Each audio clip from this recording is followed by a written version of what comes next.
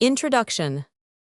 When Nietzsche called his book The Dawn of Day, he was far from giving it a merely fanciful title to attract the attention of that large section of the public which judges books by their titles rather than by their contents. The dawn of day represents, figuratively, the dawn of Nietzsche's own philosophy. Hitherto he had been considerably influenced in his outlook, if not in his actual thoughts, by Schopenhauer, Wagner, and perhaps also Kant. Human, all too human, belongs to a period of transition.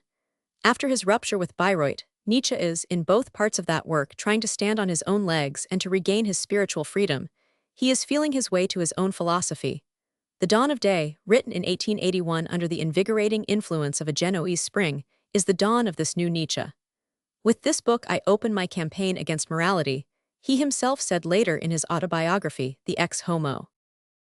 Just as in the case of the books written in his prime, The Joyful Wisdom, Zarathustra, Beyond Good and Evil, and The Genealogy of Morals, we cannot fail to be impressed in this work by Nietzsche's deep psychological insight, the insight that showed him to be a powerful judge of men and things unequaled in the 19th, or perhaps, any other century. One example of this is seen in his searching analysis of the Apostle Paul, aphorisms 68, in which the soul of the first Christian is ruthlessly and realistically laid bare to us. Nietzsche's summing up of the founder of Christianity, for of course, as is now generally recognized, it was Paul and not Christ who founded the Christian Church, has not yet called forth those bitter attacks from theologians that might have been expected, though one reason for this apparent neglect is no doubt that the portrait is so true, and in these circumstances silence is certainly golden on the part of defenders of the faith, who are otherwise, as a rule, loquacious enough. Nor has the taunt in aphorism 84 elicited an answer from the quarter whither it was directed, and the free, not to say dishonest, interpretation of the Bible by Christian scholars and theologians, which is still proceeding merrily, is now being turned to Nietzsche's own writings, for the philosopher's works are now being explained away by German theologians in a most naive and daring fashion, and with an ability which has no doubt been acquired as the result of centuries of skillful interpretation of the Holy Writ. Nor are professional theologians the only ones who have failed to answer Nietzsche, for in other than religious matters, the majority of savants have not succeeded in plumbing his depths. There is, for example, the question of race. 10 years ago, 20 years after the publication of The Dawn of Day, Nietzsche's countrymen enthusiastically hailed a book which has recently been translated into English, Chamberlain's Foundations of the 19th Century. In this book, the Teutons are said to be superior to all the other peoples in the world, the reason given being that they have kept their race pure. It is due to this purity of race that they have produced so many great men, for every good man in history is a Teuton, and every bad man something else. Considerable skill is exhibited by the author in filching from his opponents the Latins their best trump cards, and likewise the trump card, Jesus Christ, from the Jews. For Jesus Christ, according to Chamberlain's very plausible argument, was not a Jew but an Aryan, i.e. a member of that great family of which the Teutons are a branch. What would Nietzsche have said to this legerdemain? He has constantly pointed out that the Teutons are so far from being a pure race that they have, on the contrary, done everything in their power to ruin even the idea of a pure race forever. For the Teutons, through their Reformation and their Puritan revolt in England, and the philosophies developed by the democracies that necessarily followed, were the spiritual forebears of the French Revolution and of the socialistic regime under which we are beginning to suffer nowadays. Thus this noble race has left nothing undone to blot out the last remnant of race in Europe, and it even stands in the way of the creation of a new race. And with such a record in history, the Germans write books, eulogizing themselves as the salt of the earth, the people of peoples, the race of races, while in truth they are nothing else than Nuveriches endeavoring to draw up a decent pedigree for themselves. Roman 8, we know that honesty is not a prerequisite of such pedigrees, and that patriotism may be considered as a good excuse even for a wrong pedigree. But the race pandemonium that followed the publication of Mr. Chamberlain's book in Germany was really a very unwise proceeding in view of the false and misleading document produced. What, it may be asked again, would Nietzsche have said if he had heard his countrymen screaming odes to their own glory as the flower of Europe? He would assuredly have dismissed their exalted pretensions with a good-natured smile, for his study of history had shown him that even slaves must have their Saturnalia now and then. But as to his philosophical answer there can be no doubt, For in aphorism 272 of the Dawn of Day, there is a single sentence which completely refutes the view of modern racemongers like Chamberlain and his followers. It is probable, we read, that there are no pure races, but only races which have become purified, and even these are extremely rare. There are even stronger expressions to be met with in peoples and countries. Aphorism 20, see the Genealogy of Morals, p. 226. What quagmires and mendacity must there be about if it is possible, in the modern European hodgepodge, to raise the question of race? And again, in Aphorism 21, maxim, to associate with no man who takes any part in the mendacious race swindle. A man like Nietzsche, who makes so little impression upon mankind in general, is certainly not, as some people have thought and openly said, a public danger, so the guardians of the state need not exp uneasy. There is little danger of Nietzsche's revolutionizing either the masses or the classes, for as Goethe used to say, "Seulement celui qui ressemble le pupil, l'emute." Nietzsche's voice has as yet hardly been lifted in this country, and until it is fully heard, both masses and classes will calmly proceed on their way to the extremes of democracy and anarchy, as they now appear to be doing. Anarchy, though, may be too strong a word, for there is some doubt whether, throughout Europe and America at all events, the people are not now too weak even for anarchy. A revolt is a sign of strength in a slave, but our modern slaves have no strength left. In the meantime, however, it will have become clear that Nietzsche tried to stop this threatening degradation of the human race, that he endeavored to supplant the morality of altruism, the cause of this degradation, by another, a super-Christian morality, and that he has succeeded in this aim, if not where the masses and the classes are concerned, at any rate in the case of that small minority of thinkers to which he really wished to appeal. And this minority is naturally grateful to the philosopher for having supplied them with a morality which enables them to be good, without being fools, an unpleasant combination, which, unfortunately, the Nazarene morality is seldom able to avoid. This Nazarene morality has doubtless its own merits, and its good and evil in many cases coincide with ours, but common sense and certain intellectual qualities are not too highly appreciated in the table of Christian values. See, for instance, 1 Cor. Roman 3:19, whence it will be observed that the Enlightenment pgs off a Christian is not always quite equal to his otherwise excellent intentions. We Nietzscheans, however, must show that patience to them, which they always pretend to show to their opponents.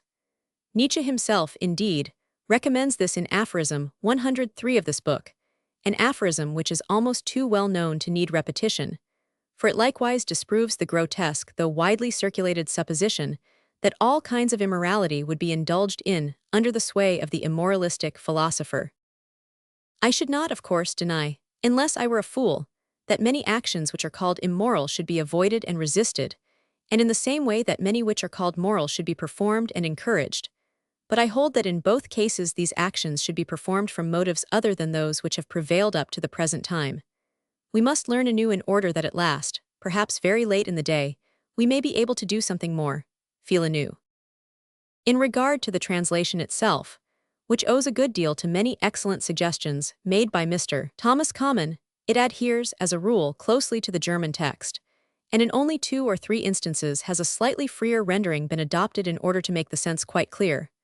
There are 1 or 2 cases in which a punning or double meaning could not be adequately rendered in English, e.g. Aphorism 50, where the German word Rausch means both intoxication and also elation, i.e. the exalted feelings of the religious fanatic. Again, we have Einledigkeit, pg Zien Aphorism 63, words which do not quite correspond to pity, compassion, or fellow feeling, and which indeed are not yet known to German lexicographers. A literal translation, one feeling, would be almost meaningless. What is actually signified is that both sufferer and sympathizer have nerves and feelings in common, an experience which Schopenhauer, as Nietzsche rightly points out, mistook for compassion or pity, Mitleid, and which lacked a word, even in German, until the later psychologist coined Einleid. Again, in Aphorism 554 we have a play upon the words Fortschritt, leading, guidance, and Fortschritt, progress. All these, however, are trifling matters in comparison with the substance of the book, and they are of more interest to philologists than to psychologists. It is for psychologists that this book was written, and such minds, somewhat rare in our time, may read in it with much profit. J. M. Kennedy. London, September 1911. pg 1. Author's preface. In this book we find a subterrestrial at work, digging, mining, undermining. You can see him, always provided that you have eyes for such deep work. How he makes his way slowly, cautiously, gently but surely, without showing signs of the weariness that usually accompanies a long privation of light and air. He might even be called happy, despite his labors in the dark. Does it not seem as if some faith were leading him on, some solace recompensing him for his toil, or that he himself desires a long period of darkness, an unintelligible, hidden, enigmatic something, knowing as he does that he will in time have his own morning, his own redemption, his own rosy dawn? Yea, verily he will return. Ask him not what he seeketh in the depths, for he himself will tell you, this apparent Trophonius and subterrestrial, whensoever he once again becomes man. One easily unlearns how to hold one's tongue when one has for so long been a mole, and all alone, like him. Indeed, my indulgent friends, I will tell you here, in this late preface one which might easily have PG2 become an obituary or a funeral oration, what I sought in the depths below. For I have come back, and I have escaped. Think not that I will urge you to run the same perilous risk, or that I will urge you on even to the same solitude. For whoever proceeds on his own path meets nobody. This is the feature of one's own path. No one comes to help him in his task. He must face everything quite alone, danger, bad luck, wickedness, foul weather. He goes his own way, and as is only right, meets with bitterness and occasional irritation because he pursues this own way of his. For instance, the knowledge that not even his friends can guess who he is and whither he is going, and that they ask themselves now and then, well, is he really moving at all? Has he still a path before him? At that time I had undertaken something which could not have been done by everybody. I went down into the deepest depths. I tunneled to the very bottom. I started to investigate and unearth an old faith which for thousands of years we philosophers used to build on as the safest of all foundations, which we built on again and again although every previous structure fell in. I began to undermine our faith in morals. But you do not understand me. So far it is on good and evil that we have meditated least profoundly. This was always too dangerous a subject. Conscience, a good reputation, hell, and at times even the police, have not PG3 allowed and do not allow of impartiality. In the presence of morality, as before all authority, we must not even think, much less speak. Here we must obey. Ever since the beginning of the world, no authority has permitted itself to be made the subject of criticism, and to criticize morals, to look upon morality as a problem, as problematic. What, was that not, is that not immoral? But morality has at its disposal not only every means of intimidation wherewith to keep itself free from critical hands and instruments of torture. Its security lies rather in a certain art of enchantment, in which it is a past master. It knows how to enrapture. It can often paralyze the critical will with a single look, or even seduce it to itself. Yea, there are even cases where morality can turn the critical will against itself, so that then, like the scorpion, it thrusts the sting into its own body. Morality has for ages been an expert in all kinds of devilry in the art of convincing. Even at the present day, there is no orator who would not turn to it for assistance. Only hearken to our anarchists, for instance. How morally they speak when they would fain convince. In the end they even call themselves the good and the just. Morality has shown herself to be the greatest mistress of seduction ever since men began to discourse and persuade on earth. And, what concerns us philosophers even more, she is the veritable Circe of philosophers. For, to what is it due that, from Plato onwards, all the philosophically architects in Europe have built in vain?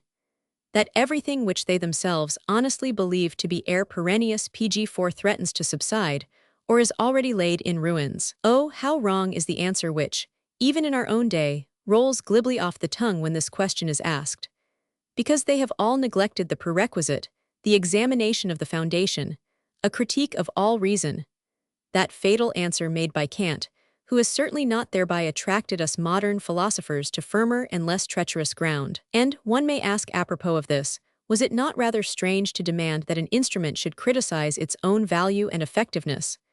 That the intellect itself should recognize its own worth, power, and limits? Was it not even just a little ridiculous? The right answer would rather have been that all philosophers, including Kant himself, were building under the seductive influence of morality, that they aimed at certainty and truth only in appearance, but that in reality their attention was directed towards majestic moral edifices. To use once more Kant's innocent mode of expression, who deems it his less brilliant, but not undeserving, task and work, to level the ground and prepare a solid foundation for the erection of those majestic moral edifices. Critique of Pure Reason, Roman 2, 257. Alas, he did not succeed in his aim, quite the contrary, as we must acknowledge today. With this exalted aim, Kant was merely a true son of his century, which more than any other may justly be called the century of exaltation. And this he fortunately continued to be in respect to the more valuable side of the century, with that solid piece of sensuality, for example, which he introduced into his theory of PG5 knowledge. He too had been bitten by the moral tarantula, Rousseau. He too felt weighing on his soul that moral fanaticism of which another disciple of Rousseau's, Robespierre, felt and proclaimed himself to be the executor, défendeur sur la terre et l'empire de la sagesse, de la justice, et de la vertu.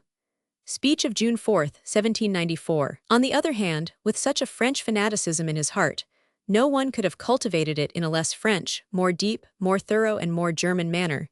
If the word German is still permissible in this sense, then Kant did. In order to make room for his moral kingdom, he found himself compelled to add to it an indemonstrable world, a logical beyond. That was why he required his critique of pure reason. In other words, he would not have wanted it, if he had not deemed one thing to be more important than all the others. To render his moral kingdom unassailable by, or, better still, invisible to reason, for he felt too strongly the vulnerability of a moral order of things in the face of reason. For when confronted with nature and history, when confronted with the ingrained immorality of nature and history, Kant was, like all good Germans from the earliest times, a pessimist.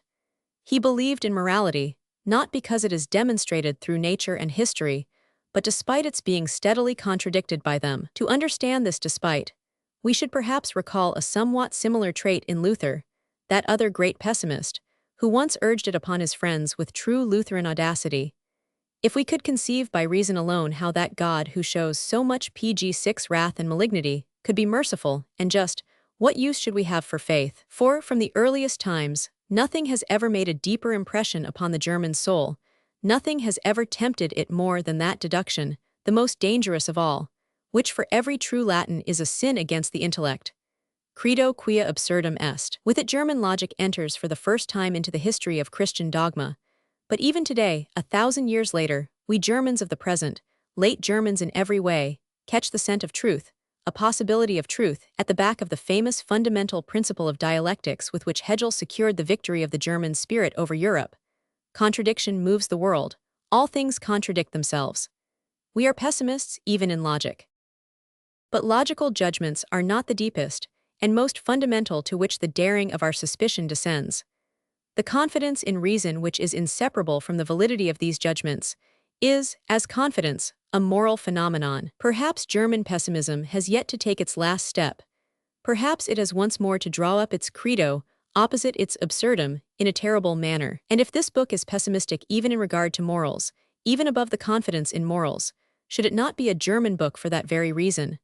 For in fact, it represents a contradiction, and one which it does not fear. In it confidence in morals is retracted. But why? Out of morality. Or how PG7 shall we call that which takes place in it, in us? For our taste inclines to the employment of more modest phrases. But there is no doubt that to us likewise there speaketh a thou shalt. We likewise obey a strict law which is set above us. And this is the last cry of morals which is still audible to us, which we too must live. Here, if anywhere, are we still men of conscience, because, to put the matter in plain words, we will not return to that which we look upon as decayed, outlived, and superseded. We will not return to something unworthy of belief, whether it be called God, virtue, truth, justice, love of one's neighbor, or what not. We will not permit ourselves to open up a lying path to old ideals. We are thoroughly and unalterably opposed to anything that would intercede and mingle with us, opposed to all forms of present-day faith and Christianity, opposed to the lukewarmness of all romanticism and fatherlandism, opposed also to the artistic sense of enjoyment and lack of principle which would fain make us worship where we no longer believe, for we are artists, opposed, in short, to all this European feminism, or idealism, if this term be thought preferable, which everlastingly draws upward, and which in consequence everlastingly lowers and degrades. Yet, being men of this conscience, we feel that we are related to that German uprightness and piety which dates back thousands of years, although we immoralists and atheists may be the late and uncertain offspring of these virtues. Yea, We even consider ourselves, in a certain respect, as their heirs, the executors of their inmost will. A pessimistic will, as I have already pg 8 pointed out, which is not afraid to deny itself because it denies itself with joy. In us is consummated, if you desire a formula, the auto-suppression of morals. But after all, why must we proclaim so loudly and with such intensity what we are, what we want, and what we do not want? Let us look at this more calmly and wisely, from a higher and more distant point of view. Let us proclaim it, as if among ourselves, in so low a tone that all the world fails to hear it in us. Above all, however, let us say it slowly. This preface comes late, but not too late. What, after all, do 5 or 6 years matter? Such a book and such a problem are in no hurry. Besides, we are friends of the lento I in my book. I have not been a philologist in vain, perhaps I am one yet, a teacher of slow reading. I even come to write slowly. At present it is not only my habit, but even my taste, a perverted taste, maybe to write nothing but what will drive to despair everyone who is in a hurry. For philology is that venerable art which exacts from its followers one thing above all: to step to one side, to leave themselves spare moments, to grow silent, to become slow. The leisurely art of the goldsmith applied to language. An art which must carry out slow, fine work, and attains nothing if not lento. For this very reason philology is now more desirable than ever before. For this very reason it is the highest attraction and incitement in an age of work. That is to say, of haste, of unseemly and immoderate hurry-scurry, pg 9 which is intent upon getting things done, at once, even every book, whether old or new. Philology itself perhaps will not get things done so hurriedly. It teaches how to read well, i.e. slowly, profoundly, attentively, prudently, with inner thoughts, with the mental doors ajar, with delicate fingers and eyes. My patient friends, this book appeals only to perfect readers and philologists. Learn to read me well. Ruda, near Genoa. Autumn, 1886. pg 11. Book 1. Subsequent judgment. All things that endure for a long time are little by little so greatly permeated by reason that their origin in unreason becomes improbable. Does not almost every exact statement of an origin strike us as paradoxical and sacrilegious? Indeed, does not the true historian constantly contradict? Prejudice of the learned. Savants are quite correct in maintaining the proposition that men in all ages believed that they knew what was good and evil, praiseworthy and blamable. But it is a prejudice of the learned to say that we now know it better than any other age. A time for everything. When man assigned a sex to all things, he did not believe that he was merely playing, but he thought, on the contrary, that he had acquired a profound insight. It was only at a much later period, and then only partly, that he acknowledged the enormity of his error. In the same way, man has attributed a moral relationship to everything that exists, throwing the cloak of ethical significance over the world's shoulders. One day all that will be of just as much value, and no more, as the amount of belief existing today in the masculinity or femininity of the sun. Against the fanciful disharmony of the spheres, we must once more sweep out of the world all this false grandeur, for it is contrary to the justice that all things about us may claim, and for this reason we must not see or wish the world to be more disharmonic than it is. Be thankful. The most important result of the past efforts of humanity is that we need no longer go about in continual fear of wild beasts, barbarians, gods, and our own dreams. The juggler and his counterpart. That which is wonderful in science is contrary to that pg 13, which is wonderful in the art of the juggler. For the latter would wish to make us believe that we see a very simple causality, where, in reality, an exceedingly complex causality is in operation. Science, on the other hand, forces us to give up our belief in the simple causality exactly where everything looks so easily comprehensible, and we are merely the victims of appearances. The simplest things are very complicated. We can never be sufficiently astonished at them. Reconceiving our feeling of space. Is it real or imaginary things which have built up the greater proportion of man's happiness? It is certain, at all events, that the extent of the distance between the highest point of happiness and the lowest point of unhappiness has been established only with the help of imaginary things.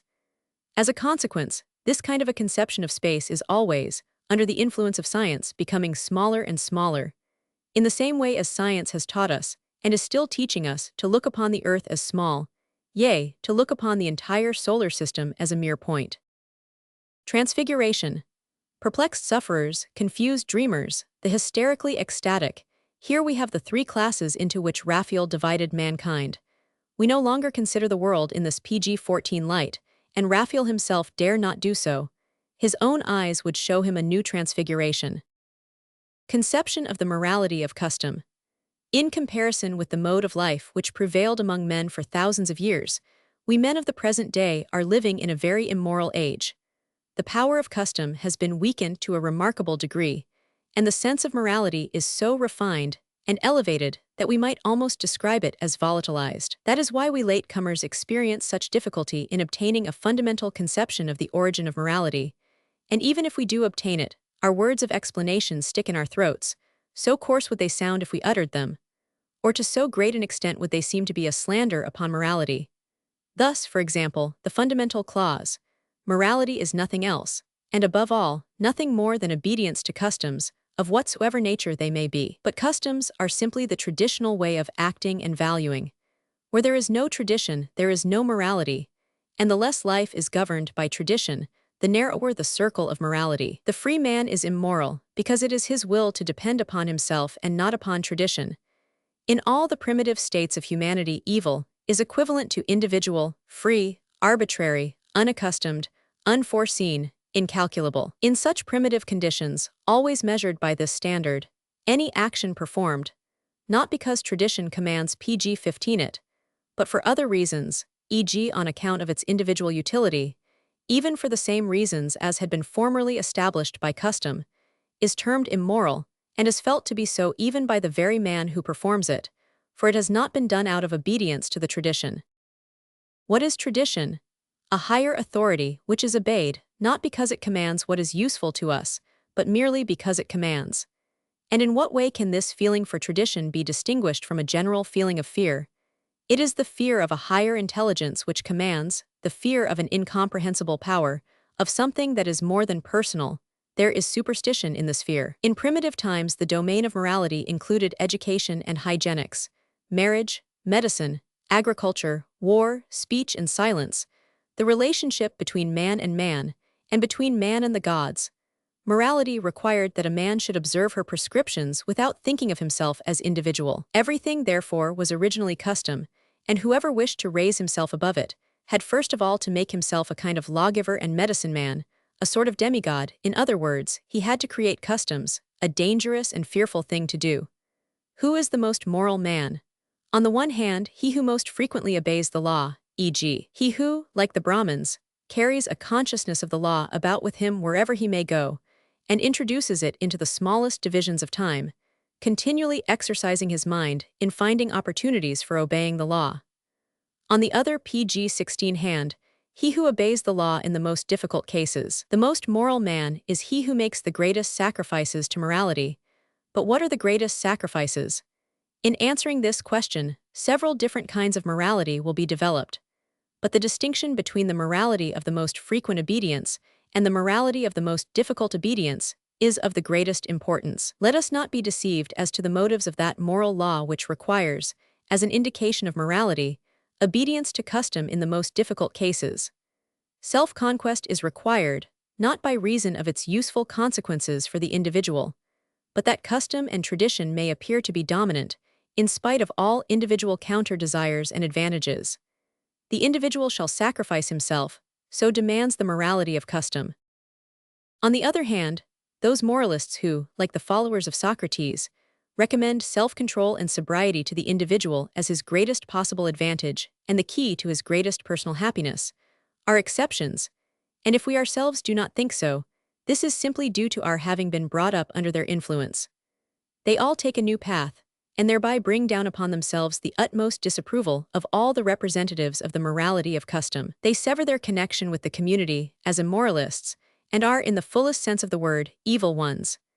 In the same way, every Christian who sought, above all things, his own salvation, must have seemed evil to a virtuous Roman of the old school. Wherever a community exists, and consequently also a PG-17 morality of custom, the feeling prevails that any punishment for the violation of a custom is inflicted, above all, on the community.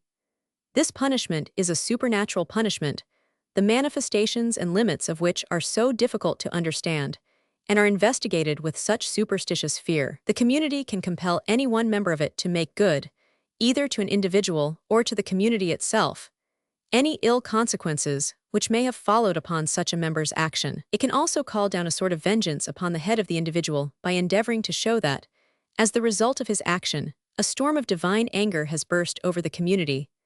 But above all, it regards the guilt of the individual more particularly as its own guilt, and bears the punishment of the isolated individual as its own punishment. Morals.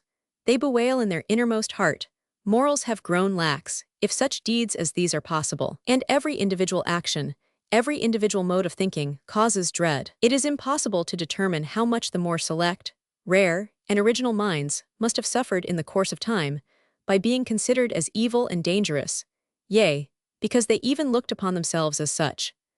Under the dominating influence of the morality of custom, originality of every kind came to acquire a bad conscience, and even now the sky of the best minds seems to be more overcast by this thought than it need be. Countermotion between the sense of morality and the sense of causality. As pg-18 the sense of causality increases, so does the extent of the domain of morality decrease.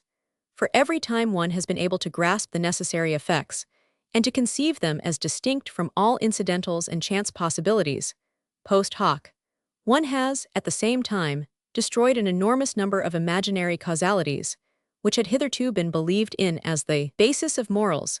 The real world is much smaller than the world of our imagination, and each time also one casts away a certain amount of one's anxiousness and coercion, and some of our reverence for the authority of custom is lost. Morality in general undergoes a diminution. He who, on the other hand, wishes to increase it must know how to prevent results from becoming controllable. Morals and medicines of the people. Everyone is continuously occupied in bringing more or less influence to bear upon the morals which prevail in a community. Most of the people bring forward example after example to show the alleged relationship between cause and effect, guilt and punishment, thus upholding it as well-founded and adding to the belief in it. A few make new observations upon the actions and their consequences, drawing conclusions therefrom and laying down laws. A smaller number raise objections and allow belief in these things to become weakened. But they are all alike in the crude and unscientific manner in which they set about their work. If it is a question of objections to a law, or examples or pg-19 observations of it, or of its proof, confirmation, expression, or refutation, we always find the material and method entirely valueless as the material and form of all popular medicine. Popular medicines and popular morals are closely related and should not be considered and valued, as is still customary, in so different a way. Both are most dangerous and make-believe sciences. Consequence as adjuvant cause. Formerly, the consequences of an action were considered, not as the result of that action, but a voluntary adjuvant, i.e., on the part of God. Can a greater confusion be imagined? Entirely different practices and means have to be brought into use for actions and effects. Towards the new education of mankind. Help us, all ye who are well-disposed and willing to assist, lend your aid in the endeavor to do away with that conception of punishment which has swept over the whole world. No weed more harmful than this. It is not only to the consequences of our actions that this conception has been applied, and how horrible and senseless it is to confuse cause and effect with cause and punishment. But worse has followed. The pure accidentality of events has been robbed of its innocence by this execrable manner of interpreting conception of punishment. Yea, they have even pushed their folly to such extremes pg-20 that they would have us look upon existence itself as a punishment, from which it would appear that the education of mankind had hitherto been confided to cranky jailers and hangmen. The signification of madness in the history of morality. If, despite that formidable pressure of the morality of custom, under which all human communities lived thousands of years before our own era, and during our own era up to the present day, we ourselves are dwelling in the small world of exceptions, and, as it were, in an evil zone. If I say, in spite of all this, new and divergent ideas, valuations, and impulses have made their appearance time after time, this state of things has been brought about only with the assistance of a dreadful associate. It was insanity almost everywhere that paved the way for the new thought, and cast off the spell of an old custom and superstition. Do ye understand why this had to be done through insanity? by something which is in both voice and appearance as horrifying and incalculable as the demoniac whims of wind and sea, and consequently calling for like dread and respect, by something bearing upon it the signs of entire lack of consciousness, as clearly as the convulsions and foam of the epileptic, which appeared to typify the insane person as the mask and speaking trumpet of some divine being, by something that inspired even the bearer of the new thought with awe and fear of himself, and that, suppressing all remorse, drove PG-21 him on to become its prophet and martyr. Well, in our own time, we continually hear the statement reiterated that genius is tinctured with madness instead of good sense. Men of earlier ages were far more inclined to believe that, wherever traces of insanity showed themselves, a certain proportion of genius and wisdom was likewise present, something divine, as they whispered to one another. More than this, they expressed their opinions on the point with sufficient emphasis. All the greatest benefits of Greece have sprung from madness, said Plato, setting on record the opinion of the entire ancient world. Let us take a step further. All those superior men, who felt themselves irresistibly urged on to throw off the yoke of some morality or other, had no other resource, if they were not really mad, than to feign madness or actually to become insane. And this holds good for innovators in every department of life, and not only in religion and politics. Even the reformer of the poetic meter was forced to justify himself by means of madness. Thus even down to gentler ages madness remained a kind of convention in poets, of which Solon, for instance, took advantage when urging the Athenians to reconquer Salamis. How can one make one's self mad when one is not mad and dare not feign to be so? Almost all the eminent men of antiquity have given themselves up to this dreadful mode of reasoning. A secret doctrine of artifices and dietetic jugglery grew up around this subject and was handed down from generation to generation, together with the feeling of the innocence, even sanctity, of such plans and meditations. The means of becoming PG-22 medicine man among the Indians, a saint among Christians of the Middle Ages, an Angekok among Greenlanders, a Pagi among Brazilians are the same in essence. Senseless fasting, continual abstention from sexual intercourse, isolation in a wilderness, ascending a mountain or a pillar, sitting on an aged willow that looks out upon a lake, and thinking of absolutely nothing but what may give rise to ecstasy or mental derangements. Who would dare to glance at the desert of the bitterest and most superfluous agonies of spirit, in which probably the most productive men of all ages have pined away? Who could listen to the sighs of those lonely and troubled minds? O ye heavenly powers, grant me madness, madness, that I at length may believe in myself. Vouchsafe delirium and convulsions, sudden flashes of light and periods of darkness. Frighten me with such shivering and feverishness as no mortal ever experienced before, with clanging noises and haunting specters. Let me growl and whine and creep about like a beast, if only I can come to believe in myself. I am devoured by doubt. I have slain the law, and I now dread the law as a living person dreads a corpse. If I am not above the law, I am the most abandoned of wretches. Whence cometh this new spirit that dwelleth within me but from you? Prove to me then, that I am one of you. Nothing but madness will prove it to me, and only too often does such a fervor attain its object.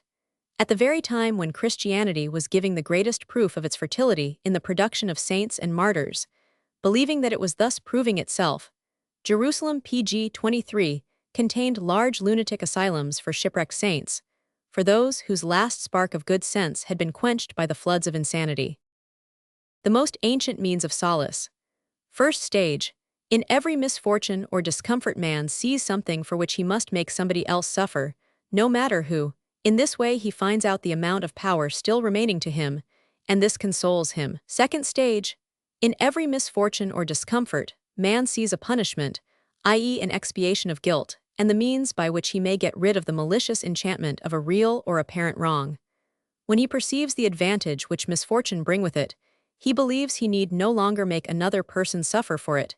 He gives up this kind of satisfaction, because he now has another. First principle of civilization. Among savage tribes there is a certain category of customs which appear to aim at nothing but custom. They therefore lay down strict, and on the whole, superfluous regulations, e.g., the rules of the Kamschadales, which forbid snow to be scraped off the boots with a knife, coal to be stuck on the point of a knife, or a piece of iron to be put into the fire, and death to be the portion of every one who shall act contrariwise. Yet these laws serve to keep people continually reminded of the custom, and pg 24 the imperative necessity on their parts to conform to it. And all this in support of the great principle which stands at the beginning of all civilization. Any custom is better than none. Goodness and malignity. At first men imposed their own personalities on nature, everywhere they saw themselves and their like, i.e., their own evil and capricious temperaments, hidden, as it were, behind clouds, thunderstorms, wild beasts, trees, and plants. It was then that they declared nature was evil. Afterwards there came a time, that of Rousseau, when they sought to distinguish themselves from nature. They were so tired of each other that they wished to have separate little hiding places where man and his misery could not penetrate. Then they invented nature is good. The morality of voluntary suffering. What is the highest enjoyment for men living in a state of war in a small community, the existence of which is continually threatened, and the morality of which is the strictest possible? I.e., for souls which are vigorous, vindictive, malicious, full of suspicion, ready to face the direst events, hardened by privation and morality. The enjoyment of cruelty. Just as, in such souls and in such circumstances, it would be regarded as a virtue to be ingenious and insatiable in cruelty. Such a community would pg 25 find its delight in performing cruel deeds, casting aside, for once, the gloom of constant anxiety and precaution. Cruelty is one of the most ancient enjoyments at their festivities. As a consequence, it is believed that the gods likewise are pleased by the sight of cruelty and rejoice at it, and in this way the belief is spread that voluntary suffering, self-chosen martyrdom, has a high signification and value of its own. In the community custom, gradually brings about a practice in conformity with this belief. Henceforward people become more suspicious of all exuberant well-being and more confident as they find themselves in a state of great pain. They think that the gods may be unfavorable to them on account of happiness, and favorable on account of pain, not compassionate. For compassion is looked upon with contempt and unworthy of a strong and awe-inspiring soul, but agreeable to them, because the sight of human suffering put these gods into good humor and makes them feel powerful, and a cruel mind revels in the sensation of power. It was thus that the most moral man of the community was considered as such by virtue of his frequent suffering, privation, laborious existence, and cruel mortification. Not, to repeat it again and again, as a means of discipline or self-control or a desire for individual happiness, but a virtue which renders the evil gods well-disposed towards the community, a virtue which continually wafts up to them the odor of an expiatory sacrifice. All those intellectual leaders of the nations who reached the point of being able to stir up the sluggish, though pg 26 prolific mire of their customs, had to possess this factor of voluntary martyrdom as well as insanity in order to obtain belief. Especially, and above all, as is always the case, belief in themselves. The more their minds followed new paths, and were consequently tormented by pricks of conscience, the more cruelly they battled against their own flesh, their own desires, and their own health, as if they were offering the gods a compensation in pleasure, lest these gods should wax wroth at the neglect of ancient customs and the setting up of new aims. Let no one be too hasty in thinking that we have now entirely freed ourselves from such a logic of feeling. Let the most heroic souls among us question themselves on this very point. The least step forward in the domain of free thought and individual life has been achieved in all ages to the accompaniment of physical and intellectual tortures. And not only the mere step forward, no, but every form of movement and change has rendered necessary innumerable martyrs, throughout the entire course of thousands of years, which sought their paths and laid down their foundation stones, years, however, which we do not think of when we speak about world history, that ridiculously small division of mankind's existence. And even in this so-called world history, which in the main is merely a great deal of noise about the latest novelties, there is no more important theme than the old tragedy of the martyrs who tried to move the mire. Nothing has been more dearly bought than the minute portion of human reason and feeling of liberty, upon which we now pride ourselves. But pg 27, it is this very pride which makes it almost impossible for us today to be conscious of that enormous lapse of time, preceding the period of world history, when morality of custom held the field, and to consider this lapse of time as the real and decisive epoch that established the character of mankind.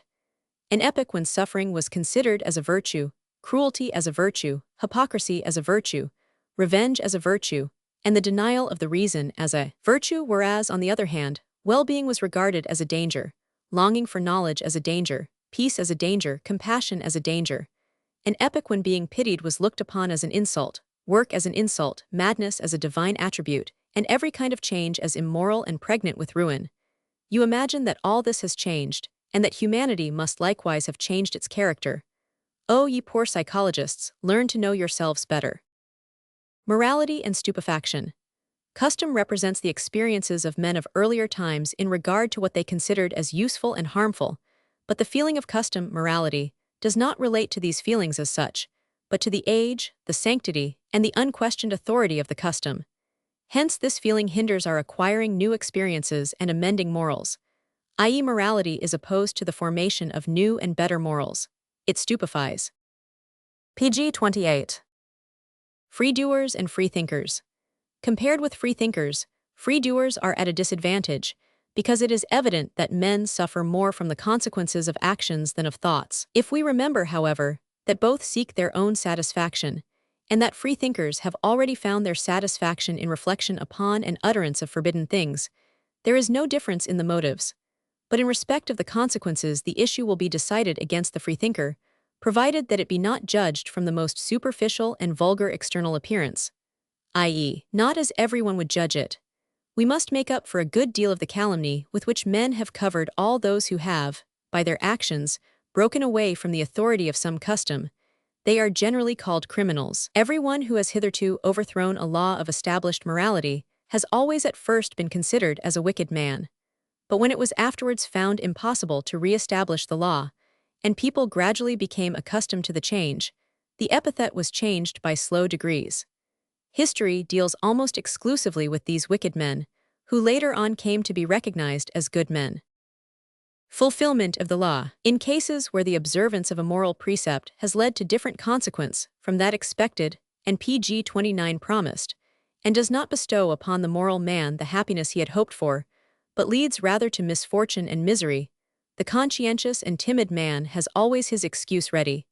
Something was lacking in the proper carrying out of the law. If the worst comes to the worst, a deeply suffering and downtrodden humanity will even decree, "It is impossible to carry out the precept faithfully.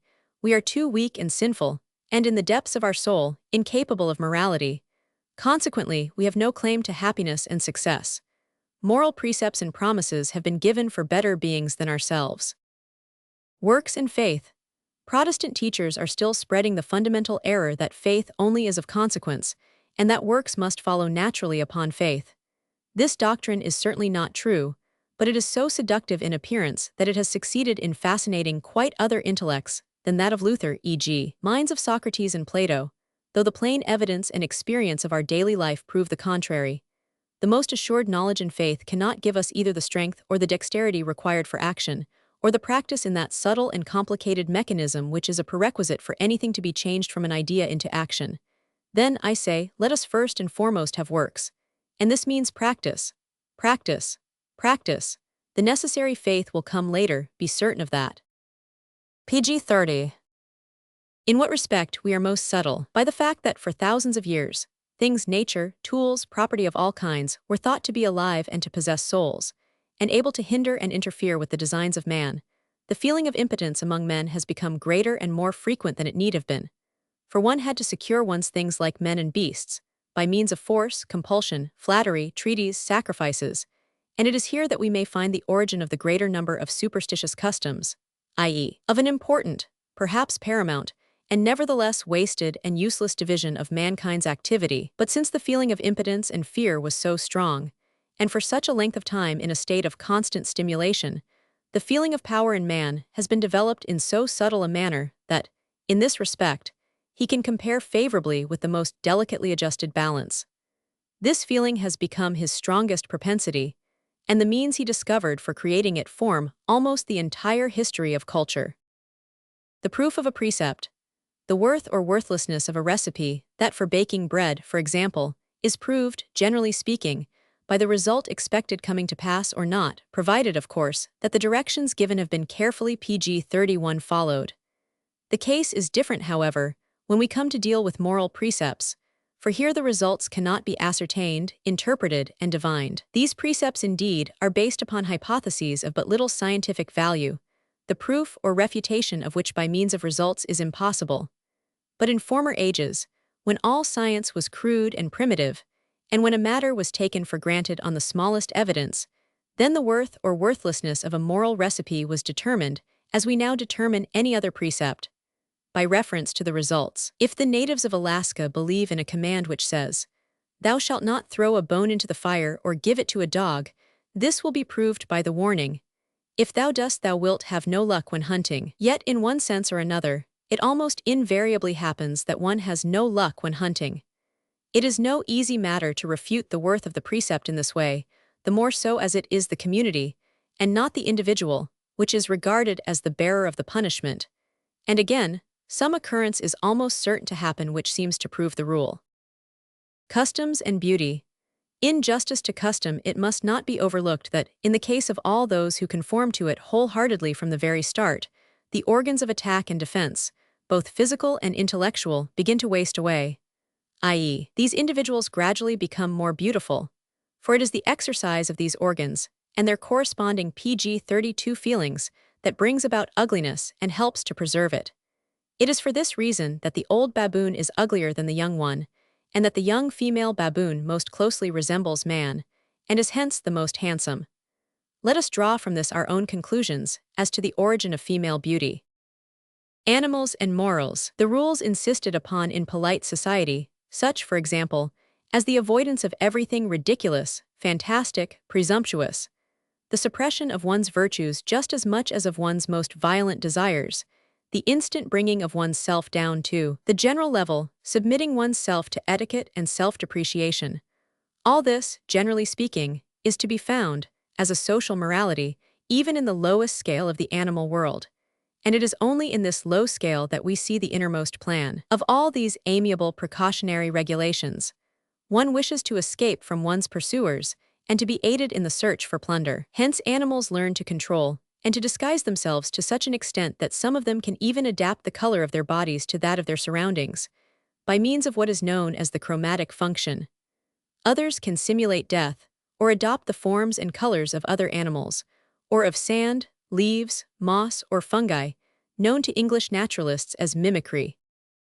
It is in this way that an individual conceals himself behind the universality of the generic term PG-033, man or society, or adapts and attaches himself to princes, castes, political parties, current opinions of the time, or his surroundings, and we may easily find the animal equivalent of all those subtle means of making ourselves happy, thankful, powerful, and fascinating. Even that sense of truth, which is at bottom merely the sense of security, is possessed by man in common with the animals.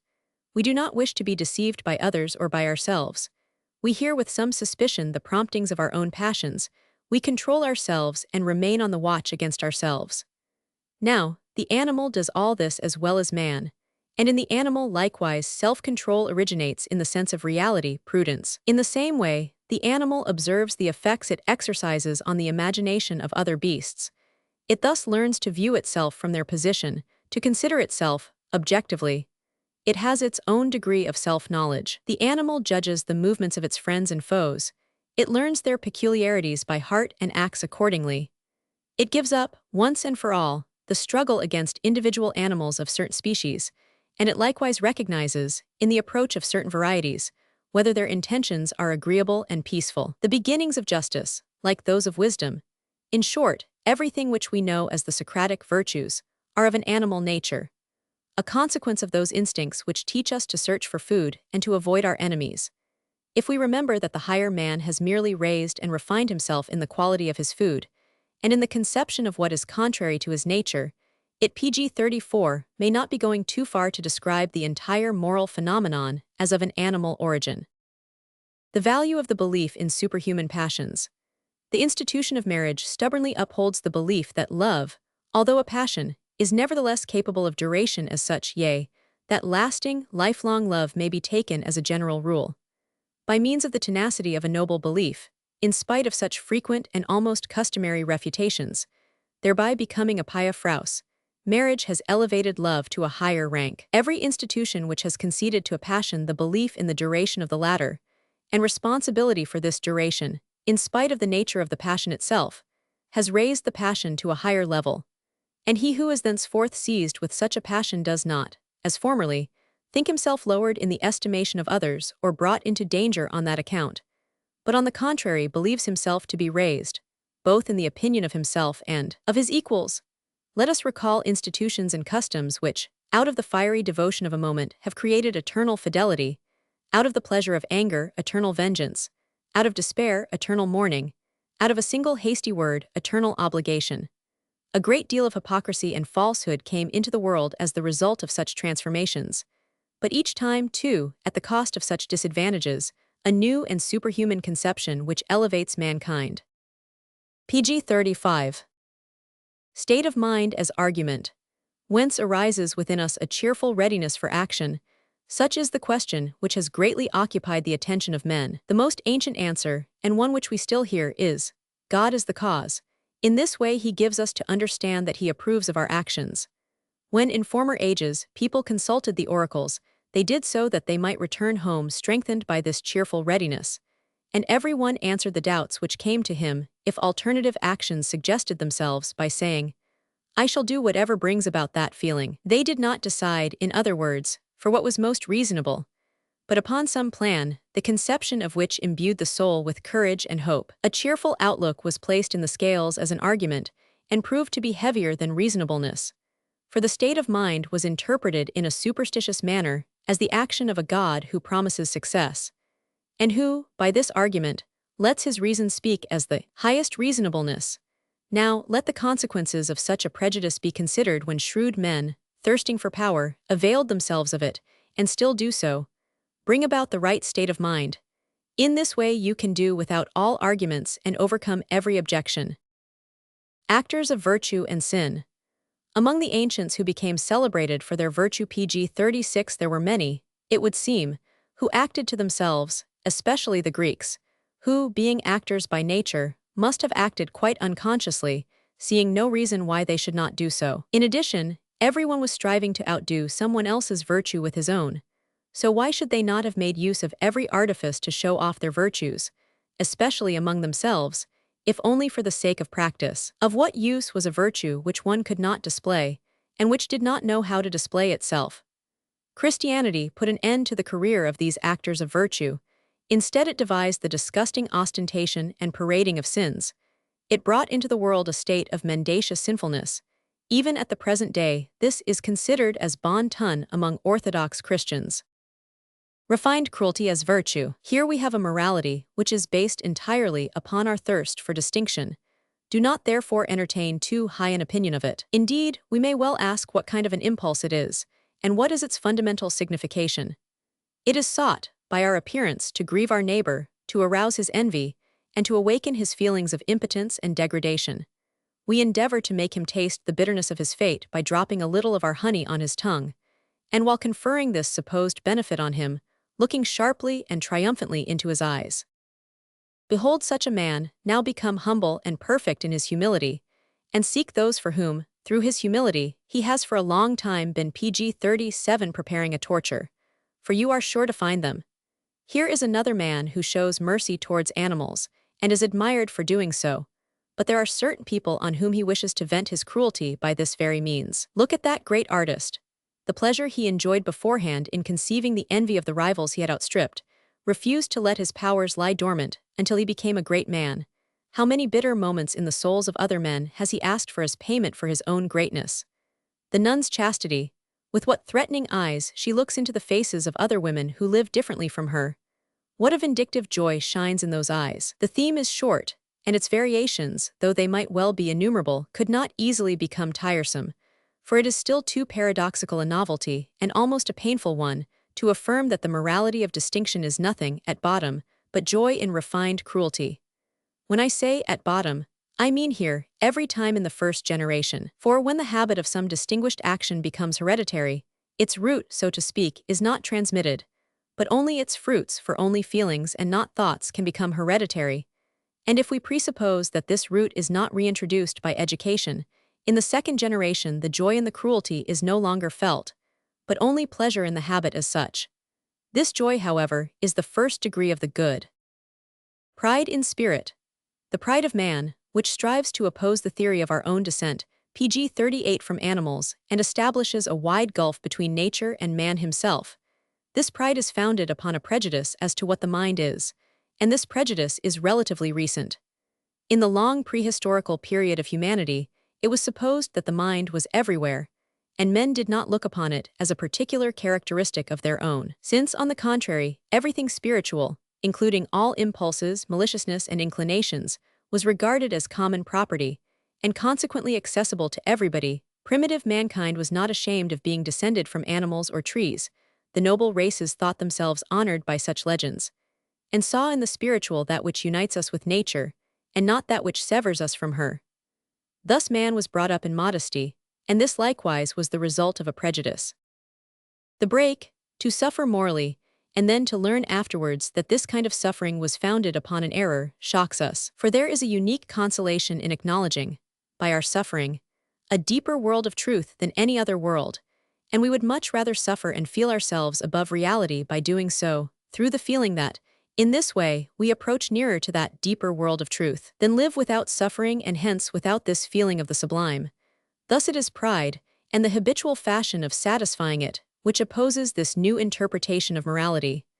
What power, then, must we bring into operation to pg 39 get rid of this break? Greater pride, a new pride.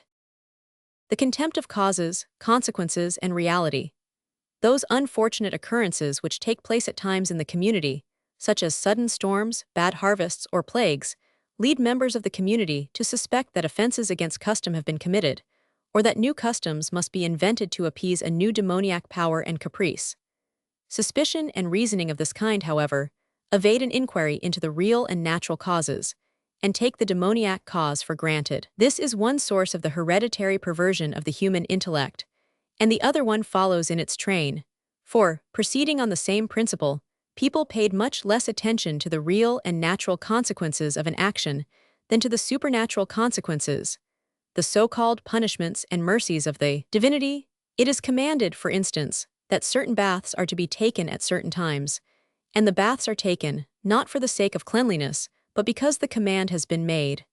We are not taught to avoid the real consequences of dirt, but merely the supposed displeasure of the gods because a bath has been omitted. Under the pressure of superstitious fear, people began to suspect that these ablutions were of much greater importance than they seemed. They ascribed inner and supplementary meanings to them, gradually lost their sense of and pleasure in reality, and finally reality is considered as valuable pg 40 only to the extent that it is a symbol. Hence a man who is under the influence of the morality of custom comes to despise causes first of all, secondly consequences, and thirdly reality, and weaves all his higher feelings, reverence, sublimity, pride, gratitude, love, into an imaginary world, the so-called higher world. And even today we can see the consequences of this. Wherever, and in whatever fashion, man's feelings are raised, that imaginary world is in evidence. It is sad to have to say it, but for the time being all higher sentiments must be looked upon with suspicion by the man of science, to so great an extent are they intermingled with illusion and extravagance. Not that they need necessarily be suspected per se and forever, but there is no doubt that, of all the gradual purifications which await humanity, the purification of the higher feelings will be one of the slowest. Moral feelings and conceptions.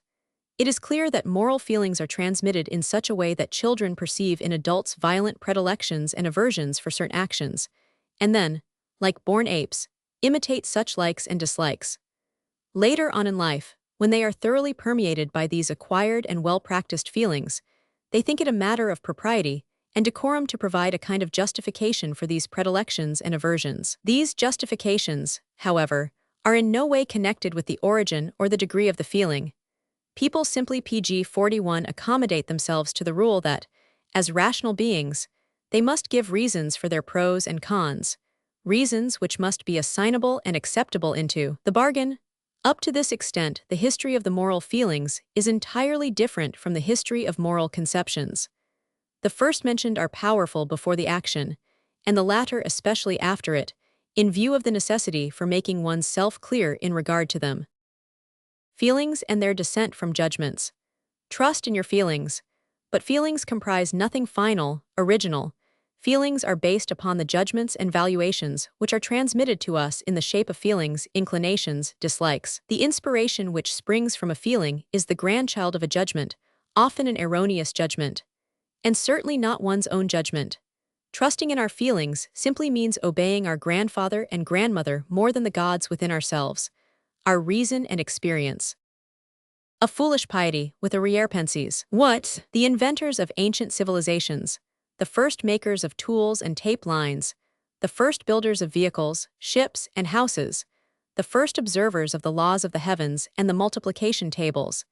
Is it contended that they were entirely different from the inventors and observers of our own time, PG 42 and superior to them, and that the first slow steps forward were of a value which has not been equaled by the discoveries we have made with all our travels and circumnavigations of the earth? It is the voice of prejudice that speaks thus, and argues in this way to depreciate the importance of the modern mind. And yet it is plain to be seen that, in former times, Hazard was the greatest of all discoverers and observers, and the benevolent prompter of these ingenious ancients, and that, in the case of the most insignificant invention now made, a greater intellect, discipline, and scientific imagination are required than formerly existed throughout long ages. Wrong conclusions from usefulness. When we have demonstrated the highest utility of a thing, we have nevertheless made no progress towards an explanation of its origin. In other words, we can never explain, by mere utility, the necessity of existence. But precisely the contrary opinion has been maintained up to the present time, even in the domain of the most exact science. In astronomy, for example, have we not heard it stated that the supposed usefulness of the system of satellites, replacing the light which is diminished in intensity by the greater distance of the sun, in order that the inhabitants of the various celestial bodies should not want for light, was the final object of this system, and explained its origin, which may remind us of the conclusions of Christopher Columbus. The earth has been PG 43 created for man, ergo, if there are countries, they must be inhabited. Is it probable that the sun would throw his rays on nothing, and that the nocturnal vigils of the stars should be wasted upon untraveled seas and unpeopled countries? Impulses transformed by moral judgments.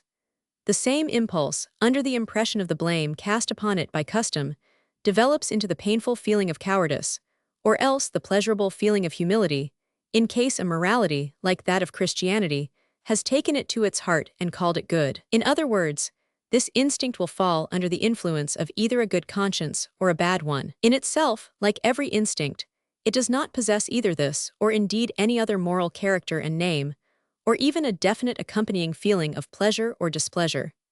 It does not acquire all these qualities as its second nature, until it comes into contact with impulses which have already been baptized as good and evil, or has been recognized as the attribute of beings already weighed and valued by the people from a moral point of view. Thus the ancient conception of envy differed entirely from ours. Hesiod reckons it among the qualities of the good, benevolent Eris, and it was not considered as offensive to attribute some kind of envy even to the gods. This is easy to understand in a state of things inspired mainly by emulation, but emulation was looked upon as good, and valued accordingly. PG 45. The Greeks were likewise different from us in the value they set upon hope. They conceived it as blind and deceitful. Hesiod in one of his poems has made a strong reference to it, a reference so strong, indeed, that no modern commentator has quite understood it, for it runs contrary to the modern mind, which has learnt from Christianity to look upon hope as a virtue. Among the Greeks, on the other hand, the portal leading to a knowledge of the future seemed only partly closed, and in innumerable instances, it was impressed upon them as a religious obligation to inquire into the future, in those cases where we remain satisfied with hope. It thus came about that the Greeks, thanks to their oracles and seers, held hope in small esteem, and even lowered it to the level of an evil and a danger. The Jews, again, took a different view of anger from that held by us, and sanctified it. Hence they have placed the somber majesty of the wrathful man at an elevation so high that a European cannot conceive it. They molded their wrathful and holy Jehovah after the images of their wrathful and holy prophets. Compared with them, all the Europeans who have exhibited the greatest wrath are, so to speak, only second-hand creatures. The prejudice concerning pure spirit. Wherever the doctrine of pure spirituality has prevailed, its excesses have resulted in the destruction of the tone of the nerves. It taught that the PG 45 body should be despised, neglected, or tormented, and that, on account of his impulses, man himself should be tortured and regarded with contempt. It gave rise to gloomy, strained, and downcast souls, who, besides, thought they knew the reason of their misery and how it might possibly be relieved. It must be in the body, for it still thrives too well. Such was their conclusion, whilst the fact was that the body, through its agonies, protested time after time against this never-ending mockery. Finally, a universal and chronic hypernervousness seized upon those virtuous representatives of the pure spirit. They learned to recognize joy only in the shape of ecstasies and other preliminary symptoms of insanity, and their system reached its climax when it came to look upon ecstasy as the highest aim of life, and as the standard by which all earthly things must be condemned. Meditations upon observances, numerous moral precepts, carelessly drawn from a single event, quickly became incomprehensible. It was as difficult a matter to deduce their intentions with any degree of certainty as it was to recognize the punishment which was to follow the breaking of the rule. Doubts were even held regarding the order of the ceremonies. But while people guessed at random about such matters, the object of their investigations increased in importance.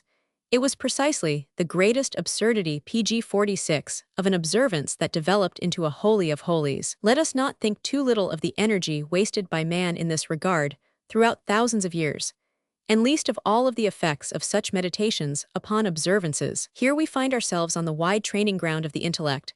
Not only do religions develop and continue to increase within its boundaries, but here also is the venerable, though dreadful, primeval world of science. Here grow up the poet, the thinker, the physician, the lawgiver. The dread of the unintelligible, which, in an ambiguous fashion, demanded ceremonies from us, gradually assumed the charm of the intricate, and where man could not unravel he learnt to create. To determine the value of the vita contemplativa, let us not forget, as men leading a contemplative life, what kind of evil and misfortunes have overtaken the men of the vita activa as the result of contemplation. In short, what sort of contraaccount the vita activa has to offer us, if we exhibit too much boastfulness before it with respect to our good deeds. It would show us, in the first place, those so-called religious natures, who predominate among the lovers of contemplation, and consequently represent their commonest type. They have at all times acted in such a manner as to render life difficult to practical men, and tried to make them disgusted with it, if possible, to darken the sky, to obliterate the pg 47 sun, to cast suspicion upon joy, to depreciate hope, to paralyze the active hand. All this they knew how to do, just as, for miserable times and feelings, they had their consolations, alms, blessings, and benedictions. In the second place, it can show us the artists, a species of men leading the vita contemplativa, rarer than the religious element, but still often to be met with. As beings, these people are usually intolerable, capricious, jealous, violent, quarrelsome.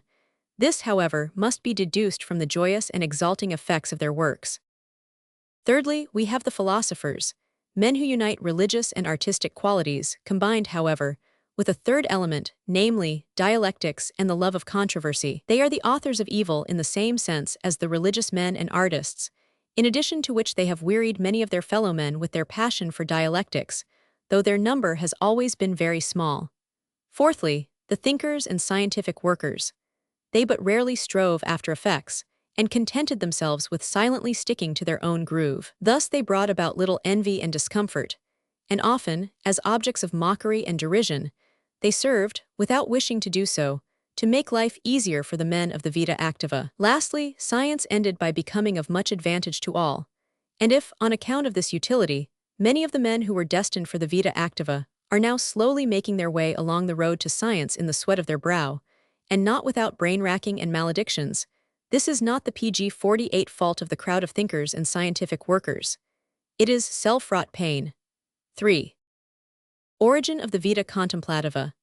During barbarous ages, when pessimistic judgments held sway over men and the world, the individual in the consciousness of his full power always endeavored to act in conformity with such judgments. That is to say, he put his ideas into action by means of hunting, robbery, surprise attacks, brutality, and murder, including the weaker forms of such acts, as far as they are tolerated within the community. When his strength declines, however, and he feels tired, ill, melancholy, or satiated, consequently becoming temporarily void of wishes or desires, he is a relatively better man, that is to say, less dangerous, and his pessimistic ideas will now discharge themselves only in words and reflections, upon his companions, for example, or his wife, his life, his gods, his judgments will be evil ones. In this frame of mind, he develops into a thinker and prophet, or he adds to his superstitions and invents new observances, or mocks his enemies. Whatever he may devise, however, all the productions of his brain will necessarily reflect his frame of mind, such as the increase of fear and weariness, and the lower value he attributes to action and enjoyment. The substance of these productions must correspond to the substance of pg 49, these poetic, thoughtful, and priestly moods. The evil judgment must be supreme. In later years, all those who acted continuously as this man did in those special circumstances, i.e., those who gave out pessimistic judgments and lived a melancholy life, poor in action, were called poets, thinkers, priests, or medicine men. The general body of men would have liked to disregard such people because they were not active enough and to turn them out of the community. But there was a certain risk in doing so. These inactive men had found out and were following the tracks of superstition and divine power, and no one doubted that they had unknown means of power at their disposal. This was the value which was set upon the ancient race of contemplative natures, despised as they were in just the same degree as they were not dreaded. In such a masked form, in such an ambiguous aspect, with an evil heart and often with a troubled head, did contemplation make its first appearance on earth, both weak and terrible at the same time, despised in secret, and covered in public with every mark of superstitious veneration. Here, as always, we must say, pudenda origo. How many forces must now be united in a thinker? To rise superior to considerations of the senses, to raise one's self to abstract contemplations. This is what was formerly regarded as elevation, but now it is not practicable for us to share the same feelings. Luxuriating in the pg 50 most shadowy images of words and things, playing with those invisible, inaudible, imperceptible beings, was considered as existence in another and higher world, a world that sprang from the deep contempt felt for the world which was perceptible to the senses, this seductive and wicked world of ours. These abstracta no longer mislead us, but they may lead us. With such words men soared aloft. It was not the substance of these intellectual sports, but the sports themselves, which was looked upon as the higher thing in the primeval ages of science. Hence we have Plato's admiration for dialectics, and his enthusiastic belief in the necessary relationship of dialectics to the good man who has risen superior to the considerations of his senses.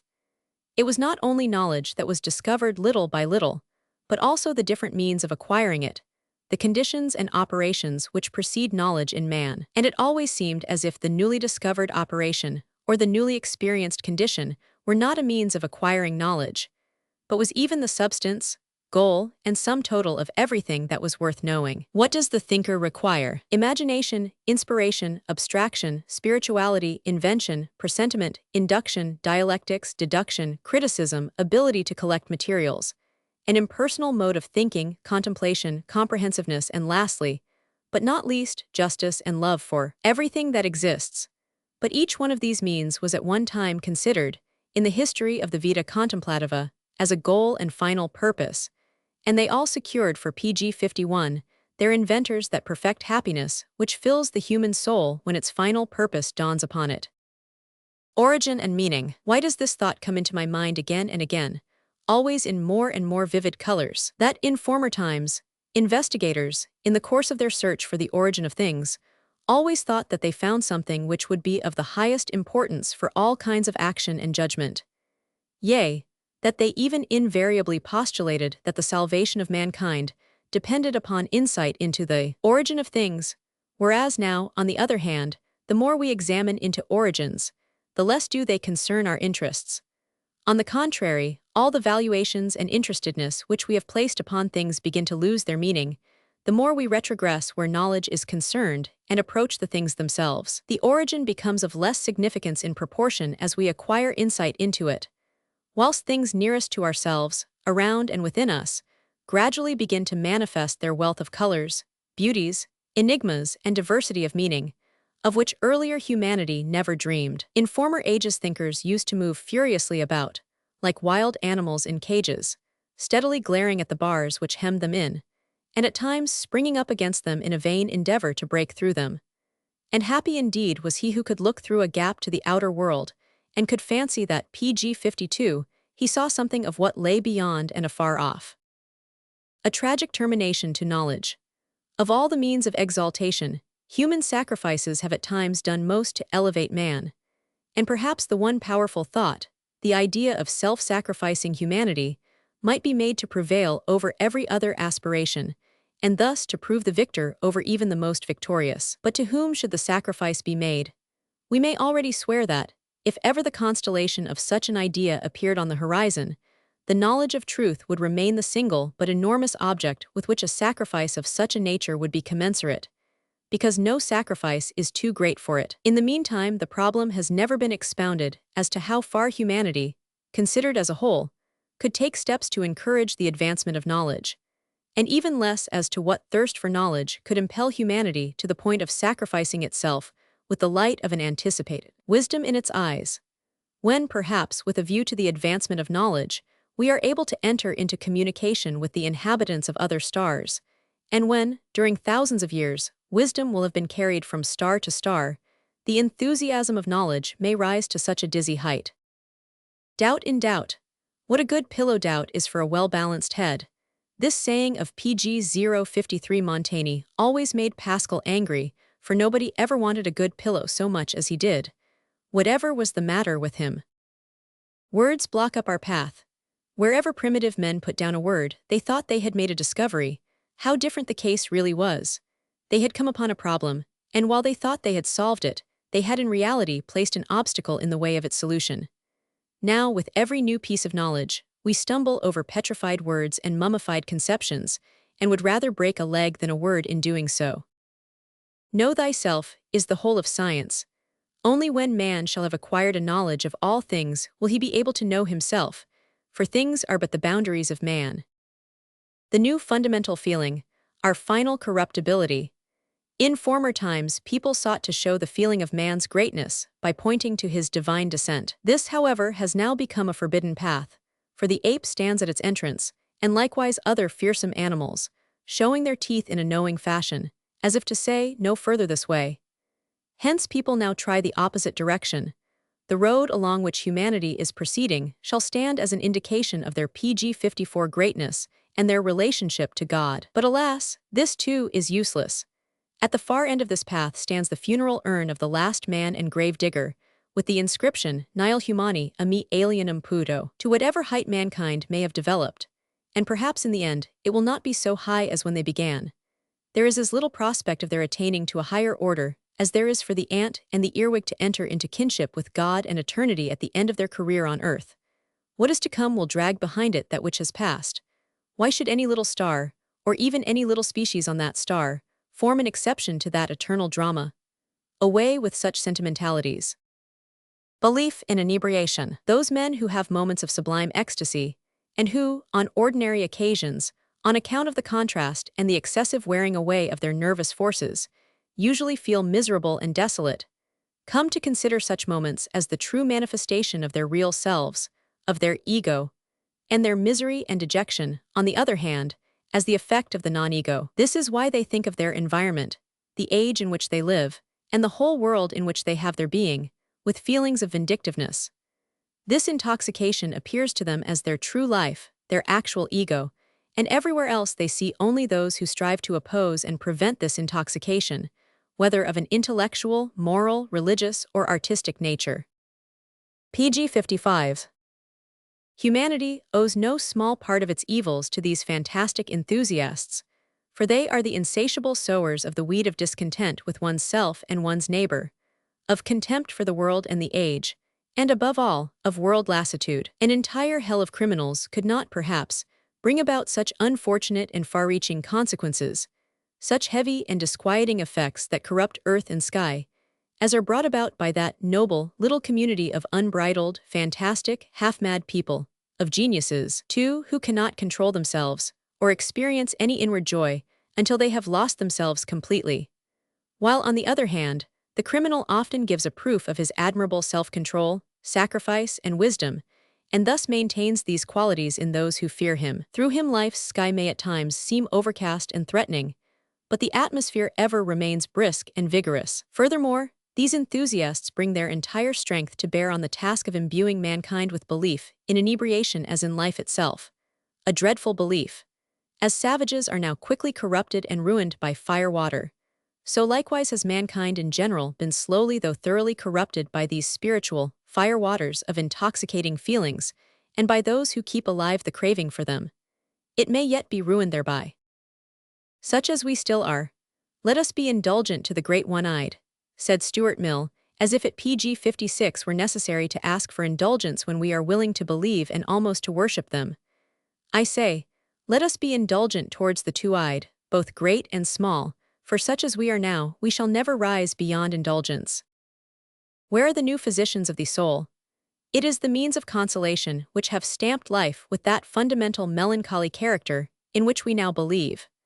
The worst disease of mankind has arisen from the struggle against diseases, and apparent remedies have in the long run brought about worse conditions than those which it was intended to remove by their use. Men, in their ignorance, used to believe that the stupefying and intoxicating means, which appeared to act immediately, the so-called consolations, were the true healing powers.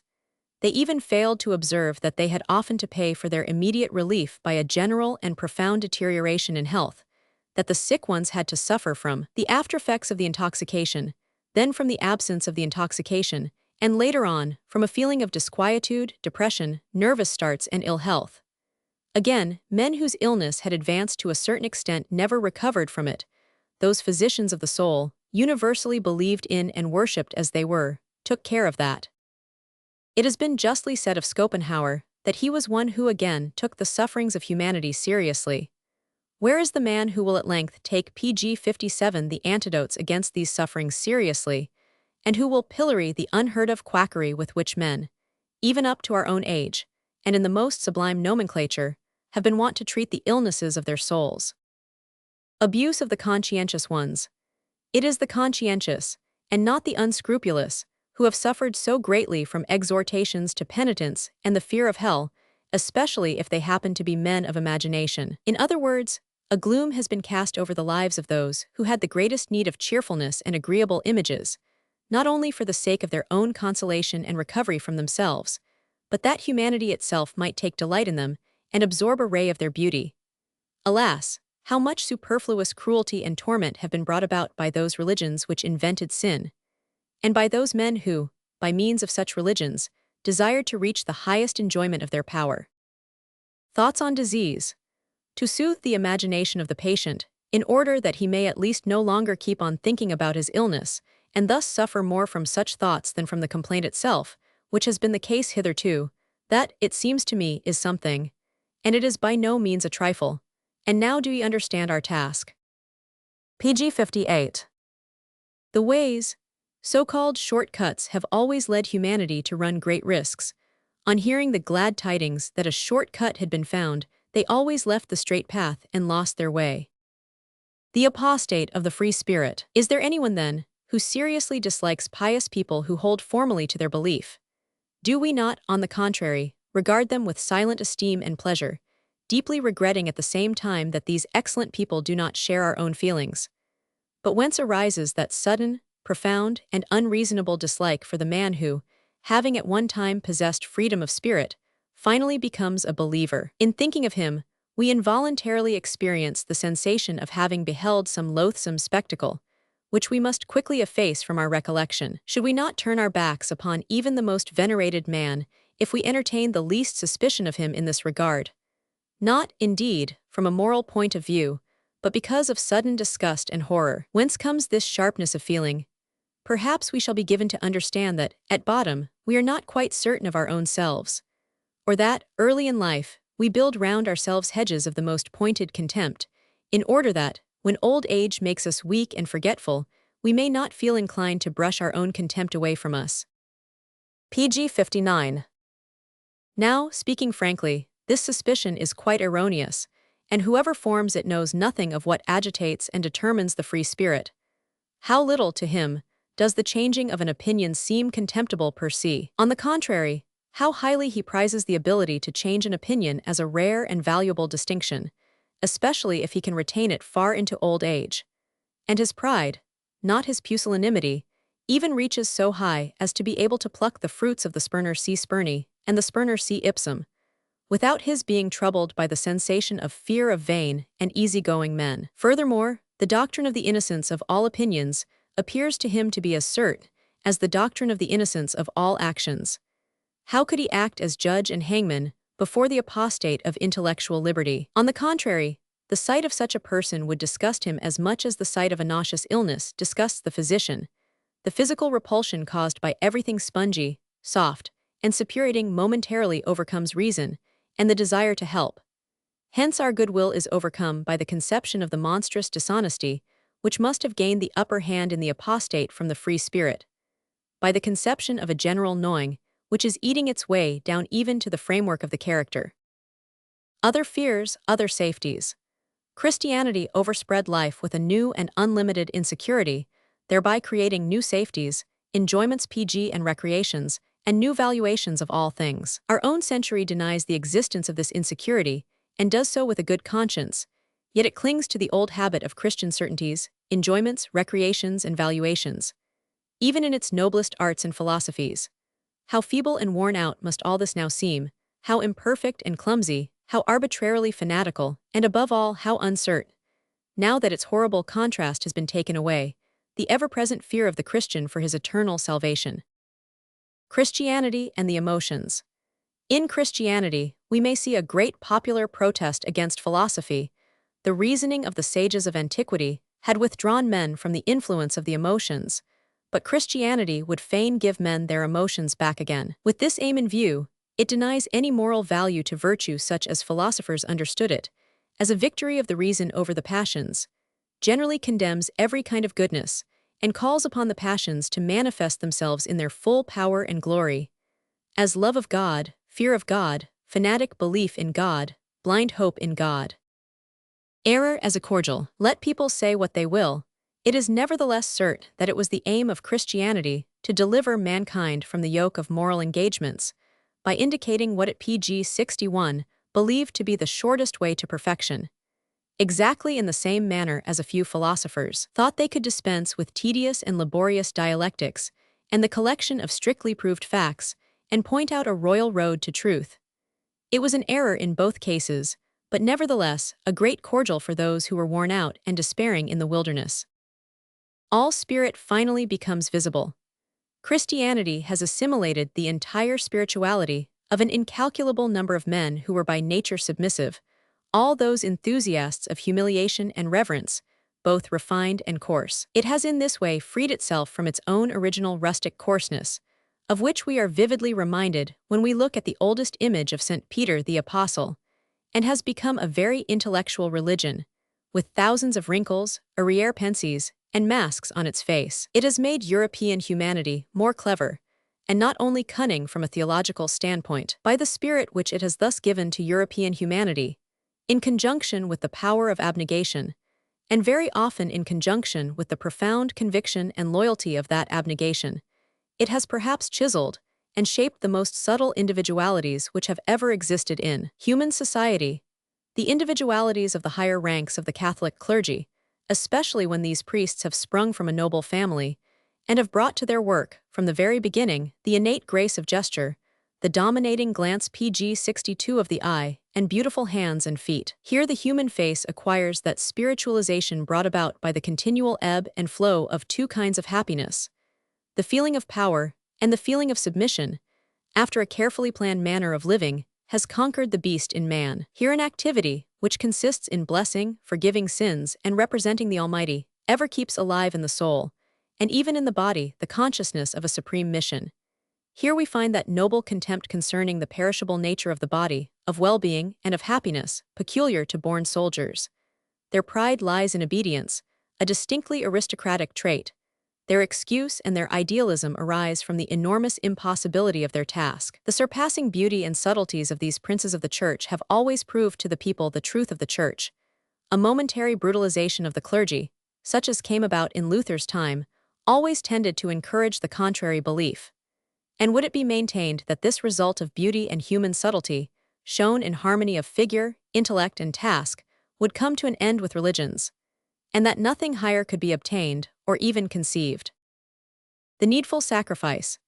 Those earnest, able, and just men of profound feelings, who are still Christians at heart, owe it to themselves to make one attempt to live for a certain space of time without Christianity. They owe it to their faith that they should thus for once take up their PG-63 abode in the wilderness, if for no other reason than that of being able to pronounce on the question as to whether Christianity is needful. So far, however, they have confined themselves to their own narrow domain and insulted everyone who happened to be outside of it.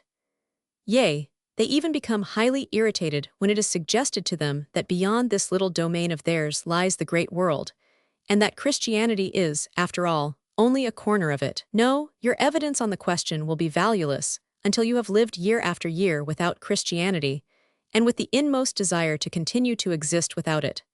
Until, indeed, you have withdrawn far, far away from it. It is not when your nostalgia urges you back again, but when your judgment, based on a strict comparison, drives you back, that your homecoming has any significance. Men of coming generations will deal in this manner with all the valuations of the past. They must be voluntarily lived over again, together with their contraries, in order that such men may finally acquire the right of shifting them. On the origin of religions. How can anyone regard his own opinion of things as a revelation? This is the problem of the formation of religions. There has always been some man in whom this phenomenon was possible.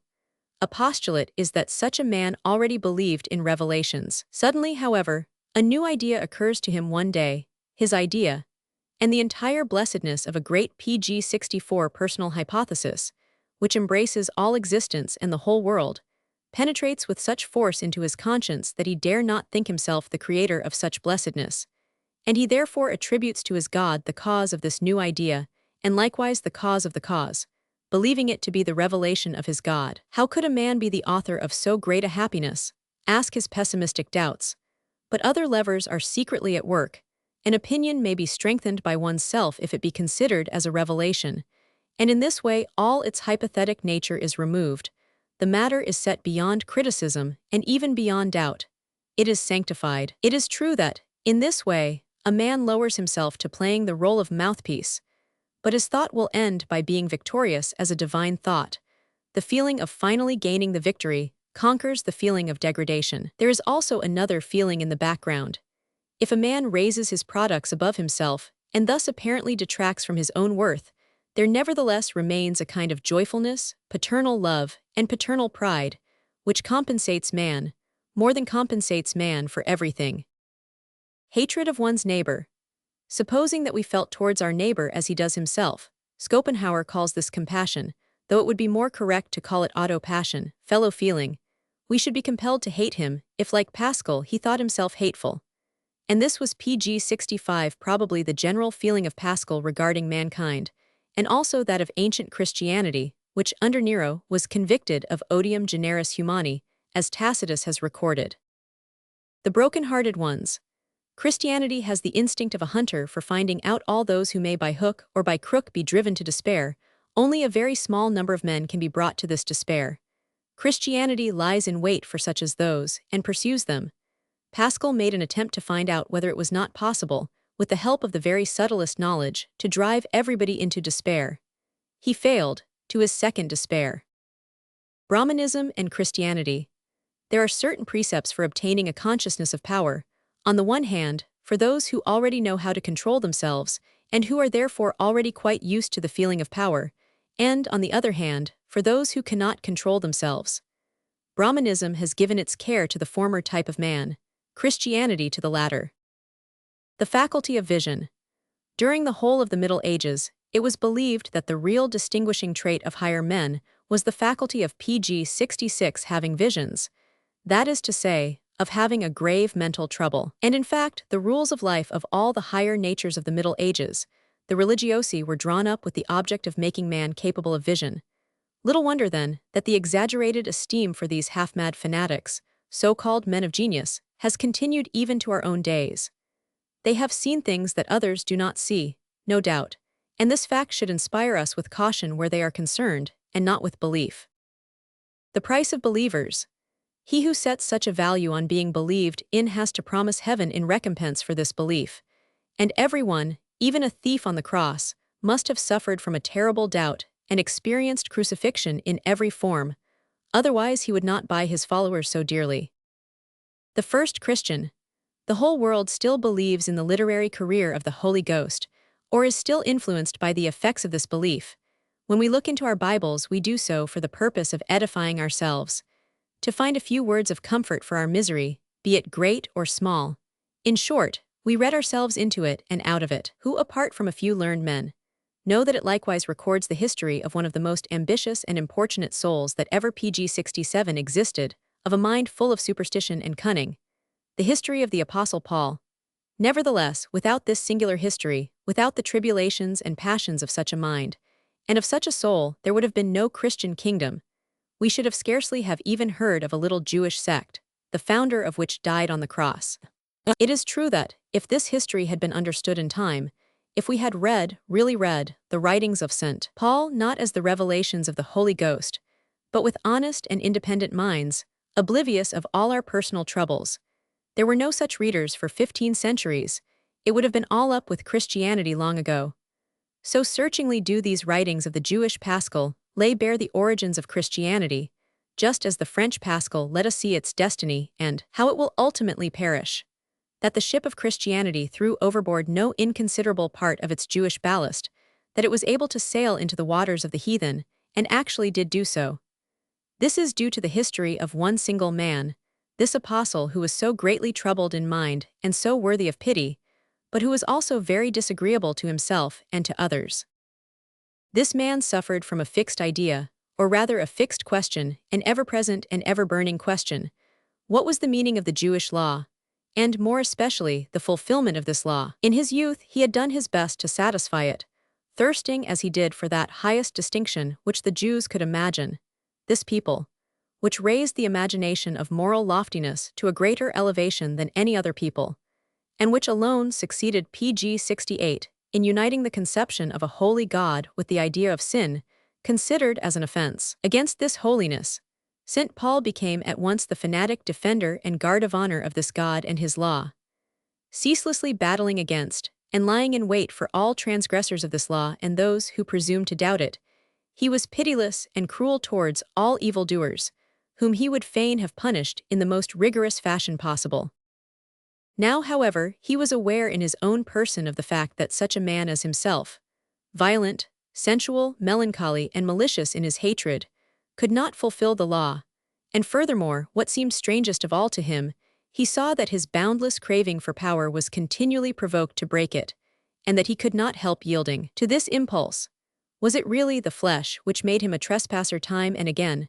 Was it not rather, as it afterwards occurred to him, the law itself, which continually showed itself to be impossible to fulfill, and seduced men into transgression with an irresistible charm?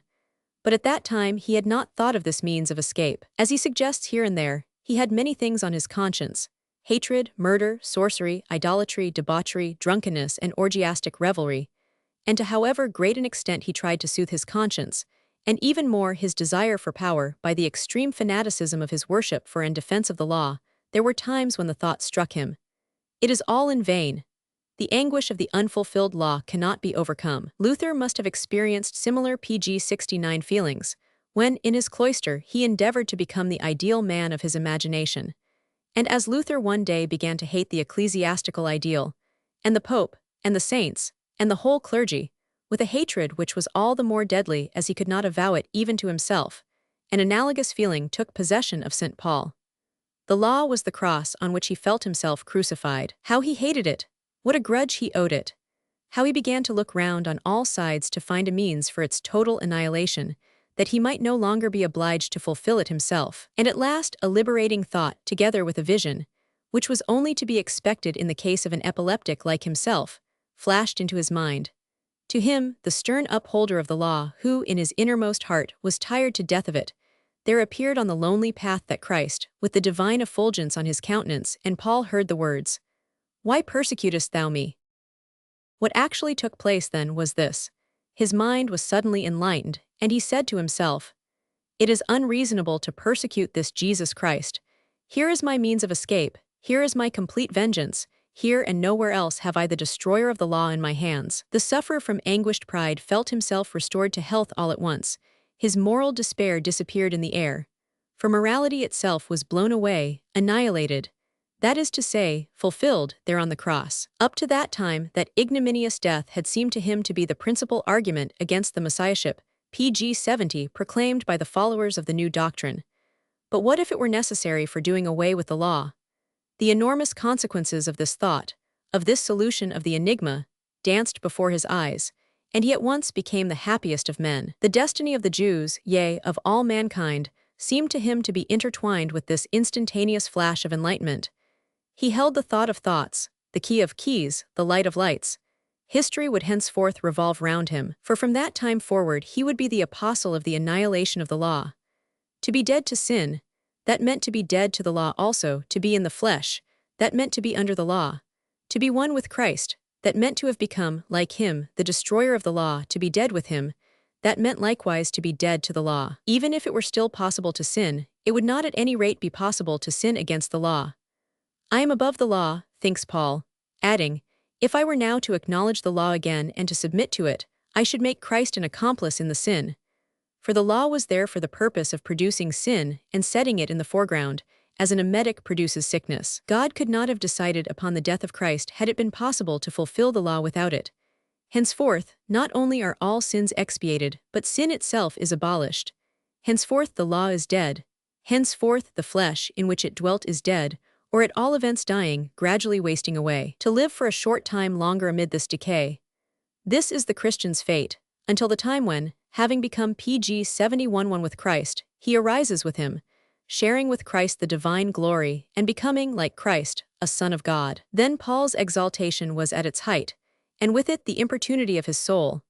The thought of union with Christ made him lose all shame, all submission, all constraint, and his ungovernable ambition was shown to be reveling in the expectation of divine glories. Such was the first Christian, the inventor of Christianity.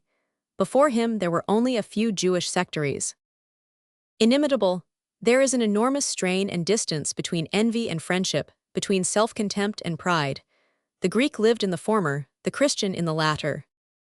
The use of a coarse intellect. The Christian Church is an encyclopedia of primitive cults and views of the most varied origin, and is, in consequence, well adapted to missionary work. In former times she could, and still does, go wherever she would, and in doing so always found something resembling herself, to which she could assimilate herself and gradually substitute her own spirit for it. It is not to what is Christian in her usages, but to what is universally pagan in them, that we have to attribute the development of this universal religion. Her thoughts, which have their origin at once in the Judaic and in the Hellenic spirit, were able from the very beginning to raise pg 72 themselves above the exclusiveness and subtleties of races and nations, as above prejudices. Although we may admire the power which makes even the most difficult things coalesce, we must nevertheless not overlook the contemptible qualities of this power. The astonishing coarseness and narrowness of the Church's intellect when it was in process of formation, a coarseness which permitted it to accommodate itself to any diet, and to digest contradictions like pebbles. The Christian vengeance against Rome. Perhaps nothing is more fatiguing than the sight of a continual conqueror. For more than 200 years the world had seen Rome overcoming one nation after another. The circle was closed, all future seemed to be at an end. Everything was done with a view to its lasting for all time. Yea, when the empire built anything it was erected with a view to being heir perennius.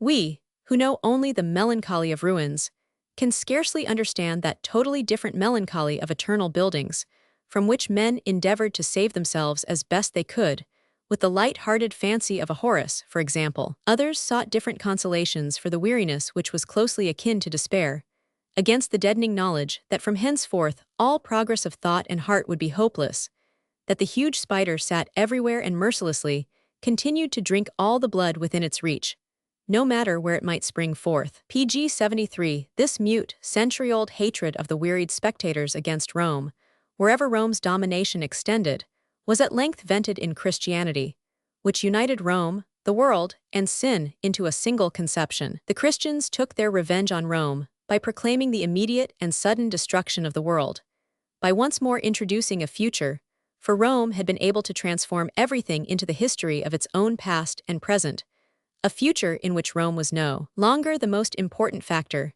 and by dreaming of the Last Judgment, while the crucified Jew, as the symbol of salvation, was the greatest derision on the superb Roman praetors in the provinces. For now they seemed to be only the symbols of ruin and a world ready to perish. The life after death. Christianity found the idea of punishment in hell in the entire Roman Empire. For the numerous mystic cults have hatched this idea with particular satisfaction as being the most fecund egg of their power. Epicurus thought he could do nothing better for his followers than to tear this belief up by the roots. His triumph found its finest echo in the mouth of one of his disciples, the Roman Lucretius, a poet of a gloomy, though afterwards enlightened, temperament. Alas, his triumph had come too soon.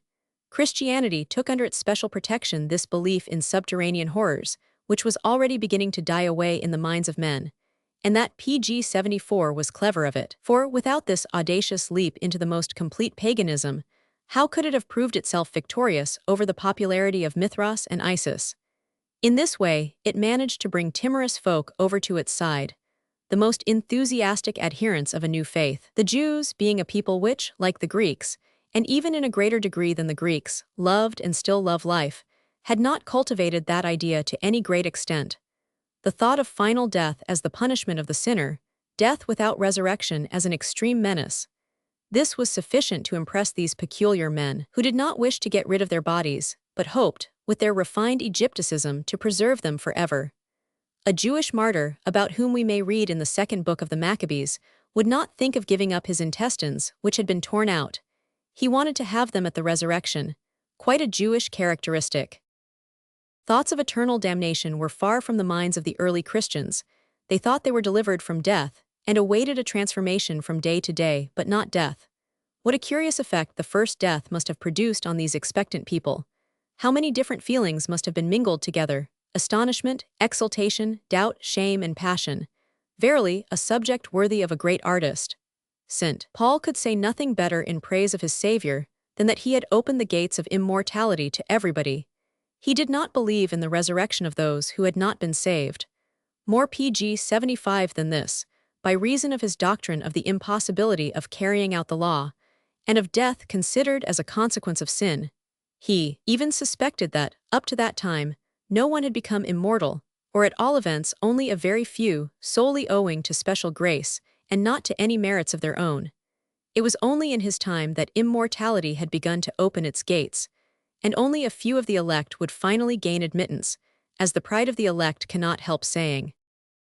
In other places, where the impulse towards life was not so strong as among the Jews and the Christian Jews, and where the prospect of immortality did not appear to be more valuable than the prospect of a final death, that pagan, yet not altogether un-Jewish edition of hell became a very useful tool in the hands of the missionaries.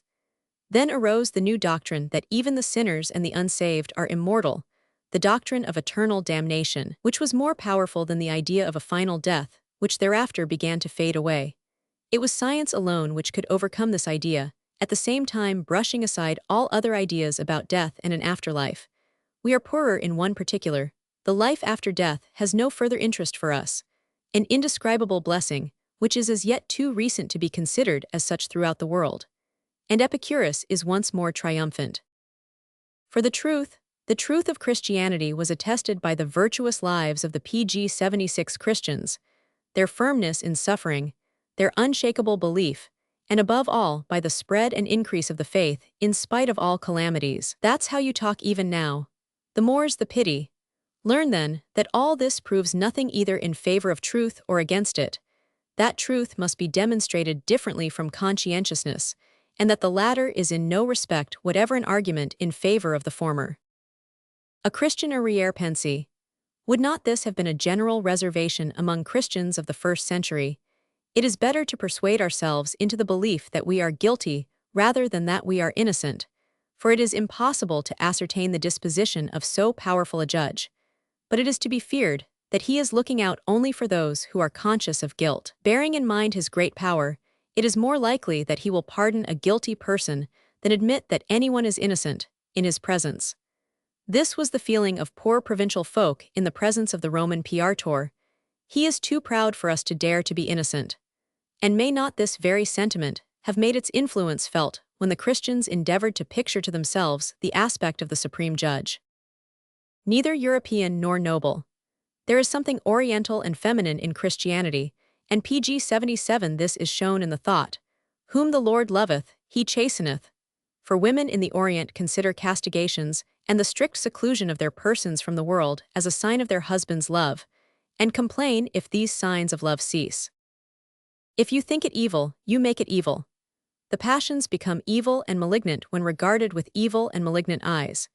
It is in this way that Christianity has succeeded in transforming Eros and Aphrodite, sublime powers, capable of idealization, into hellish genii and phantom goblins, by means of the pangs which every sexual impulse was made to raise in the conscience of the believers. Is it not a dreadful thing to transform necessary and regular sensations into a source of inward misery, and thus arbitrarily to render interior misery necessary and regular in the case of every man? Furthermore, this misery remains secret with the result that it is all the more deeply rooted, for it is not all men who have the courage, which Shakespeare shows in his sonnets, of making public their Christian gloom on this point. Must a feeling, then, always be called evil against which we are forced to struggle, which we must restrain even within certain limits, or, in given cases, banish entirely from our minds? Is it not the habit of vulgar souls always to call an enemy evil? And must we call Eros an enemy? The sexual feelings, like the feelings of pity and adoration, possess the particular characteristic that, in their case, one being pg 78 gratifies another by the pleasure he enjoys. It is but rarely that we meet with such a benevolent arrangement in nature. And yet we calumniate and corrupt it all by our bad conscience. We connect the procreation of man with a bad conscience. But the outcome of this diabolization of Eros is a mere farce. The demon, Eros, becomes an object of greater interest to mankind than all the angels and saints put together, thanks to the mysterious mumbo-jumboism of the Church in all things erotic.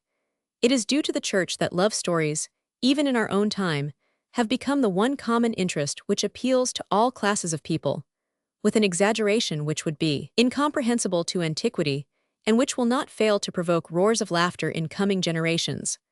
All our poetizing and thinking, from the highest to the lowest, is marked, and more than marked, by the exaggerated importance bestowed upon the love story as the principal item of our existence. Posterity may perhaps, on this account, come to the conclusion that its entire legacy of Christian culture is tainted with narrowness and insanity. The tortures of the soul. The whole world raises a shout of horror at the present day if one man presumes to torture the body of another. The indignation against such a being bursts forth almost spontaneously. Nay, we tremble even at the very thought of torture being inflicted on a man or an animal, and we undergo unspeakable pg 79 misery when we hear of such an act having been accomplished. But the same feeling is experienced in a very much lesser degree and extent when it is a question of the tortures of the soul and the dreadfulness of their infliction. Christianity has introduced such tortures on an unprecedented scale, and still continues to preach this kind of martyrdom. Yea, it even complains innocently of backsliding and indifference when it meets with a state of soul which is free from such agonies. From all this, it now results that humanity, in the face of spiritual racks, tortures of the mind, and instruments of punishment, behaves even today with the same awesome patience and indecision which it exhibited in former times in the presence of the cruelties practiced on the bodies of men or animals. Hell has certainly not remained merely an empty sound, and a new kind of pity has been devised to correspond to the newly created fears of hell, a horrible and ponderous compassion, hitherto unknown, with people irrevocably condemned to hell, as, for example, the stony guest gave Don Juan to understand, and which, during the Christian era, should often have made the very stones weep. Plutarch presents us with a gloomy picture of the state of mind of a superstitious man in pagan times, but this picture pales when compared with that of a Christian of the Middle Ages, who supposes that nothing can save him from torments everlasting. Dreadful omens appear to him. Perhaps he sees a stork holding a snake in his beak and hesitating to swallow it, or all nature suddenly becomes pale, or bright, fiery colors appear across the surface pg 80 of the earth, or the ghosts of his dead relations approach him, with features showing traces of dreadful sufferings, or the dark walls of the room in which the man is sleeping are suddenly lighted up, and there, amidst a yellow flame, he perceives instruments of torture and a motley horde of snakes and devils. Christianity has surely turned this world of ours into a fearful habitation, by raising the crucifix in all parts, and thereby proclaiming the earth to be a place where the just man is tortured to death. And when the ardor of some great preacher for once disclosed to the public the secret sufferings of the individual, the agonies of the lonely souls, when, for example, Whitefield preached like a dying man to the dying, now bitterly weeping, now violently stamping his feet, speaking passionately, in abrupt and incisive tones, without fearing to turn the whole force of his attack upon any one individual present, excluding him from the assembly with excessive harshness, then indeed did it seem as if the earth were being transformed into a field of evil. The huge crowds were then seen to act as if seized with a sudden attack of madness. Many were in fits of anguish, others lay unconscious and motionless, others, again, trembled or rent the air with their piercing shrieks. Everywhere there was a loud breathing, as of half-choked people who were gasping for the breath of life. Indeed, said an eyewitness once, almost all the noises appeared to come from people who were dying in the bitterest agony. Let us never forget that it was Christianity which first turned the deathbed into a bed of agony, and pg 81 that, by the scenes which took place there, and the terrifying sounds which were made possible there for the first time, it has poisoned the senses and the blood of innumerable witnesses and their children. Imagine the ordinary man who can never efface the recollection of words like these. O eternity, would that I had no soul, would that I had never been born. My soul is damned, damned, lost forever. 6 days ago you might have helped me, but now all is over. I belong to the devil, and with him I will go down to hell. Break, break, ye poor hearts of stone, ye will not break. What more can be done for hearts of stone? I am damned that ye may be saved. There he is, yea, there he is. Come, good devil, come. Avenging justice. Misfortune and guilt, these two things have been put on one scale by Christianity, so that, when the misfortune which follows a fault is a serious one, this fault is always judged accordingly to be a very heinous one. But this was not the valuation of antiquity, and that is why Greek tragedy, in which misfortune and punishment are discussed at length, and yet in another sense, forms part of the great liberators of the mind to an extent which even the ancients themselves could not realize. They remained ingenuous enough not to set up an adequate relation between guilt and misfortune. The guilt of their tragic heroes is, indeed, the little pebble that makes them stumble, and on which account they pg 82 sometimes happen to break an arm or knock out an eye. Upon this, the feeling of antiquity made the comment, well, he should have gone his way with more caution and less pride. It was reserved for Christianity, however, to say, here we have a great misfortune, and behind this great misfortune there must lie a great fault, an equally serious fault, though we cannot clearly see it. If, wretched man, you do not feel it, it is because your heart is hardened, and worse than this will happen to you.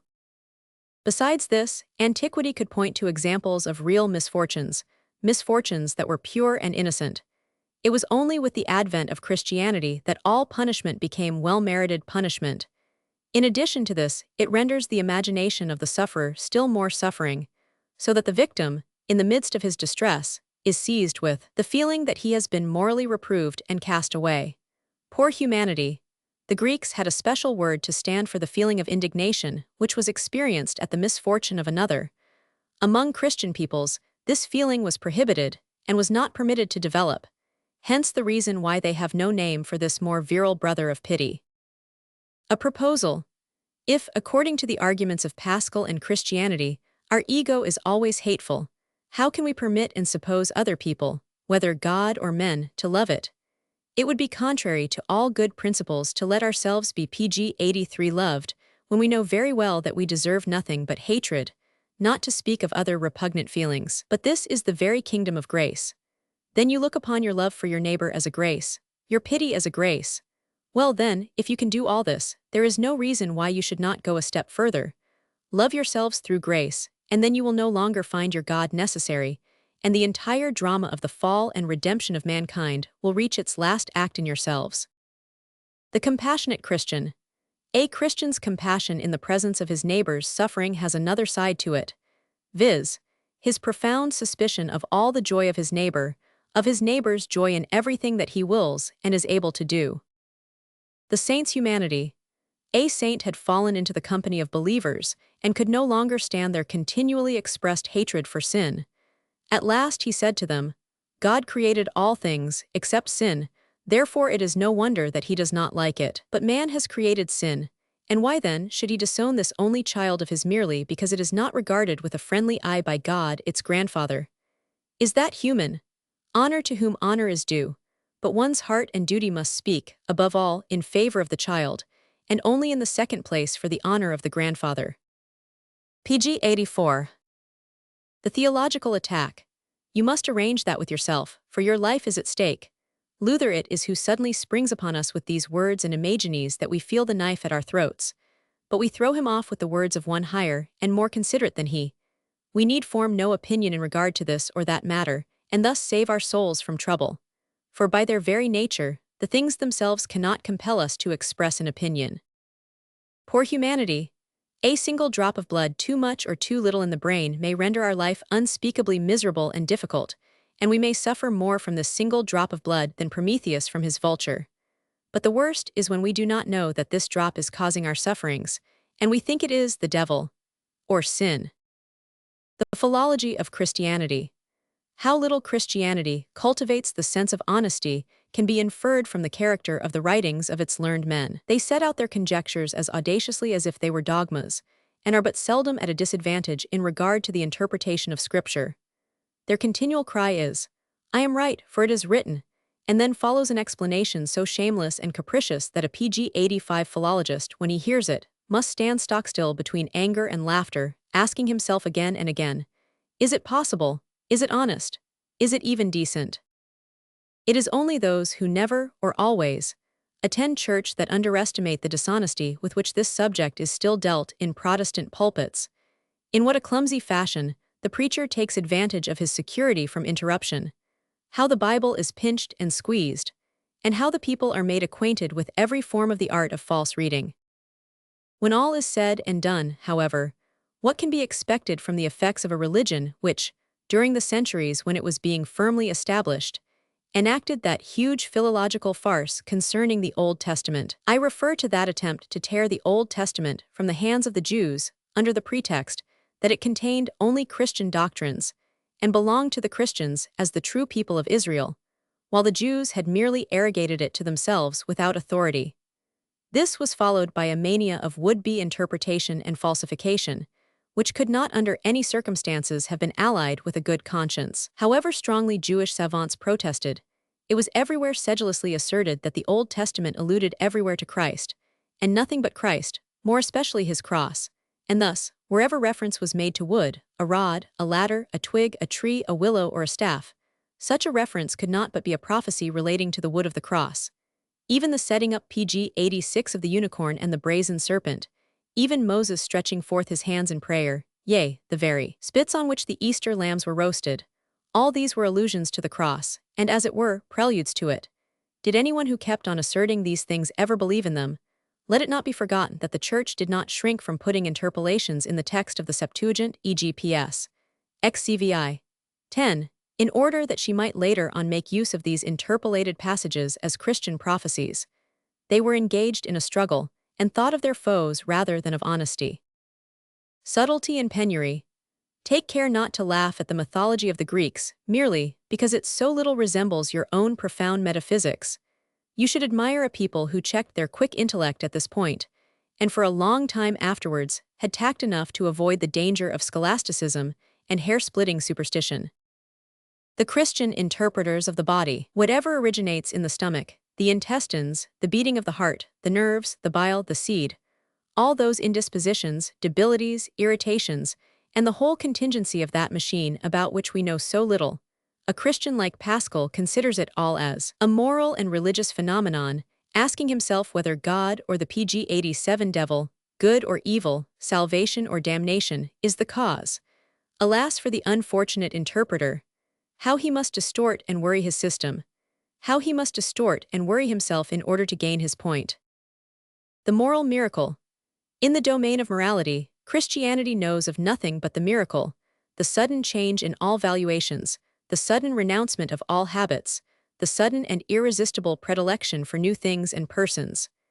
Christianity looks upon this phenomenon as the work of God and calls it the act of regeneration, thus giving it a unique and incomparable value. Everything else which is called morality, and which bears no relation to this miracle, becomes in consequence a matter of indifference to the Christian, And indeed, so far as it is a feeling of well-being and pride, an object of fear. The canon of virtue, of the fulfilled law, is established in the New Testament, but in such a way as to be the canon of impossible virtue. Men who still aspire to moral perfections must come to understand, in the face of this canon, that they are further and further removed from their aim. They must despair of virtue, and end by throwing themselves at the feet of the merciful one. It is only in reaching a conclusion like this that moral efforts on the part of the Christian can still be regarded as possessing any value. The condition that these efforts shall always remain sterile, painful, and melancholy is therefore indispensable. And at pg 88 is in this way that those efforts could still avail to bring about that moment of ecstasy when man experiences the overflow of grace and the moral miracle. This struggle for morality is, however, not necessary, for it is by no means uncommon for this miracle to happen to the sinner at the very moment when he is, so to speak, wallowing in the mire of sin. Yea, the leap from the deepest and most abandoned sinfulness into its contrary seems easier, and as a clear proof of the miracle, even more desirable. What, for the rest, may be the signification of such a sudden, unreasonable, and irresistible revolution, such a change from the depths of misery into the heights of happiness? Might it be a disguised epilepsy? This should at all events be considered by alienists, who have frequent opportunities of observing similar miracles. For example, the mania of murder or suicide. The relatively more pleasant consequences in the case of the Christian make no important difference. Luther, the great benefactor. Luther's most important result is the suspicion which he awakened against the saints and the entire Christian vita contemplativa. Only since his day has an unchristian vita contemplativa again become possible in Europe. Only since then has contempt for laymen and worldly activity ceased. Luther continued to be an honest miner's son even after he had been shut up in a monastery. And there, for lack of other pg 89 depths and borings, he descended into himself and bored terrifying and dark passages through his own depths, finally coming to recognize that an introspective and saintly life was impossible to him, and that his innate activity, in body and soul, would end by being his ruin. For a long time, too long indeed, he endeavored to find the way to holiness through castigations, but at length he made up his mind and said to himself, "There is no real vita contemplativa, we have been deceived. The saints were no better than the rest of us." This was truly a rustic way of gaining one's case, but for the Germans of that period, it was the only proper way. How edified they felt when they could read in their Lutheran catechism, "Apart from the 10 Commandments, there is no work which could find favor in the eyes of God. These much-boasted spiritual works of the saints are purely imaginary." Doubt as sin.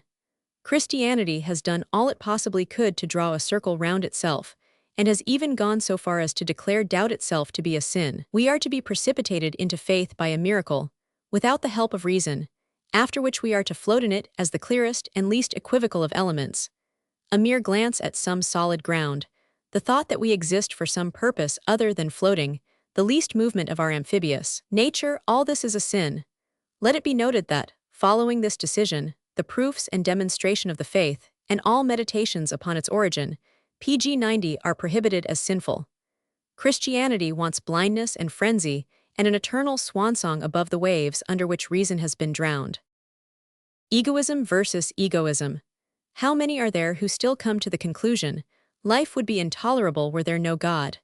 Or, as is said in idealistic circles, life would be intolerable if its ethical signification were lacking. Hence there must be a God, or an ethical signification of existence. In reality, the case stands thus. He who is accustomed to conceptions of this sort does not desire a life without them. Hence these conceptions are necessary for him and his preservation.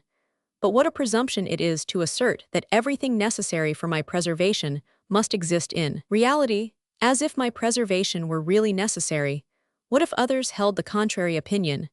If they did not care to live under the conditions of these 2 articles of faith, and did not regard life as worth living if they were realized? And that is the present position of affairs. The honesty of God, an omniscient and omnipotent God, who does not even take care that his intentions shall be understood by his creatures. Could he be a God of goodness? A God who, for thousands of years, has permitted innumerable doubts and scruples to continue unchecked as if they were of no importance in the salvation of mankind. PG and who, nevertheless, announces the most dreadful consequences for anyone who mistakes his truth. Would he not be a cruel God if, being himself in possession of the truth, he could calmly contemplate mankind, in a state of miserable torment, worrying its mind as to what was truth? Perhaps, however, he really is a God of goodness, and was unable to express himself more clearly. Perhaps he lacked intelligence enough for this, or eloquence, all the worse, for in such a case he may have been deceived himself in regard to what he calls his truth, and may not be far from being another poor, deceived devil. Must he not therefore experience all the torments of hell at seeing his creatures suffering so much here below, and even more, suffering through all eternity, when he himself can neither advise nor help them, except as a deaf and dumb person, who makes all kinds of equivocal signs when his child or his dog is threatened with the most fearful danger? A distressed believer who argues thus might be pardoned if his pity for the suffering God were greater than his pity for his neighbors.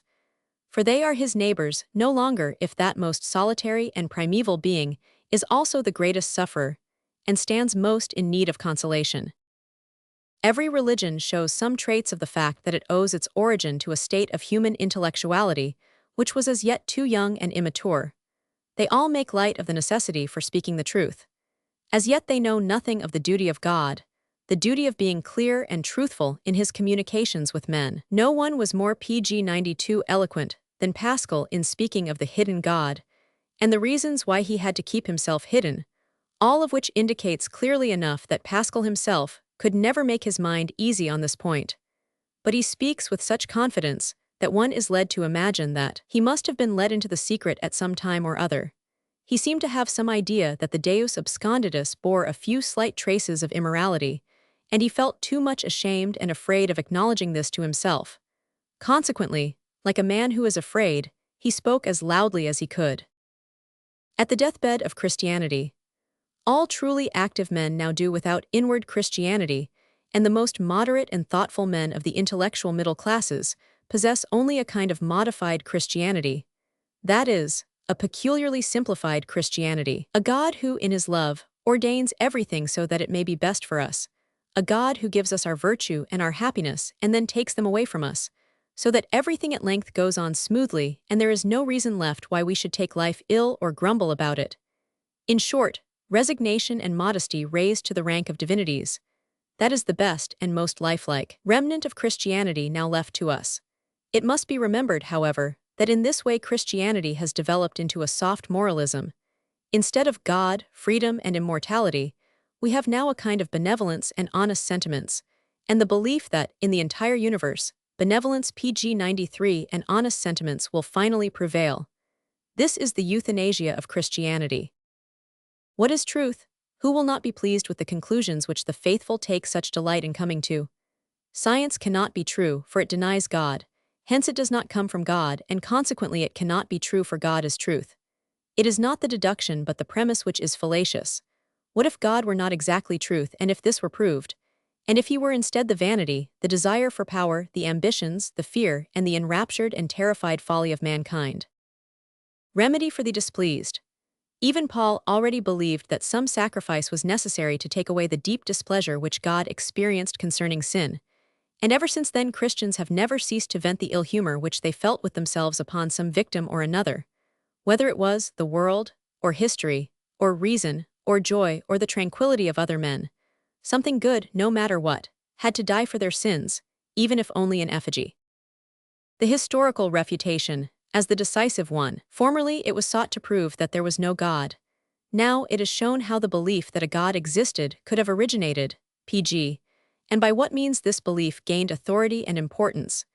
In this way, the counterproof that there is no God becomes unnecessary and superfluous. In former times, when the evidences of the existence of God, which had been brought forward, were refuted, a doubt still remained, viz., whether better proofs could not be found than those which had just been refuted. At that time, the atheists did not understand the art of making a tabula rasa. In hoc signo vinces, to whatever degree of progress Europe may have attained in other respects, where religious affairs are concerned, it has not yet reached the liberal naivete of the ancient Brahmins, which proves that, in India, 4,000 years ago, people meditated more profoundly and transmitted to their descendants more pleasure in meditating than is the case in our own days. For those Brahmins believed in the first place that the priests were more powerful than the gods, and in the second place that it was observances which constituted the power of the priests, as a result of which their poets were never tired of glorifying those observances, prayers, ceremonies, sacrifices, chants, improvised melodies, as the real dispensers of all benefits. Although a certain amount of superstition and poetry was mingled with all this, the principles were true.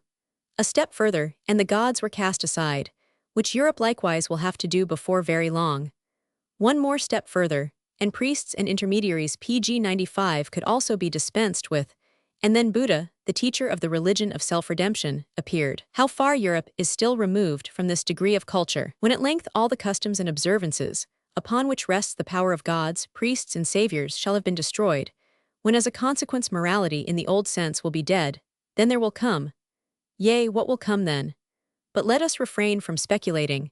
Let us rather make certain that Europe will retrieve that which, in India, amidst this people of thinkers, was carried out thousands of years ago as a commandment of thought. Scattered among the different nations of Europe, there are now from 10 to 20 millions of men who no longer believe in God. Is it too much to ask that they should give each other some indication or password? As soon as they recognize each other in this way, they will also make themselves known to each other, and they will immediately become a power in Europe, and happily a power among the nations, among the classes, between rich and poor, between those who command and those who obey, between the most restless and the most tranquilizing people. PG 97. Book 2. One becomes moral, but not because one is moral. Submission to morals may be due to slavishness or vanity, egoism or resignation, dismal fanaticism or thoughtlessness. It may again be an act of despair, such as submission to the authority of a ruler, but there is nothing moral about it per se. Alterations in morals. Morals are constantly undergoing changes and transformations, occasioned by successful crimes. To these, for example, belong all innovations in moral judgments, wherein we are all irrational. We still continue to draw conclusions from judgments which we consider as false, or doctrines in which we no longer believe, through our feelings. Awaking from a dream. Noble and wise men once upon a time believed in the music of the PG 98 spheres. There are still noble and wise men who believe in the moral significance of existence, but there will come a day when this music of the spheres also will no longer be audible to them. They will awake and perceive that their ears have been dreaming. Open to doubt. To accept a belief simply because it is customary implies that one is dishonest, cowardly, and lazy. Must dishonesty, cowardice, and laziness, therefore, be the primary conditions of morality? The most ancient moral judgments. What attitude do we assume towards the acts of our neighbor? In the first place, we consider how they may benefit ourselves. We see them only in this light. It is this effect which we regard as the intention of the acts, and in the end we come to look upon these intentions of our neighbor as permanent qualities in him, and we call him, for example, a dangerous man. Triple error, triple and most ancient mistake. Perhaps this inheritance comes to us from the animals and their faculty of judgment. Must not the origin of all morality be sought in these detestable narrow-minded conclusions? Whatever injures me is evil, something injurious in itself. Whatever benefits me is good, beneficial, and profitable in itself. Whatever injures me once or several times is hostile per se. Whatever benefits me once or several times is PG 99 friendly per se. O pudenda origo. Is not this equivalent to interpreting the contemptible, occasional, and often merely accidental relations of another person to us as his primary and most essential qualities, and affirming that towards himself and everyone else he is only capable of such actions as we ourselves have experienced at his hands once or several times?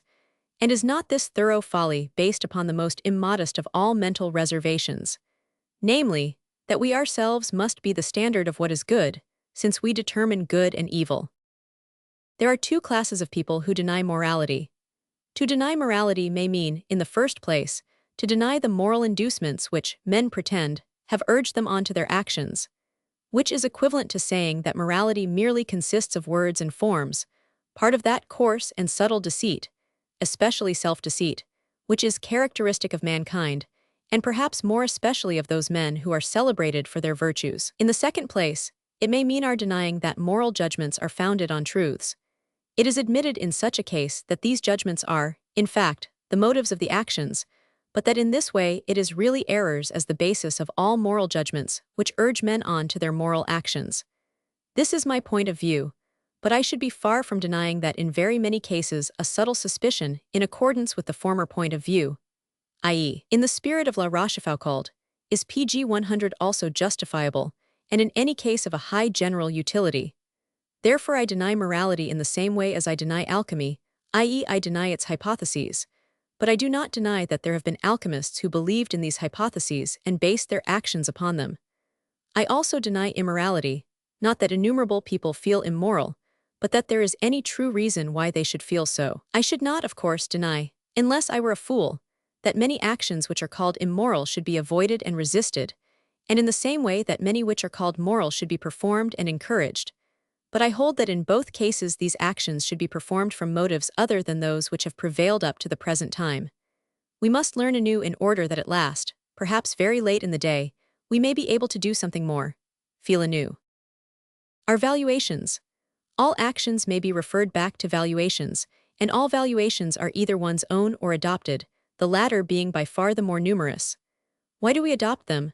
Through fear, i.e. we think it more advisable to pretend that they are our own, and so well do we accustom ourselves to do so that it at last becomes second nature to us. A valuation of our own, which is the appreciation of a thing in accordance with the pleasure or displeasure it causes us and no one else, is something very rare indeed. But must not our valuation of our neighbor, which pg 101 is prompted by the motive that we adopt his valuation in most cases, proceed from ourselves and by our own decision? Of course, but then we come to these decisions during our childhood and seldom change them. We often remain during our whole lifetime the dupes of our childish and accustomed judgments in our manner of judging our fellow men, their minds, rank, morality, character, and reprehensibility, and we find it necessary to subscribe to their valuations. Pseudo-egoism. The great majority of people, whatever they may think and say about their egoism, do nothing for their ego all their life long, but only for a phantom of this ego which has been formed in regard to them by their friends and communicated to them. As a consequence, they all live in a haze of impersonal and half-personal opinions and of arbitrary and, as it were, poetic valuations, the one always in the head of another, and this head, again, in the head of somebody else, a queer world of phantoms which manages to give itself a rational appearance. This haze of opinions and habits grows in extent and lives almost independently of the people it surrounds. It is it which gives rise to the immense effect of general judgments on man.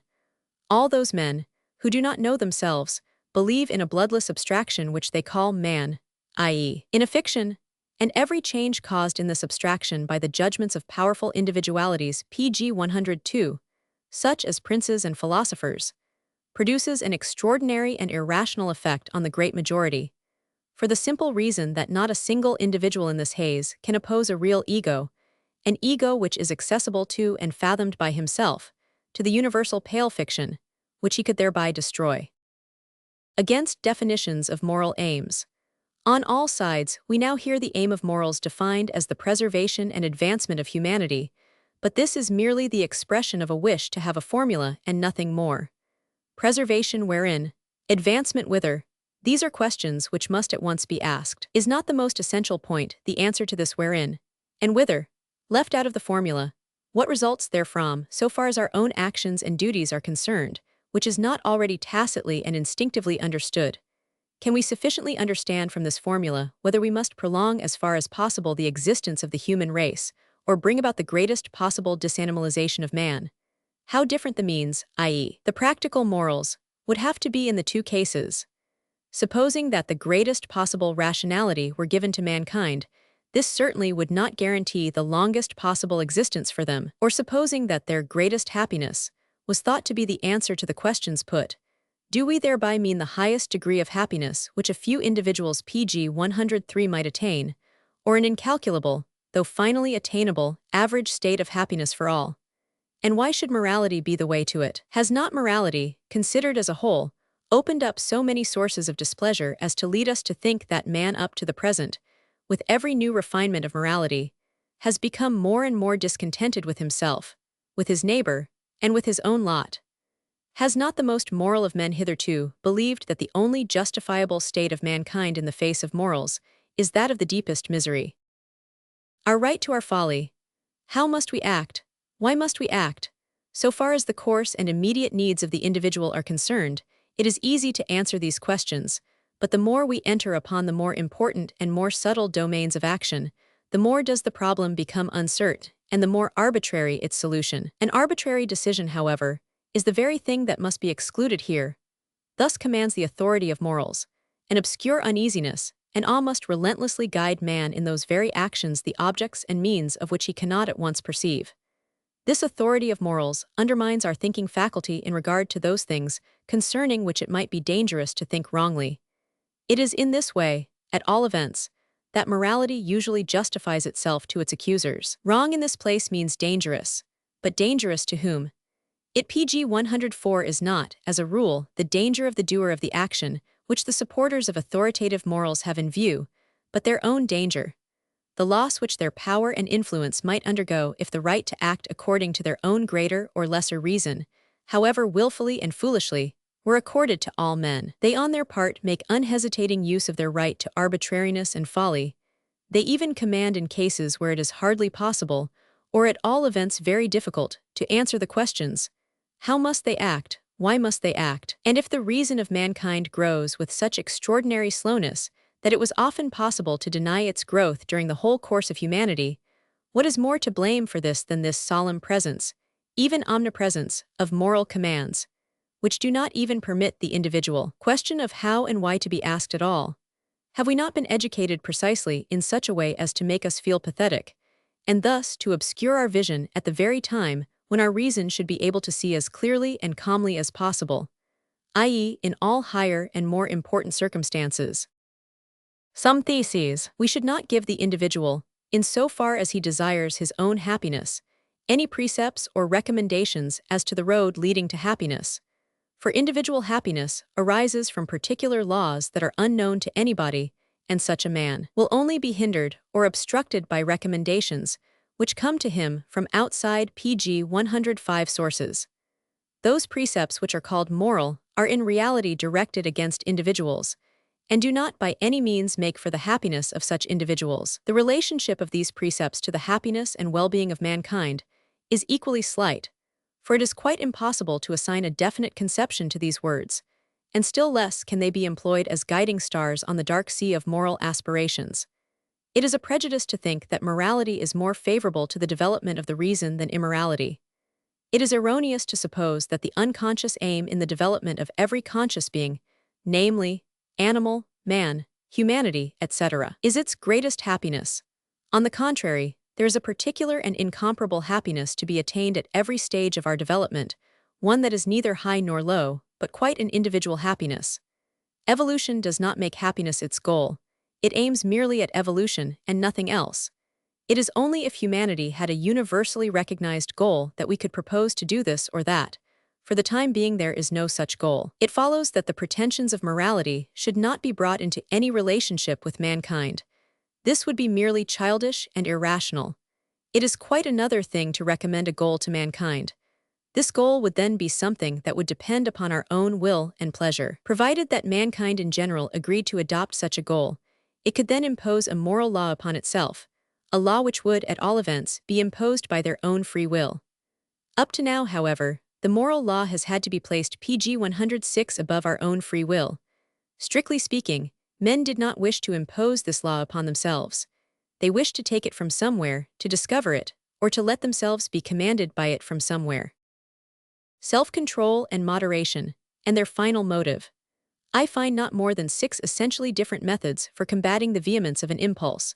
First of all, we may avoid the occasion for satisfying the impulse, weakening and mortifying it by refraining from satisfying it for long and ever-lengthening periods.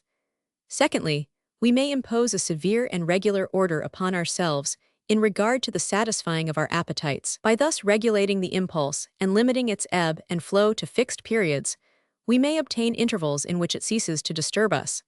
And by beginning in this way, we may perhaps be able to pass on to the first method. In the third place, we may deliberately give ourselves over to an unrestrained and unbounded gratification of the impulse in order that we may become disgusted with it, and to obtain by means of this very disgust a command over the impulse, provided, of course, that we do not imitate the rider who rides his horse to death and breaks his own neck in doing so. For this, unhappily, is generally the outcome of the application of this third method. In the fourth place, there is an intellectual trick, which consists in associating the idea of the gratification pg 107 so firmly with some painful thought, that after a little practice, the thought of gratification is itself immediately felt as a very painful one. For example, when the Christian accustoms himself to think of the presence and scorn of the devil in the course of sensual enjoyment, or everlasting punishment in hell for revenge by murder, or even merely of the contempt which he will meet with from those of his fellow-men whom he most respects, if he steals a sum of money, or if a man has often checked an intense desire for suicide by thinking of the grief and self-reproaches of his relations and friends, and has thus succeeded in balancing himself upon the edge of life. For, after some practice, these ideas follow one another in his mind like cause and effect. Among instances of this kind may be mentioned the cases of Lord Byron and Napoleon, in whom the pride of man revolted and took offense at the preponderance of one particular passion over the collective attitude and order of reason. From this arises the habit and joy of tyrannizing over the craving and making it, as it were, gnash its teeth. "I will not be a slave of any appetite," wrote Byron in his diary. In the fifth place, we may bring about a dislocation of our powers by imposing upon ourselves a particularly difficult and fatiguing task, or by deliberately submitting to some new charm and pleasure in order, thus to turn our thoughts and physical powers into other channels. It comes to the same thing if we temporarily favor another impulse by affording it numerous opportunities of gratification, and thus rendering it the squanderer of the power which would otherwise be commandeered, pg 108 so to speak, by the tyrannical impulse. A few, perhaps, will be able to restrain the particular passion which aspires to domination by granting their other known passions a temporary encouragement and license in order that they may devour the food which the tyrant wishes for himself alone. In the sixth and last place, the man who can stand it and thinks it reasonable to weaken and subdue his entire physical and psychical organization, likewise, of course, attains the goal of weakening a single violent instinct. As, for example, those who starve their sensuality and at the same time their vigor and often destroy their reason, into the bargain, such as the ascetics. Hence, shunning the opportunities, regulating the impulse, bringing about satiety and disgust in the impulse, associating a painful idea, such as that of discredit, disgust, or offended pride, then the dislocation of one's forces, and finally general debility and exhaustion. These are the 6 methods. But the will to combat the violence of a craving is beyond our power, equally with the method we adopt and the success we may have in applying it. In all this process, our intellect is rather merely the blind instrument of another rival craving, whether it be the impulse to repose, or the fear of disgrace and other evil consequences, or love. While we thus imagine that we are complaining of the violence of an impulse, it is at bottom merely one impulse which is complaining of another, i.e., the perception of the violent suffering which is being caused us presupposes that there is another equally or more violent impulse, and that a struggle pg 109 is impending in which our intellect must take part. That which opposes. We may observe the following process in ourselves, and I should like it to be often observed and confirmed. There arises in us the scent of a kind of pleasure hitherto unknown to us, and consequently a new craving. Now the question is, what opposes itself to this craving? If it be things and considerations of a common kind, or people whom we hold in no very high esteem, the aim of the new craving assumes the appearance of a noble, good, praiseworthy feeling, and one worthy of sacrifice. All the moral dispositions which have been inherited will adopt it, and will add it to the number of those aims which we consider as moral. And now we imagine that we are no longer striving after a pleasure, but after a morality, which greatly increases our confidence in our aspirations. To the admirers of objectiveness, he who, as a child, has observed in his parents and acquaintances in the midst of whom he has grown up, certain varied and strong feelings, with but little subtle discernment and inclination for intellectual justice, and has therefore employed his best powers and his most precious time in imitating these feelings, will observe in himself when he arrives at years of discretion that every new thing or man he meets with excites in him either sympathy or pg 110 aversion, envy, or contempt. Under the domination of this experience, which he is powerless to shake off, he admires neutrality of feeling or objectivity as an extraordinary thing, as something connected with genius or a very rare morality, and he cannot believe that even this neutrality is merely the product of education and habit. On the natural history of duty and right, our duties are the claims which others have upon us. How did they acquire these claims? By the fact that they considered us as capable of making and holding agreements and contracts, by assuming that we were their like and equals, and by consequently entrusting something to us, bringing us up, educating us, and supporting us. We do our duty, i.e., we justify that conception of our power for the sake of which all these things were done for us. We return them in proportion as they were meted out to us. It is thus our pride that orders us to do our duty. We desire to re-establish our own independence by opposing to that which others have done for us something that we do for them, for in that way the others invade our sphere of power, and would forever have a hand in it if we did not make reprisals by means of duty, and thus encroach upon their power. The rights of others can only have regard to that which lies within our power. It would be unreasonable on their part to require something from us which does not belong to us. To put the matter more pg 111 accurately, their rights can only relate to what they imagine to be in our power, provided that it is something that we ourselves consider as being in our power. The same error may easily occur on either side.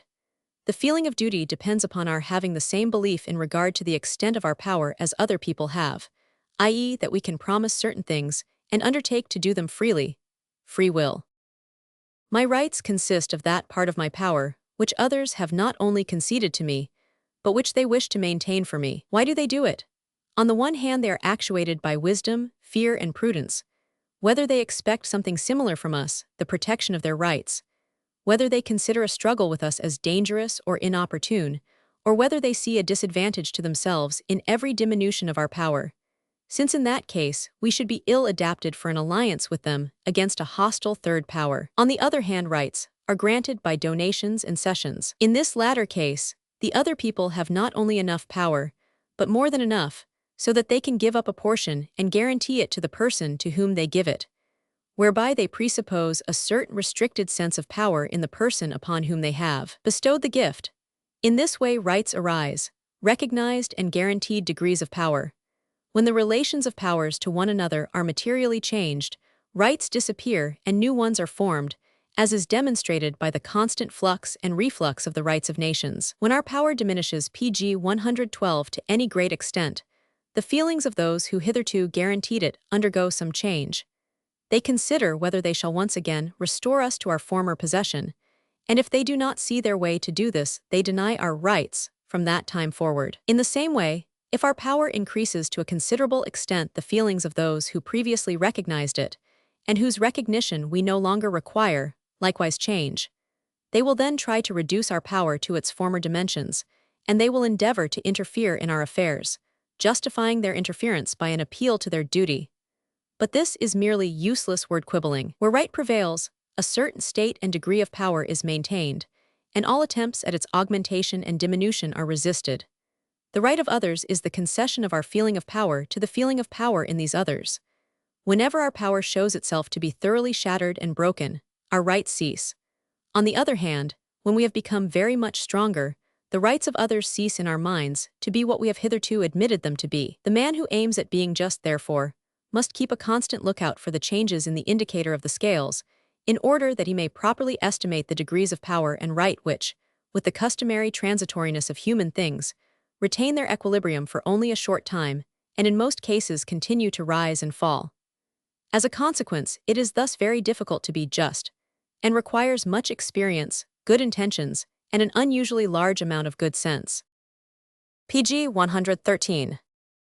Striving for distinction. When we strive after distinction, we must ceaselessly keep our eyes fixed on our neighbor and endeavor to ascertain what his feelings are. But the sympathy and knowledge which are necessary to satisfy this desire are far from being inspired by harmlessness, compassion, or kindness. On the contrary, we wish to perceive or find out in what way our neighbor suffers from us, either internally or externally, how he loses control over himself and yields to the impression which our hand, or even our mere appearance makes on him. Even when he who aspires to distinction makes or wishes to make a joyful, elevating, or cheerful impression, he does not enjoy this success in that he rejoices, exalts, or cheers his neighbor, but in that he leaves his impress on the latter's soul, changing its form and dominating it according to his will. The desire for distinction is the desire to subject one's neighbor, even if it be merely in an indirect fashion, one only felt or even only dreamt of. There is a long series of stages in this secretly desired will to subdue, and a very complete record of them would perhaps almost be like an excellent history of culture, from the early distortions of barbarism down to the caricatures of modern over-refinement and sickly idealism. This desire for distinction entails upon our neighbor to indicate only a few rungs of the long ladder: torture first of all, followed by blows, then terror, anxious surprise, wonder, envy, admiration, pg 114 elevation, pleasure, joy, laughter, derision, mockery, sneers, scourging, and self-inflicted torture. There at the very top of the ladder stands the ascetic and martyr, who himself experiences the utmost satisfaction, because he inflicts on himself, as a result of his desire for distinction, that pain which his opposite, the barbarian on the first rung of the ladder, inflicts upon those others, upon whom and before whom he wishes to distinguish himself. The triumph of the ascetic over himself, his introspective glance, which beholds a man split up into a sufferer and a spectator, and which henceforth never looks at the outside world, but to gather from it, as it were, wood for his own funeral pyre. This final tragedy of the desire for distinction, which shows us only one person who, so to speak, is consumed internally, that is an end worthy of the beginning. In both cases there is an inexpressible happiness at the sight of torture. Indeed, happiness considered as a feeling of power developed to the utmost, has perhaps never reached a higher pitch of perfection on earth than in the souls of superstitious ascetics. This is expressed by the Brahmins in the story of King Vishwamitra, who obtained so much strength by thousands of years of penance that he undertook to construct a new heaven. I believe that in the entire category of inward experiences, the people of our time are mere novices and clumsy guessers who try to have a shot at it. 4,000 years ago, much more was known about these execrable refinements of self-enjoyment. Perhaps at that time, the creation of the world was imagined by some Hindu dreamer pg 115 to have been an ascetic operation, which a god took upon himself. Perhaps this god may have wished to join himself to a mobile nature as an instrument of torture, in order thus to feel his happiness and power doubled. And even supposing him to have been a god of love, what a delight it would have been for him to create a suffering mankind in order that he himself might suffer divinely and superhumanly from the sight of the continual torture of his creatures, and thus to tyrannize over himself. And again, supposing him to have been not only a god of love, but also a god of holiness, we can scarcely conceive the ecstasies of this divine ascetic while creating sins and sinners and eternal punishment, and an immense place of eternal torture below his throne, where there is a continual weeping and wailing and gnashing of teeth. It is not by any means impossible that the soul of a St. Paul, a Dante, or a Calvin, and people like them, may once have penetrated into the terrifying secrets of such voluptuousness of power, and in view of such souls we may well ask whether the circle of this desire for distinction has come to a close with the ascetic. Might it not be possible for the course of this circle to be traversed a second time, by uniting the fundamental idea of the ascetic, and at the same time that of a compassionate deity? In other words, pain would be given to others in order that pain might be given to one's self, so that in this way one could triumph over one's self and one's pity to enjoy the extreme voluptuousness of power. Forgive me these digressions, which come to my mind when I think pg 116 of all the possibilities in the vast domain of psychical debaucheries to which one may be led by the desire for power. On the knowledge of the sufferer, the state of sick men who have suffered long and terribly from the torture inflicted upon them by their illness, and whose reason has nevertheless not been in any way affected, is not without a certain amount of value in our search for knowledge, quite apart from the intellectual benefits which follow upon every profound solitude and every sudden and justified liberation from duties and habits. The man who suffers severely looks forth with terrible calmness from his state of suffering upon outside things. All those little lying enchantments, by which things are usually surrounded when seen through the eye of a healthy person, have vanished from the sufferer.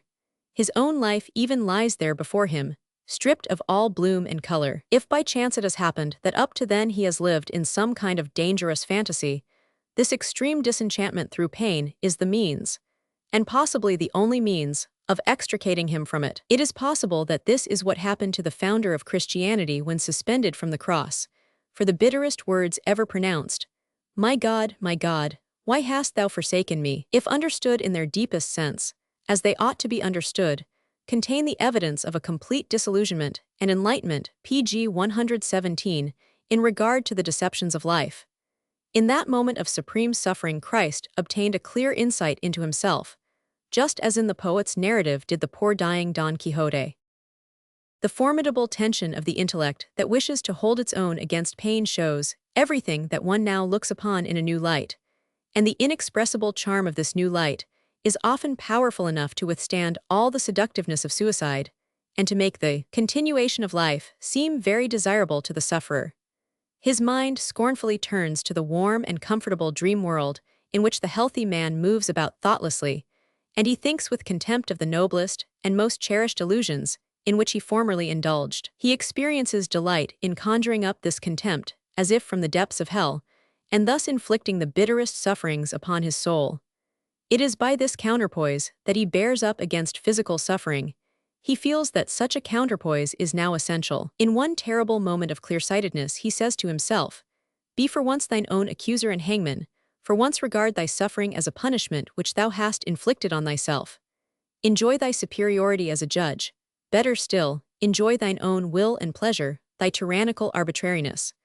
Raise thyself above thy life as above thy suffering, and look down into the depth of reason and unreason." Our pride revolts as it never did before. It experiences an incomparable charm in defending life against such a tyrant as suffering, and against all the insinuations of this tyrant, who would fain urge pg 118 us to give evidence against life. We are taking the part of life in the face of this tyrant. In this state of mind, we take up a bitter stand against all pessimism, in order that it may not appear to be a consequence of our condition, and thus humiliate us as conquered ones. The charm of being just in our judgments was also never greater than now, for now this justice is a triumph over ourselves, and over so irritated a state of mind that unfairness of judgment might be excused. But we will not be excused. It is now, if ever, that we wish to show that we need no excuse. We pass through downright orgies of pride. And now appears the first ray of relief, of recovery, and one of its first effects is that we turn against the preponderance of our pride. We call ourselves foolish and vain, as if we had undergone some unique experience. We humiliate ungratefully this all-powerful pride, the aid of which enabled us to endure the pain we suffered, and we call vehemently for some antidote for this pride. We wish to become strangers to ourselves, and to be freed from our own person, after pain has forcibly made us personal too long. Away with this pride, we cry. It was only another illness and convulsion. Once more we look longingly at men and nature, and recollect with a sorrowful smile that now, since the veil has fallen, we regard many things concerning them in a new and different light. But we are refreshed by once more seeing the softened lights of life, and emerge from that fearfully dispassionate daylight in which we as sufferers saw things and through things.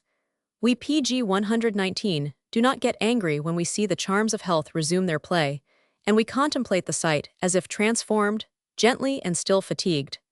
In this state we cannot listen to music without weeping. The so-called ego, language, and the prejudices upon which language is based very often act as obstacles in our paths when we proceed to explore internal phenomena and impulses. As one example, we may instance the fact that there are only words to express the superlative degrees of these phenomena and impulses. Now, it is our habit no longer to observe accurately when words fail us, since it is difficult in such cases to think with precision. In former times, even, people involuntarily came to the conclusion that where the domain of words ceased, the domain of existence ceased also. Wrath, hatred, love, pity, desire, recognition, joy, pain. All these are names indicating extreme conditions, the milder and middle stages, and even more particularly the ever-active lower stages, escape our attention, and yet it is they which weave the warp and woof of our character and destiny. It often happens that these extreme outbursts, and even the most moderate pleasure or displeasure of which we are actually conscious, whether in partaking of food or listening to a sound, is possibly, if properly estimated, merely an extreme outburst, destroy the texture, and are then violent exceptions, in most cases the consequences of some congestions, And how easily as such can they pg 120 mislead the observer? As indeed they mislead the person acting. We are all of us not what we appear to be according to the conditions, for which alone we have consciousness and words, and consequently praise and blame. We fail to recognize ourselves after these coarse outbursts which are known to ourselves alone. We draw conclusions from data where the exceptions prove stronger than the rules. We misinterpret ourselves in reading our own ego's pronouncements, which appeared to be so clear. But our opinion of ourselves, this so-called ego which we have arrived at by this wrong method, contributes henceforth to form our character and destiny. The unknown world of the subject. What men have found it so difficult to understand from the most ancient times down to the present day is their ignorance in regard to themselves, not merely with respect to good and evil, but something even more essential. The oldest of illusions lives on, namely, that we know, and know precisely in each case, how human action is originated. Not only God who looks into the heart, not only the man who acts and reflects upon his action, but everybody does not doubt that he understands the phenomena of action in everyone else. I know what I want and what I have done. I am free and responsible for my act, and I make others responsible for their acts. I can mention by its name every moral possibility and every internal movement which precedes an act. Ye may act as pg 121 ye will. I understand myself and I understand you all. Such was what everyone thought once upon a time, and almost everyone thinks so even now. Socrates and Plato, who in this matter were great skeptics and admirable innovators, were nevertheless intensely credulous in regard to that fatal prejudice, that profound error, which holds that the right knowledge must necessarily be followed by the right action. In holding this principle, they were still the heirs of the universal folly and presumption that knowledge exists concerning the essence of an action. It would indeed be dreadful if the comprehension of the essence of a right action were not followed by that right action itself. This was the only manner in which these great men thought it necessary to demonstrate this idea. The contrary seemed to them to be inconceivable and mad. And nevertheless, this contrary corresponds to the naked reality which has been demonstrated daily and hourly, from time immemorial. Is it not a dreadful truth that all that we know about an act is never sufficient to accomplish it, that the bridge connecting the knowledge of the act with the act itself has never yet been built? Acts are never what they appear to us to be. We have taken great pains to learn that external things are not as they appear to us. Well, it is the same with internal phenomena. All moral acts are in reality something different.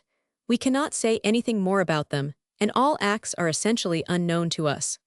The general belief, however, has been and still is quite the contrary.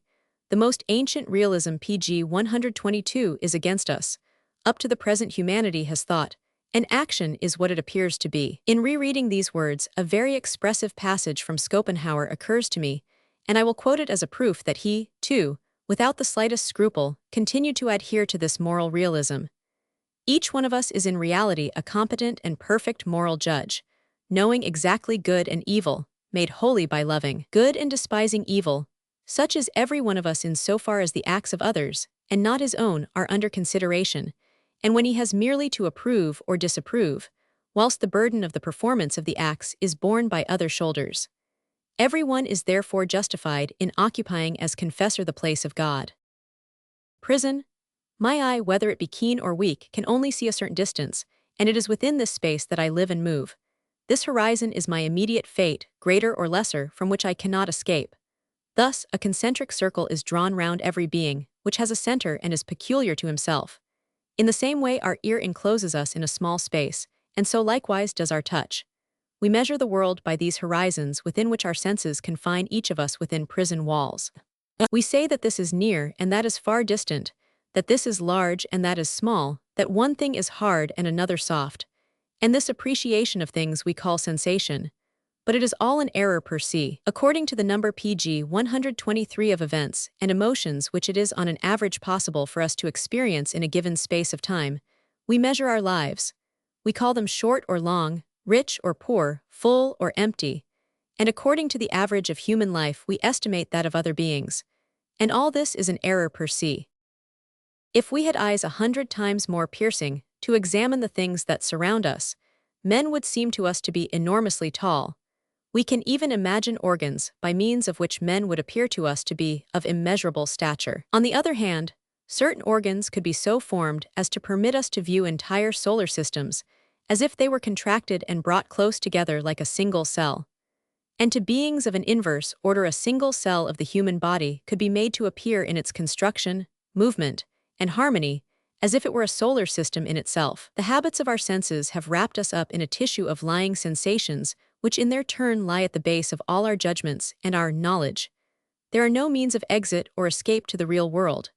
We are like spiders in our own webs, and whatever we may catch in them, it will only be something that our web is capable of catching.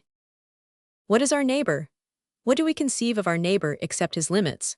I mean that whereby he, as it were, engraves and stamps himself in and upon us. We can understand nothing of him except the changes which take place pg 124 upon our own person, and of which he is the cause. What we know of him is like a hollow, mottled space. We impute to him the feelings which his acts arouse in us, and thus give him a wrong and inverted positivity. We form him after our knowledge of ourselves into a satellite of our own system, and if he shines upon us or grows dark, and we in any case are the ultimate cause of his doing so, we nevertheless still believe the contrary. O world of phantoms in which we live! O world so perverted, topsy-turvy and empty, and yet dreamt of as full and upright! Experience and invention. To however high a degree a man can attain to knowledge of himself, nothing can be more incomplete than the conception which he forms of the instincts constituting his individuality. He can scarcely name the more common instincts, their number and force, their flux and reflux, their action and counteraction, and above all, the laws of their nutrition, remain absolutely unknown to him. This nutrition, therefore, becomes a work of chance. The daily experiences of our lives throw their prey now to this instinct and now to that, and the instincts gradually seize upon it. But the ebb and flow of these experiences does not stand in any rational relationship to the nutritive needs of the total number of the instincts. Two things, then, must always happen. Some cravings will be neglected and starved to death, while others will be overfed. Every moment in the life of man causes some polypus arms of his being to grow, and pg 125 others to wither away, in accordance with the nutriment which that moment may or may not bring with it. Our experiences, as I have already said, are all in this sense means of nutriment, but scattered about with a careless hand, and without discrimination between the hungry and the overfed. As a consequence of this accidental nutrition of each particular part, the polypus in its complete development will be something just as fortuitous as its growth. To put this more clearly, let us suppose that an instinct or craving has reached that point when it demands gratification, either the exercise of its power or the discharge of it, or the filling up of a vacuum. All this is metaphorical language. Then it will examine every event that occurs in the course of the day to ascertain how it can be utilized with the object of fulfilling its aim. Whether the man runs or rests, or is angry, or reads, or speaks, or fights, or rejoices, the unsatiated instinct watches, as it were, every condition into which the man enters, and as a rule, if it finds nothing for itself it must wait, still unsatisfied. After a little while it becomes feeble, and at the end of a few days or a few months, if it has not been satisfied, it will wither away like a plant which has not been watered. This cruelty of chance would perhaps be more conspicuous if all the cravings were as vehement in their demands as hunger, which refuses to be satisfied with imaginary dishes. But the great majority of our instincts, especially those which are called moral, are thus easily satisfied, if it be permitted to suppose that our dreams serve as compensation to a certain extent for the accidental pg 126 absence of nutriment during the day. Why was last night's dream full of tenderness and tears, that of the night before amusing and gay, and the previous one adventurous and engaged in some continual obscure search? How does it come about that in this dream I enjoy indescribable beauties of music, and in that one I soar and fly upwards with the delight of an eagle to the most distant heights? These inventions in which our instincts of tenderness, merriment, or adventurousness, or our desire for music and mountains, can have free play and scope, and everyone can recall striking instances, are interpretations of our nervous irritations during sleep, very free and arbitrary interpretations of the movements of our blood and intestines, and the pressure of our arm and the bed coverings, or the sound of a church bell, the weathercocks, the moths, and so on. That this text, which on the whole is very much the same for one night as another, is so differently commented upon, that our creative reason imagines such different causes for the nervous irritations of one day as compared with another, may be explained by the fact that the prompter of this reason was different today from yesterday. Another instinct or craving wished to be satisfied, to show itself, to exercise itself and be refreshed and discharged. This particular one being at its height today, and another one being at its height last night. Real life has not the freedom of interpretation possessed by dream life. It is less poetic and less unrestrained. But is it necessary for me to show that our instincts, when we are awake, likewise merely interpret our nervous irritations, and pg 127 determine their causes, in accordance with their requirements?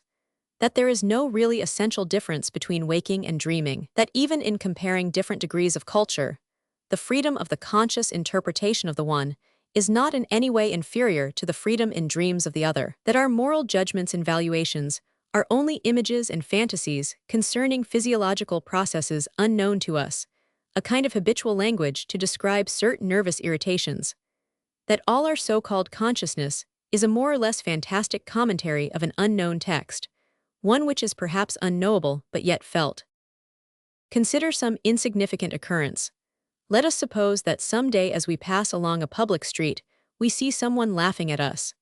In accordance with whatever craving has reached its culminating point within us at that moment, this incident will have this or that signification for us, and it will be a very different occurrence in accordance with the class of men to which we belong. One man will take it like a drop of rain, another will shake it off like a fly, a third person will try to pick a quarrel on account of it, a fourth will examine his garments to see if there is anything about them likely to cause laughter, and a fifth will in consequence think about what is ridiculous per se.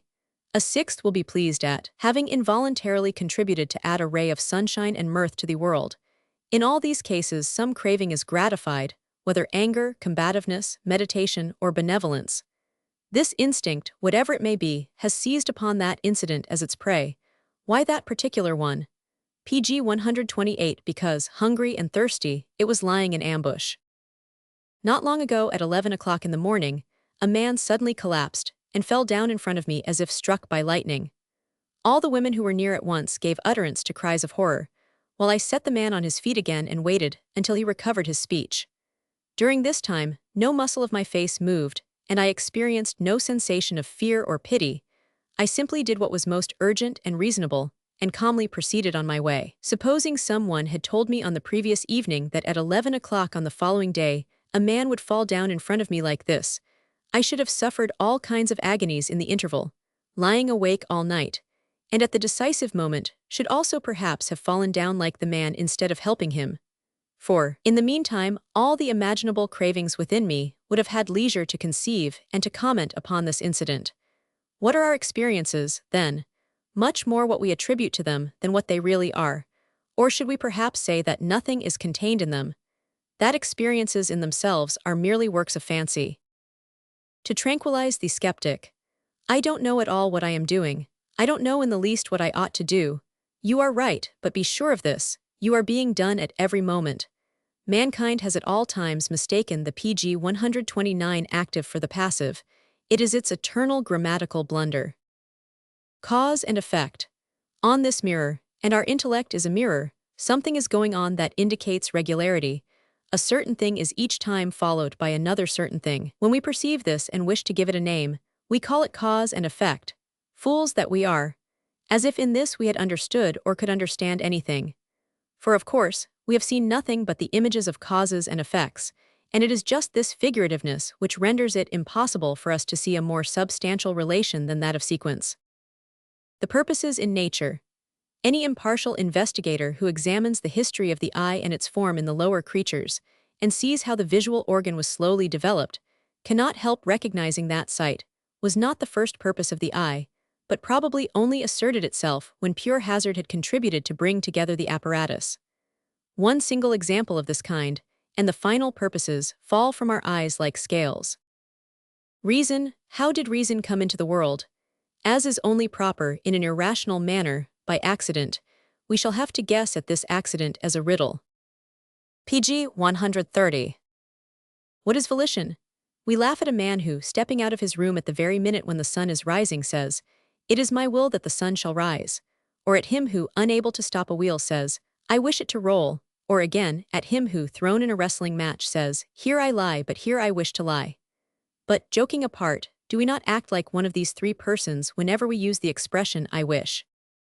On the domain of freedom, we can think many more things than we can do and experience, i.e., our faculty of thinking is superficial and is satisfied with what lies on the surface. It does not even perceive this surface.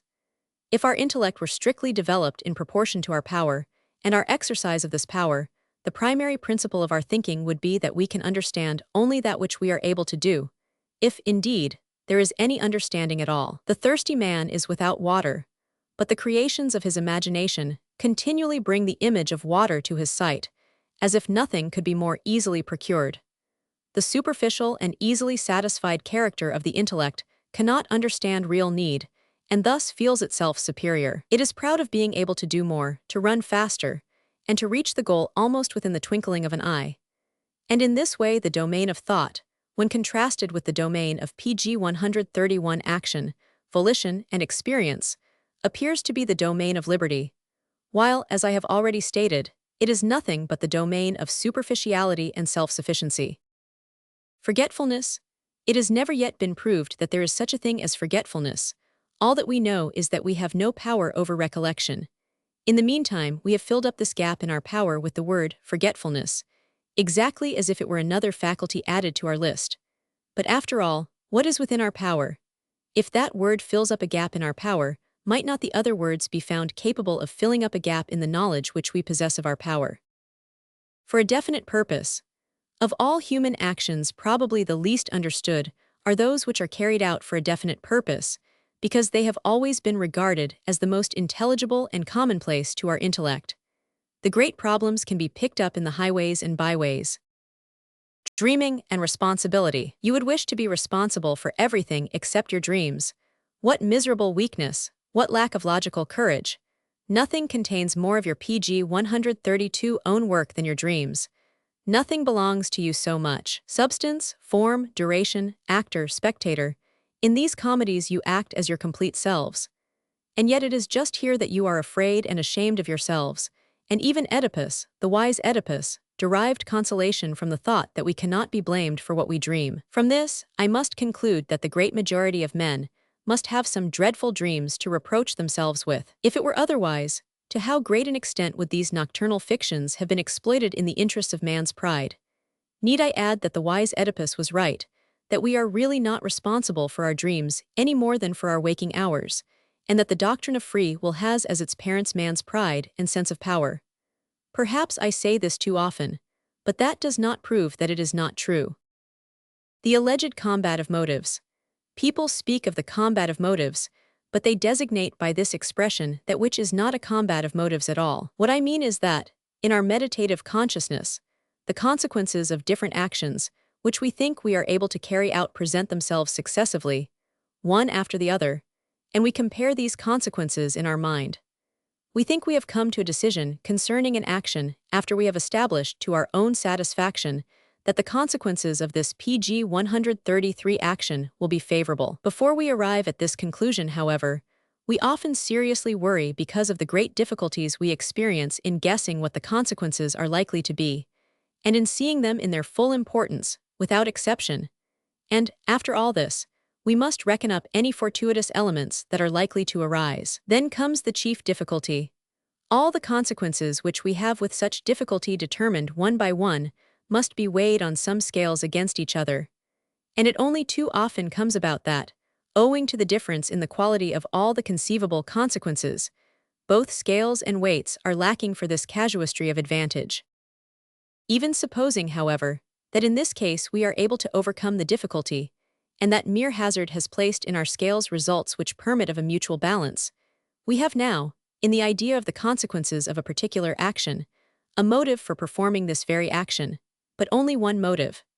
When we have finally decided to act, however, we are fairly often influenced by another order of motives than those of the image of the consequences. What brings this about may be the habitual working of our inner machinery, or some little encouragement on the part of a person whom we fear or honor or love, or the love of comfort which prefers to do that which lies nearest, or some stirring of the imagination provoked at the decisive moment by some event of trifling importance, or some physical influence which manifests itself quite unexpectedly.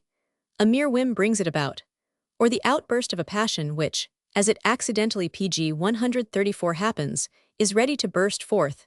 In a word, motives operate which we do not understand very well, or which we do not understand at all, and which we can never balance against one another in advance.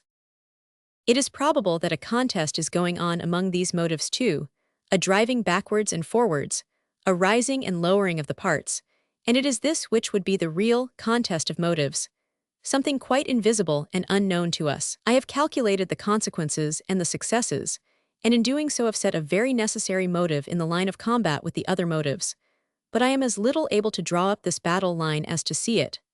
The battle itself is hidden from my sight, as likewise is the victory, as victory, for I certainly come to know what I shall finally do, but I cannot know what motive has in the end proved to be the victor. Nevertheless, we are decidedly not in the habit of taking all these unconscious phenomena into account, and we generally conceive of the preliminary stages of an action only so far as they are conscious. Thus we mistake the combat of the motives for a comparison of the possible consequences of different actions, a mistake that brings with it most important consequences, and consequences that are most fatal to the development of morals. Aims, will. We have accustomed ourselves to believe in two kingdoms, the domain of purposes and volition, and the domain of chance. In pg 135, this latter domain, everything is done senselessly. There is a continual going to and fro, without anyone being able to say why or wherefore. We stand in awe of this powerful realm of the great cosmic stupidity, for in most instances we learn to know it when it falls down upon the other world, that of aims and intentions, like a slate from a roof, always overwhelming some beautiful purpose of ours. This belief in these two kingdoms arises from ancient romanticism and legend. We clever dwarfs, with all our will and aims, are interfered with, knocked down, and very often crushed to death by those ultra-stupid giants, the accidents. But in spite of this, we should not like to be deprived of the fearful poetry of their proximity, for these monsters very often make their appearance when life in the spider's web of definite aims has become too tiresome or too anxious for us, and they sometimes bring about a divine diversion when their hands for once tear the whole web in pieces. Not that these irrational beings ever intend to do what they do, or even observe it, but their coarse and bony hands rend our web as if it were thin air. Moira was the name given by the Greeks to this realm of the incalculable and of sublime and eternal limitedness, and they set it round their gods like a horizon beyond which they could neither see nor act, with that secret defiance of the gods which one meets with in different nations. The gods are worshipped, but a final trump card is held in readiness to play against them. As instances of this, we may recollect that the Indians and the pg 136 Persians, who conceived all their gods as having to depend upon the sacrifices of mortals, so that if it came to the worst the mortals could, at least, let the gods die of starvation, or the gods of the stubborn and melancholy Scandinavians, who enjoyed a quiet revenge in the thought that a twilight of the gods was to come as some compensation for the perpetual fear which their evil gods caused them. The case of Christianity was very different, for its essential feelings were not those of the Indians, Persians, Greeks, or Scandinavians. Christianity commanded its disciples to worship in the dust the spirit of power, and to kiss the very dust. It gave the world to understand that this omnipotent realm of stupidity was not so stupid as it seemed, and that we, on the contrary, were stupid when we could not perceive that behind this realm stood God himself. He who, although fond of dark, crooked, and wonderful ways, at last brought everything to a glorious end. This new myth of God, who had hitherto been mistaken for a race of giants or Moira, and who was now himself the spinner and weaver of webs and purposes even more subtle than those of our own intellect. So subtle, indeed, that they appear to be incomprehensible and even unreasonable. This myth was so bold a transformation, and so daring a paradox that the over-refined ancient world could not resist it, however extravagant and contradictory the thing seemed. For let it be said in confidence, there was a contradiction in it. If our intellect cannot divine the intellect and aims of God, how did it divine this quality of its intellect and this quality of God's intellect? pg 137. In more modern times, indeed, the doubt has increased as to whether the slate that falls from the roof is really thrown by divine love, and mankind again harks back to the old romance of giants and dwarfs. Let us learn then, For it is time we did so, that even in our supposed separate domain of aims and reason the giants likewise rule. And our aims and reason are not dwarfs, but giants. And our own webs are just as often and as clumsily rent by ourselves as by the slate. And not everything is purpose that is called purpose, and still less is everything will that is called will. And if you come to the conclusion, then there is only one domain, that of stupidity and hazard. It must be added that possibly there is only one domain, possibly there is neither will nor aim, and we may only have imagined these things. Those iron hands of necessity that shake the dice box of chance continue their game indefinitely. Hence, it must happen that certain throws perfectly resemble every degree of appropriateness and good sense. It may be that our own voluntary acts and purposes are merely such throws, and that we are too circumscribed and vain to conceive our extremely circumscribed state, that we ourselves shake the dice box with iron hands, and do nothing in our most deliberate actions but play the game of necessity. Possibly, to rise beyond this possibly, we should indeed have been guests in the underworld, playing at dice and betting with Proserpine at the table of the goddess herself.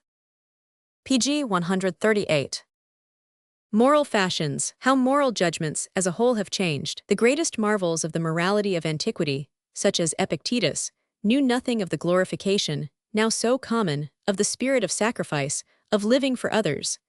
After the fashion of morality now prevailing, we should really call them immoral, for they fought with all their strength for their own ego and against all sympathy for others, especially for the sufferings and moral imperfections of others. Perhaps they would reply to us by saying, if you feel yourselves to be such dull and ugly people, by all means think of others more than yourselves. You will be quite right in doing so. The last echoes of Christianity in morals. On est bonque par la pity, il faut donc qu'il y ait quelque pity dans tous nos sentiments, so says morality nowadays. And how does this come about? The fact that the man who performs social, sympathetic, disinterested, and benevolent actions is now considered as the moral man. This is perhaps the most general effect, the most complete transformation, that Christianity has produced in Europe, perhaps in spite of itself, and not by any means because this was part of its essential doctrine, but this was the residuum of those Christian feelings that prevailed at the time when the contrary and thoroughly selfish faith in the one thing needful, the absolute pg 139 importance of eternal and personal salvation, together with the dogmas upon which this belief had rested, were gradually receding, and when the auxiliary beliefs in love and love of one's neighbor, harmonizing with the extraordinary practice of charity by the Church, were thereby coming to the front, the more people gradually became separated from the dogmas, the more did they seek some sort of justification for this separation in a cult of the love of humanity, not to fall short in this respect of the Christian ideal, but to excel it if possible, was the secret stimulus of all the French freethinkers from Voltaire to Auguste Comte. And this latter, with his famous moral formula, vivre pour autrui, has indeed out-Christianized even Christianity. It was Schopenhauer in Germany and John Stuart Mill in England who were the means of bringing into the greatest prominence this doctrine of sympathetic affections and of pity or utility to others as a principle of action. But these men themselves were only echoes. From about the time of the French Revolution, these doctrines have manifested themselves in various places with enormous force. Since then, they have shown themselves in their coarsest, as well as their most subtle form, and all socialistic principles have almost involuntarily taken their stand on the common ground of this doctrine. At the present time, there is perhaps no more widely spread prejudice than that of thinking that we know what really and truly constitutes morality. Everyone now seems to learn with satisfaction that society is beginning pg 140 to adapt the individual to the general needs, and that it is at the same time the happiness and sacrifice of each one to consider himself as a useful member and instrument of the whole. They have still, however, doubts as to the form in which this whole is to be looked for, whether in a state already existing, or in one which has yet to be established, or in a nation, or in an international brotherhood, or in new and small economic communities. On this point there is still much reflection, doubt, struggling, excitement, and passion. But it is pleasant and wonderful to observe the unanimity with which the ego is called upon to practice self-denial, until, in the form of adaptation to the whole, it once again secures its own fixed sphere of rights and duties. Until, indeed, it has become something quite new and different. Nothing else is being attempted, whether admitted or not, than the complete transformation, even the weakening and suppression of the individual. The supporters of the majority never tire of enumerating and anathematizing all that is bad, hostile, lavish, expensive, and luxurious in the form of individual existence that has hitherto prevailed. They hope that society may be administered in a cheaper, less dangerous, more uniform, and more harmonious way when nothing is left but large corporations and their members. All that is considered as good which in any way corresponds to this desire for grouping men into one particular society, and to the minor cravings which necessarily accompany this desire. This is the chief moral current of our time. Sympathy and social feelings are working pg 141 hand in glove. Kant is still outside of this movement. He expressly teaches that we should be insensible to the sufferings of others if our benevolence is to have any moral value, a doctrine which Schopenhauer, very angrily, as may easily be imagined, described as the Kantian absurdity. No longer thinking of oneself, let us seriously consider why we should jump into the water to rescue someone who has just fallen in before our eyes, although we may have no particular sympathy for him. We do it for pity's sake. No one thinks now but of his neighbor, so says thoughtlessness. Why do we experience grief and uneasiness when we see someone spit blood, although we may be really ill-disposed towards him and wish him no good? Out of pity, we have ceased to think of ourselves, so says thoughtlessness again. The truth is that in our pity, I mean by this what we erroneously call pity, we no longer think consciously of ourselves, but quite unconsciously, exactly as when slipping we unconsciously make the best countermotions possible in order to recover our balance, and in doing so clearly use all our intelligence. A mishap to another offends us. It would bring our impotence, or perhaps our cowardice, into strong relief if we could do nothing to help him, or in itself it would give rise to a diminution of our honor in the eyes of others and of ourselves. Or again, accidents that happen to others act as fingerposts to point out our own danger, and even as pg 142 indications of human peril and frailty, they can produce a painful effect upon us. We shake off this kind of pain and offense, and balance it by an act of pity behind which may be hidden a subtle form of self-defense or even revenge. That at bottom we strongly think of ourselves may easily be divined from the decision that we arrive at in all cases where we can avoid the sight of those who are suffering or starving or wailing. We make up our minds not to avoid such people when we can approach them as powerful and helpful ones, when we can safely reckon upon their applause, or wish to feel the contrast of our own happiness. Or, again, when we hope to get rid of our own boredom. It is misleading to call the suffering that we experience at such a sight, and which may be of a very different kind, commiseration. For in all cases, it is a suffering from which the suffering person before us is free. It is our own suffering, just as his suffering is his own. It is thus only this personal feeling of misery that we get rid of by acts of compassion. Nevertheless, we never act thus from one single motive. As it is certain that we wish to free ourselves from suffering thereby, it is also certain that by the same action we yield to an impulse of pleasure. Pleasure arises at the sight of a contrast to our own condition, at the knowledge that we should be able to help if only we wish to do so, at the thought of the praise and gratitude which we should gain if we did help, at the very act of helping, in so far as this might prove successful, and because something which is gradually seen to be successful gives pleasure to the doer. But even more particularly at the feeling that our intervention pg 143 brings to an end some deplorable injustice. Even the outburst of one's indignation is invigorating. All this, including even things still more subtle, comprises pity. How clumsily with this one word does language fall foul of such a complex and polyphonous organism. That pity, on the other hand, is identical with the suffering the sight of which brings it about, or that it has a particularly subtle and penetrating comprehension of it. This is in contradiction to experience, and he who has glorified pity under these two heads lacked sufficient experience in the domain of morals. That is why I am seized with some doubts when reading of the incredible things attributed by Schopenhauer to pity. It is obvious that he thereby wished to make us believe in the great novelty he brought forward, viz., that pity, the pity which he observed so superficially and described so badly, was the source of all and every past and future moral action, and all this precisely because of those faculties which he had begun by attributing to it. What is it in the end that distinguishes men without pity from men who are really compassionate? In particular, to give merely an approximate indication, they have not the sensitive feeling for fear, the subtle faculty for perceiving danger. Nor yet is their vanity so easily wounded if something happens which they might have been able to prevent.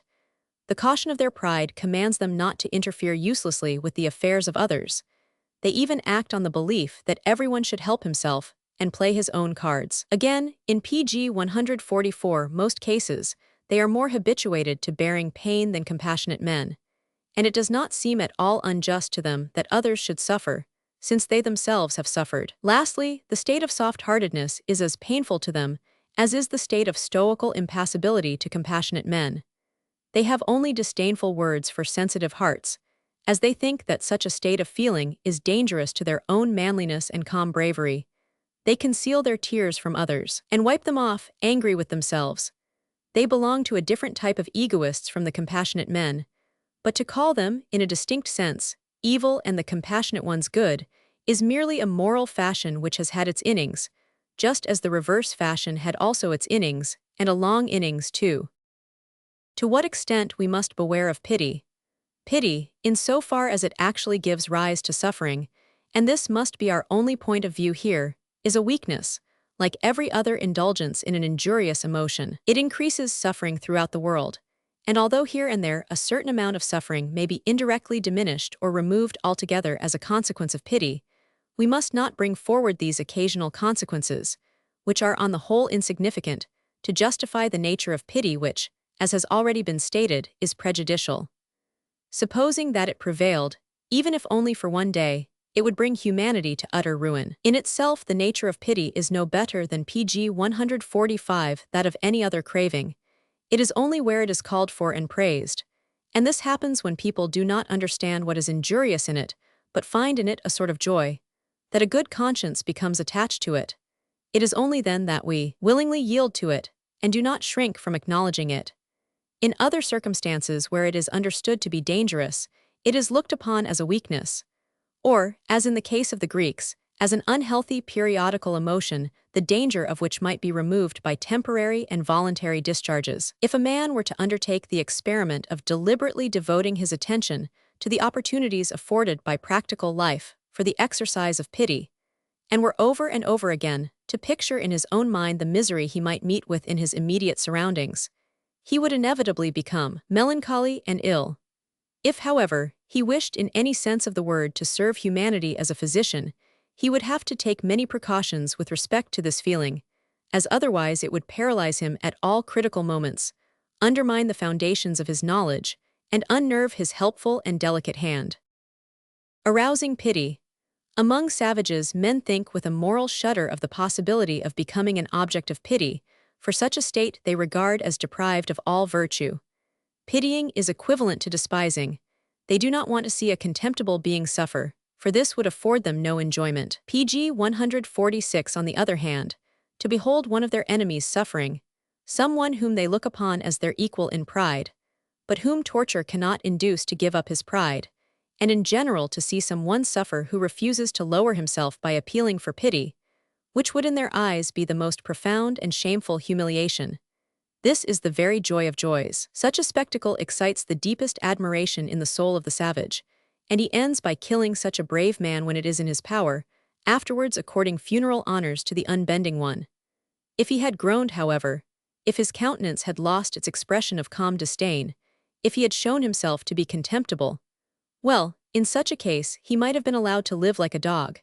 He would no longer have aroused the pride of the spectator, and pity would have taken the place of admiration. Happiness in pity. If, as is the case among the Hindus, we decree the end and aim of all intellectual activity to be the knowledge of human misery, and if for generation after generation this dreadful resolution be steadily adhered to, pity in the eyes of such men of hereditary pessimism comes to have a new value as a preserver of life, something that helps to make existence endurable, although it may seem worthy of being rejected with horror and disgust. Pity becomes an antidote to suicide, a sentiment which brings pleasure with it and enables us to taste superiority in small doses. It pg 147 gives some diversion to our minds, makes our hearts full, banishes fear and lethargy, and incites us to speak, to complain, or to act. It is a relative happiness when compared with the misery of the knowledge that hampers the individual on every side, bewilders him, and takes away his breath. Happiness, however, no matter of what nature it may be, gives us air and light and freedom of movement. Why double the ego? To view our own experiences in the same light as we are in the habit of looking at those of others is very comforting and an advisable medicine. On the other hand, to look upon the experiences of others and adopt them as if they were our own, which is called for by the philosophy of pity, would ruin us in a very short time. Let us only make the experiment without trying to imagine it any longer. The first maxim is, in addition, undoubtedly more in accordance with reason and goodwill towards reason, for we estimate more objectively the value and significance of an event when it happens to others. The value, for instance, of a death, loss of money, or slander. But pity, taking as its principle of action the injunction, suffer the misfortune of another as much as he himself, would lead the point of view of the ego, with all its exaggerations and deviations, to become the point of view of the other person, the sympathizer, so that we should have to suffer at the same time from our own ego and the other's ego. In this way, we would voluntarily overload pg 148 ourselves with a double irrationality, instead of making the burden of our own as light as possible. Becoming more tender. Whenever we love someone and venerate and admire him, and afterwards come to perceive that he is suffering, which always causes us the utmost astonishment, since we cannot but feel that the happiness we derive from him must flow from a superabundant source of personal happiness, our feelings of love, veneration, and admiration are essentially changed. They become more tender, that is, the gap that separates us seems to be bridged over, and there appears to be an approach to equality. It now seems possible to give him something in return, whilst we had previously imagined him as being altogether above our gratitude. Our ability to requite him for what we have received from him arouses in us feelings of much joy and pleasure. We endeavor to ascertain what can best calm the grief of our friend, and we give it to him. If he wishes for kind words, looks, attentions, services, or presents, we give them. But above all, if he would like to see us suffering from the sight of his suffering, we pretend to suffer, for all this secures for us the enjoyment of active gratitude, which is equivalent in a way to good-natured revenge. If he wants none of these things, and refuses to accept them from us, we depart from him chilled and sad, almost mortified. It appears to us as if our gratitude had been declined, and on this point of honor, even the PG 149 best of men is still somewhat touchy. It results from all this that even in the best case, there is something humiliating in suffering, and something elevating and superior in sympathy, a fact which will keep the two feelings apart forever and ever. Higher in name only. You say that the morality of pity is a higher morality than that of Stoicism. Prove it, but take care not to measure the higher and lower degrees of morality once more by moral yardsticks, for there are no absolute morals. So take your yardstick from somewhere else and be on your guard. Praise and blame. When a war has come to an unsuccessful conclusion, we try to find the man who is to blame for the war. When it comes to a successful conclusion, we praise the man who is responsible for it. In all unsuccessful cases, attempts are made to blame somebody, for non-success gives rise to dejection, against which the single possible remedy is involuntarily applied. A new incitement of the sense of power, and this incitement is found in the condemnation of the guilty one. This guilty one is not perhaps the scapegoat of the faults of others. He is merely the victim of the feeble, humiliated, and depressed people who wish to prove upon someone that they have not yet lost all their power. Even self-condemnation after a defeat may be the means of restoring the feeling of power. PG 150.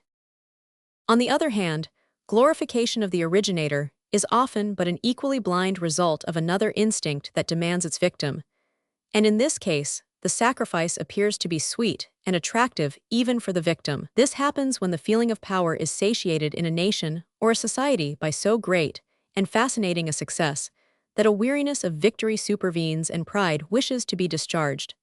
A feeling of self-sacrifice is aroused and looks for its object. Thus, whether we are blamed or praised, we merely, as a rule, provide opportunities for the gratification of others, and are only too often caught up and whirled away for our neighbors to discharge upon us their accumulated feelings of praise or blame.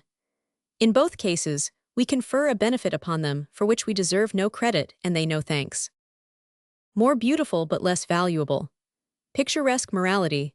Such is the morality of those passions characterized by sudden outbursts, abrupt transitions, pathetic, impressive, dreadful, and solemn attitudes and gestures. It is the semi-savage stage of morality. Never let us be tempted to set it on a higher plane merely on account of its aesthetic charms. Sympathy, in order to understand our neighbor, that is, in order to reproduce his sentiments in ourselves, we often, no doubt, plumb the cause of his feelings, as for example by asking ourselves, why pg 151 is he sad? In order that we may become sad ourselves for the same reason. But we much more frequently neglect to act thus, and we produce these feelings in ourselves in accordance with the effects which they exhibit in the person we are studying, by imitating in our own body the expression of his eyes, his voice, his gait, his attitude, or, at any rate, the likeness of these things in words, pictures, and music, or we may at least endeavor to mimic the action of his muscles and nervous system. A like feeling will then spring up in us, as the result of an old association of movements and sentiments, which has been trained to run backwards and forwards. We have developed to a very high pitch this knack of sounding the feelings of others, and when we are in the presence of anyone else, we bring this faculty of ours into play almost involuntarily.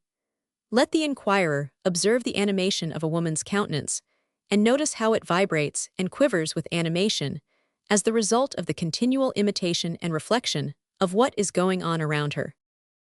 It is music, however, more than anything else that shows us what past masters we are in the rapid and subtle divination of feelings and sympathy.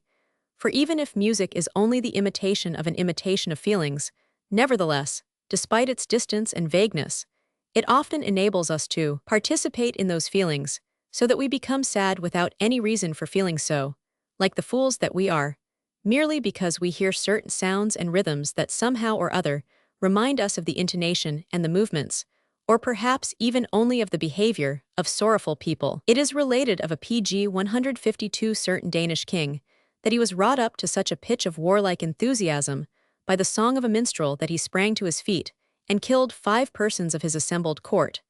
There was neither war nor enemy. There was rather the exact opposite. Yet the power of the retrospective inference from a feeling to the cause of it was sufficiently strong in this king to overpower both his observation and his reason. Such, however, is almost invariably the effect of music, provided that it thrills us, and we have no need of such paradoxical instances to recognize this.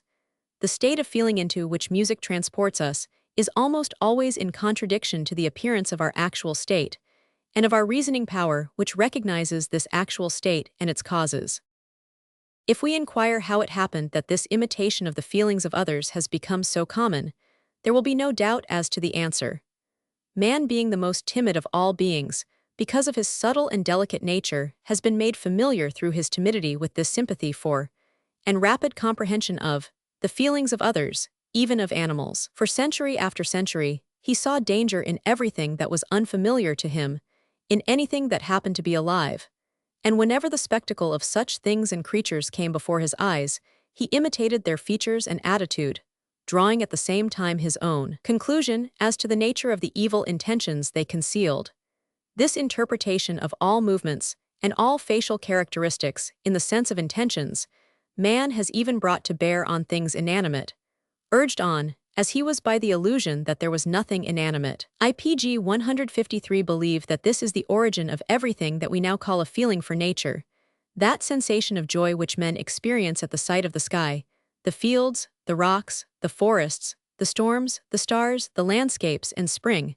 Without our old habits of fear which forced us to suspect behind everything a kind of second and more recondite sense, we should now experience no delight in nature, in the same way as men and animals do not cause us to rejoice if we have not first been deterred by that source of all understanding, namely, fear.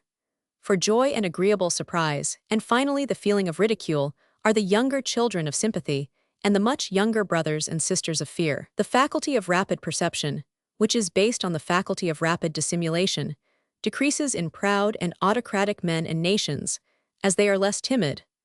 But on the other hand, every category of understanding and dissimulation is well known to timid peoples, and among them is to be found the real home of imitative arts and superior intelligence. When proceeding from the theory of sympathy such as I have just outlined, I turn my attention to the theory, now so popular and almost sacrosanct, of a mystical process by means of which pity blends two beings into one, and thus permits them immediately to understand one another. When I recollect that even so clear a brain as Schopenhauer's delighted in such fantastic nonsense, and that he in his turn transplanted this delight into other lucid and semi-lucid brains, I feel unlimited astonishment and compassion. How great must be the pleasure we experience in this senseless tomfoolery. How PG 154 near must even a sane man be to insanity as soon as he listens to his own secret intellectual desires. Why did Schopenhauer really feel so grateful, so profoundly indebted to Kant?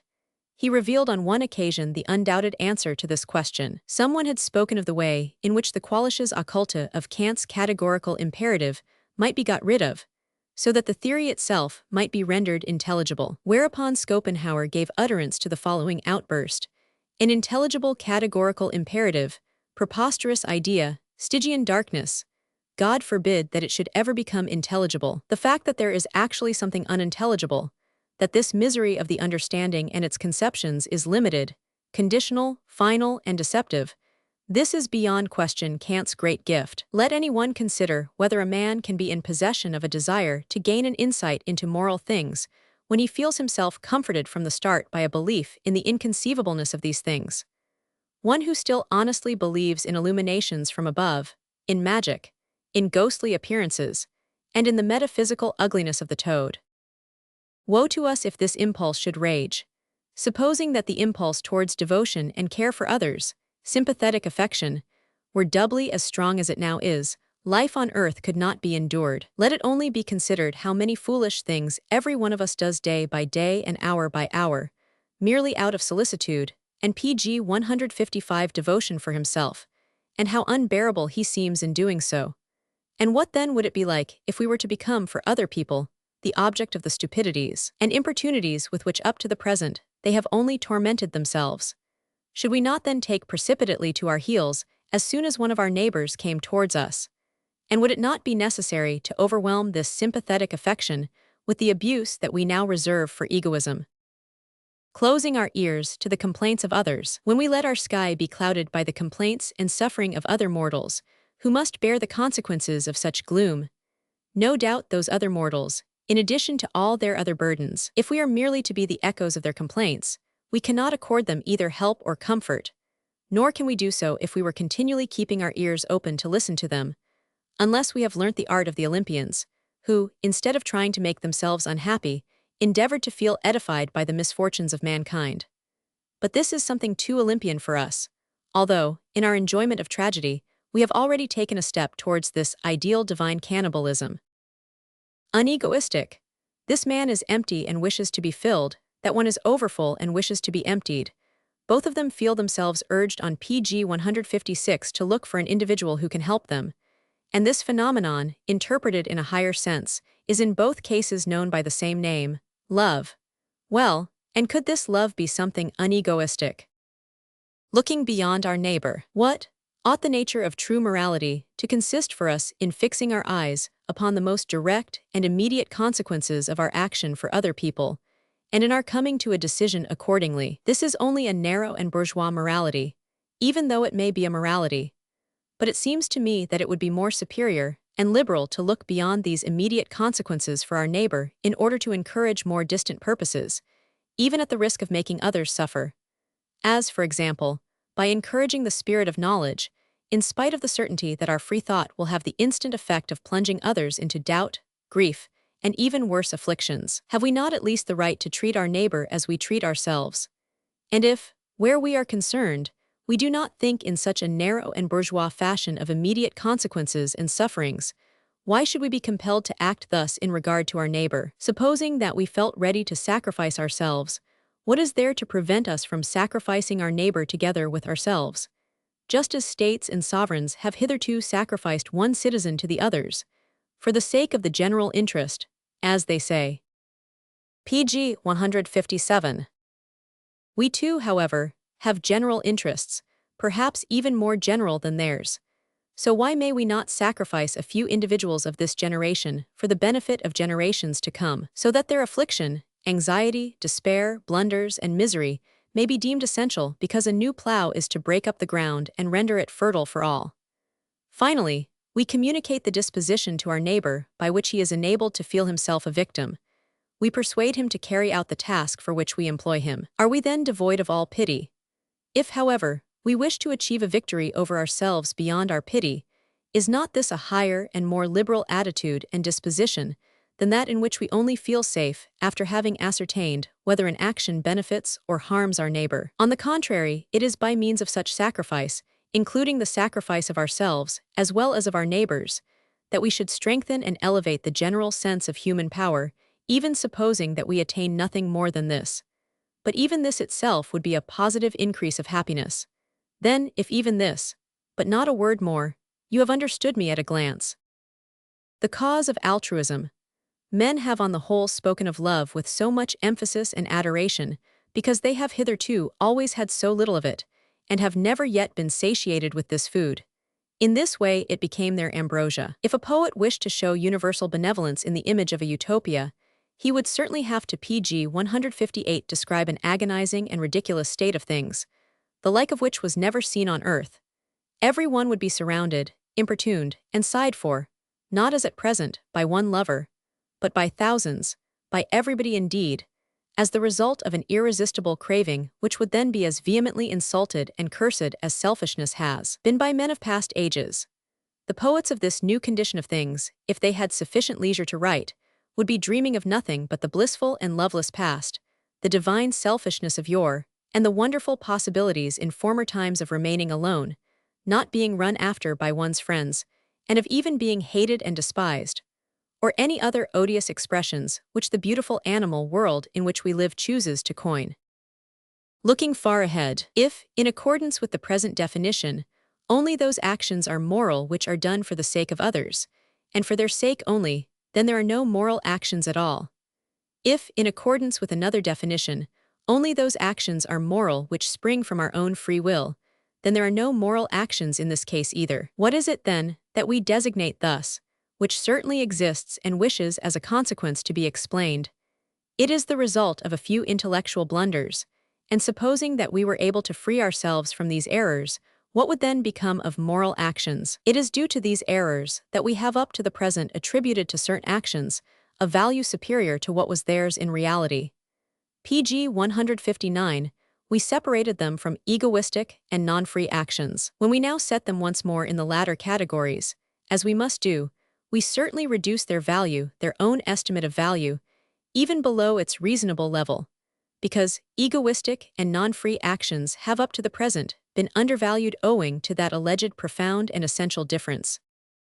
In future, then, will these very actions be less frequently performed, since they will be less highly esteemed? Inevitably, or at all events for a fairly long time, as long as the scale of valuations remains under the reacting influence of former mistakes. We make some return for this by giving back to men their good courage for the carrying out of actions that are now reputed to be selfish, and thus restore their value. We relieve men's bad consciences. And as up to the present egoistic actions have been by far the most frequent, and will be so to all eternity, we free the whole conception of these actions and of life from its evil appearance. This is a very high and important result. When men no longer believe themselves to be evil, they cease to be so. pg 161. Book 3.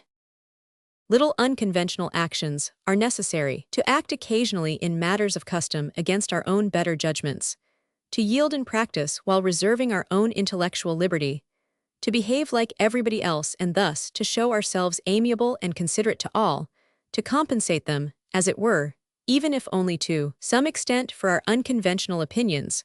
All this among many tolerably liberal-minded men is looked upon not only as permissible, but even as honorable, humane, tolerant, and unpedantic, or whatever fine words may be used to lull to sleep the intellectual conscience. So, for example, one man, although he may be an atheist, has his infant baptized in the usual Christian fashion.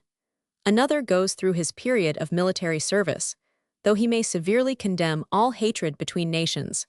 And a third runs into the church with a girl because she comes from a religious family, and makes his vows to a priest without feeling ashamed of it. It is of no importance if one of us does what everyone else does and has done, so says ignorant prejudice. What a profound mistake. pg 162, for nothing is of greater importance than that a powerful, long-established, and irrational custom should be once again confirmed by the act of someone who is recognized as rational. In this way, the proceeding is thought to be sanctioned by reason itself. All honor to your opinions, but little unconventional actions are of still greater value. The hazard of marriages. If I were a god, and a benevolent god, the marriages of men would cause me more displeasure than anything else. An individual can make very great progress within the 70 years of his life, yea, even within 30 years. Such progress, indeed, as to surprise even the gods. But when we then see him exposing the inheritance and legacy of his struggles and victories, the laurel crown of his humanity, on the first convenient peg where any female may pick it to pieces for him, when we observe how well he can acquire, and how little he is capable of preserving his acquisitions, and how he does not even dream that by procreation he might prepare a still more victorious life, we then, indeed, become impatient and say, nothing can in the end result from humanity, individuals are wasted, for all rationality of a great advance of humanity is rendered impossible by the hazard of marriages. Let us cease from being the assiduous spectators and fools of this aimless drama. It was in this mood that the gods of Epicurus withdrew long ago to their divine seclusion and felicity. They were tired of men and their love affairs. pg 163. Here are new ideals to invent. At a time when a man is in love, he should not be allowed to come to a decision about his life, and to determine once, and for all the character of his society on account of a whim. We ought publicly to declare invalid the vows of lovers, and to refuse them permission to marry. And this because we should treat marriage itself much more seriously, so that in cases where it is now contracted it would not usually be allowed in future. Are not the majority of marriages such that we should not care to have them witnessed by a third party? And yet this third party is scarcely ever lacking, the child, and he is more than a witness. He is the whipping boy and scapegoat. Formula of oath. If I am now telling a lie, I am no longer an honorable man, and everyone may say so to my face. I recommend this formula in place of the present judicial oath and its customary invocation to the deity. It is stronger. There is no reason why even religious men should oppose it, for as soon as the customary oath no longer serves, all the religious people will have to turn to their catechism, which says, "Thou shalt not take the name of the Lord thy God in vain." The malcontent. He is one of the brave old warriors, angry with civilization because he believes pg 164 that its object is to make all good things, honor, rewards, and fair women, accessible even to cowards. Consolation amid perils. The Greeks, in the course of a life that was always surrounded by great dangers and cataclysms, endeavored to find in meditation and knowledge a kind of security of feeling, a last refugium. We, who live in a much more secure state, have introduced danger into meditation and knowledge, and it is in life itself that we endeavor to find repose, a refuge from danger. Extinct skepticism. Hazardous enterprises are rarer in modern times than in antiquity and in the Middle Ages, probably because modern times have no more belief in omens, oracles, stars, and soothsayers. In other words, we have become incapable of believing in a future which is reserved for us, as the ancients did, who, in contradistinction to ourselves, were much less skeptical regarding that which is to be than that which is. Evil through exuberance. Oh, that we should not feel too happy. Such was the secret fear of the Greeks in their best age. That is why they preached moderation to themselves. And we. pg 165. The worship of natural sounds. What signification can we find in the fact that our culture is not only indulgent to the manifestations of grief, such as tears, complaints, reproaches, and attitudes of rage and humility, but even approves them and reckons them among the most noble and essential things, while on the other hand, the spirit of ancient philosophy looked down upon them with contempt, without admitting their necessity in any way. Let us remember how Plato, who was by no means one of the most inhuman of the philosophers, speaks of the Philoctetus of the tragic stage. Is it possible that our modern culture is wanting in philosophy? Or, in accordance with the valuations of those old philosophers, do we perhaps all form part of the mob? The climate for flattery. In our day, flatterers should no longer be sought at the courts of kings, since these have all acquired a taste for militarism, which cannot tolerate flattery. But this flower even now often grows in abundance in the neighborhood of bankers and artists. The revivers. Vain men value a fragment of the past more highly from the moment when they are able to revive it in their imagination, especially if it is difficult to do so. They would pg 166 even like, if possible, to raise it from the dead. Since, however, the number of vain people is always very large, the danger presented by historical studies, if an entire epoch devotes its attention to them, is by no means small. Too great an amount of strength is then wasted on all sorts of imaginable resurrections. The entire movement of Romanticism is perhaps best understood from this point of view. Vain, greedy, and not very wise. Your desires are greater than your understanding, and your vanity is even greater than your desires. To people of your type, a great deal of Christian practice and a little Schopenhauerian theory may be strongly recommended. Beauty corresponding to the age. If our sculptors, painters, and musicians wish to catch the significance of the age, they should represent beauty as bloated, gigantic, and nervous, just as the Greeks, under the influence of their morality of moderation, saw and represented beauty in the Apollo de Belvedere. We should indeed call him ugly, but the pedantic classicists have deprived us of all our honesty. The irony of the present time. At the present day, it is the habit of Europeans to treat all matters of great importance with irony, because, as pg 167, the result of our activity in their service, we have no time to take them seriously. Against Rousseau, if it is true that there is something contemptible about our civilization, we have two alternatives: of concluding with Rousseau that this despicable civilization is to blame for our bad morality, or to infer, contrary to Rousseau's view, that our good morality is to blame for this contemptible civilization. Our social conceptions of good and evil, weak and effeminate as they are, and their enormous influence over both body and soul, have had the effect of weakening all bodies and souls, and of crushing all unprejudiced, independent, and self-reliant men, the real pillars of a strong civilization. Wherever we still find the evil morality today, we see the last crumbling ruins of these pillars. Thus let paradox be opposed by paradox. It is quite impossible for the truth to lie with both sides, and can we say indeed that it lies with either? Decide for yourself. Perhaps premature, it would seem at the present time that, under many different and misleading names, and often with a great want of clearness, those who do not feel themselves attached to morals and to established laws are taking the first initial steps to organize themselves, and thus to create a right for themselves. Whilst hitherto, pg 168 as criminals, freethinkers, immoral men and miscreants, they have lived beyond the pale of the law, under the bane of outlawry and bad conscience, corrupted and corrupting.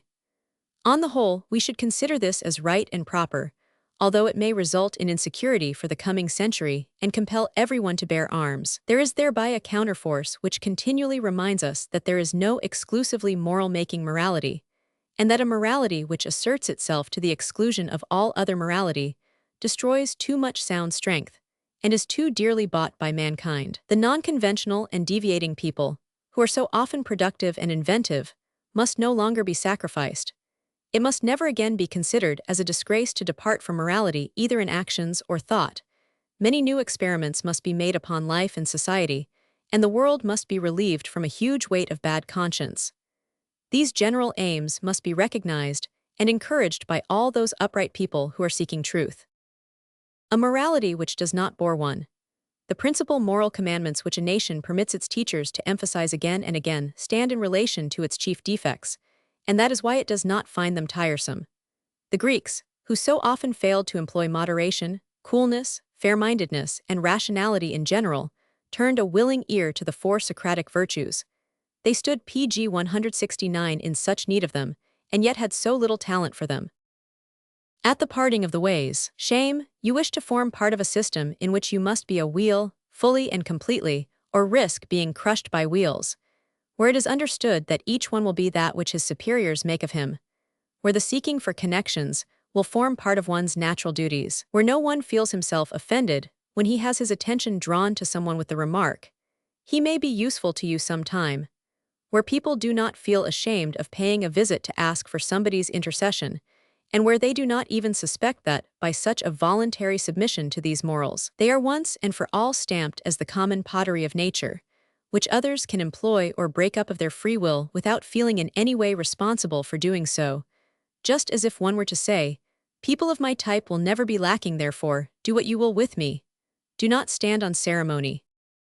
Unconditional homage. When I think of the most read German philosopher, the most popular German musician, and the most distinguished German statesman, I cannot but acknowledge that life is now rendered unusually arduous for these Germans.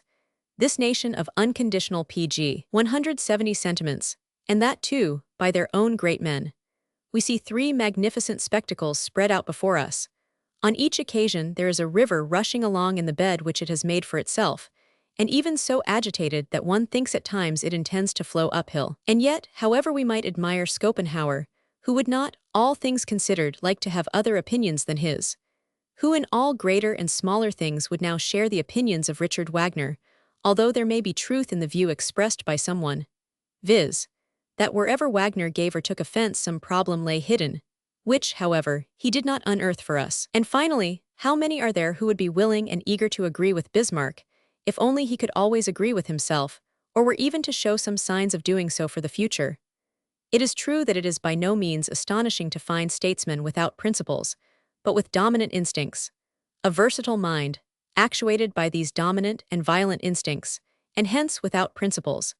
These qualities are looked upon as reasonable and natural in a statesman, but alas, this has up to the present been so un-German as the fuss made about music, and the discord and bad temper excited around the person of the musician, or as un-German as the new and extraordinary position taken up by Schopenhauer. He did not feel himself to be either above things or on his knees before them.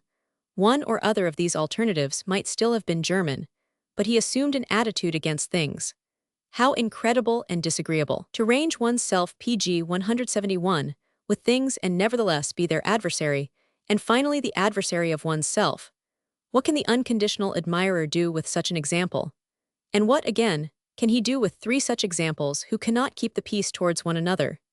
Here we see Schopenhauer as the antagonist of Wagner's music, Wagner attacking Bismarck's politics, and Bismarck attacking Wagnerism and Schopenhauerism. What remains for us to do? Where shall we flee with our thirst for wholesale hero worship? Would it not be possible to choose from the music of the musician a few hundred bars of good music which appealed to the heart, and which we should like to take to heart because they are inspired by the heart? Could we not stand aside with this small piece of plunder and forget the rest?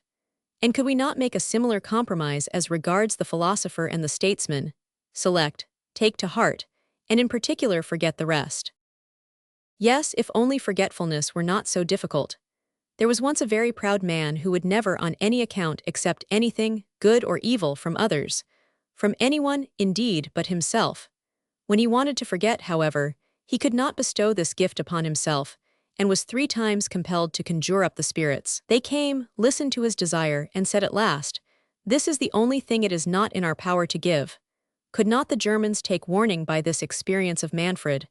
Why then should the spirits be conjured up? It is useless. We never forget what we endeavor to forget. And how PG 172 great would be the balance, which we should have to forget if we wished henceforth to continue wholesale admirers of these 3 great men. It would therefore be far more advisable to profit by the excellent opportunity offered us to try something new, i.e., to advance in the spirit of honesty towards ourselves and become, instead of a nation of credulous repetition and of bitter and blind animosity, a people of conditional assent and benevolent opposition. We must come to learn in the first place, however, that unconditional homage to people is something rather ridiculous, that a change of view on this point would not discredit even Germans, and that there is a profound and memorable saying, "Si qui import, si ne sont point less persons, mais less choses." This saying is like the man who uttered it, great, honest, simple, and silent, just like Carnot, the soldier and republican. But may I at the present time speak thus to Germans of a Frenchman and a republican into the bargain? Perhaps not. Perhaps I must not even recall what Niebuhr in his time dared to say to the Germans, that no one had made such an impression of true greatness upon him as Carnot. Models, what do I like about Thucydides, and how does it come that I esteem him more highly than Plato? He exhibits the most widespread and artless pleasure in everything typical in men and events, and finds that each type is PG 173 possessed of a certain quantity of good sense. It is this good sense which he seeks to discover. He likewise exhibits a larger amount of practical justice than Plato. He never reviles or belittles those men whom he dislikes, or who have in any way injured him in the course of his life. On the contrary, while seeing only types, He introduces something noble and additional into all things and persons. For what could posterity, to which he dedicates his work, do with things not typical? Thus this culture of the disinterested knowledge of the world attains in him, the poet-thinker, a final marvelous bloom. This culture which has its poet in Sophocles, its statesman in Pericles, its doctor in Hippocrates, and its natural philosopher in Democritus. This culture which deserves to be called by the name of its teachers, the sophists, and which, unhappily from the moment of its baptism at once begins to grow pale and incomprehensible to us. For henceforward we suspect that this culture, which was combated by Plato and all the Socratic schools, must have been very immoral. The truth of this matter is so complicated and entangled that we feel unwilling to unravel it. So let the old error veritate simplicior, run its old course. The Greek genius foreign to us. Oriental or modern, Asiatic or European. Compared with the ancient Greeks, everything is characterized by enormity of size and by the reveling in great masses as the expression of the sublime. Whilst in pg 174 Paestum, Pompeii and Athens we are astonished, when contemplating Greek architecture, to see with what small masses the Greeks were able to express the sublime, and how they loved to express it thus. In the same way, how simple were the Greeks in the idea which they formed of themselves, how far we surpass them in the knowledge of man. Again, how full of labyrinths would our souls, and our conceptions of our souls, appear in comparison with theirs. If we had to venture upon an architecture after the style of our own souls, we are too cowardly for that. A labyrinth would have to be our model. That music which is peculiar to us, and which really expresses us, lets this be clearly seen. For in music men let themselves go, because they think there is no one who can see them hiding behind their music. Another point of view. How we babble about the Greeks. What do we understand of their art, the soul of which was the passion for naked masculine beauty? It was only by starting therefrom that they appreciated feminine beauty. For the latter they had thus a perspective quite different from ours. It was the same in regard to their love for women. Their worship was of a different kind, and so also was their contempt. The food of the modern man. He has learned to digest many things, nay, almost everything. pg 175 it is his ambition to do so. He would, however, be really of a higher order if he did not understand this so well. Homo pamphagus is not the finest type of the human race. We live between a past which had a more wayward and deranged taste than we, and a future which will possibly have a more select taste. We live too much midway. Tragedy and music. Men of essentially warlike disposition, such, for example, as the ancient Greeks in the time of Hylas, are difficult to rouse, and when pity once triumphs over their hardness they are seized as by a kind of giddiness or a demoniacal power. They feel themselves overpowered and thrilled by a religious horror. After this they become skeptical about their condition. But as long as they are in it they enjoy the charm of being, as it were, outside themselves, and the delight of the marvelous mixed with the bitterest gall of suffering. This is the proper kind of drink for fighting men. Something rare, dangerous, and bittersweet, which does not often fall to one's lot.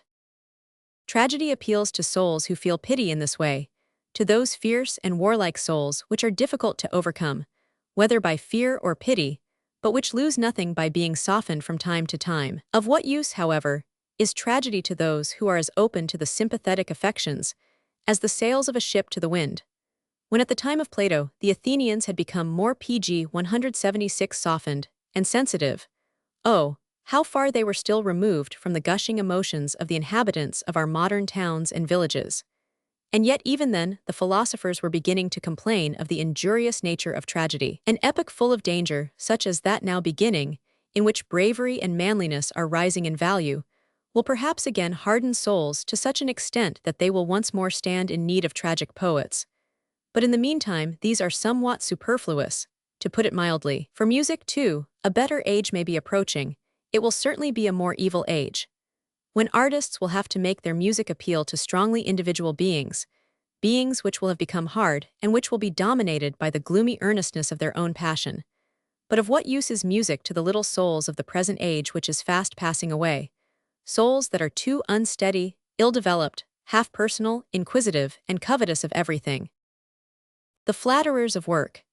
In the glorification of work and the never-ceasing talk about the blessing of labor, I see the same secret arrière pensée as I do in the praise bestowed on impersonal acts of a general interest, viz., a fear of everything individual. For at the sight of work, that is to say, severe toil from morning till night, we have the feeling that it is the best police, viz., that it holds everyone in check and effectively hinders the development of reason, of greed, and of desire for pg 177 independence. For work uses up an extraordinary proportion of nervous force, withdrawing it from reflection, meditation, dreams, cares, love, and hatred. It dangles unimportant aims before the eyes of the worker and affords easy and regular gratification. Thus it happens that a society where work is continually being performed will enjoy greater security, and it is security which is now venerated as the supreme deity. And now, horror of horrors, it is the workman himself who has become dangerous. The whole world is swarming with dangerous individuals, and behind them follows the danger of dangers, the individuum. The moral fashion of a commercial community. Behind the principle of the present moral fashion, moral actions are actions performed out of sympathy for others. I see the social instinct of fear, which thus assumes an intellectual disguise. This instinct sets forth as its supreme, most important, and most immediate principle that life shall be relieved of all the dangerous characteristics which it possessed in former times, and that every one must help with all his strength towards the attainment of this end. It is for that reason that only those actions which keep in view the general security and the feeling of security of society are called good. How little joy must men now have in themselves when such a tyranny of fear prescribes their supreme moral law, if they make no objection when commanded to turn their eyes pg 178 from themselves, and to look aside from themselves, and yet at the same time they have lynx eyes for all distress and suffering elsewhere. Are we not, then, with this gigantic intention of ours of smoothing down every sharp edge and corner in life, utilizing the best means of turning mankind into sand? Small, soft, round, infinite sand. Is that your ideal, ye harbingers of the sympathetic affections? In the meantime, even the question remains unanswered, whether we are of more use to our neighbor in running immediately and continually to his help, which for the most part can only be done in a very superficial way, as otherwise it would become a tyrannical meddling, and changing, or by transforming ourselves into something which our neighbor can look upon with pleasure, something, for example, which may be compared to a beautiful, quiet, and secluded garden, protected by high walls against storms and the dust of the roads, but likewise with a hospitable gate. Fundamental basis of a culture of traders. We have now an opportunity of watching the manifold growth of the culture of a society of which commerce is the soul, just as personal rivalry was the soul of culture among the ancient Greeks, and war, conquest, and law among the ancient Romans. The tradesman is able to value everything without producing it, and to value it according to the requirements of the consumer rather than his own personal needs. How many pg 179 and what class of people will consume this? Is his question of questions. Hence, he instinctively and incessantly employs this mode of valuation, and applies it to everything, including the productions of art and science, and of thinkers, scholars, artists, statesmen, nations, political parties, and even entire ages. With respect to everything produced or created, he inquires into the supply and demand in order to estimate for himself the value of a thing. This, when once it has been made the principle of an entire culture, worked out to its most minute and subtle details, and imposed upon every kind of will and knowledge, this is what you men of the coming century will be proud of, if the prophets of the commercial classes are right in putting that century into your possession. But I have little belief in these prophets. Credet Judas Apella, to speak with Horace. The criticism of our ancestors. Why should we now endure the truth, even about the most recent past? Because there is now always a new generation which feels itself in contradiction to the past, and enjoys in this criticism the first fruits of its sense of power. In former times the new generation, on the contrary, wished to base itself on the old and began to feel conscious of its power, not only in accepting the opinions of its ancestors, but if possible, taking them even more seriously. To criticize ancestral authority was in former times a vice, but at the present time, our idealists begin by making it their starting point. pg 180. To learn solitude, O ye poor fellows in the great centers of the world's politics, ye young and talented men, who, urged on by ambition, think it your duty to propound your opinion of every event of the day. For something is always happening, who, by thus making a noise and raising a cloud of dust, mistake yourselves for the rolling chariot of history. who, because ye always listen, always suit the moment when ye can put in your word or two, thereby lose all real productiveness. Whatever may be your desire to accomplish great deeds, the deep silence of pregnancy never comes to you. The event of the day sweeps you along like straws before the wind, whilst ye lie under the illusion that ye are chasing the event. Poor fellows! If a man wishes to act the hero on the stage, he must not think of forming part of the chorus. He should not even know how the chorus is made up. Daily wear and tear. These young men are lacking neither in character, nor talent, nor zeal, but they have never had sufficient time to choose their own path. They have, on the contrary, been habituated from the most tender age to have their path pointed out to them. At the time when they were ripe enough to be sent into the desert, something else was done with them. They were turned to account, estranged from themselves, and pg 181 brought up in such a way that they became accustomed to be worn out by their daily toil. This was imposed on them as a duty, and now they cannot do without it. They would not wish it to be otherwise. The only thing that cannot be refused to these poor beasts of burden is their holidays. Such is the name they give to this ideal of leisure in an overworked century. Holidays, in which they may for once be idle, idiotic, and childish to their heart's content. As little state as possible. All political and economic matters are not of such great value that they ought to be dealt with by the most talented minds. Such a waste of intellect is at bottom worse than any state of distress. These matters are, and ever will be, the province of smaller minds, and others than the smaller minds should not be at the service of this workshop. It would be better to let the machinery work itself to pieces again.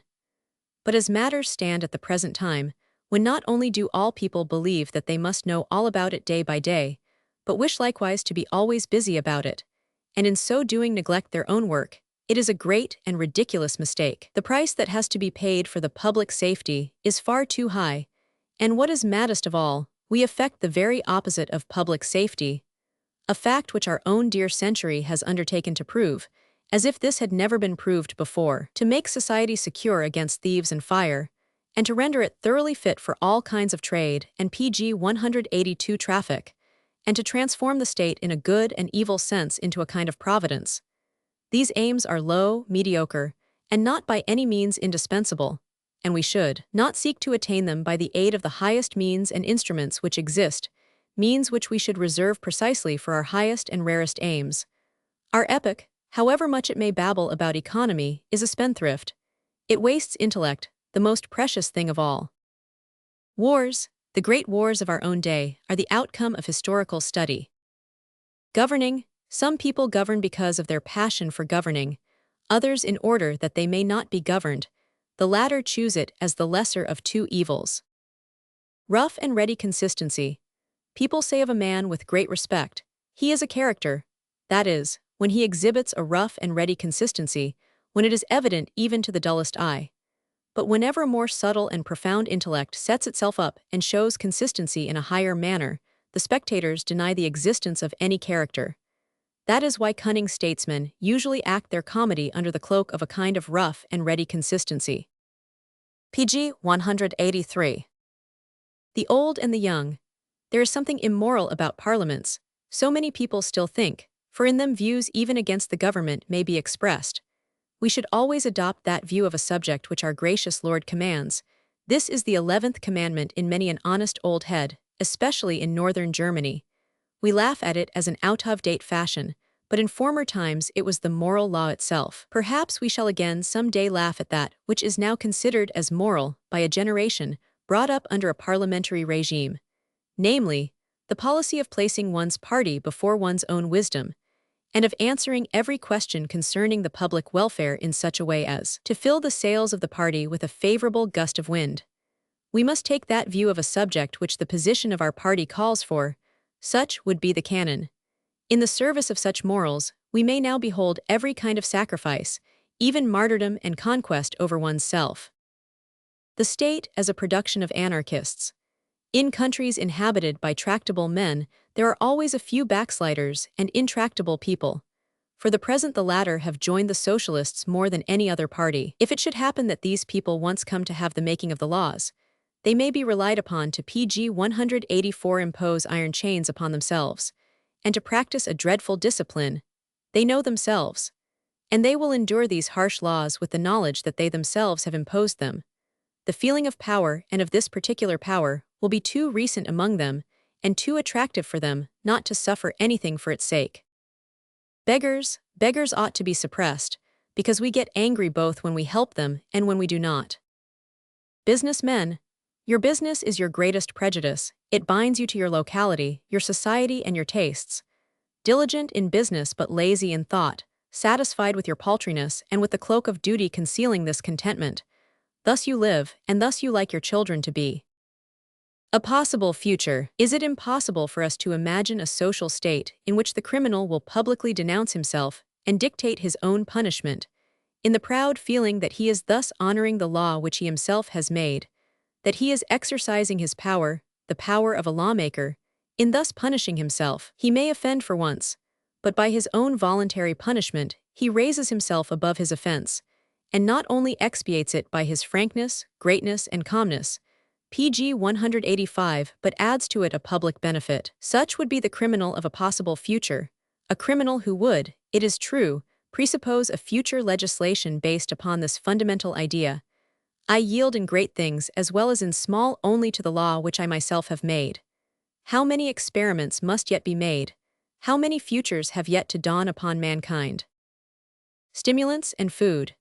Nations are deceived so often because they are always looking for a deceiver, i.e., a stimulating wine for their senses.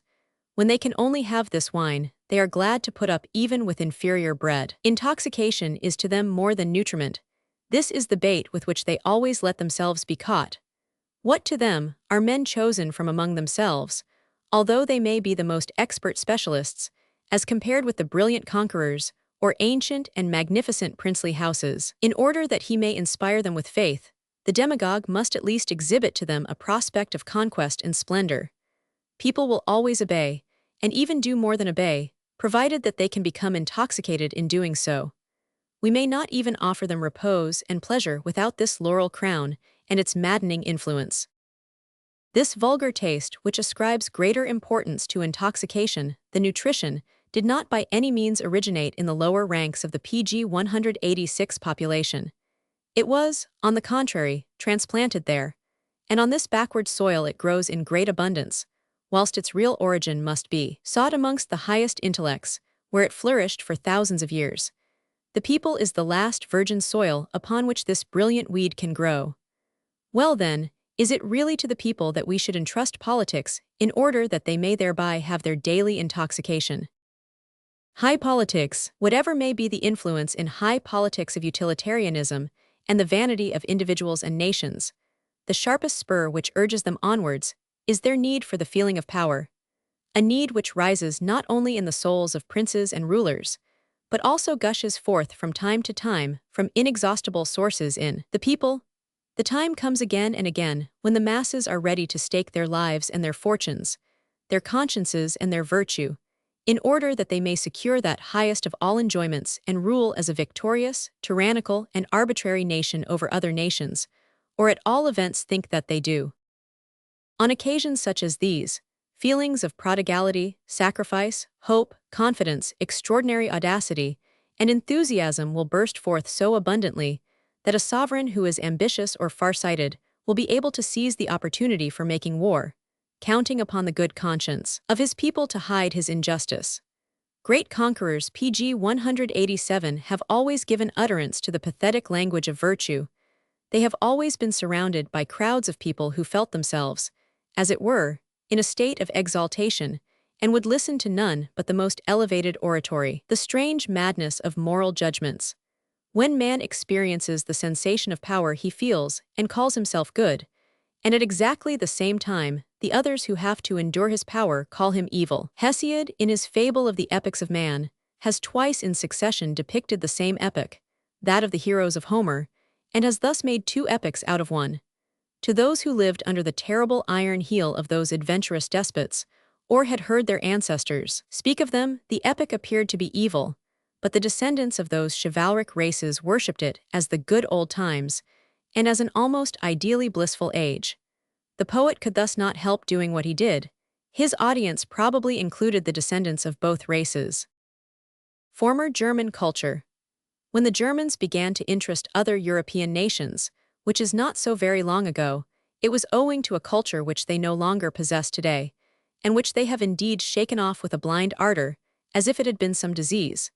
And yet they have not been able to replace it by anything better than political and national lunacy. They have in this way succeeded in becoming even more interesting to other nations than they were formerly PG 188 through their culture. And may that satisfy them. It is nevertheless undeniable that this German culture has fooled Europeans, and that it did not deserve the interest shown in it, and much less the imitation and emulation displayed by other nations in trying to rival it. Let us look back for a moment upon Schiller, Wilhelm von Humboldt, Schleiermacher, Hegel, and Schelling. Let us read their correspondence and mingle for a time with the large circle of their followers. What have they in common?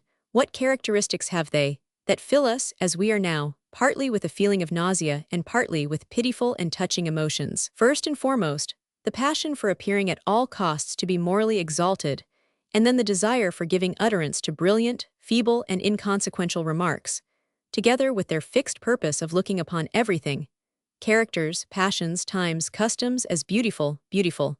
Alas, in accordance with a bad and vague taste, which nevertheless pretended to be of Hellenic origin. We behold in these people a weak, good-natured, and glistening idealism, which above all, wished to exhibit noble attitudes and noble voices, something at once presumptuous and inoffensive, and animated by a cordial aversion to cold or dry reality, as also to anatomy, complete passions, and every kind of philosophical continence and skepticism, but especially towards the knowledge of nature in so far as it was impossible to use it as religious symbolism. Goethe, in his own characteristic fashion, observed from afar these movements of German PG 189 culture, placing himself beyond their influence, gently remonstrating, silent, more and more confirmed in his own better course. A little later, and Schopenhauer also was an observer of these movements. A great deal of the world and devilry of the world had again been revealed to him, and he spoke of it both roughly and enthusiastically, for there is a certain beauty in this devilry. And what was it then that really seduced the foreigners and prevented them from viewing this movement as did Goethe and Schopenhauer, or, better, from ignoring it altogether?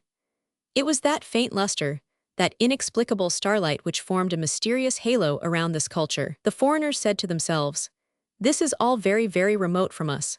Our sight, hearing, understanding, enjoyment, and powers of valuations are lost here, but in spite of that there may be some stars. There may be something in it. Is it possible that the Germans have quietly discovered some corner of heaven and settled there? We must try to come nearer to these Germans." So they did begin to come nearer to the Germans, while not so very long afterwards, the Germans put themselves to some trouble to get rid of this starlight halo. They knew only too well that they had not been in heaven, but only in a cloud. Better men? They tell me that our art is meant for the men of the present day, these greedy, unsatisfied, undisciplined, disgusted, and harassed spirits, and that it exhibits to them a picture of PG 190 happiness, exaltation, and unworldliness beside that of their own brutality, so that for once they may forget and breathe freely. Nay, perhaps find that they may derive some encouragement towards flight and conversion from that oblivion. Poor artists with such a public as this, half of whose thoughts require the attention of a priest and the other half the attention of an alienist. How much happier was Corneille, our great Corneille?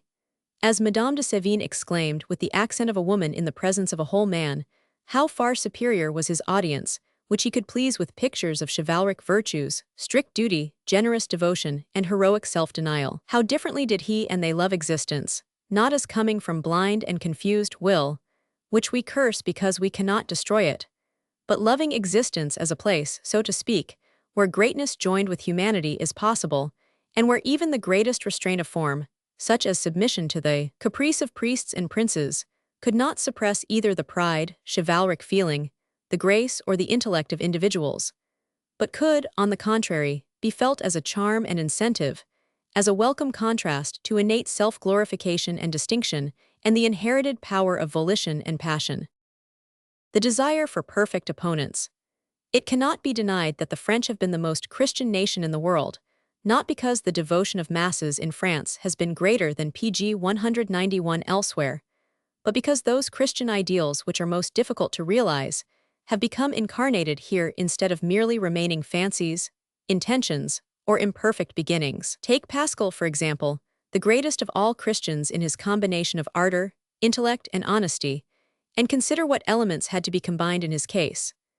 Take Fenelon, the most perfect and attractive embodiment of ecclesiastical culture in all its power, a sublime golden mean of whom a historian would be tempted to prove the impossibility, whilst in reality, he was merely the perfection of something exceedingly difficult and improbable. Take Madame de Guyon among her companions, the French Quietists, and everything that the eloquence and ardor of the Apostle Paul has endeavored to divine with regard to the Christian state of semi-divinity, this most sublime, loving, silent, and ecstatic state is seen verified in her, without, however, that Jewish obtrusiveness that Paul showed towards God, due in the case of Madame de Guyon to the real old French artlessness in words and gestures, artlessness at once womanly, subtle, and distinguished.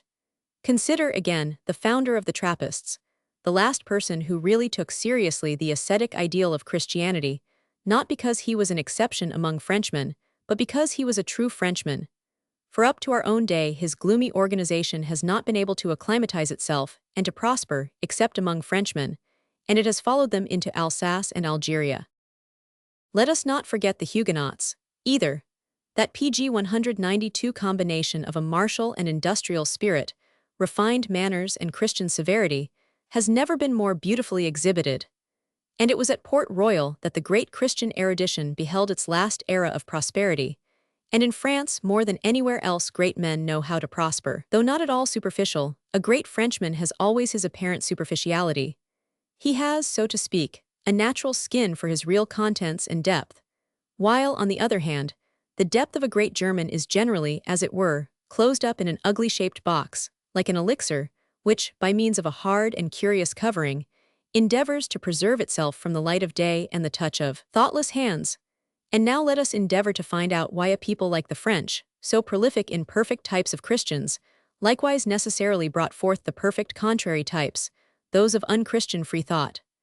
The French freethinker, in his own inward being, had to fight against truly great men, and not, like the freethinkers of other nations, merely against dogmas and sublime abortions.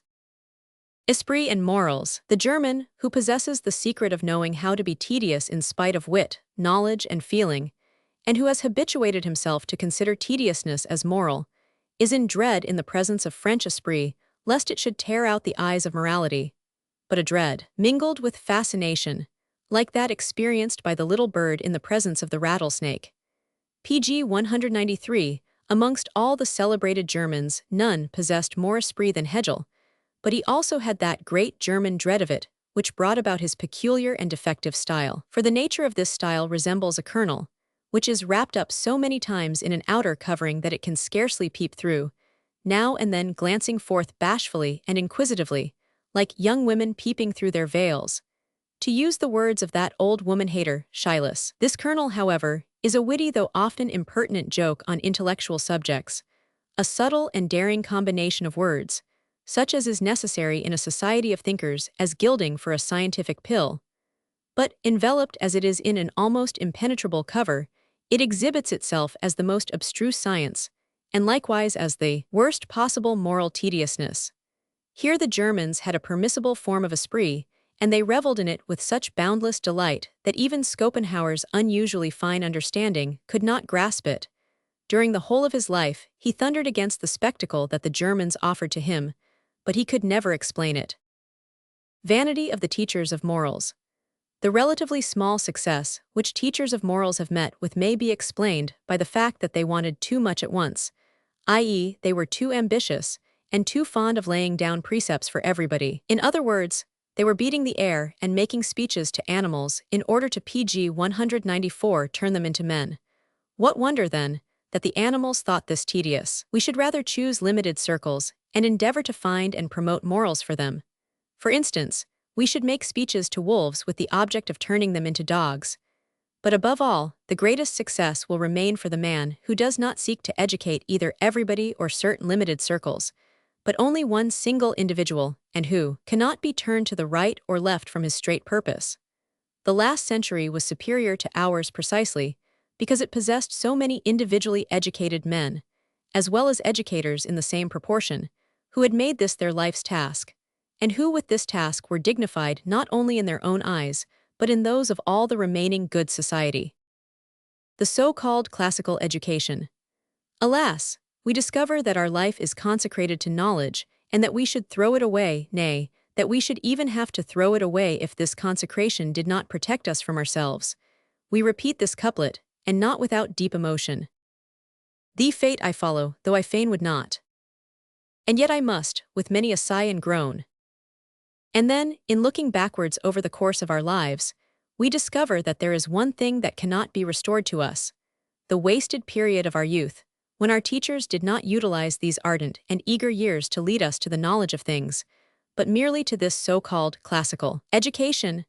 PG 195. Only think of this wasted youth, when we were inoculated clumsily and painfully with an imperfect knowledge of the Greeks and Romans as well as of their languages, contrary to the highest principle of all culture, which holds that we should not give food except to those who hunger for it. Think of that period of our lives when we had mathematics and physics forced down our throats, instead of being first of all made acquainted with the despair of ignorance, instead of having our little daily life, our activities, and everything occurring in our houses, our workshops, in the sky, and in nature, split up into thousands of problems, painful, humiliating, and irritating problems, and thus having our curiosity made acquainted with the fact that we first of all require a mathematical and mechanical knowledge before we can be allowed to rejoice in the absolute logic of this knowledge.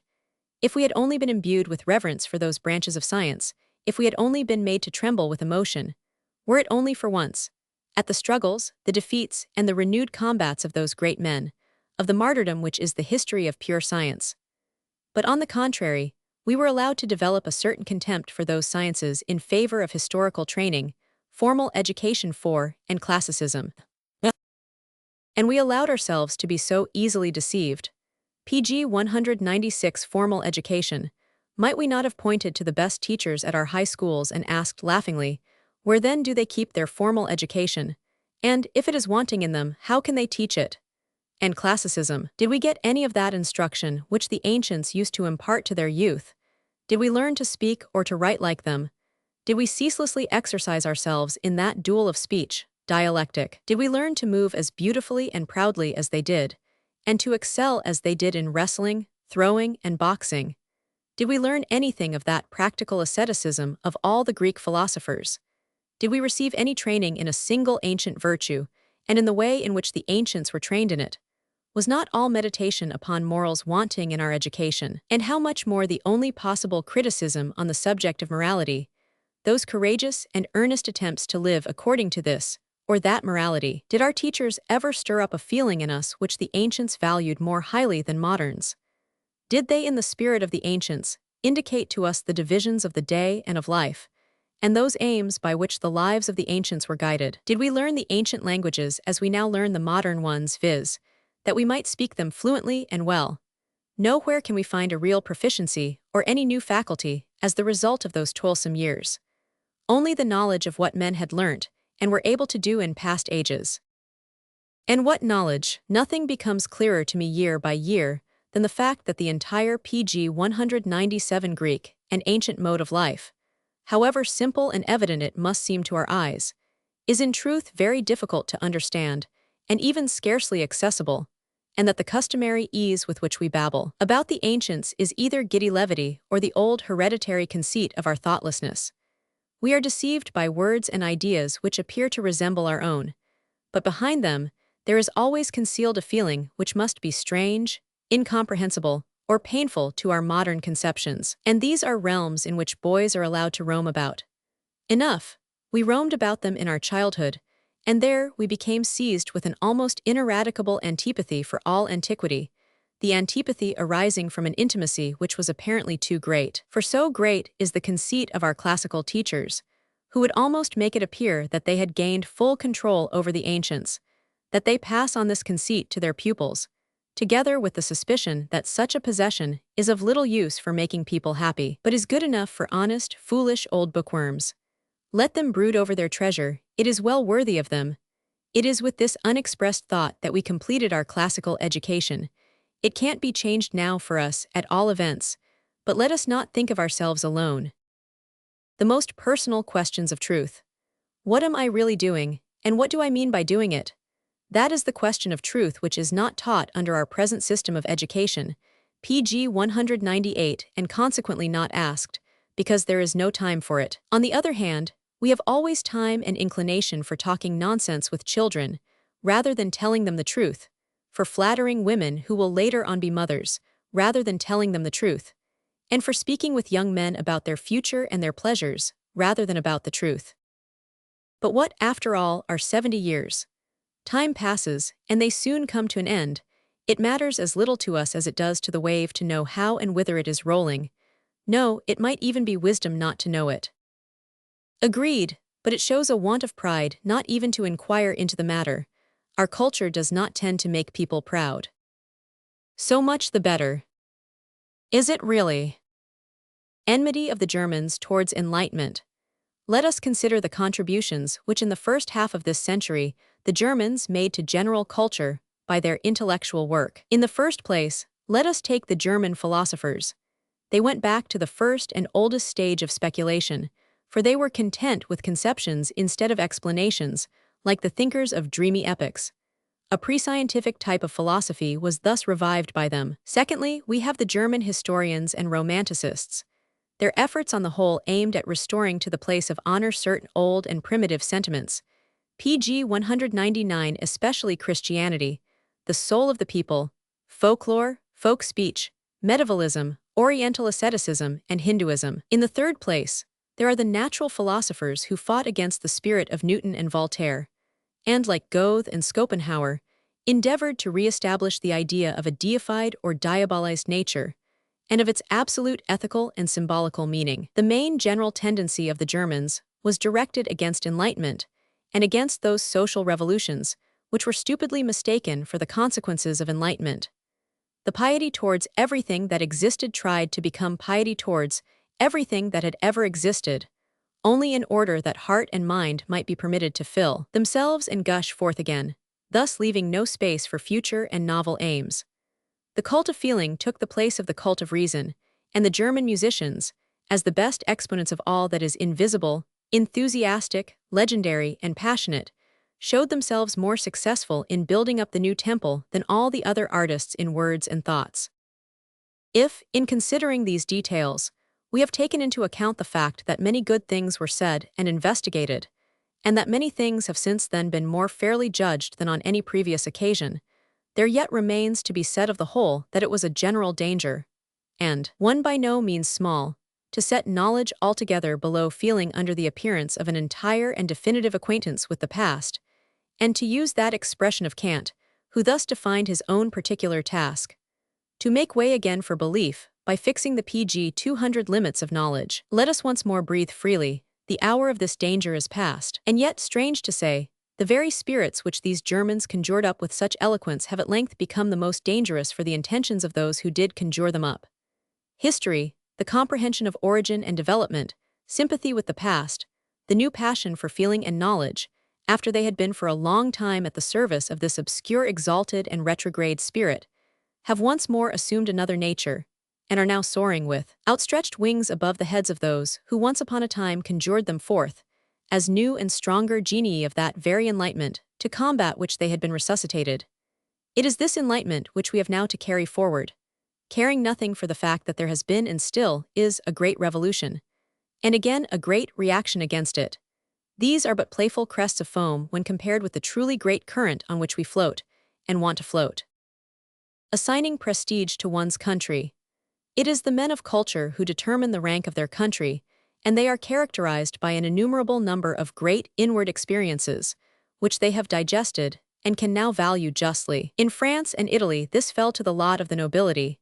In Germany, where up to now the nobility has been, as a rule, composed of men who had not much intellect to boast about, perhaps this pg 201 will soon cease to be the case. It was the task of the priests, the school teachers, and their descendants. We are nobler. Fidelity, generosity, concern for one's good reputation. These three qualities, combined in one sentiment, we call noble, distinguished, aristocratic, and in this respect we excel the Greeks. We do not wish to give this up at any cost under the pretext that the ancient objects of these virtues have rightly fallen in esteem, but we wish cautiously to substitute new objects for these most precious and hereditary impulses. To understand why the sentiments of the noblest Greeks must be considered as inferior and scarcely respectable in the present age, where we are still under the influence of the chivalric and feudal nobility, we must recall the words of consolation to which Ulysses gave utterance in the midst of the most humiliating situations. Bear with it, my dear heart, bear with it. Thou hast borne with many more swinish things five than these. As an instance of this mythical example, consider also the tale of that Athenian officer, who, when threatened with a stick by another officer in the presence of the entire general staff, shook off his disgrace with the words, "Strike, but listen to me." This was Themistocles, that ingenious Ulysses of the classical PG 202 epic, who was just the man at the moment of disgrace to address to his dear heart that verse of comfort and affliction. The Greeks were far from making light of life and death because of an insult, as we, influenced by a hereditary spirit of chivalric adventurousness and self-devotion, are in the habit of doing, or from looking for opportunities of honorably risking life and death, as in duels, or from valuing the preservation of an unstained name honor more than the acquirement of an evil reputation, when the latter was compatible with glory and the feeling of power, or from remaining faithful to the prejudices and the articles of faith of a caste, when these could prevent them from becoming tyrants. For this is the ignoble secret of the good Greek aristocrat. Out of sheer jealousy, he treats every one of the members of his caste as being on an equal footing with himself, but he is ready at every moment to spring like a tiger on his prey, despotism. What matter lies, murders, treason, or the betrayal of his native city to him? Justice was an extremely difficult matter for people of this kind to understand. Nay, justice was almost something incredible. The just man was to the Greeks what the saint was to the Christians. When Socrates, however, laid down the axiom, "The most virtuous man is the happiest," they could not trust their ears. They thought they had heard a madman speaking. For, as a picture of the happiest man, every nobleman had in his mind the cheeky audacity and devilry of the tyrant, who sacrifices everything, and every one to his own exuberance and pleasure. Among people whose PG 203 imagination secretly raved about such happiness, the worship of the state could not, of course, have been too deeply implanted. But I think that men whose desire for power does not rage so blindly as that of the Greek noblemen no longer stand in need of such idolatry of the state, by means of which, in past ages, such a passion was kept within due bounds. Endurance of poverty. There is one great advantage in noble extraction: it makes us endure poverty better. The future of the nobility. The bearing of the aristocratic classes shows that, in all the members of their body, the consciousness of power is continually playing its fascinating game. Thus people of aristocratic habits, men or women, never sink worn out into a chair. When everyone else makes himself comfortable, as in a train, for example, they avoid reclining at their ease. They do not appear to get tired after standing at court for hours at a stretch. They do not furnish their houses in a comfortable manner, but in such a way as to produce the impression of something grand and imposing, as if they had to serve as a residence for greater and taller beings.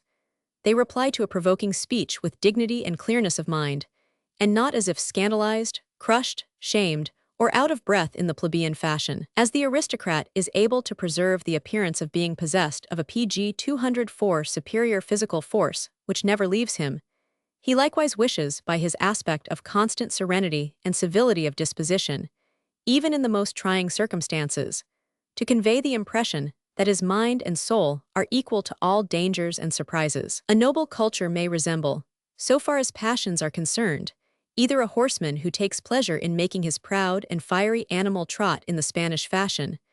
We have only to recollect the age of Louis Roman XIV, or like the rider who feels his horse dart away with him like the elemental forces, to such a degree that both horse and rider come near losing their heads, but owing to the enjoyment of the delight, do keep very clear heads. In both these cases, this aristocratic culture breathes power, and if very often in its customs only the appearance of the feeling of power is required, nevertheless the real sense of superiority continues constantly to increase, as the result of the impression which this display makes upon those who are not aristocrats. This indisputable happiness of aristocratic culture, based as it is on the feeling of superiority, is now beginning to rise to ever higher levels. For now, thanks to the free spirits, it is henceforth permissible and not dishonorable for people who have been born and reared in aristocratic circles to enter the domain of knowledge, where they may secure more intellectual consecrations and learn chivalric services even higher than those of former times. and where they may look up to that ideal of victorious wisdom, which as yet no age has been able to set before itself, with so good a PG 205 conscience, as the period which is about to dawn. Lastly, what is to be the occupation of the nobility in the future if it becomes more evident from day to day that it is less and less indecorous to take any part in politics? The care of the healths, we have scarcely begun to devote any attention to the physiology of criminals, and yet we have already reached the inevitable conclusion that between criminals and madmen, there is no really essential difference. If we suppose that the current moral fashion of thinking is a healthy way of thinking, no belief, however, is nowadays more firmly believed in than this one, so we should not therefore shrink from drawing the inevitable conclusion and treating the criminal like a lunatic. Above all, not with haughty pitifulness, but with medical skill and goodwill. He may perhaps be in need of a change of air, a change of society, or temporary absence, perhaps of solitude and new occupations. Very well. He may perhaps feel that it would be to his advantage to live under surveillance for a short time in order thus to obtain protection from himself and from a troublesome tyrannical impulse. Very well. We should make clear to him the possibility and the means of curing him, the extermination, transformation, and sublimation of these impulses, and also, in the worst cases, the improbability of a cure, and we should offer to the incurable criminal, who has become a useless burden to himself, the opportunity of committing suicide. While holding this in reserve PG 206 as an extreme measure of relief, we should neglect nothing which would tend above all to restore to the criminal his good courage and freedom of spirit. We should free his soul from all remorse, as if it were something unclean, and show him how he may atone for a wrong which he may have done someone by benefiting someone else, perhaps the community at large, in such way that he might even do more than balance his previous offense. All this must be done with the greatest tact. The criminal must, above all, remain anonymous or adopt an assumed name, changing his place of residence frequently, so that his reputation and future life may suffer as little as possible. At the present time, it is true that the man who has been injured, apart altogether from the manner in which this injury might be redressed, wishes for revenge in addition, and applies to the courts that he may obtain it. And this is why our dreadful penal laws are still in force. Justice, as it were, holding up a pair of shopkeeper's scales and endeavoring to balance the guilt by punishment. But can we not take a step beyond this? Would it not be a great relief to the general sentiment of life if, while getting rid of our belief in guilt, we could also get rid of our old craving for vengeance, and gradually come to believe that it is a refined wisdom for happy men to bless their enemies and to do good to those who have offended them, exactly in accordance with the spirit of Christian teaching? Let us free the world from this idea of sin, and take care to cast out with it the idea of punishment. May these monstrous ideas henceforth live banished far from the abodes PG 207 of men, if indeed they must live at all, and do not perish from disgust with themselves.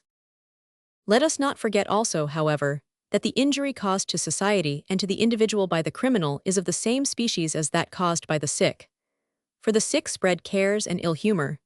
They are non-productive, consume the earnings of others, and at the same time require attendants, doctors, and support, and they really live on the time and strength of the healthy. In spite of this, however, we should designate as inhuman anyone who, for this reason, would wish to wreak vengeance on the sick. In past ages, indeed, this was actually done.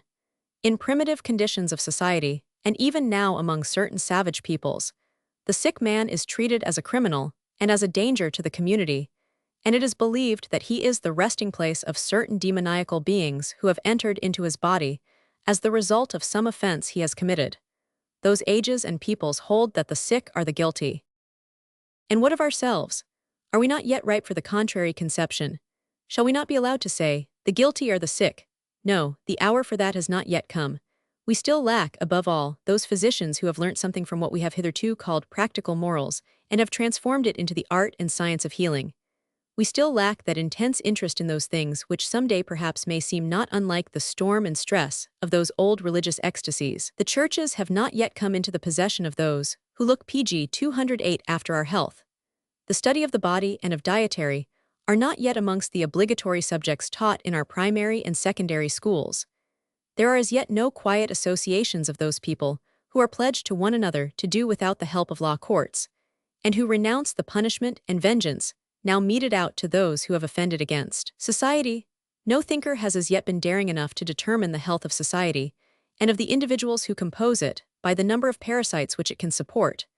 And no statesman has yet been found to use the plowshare in the spirit of that generous and tender saying, "If thou wilt till the land, till it with the plow.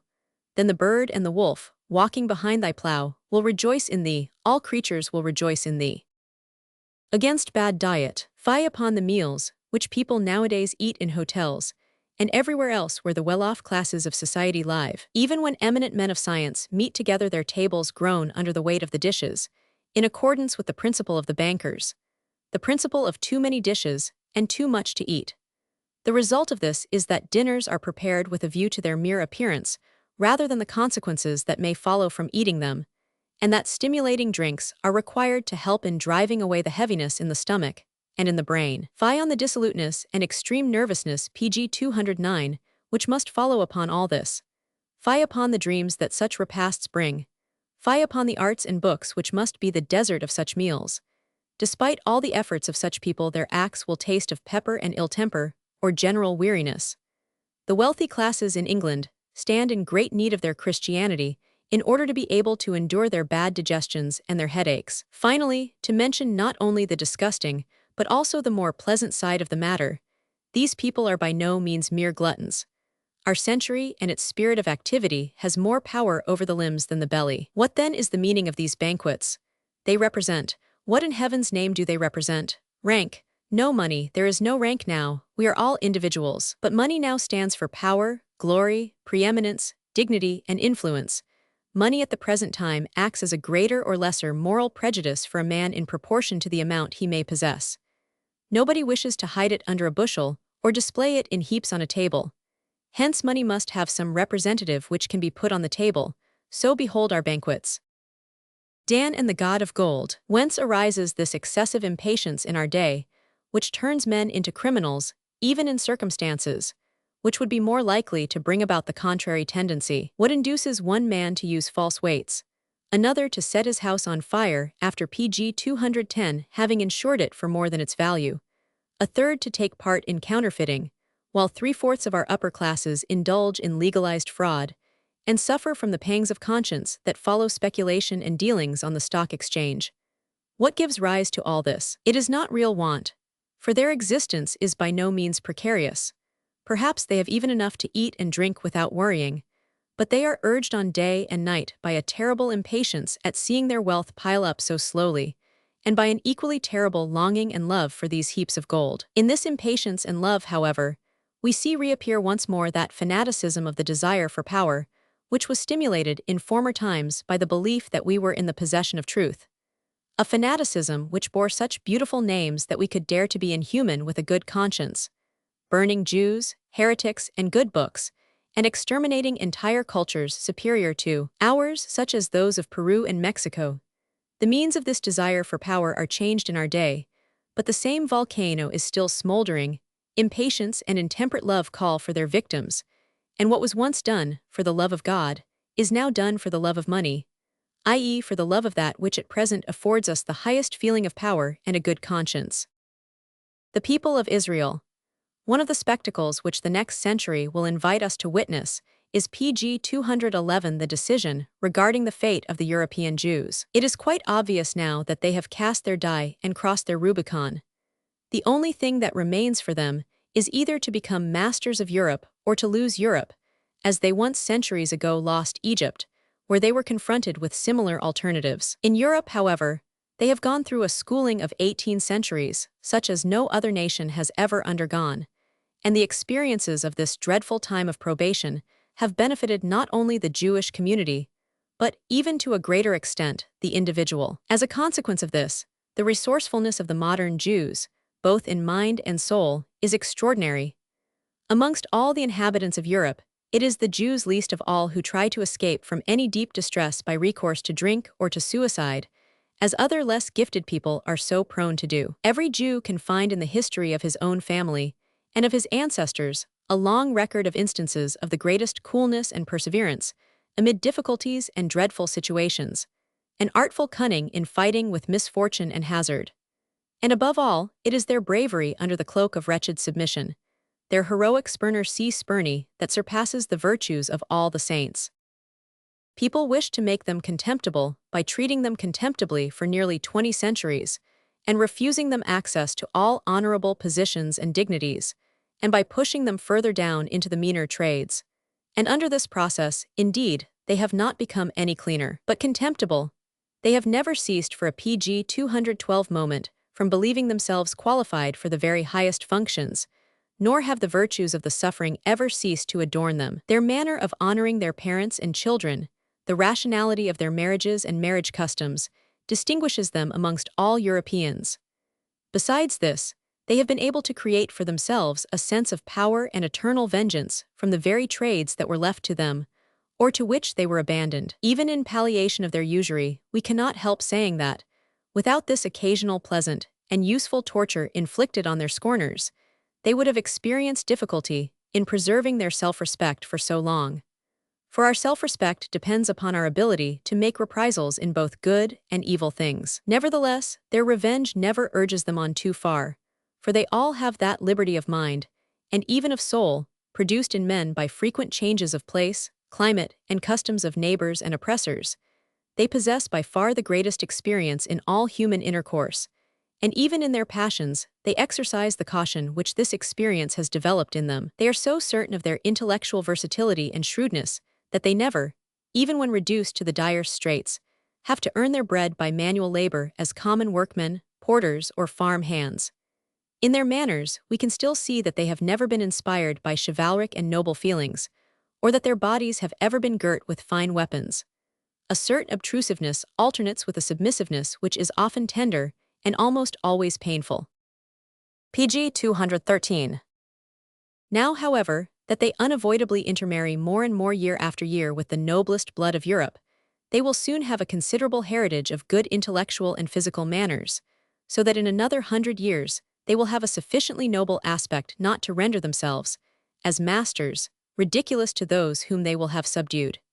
And this is important, and therefore a settlement of the question is still premature. They themselves know very well that the conquest of Europe or any act of violence is not to be thought of, but they also know that some day or other Europe may, like a ripe fruit, fall into their hands if they do not clutch at it too eagerly. In the meantime, it is necessary for them to distinguish themselves in all departments of European distinction and to stand in the front rank, until they shall have advanced so far as to determine themselves what distinction shall mean. Then, they will be called the pioneers and guides of the Europeans, whose modesty they will no longer offend.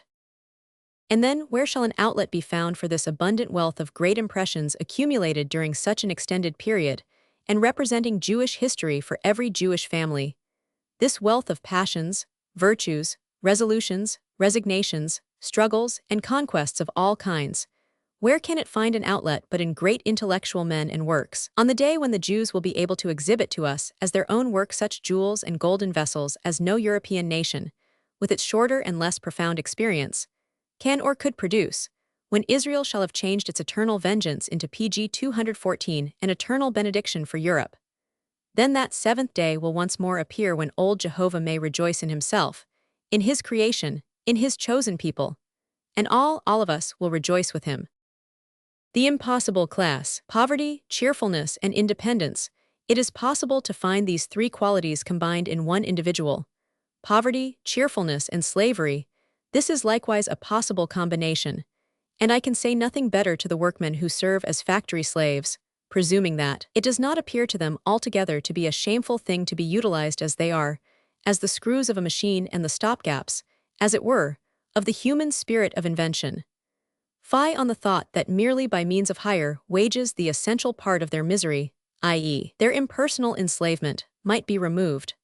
Fie that we should allow ourselves to be convinced that, by an increase of this impersonality within the mechanical working of a new society, the disgrace of slavery could be changed into a virtue. Fie that there should be a regular price at which a man should cease to be a personality and become a screw instead. Are you accomplices in the present madness of nations, which desire above all to produce as much as possible, and to be as rich as possible? Would it not be your duty to present a counterclaim to them, and to show them what large sums of internal value are wasted in the pursuit of such an external object? PG 215. But where is your internal value when you no longer know what it is to breathe freely, when you have scarcely any command over your own selves, and often feel disgusted with yourselves as with some stale food?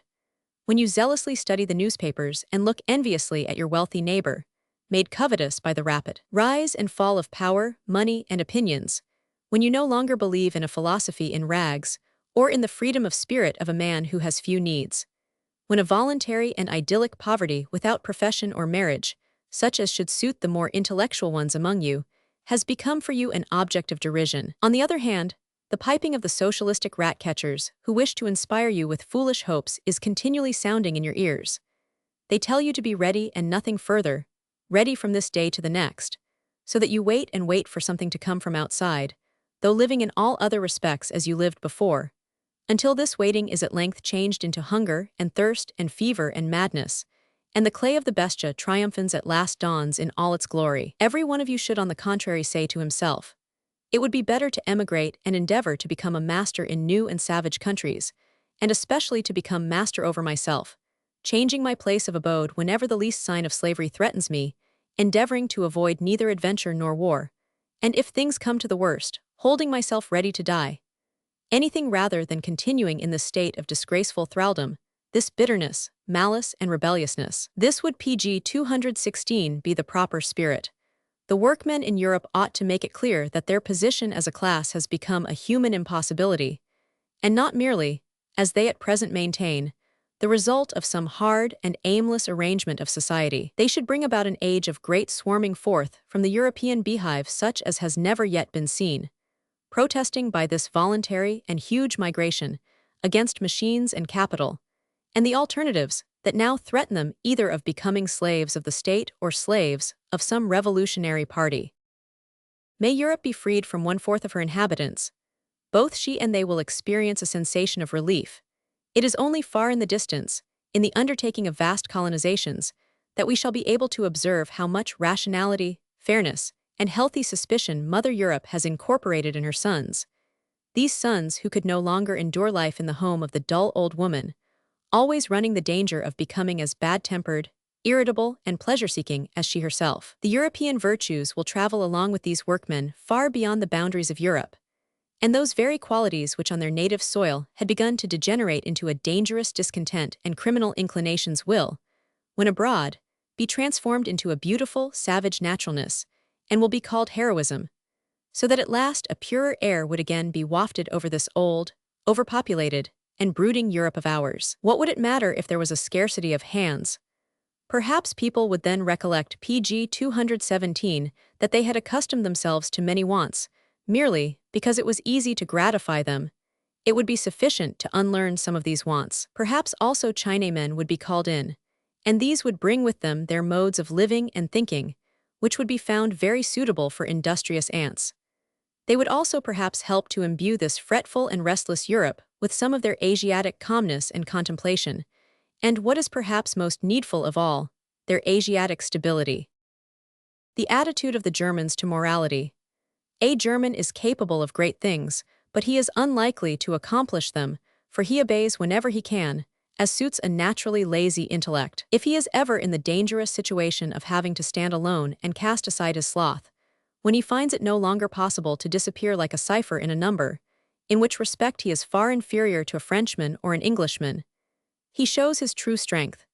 Then he becomes dangerous, evil, deep, and audacious, and exhibits to the light of day that wealth of latent energy which he had previously carried hidden in himself and in which no one, not even himself, had ever believed. When in such a case a German obeys himself, it is very exceptional for him to do so. He does so with the same heaviness, inflexibility, and endurance with which he obeys his prince and performs his official duties.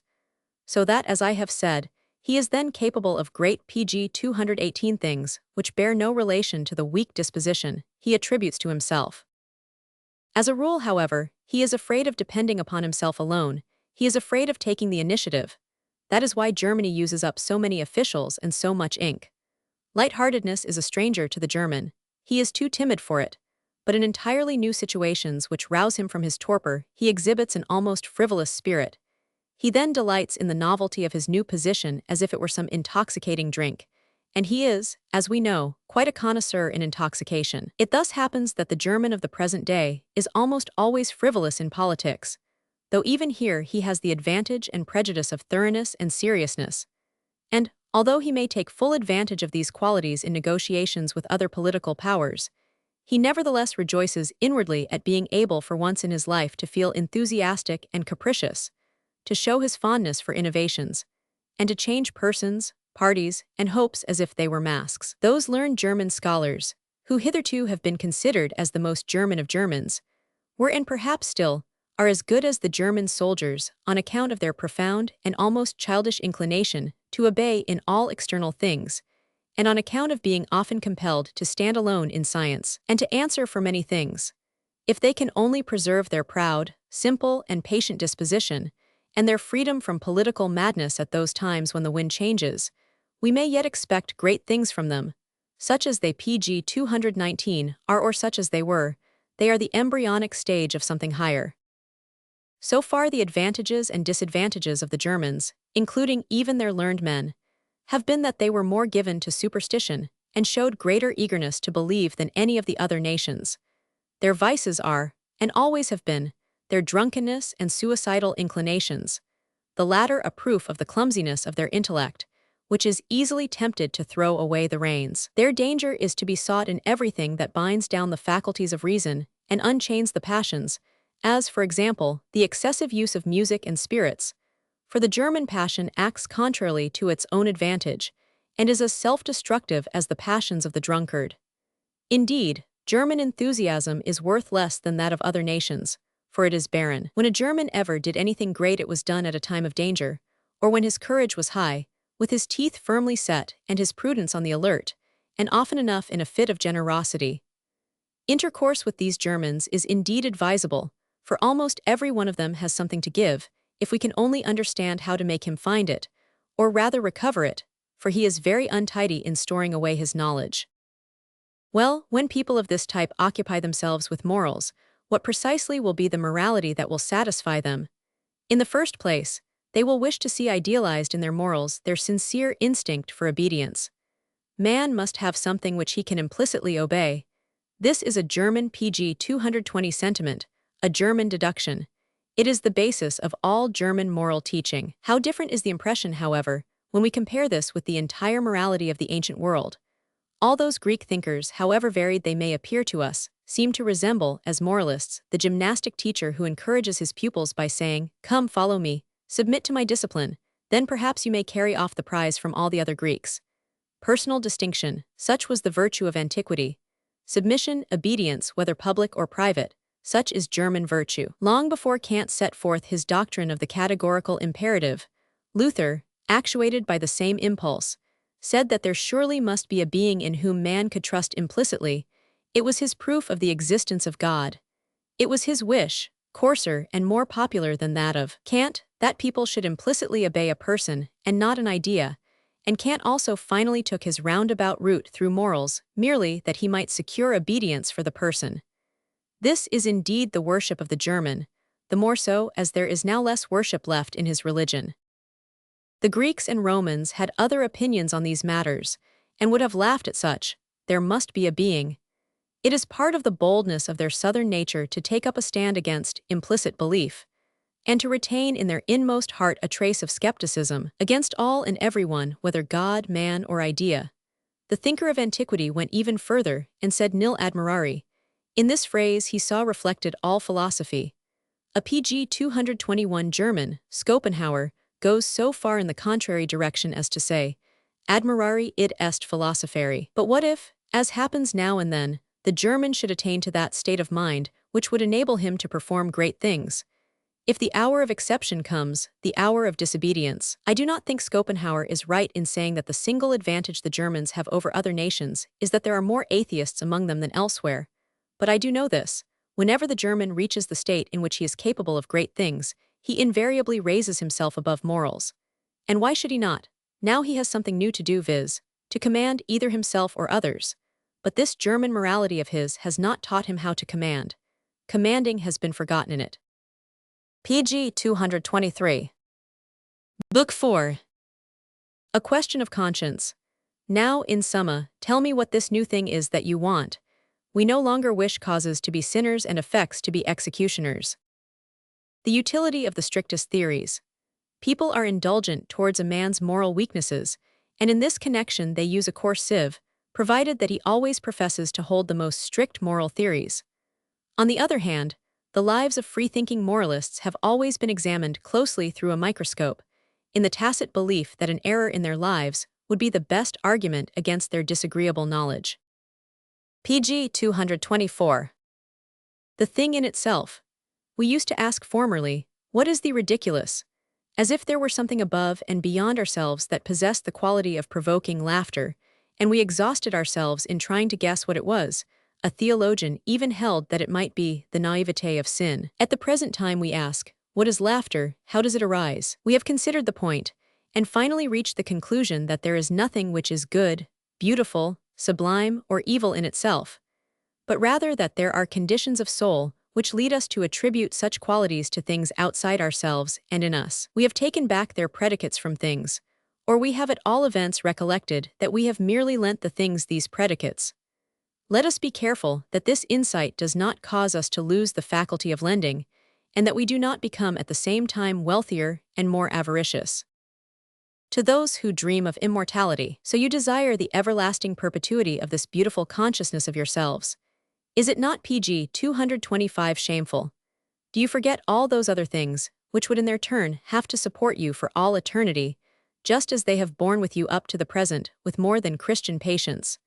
Or do you think that you can inspire them with an eternally pleasant feeling towards yourself? A single immortal man on earth would imbue everyone around him with such a disgust for him that a general epidemic of murder and suicide would be brought about. And yet, ye petty dwellers on earth, with your narrow conceptions of a few thousand little minutes of time, you would wish to be an everlasting burden on this everlasting universal existence.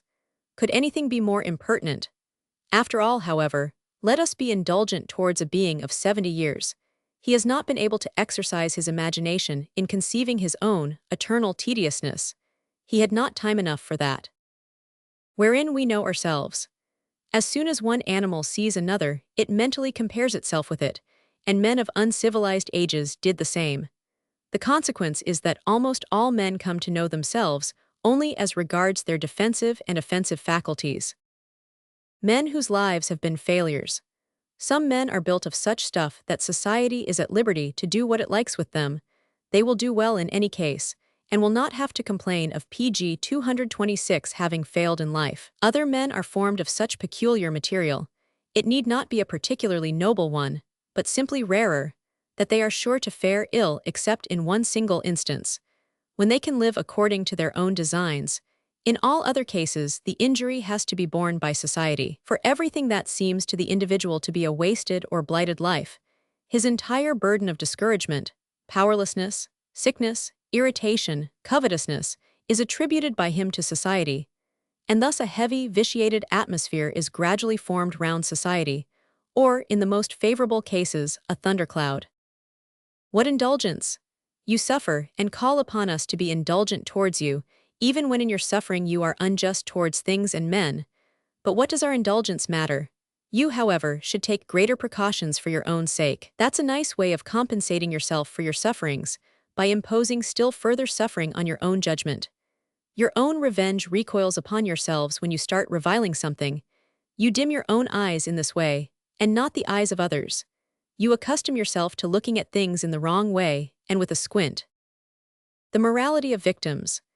Enthusiastic sacrifice, self-immolation, these are the catchwords of your morality, and I willingly believe that Pg 227 you, as you say, mean it honestly. But I know you better than you know yourselves, if your honesty is capable of going arm in arm with such a morality. You look down from the heights of this morality upon that other sober morality, which calls for self-control, severity, and obedience. You even go so far as to call it egoistic. And you are indeed frank towards yourselves in saying that it displeases you. It must displease you. For in sacrificing and immolating yourselves with such enthusiasm, you delight in the intoxication of the thought that you are now one with the powerful being, God or man, to whom you are consecrating yourselves. You revel in the feeling of his power, which is again attested by this sacrifice. In reality, however, you only appear to sacrifice yourselves, for your imagination turns you into gods, and you enjoy yourselves as such. Judged from the point of view of this enjoyment, how poor and feeble must that other, egoistic, morality of obedience, duty, and reason seem to you? It is displeasing to you because in this instance true self-sacrifice and self-surrender are called for, without the victim thinking himself to be transformed into a god, as you do. In a word, you want intoxication and excess, and this morality which you despise takes up a stand against intoxication and excess. No wonder it causes you some displeasure. Evil people and music. Should the full bliss of love, which consists in unlimited confidence, pg 228 ever have fallen to the lot of persons other than those who are profoundly suspicious, evil, and bitter? For such people enjoy in this bliss the gigantic, unlooked for, and incredible exception of their souls. One day they are seized with that infinite, dreamy sensation, which is entirely opposed to the remainder of their private and public life, like a delicious enigma, full of golden splendor, and impossible to be described by mere words or similes. Implicit confidence makes them speechless. There is even a species of suffering and heaviness in this blissful silence, and this is why souls that are overcome with happiness generally feel more grateful to music than others and better ones do. For they see and hear through music, as through a colored mist, their love becoming, as it were, more distant, more touching, and less heavy. Music is the only means that such people have of observing their extraordinary condition and of becoming aware of its presence with a feeling of estrangement and relief. When the sound of music reaches the ears of every lover, he thinks, "It speaks of me, it speaks in my stead, it knows everything." The artist. The Germans wish to be transported by the artist into a state of dreamy passion. By his aid, the Italians wish to rest from their real passions. The French wish him to give them an opportunity of showing their judgment and of making speeches. So let us be just. pg 229. To deal like an artist with one's weaknesses. If we must positively have weaknesses, and come in the end to look upon them as laws beyond ourselves, I wish that everybody may be possessed of as much artistic capacity as will enable him to set off his virtues by means of his weaknesses, and to make us, through his weaknesses, desirous of acquiring his virtues. A power which great musicians have possessed in quite an exceptional degree. How frequently do we notice in Beethoven's music a coarse, dogmatic, and impatient tone? In Mozart, the joviality of an honest man whose heart and mind have not overmuch to give us.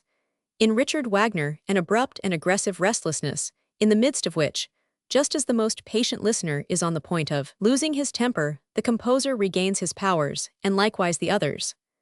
Through their very weaknesses, these musicians have created in us an ardent desire for their virtues, and have given us a palate which is 10 times more sensitive to every note of this tuneful intellect, tuneful beauty, and tuneful goodness. Deceit and humiliation. By your foolishness you have done a great wrong to your neighbor and destroyed his happiness irretrievably. And then, having overcome your vanity, you humble yourself before him, surrender your foolishness to his contempt, and fancy that, after this difficult pg 230 scene, which is an exceedingly painful one for you, everything has been set right, that your own voluntary loss of honor compensates your neighbor for the injury you have done to his happiness. With this feeling, you take your leave comforted, believing that your virtue has been re-established. Your neighbor, however, suffers as intensely as before. He finds nothing to comfort him in the fact that you have been irrational and have told him so. On the contrary, he remembers the painful appearance you presented to him when you were disparaging yourself in his presence. It is as if another wound had been inflicted on him. He does not think of revenging himself, however, and cannot conceive how a proper balance can be struck between you and him. In point of fact, you have been acting that scene for yourself and before yourself. You invited a witness to be present, not on his account, but on your own. Don't deceive yourself.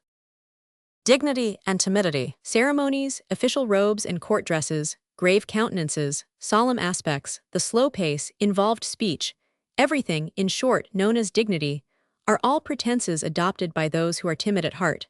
They wish to make themselves feared themselves or the things they represent. The fearless, i.e. originally those who naturally inspire others with awe, have no need of dignity and ceremonies. They bring into repute, or still more, into ill repute, honesty and straightforward words and bearing, pg 231, as characteristics of their self-confident awfulness. The morality of sacrifice. The morality which is measured by the spirit of sacrifice is that of a semi-civilized state of society. Reason in this instance gains a hard-fought and bloody victory within the soul, for there are powerful contrary instincts to be overcome. This cannot be brought about without the cruelty which the sacrifices to cannibal gods demand. Where fanaticism is to be desired, phlegmatic natures can be rendered enthusiastic only by being fanaticized. The dreaded eye. Nothing is dreaded more by artists, poets, and writers than the eye which sees through their little deceptions, and subsequently notices how often they have stopped at the boundary, where the paths branch off either to innocent delight in themselves or to the straining after effect, the eye which checks them when they try to sell little things dear, or when they try to exalt and adorn without being exalted themselves.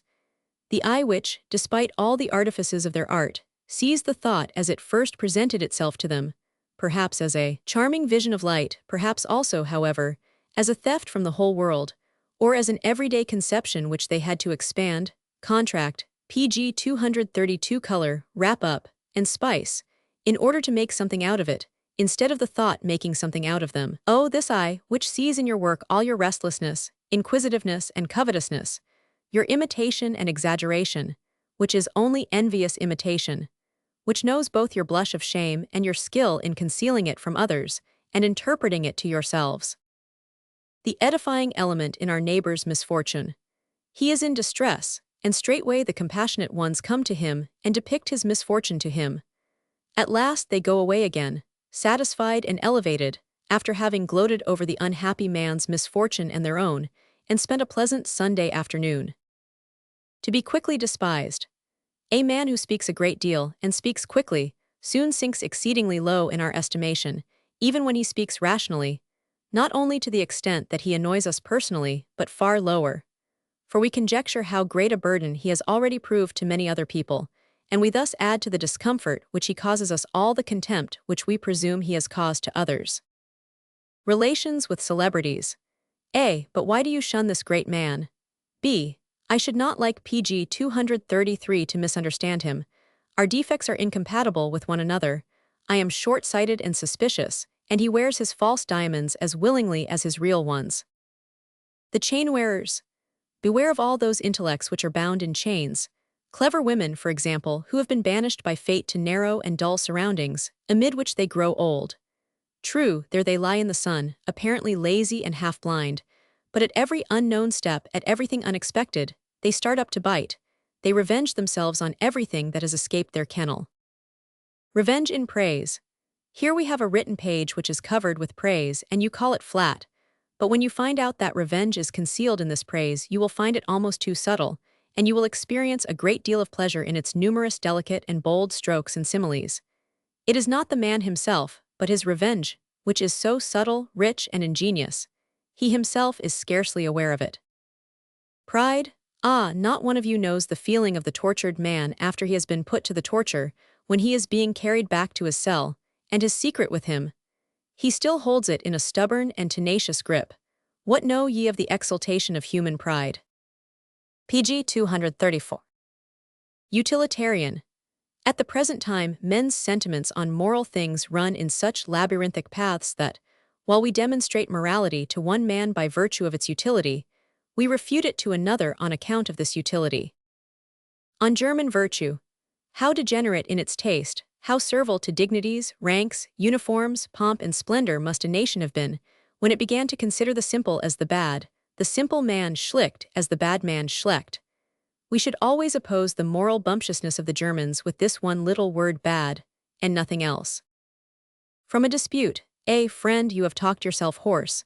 B. Then I am refuted, so let's drop the subject.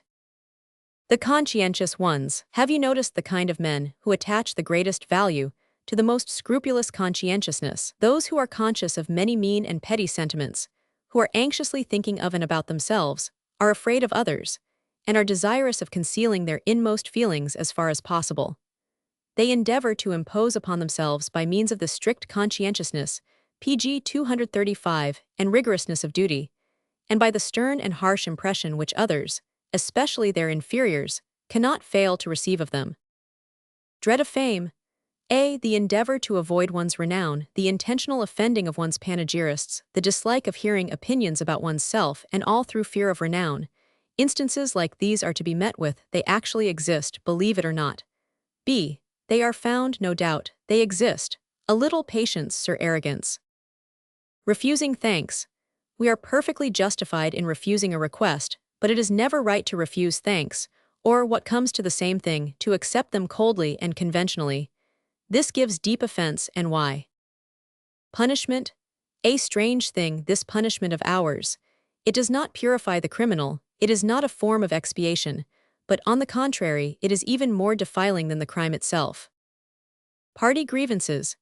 In almost every party there is a ridiculous, but nevertheless somewhat dangerous grievance. The sufferers from it are those who have long been the faithful and honorable upholders of the doctrine propagated by the PG 236 party, and who suddenly remark that one day a much stronger figure than themselves has got the ear of the public. How can they bear being reduced to silence? So they raise their voices, sometimes changing their notes. Striving for gentleness. When a vigorous nature has not an inclination towards cruelty, and is not always preoccupied with itself, it involuntarily strives after gentleness. This is its distinctive characteristic. Weak natures, on the other hand, have a tendency towards harsh judgments. They associate themselves with the heroes of the contempt of mankind, the religious or philosophical traducers of existence, or they take up their position behind strict habits and punctilious callings. In this way they seek to give themselves a character and a kind of strength. This is likewise done quite involuntarily. A hint to moralists. Our musicians have made a great discovery. They have found out that interesting ugliness is possible even in their art. This is why they throw themselves with such enthusiastic intoxication into this ocean of ugliness, and never before has it been so easy to make music. It is only now that we have got the general, dark-colored background, upon which every luminous ray of fine music, however faint, seems tinged with golden emerald luster. It is only now that we dare to inspire our audience with feelings PG 237 of impetuosity and indignation, taking away their breath, so to speak, in order that we may afterwards, in an interval of restful harmony, inspire them with a feeling of bliss which will be to the general advantage of a proper appreciation of music. We have discovered the contrast.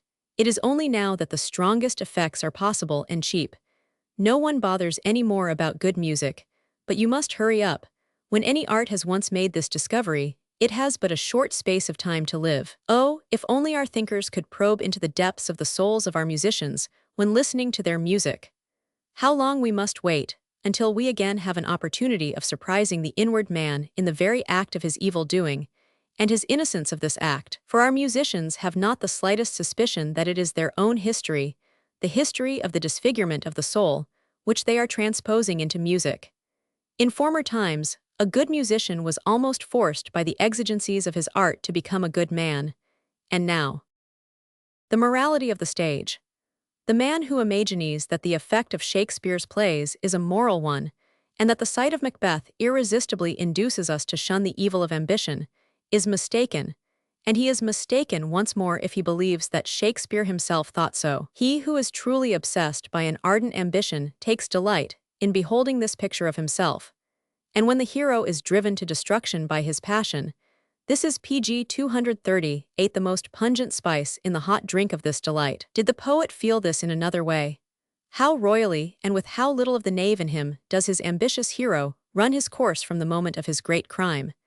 It is only from this moment that he becomes demoniacally attractive, and that he encourages similar natures to imitate him. There is something demoniacal here, something which is in revolt against advantage and life, in favor of a thought and an impulse. Do you think that Tristan and Isolde are warnings against adultery, merely because adultery has resulted in the death of both of them? This would be turning poets upside down.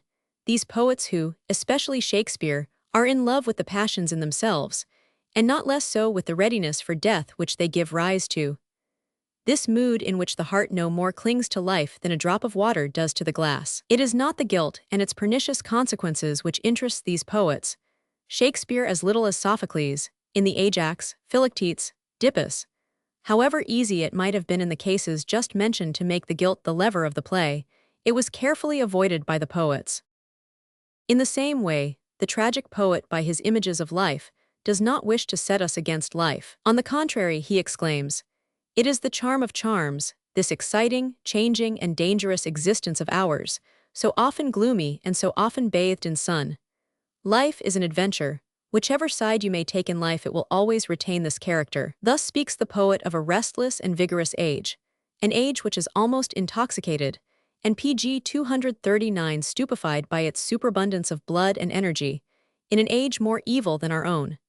And this is why it is necessary for us to adapt and accommodate ourselves first to the purpose of a Shakespearean play, that is, by misunderstanding it. Fear and intelligence. If that which is now expressly maintained is true, viz., that the cause of the black pigment of the skin must not be sought in light, might this phenomenon perhaps be the ultimate effect of frequent fits of passion, accumulated for century after century, and an afflux of blood under the skin? While in other and more intelligent races, the equally frequent spasms of fear and blanching may have resulted in the white color of the skin. For the degree of timidity is the standard by which the intelligence may be measured, and the fact that men give themselves up to blind anger is an indication that their animal nature is still near the surface, and is longing for an opportunity to make its presence felt once more.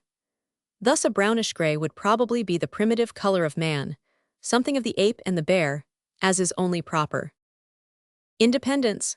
Independence, which in its weakest form is called freedom of thought, is the type of resignation which the tyrannical man ends by accepting, he who for a long time had pg 240 been looking for something to govern, but without finding anything except himself.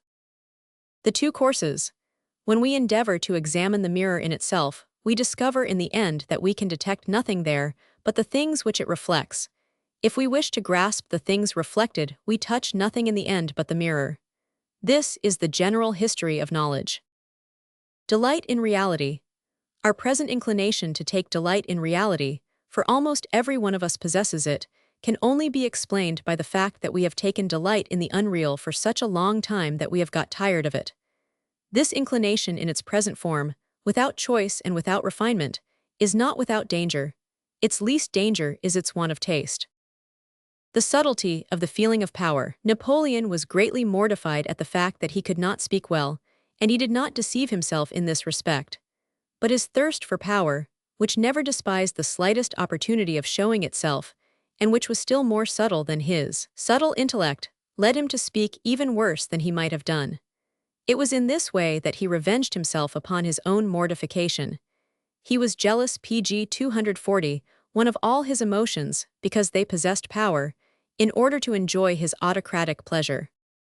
He enjoyed this pleasure, a second time in respect to the ears and judgment of his audience, as if it were good enough for them to be addressed in this way. He even secretly enjoyed the thought of bewildering their judgment and good taste by the thunder and lightning of his highest authority, that authority which lies in the union of power and genius, while both his judgment and his good taste held fast proudly and indifferently to the truth that he did not speak well.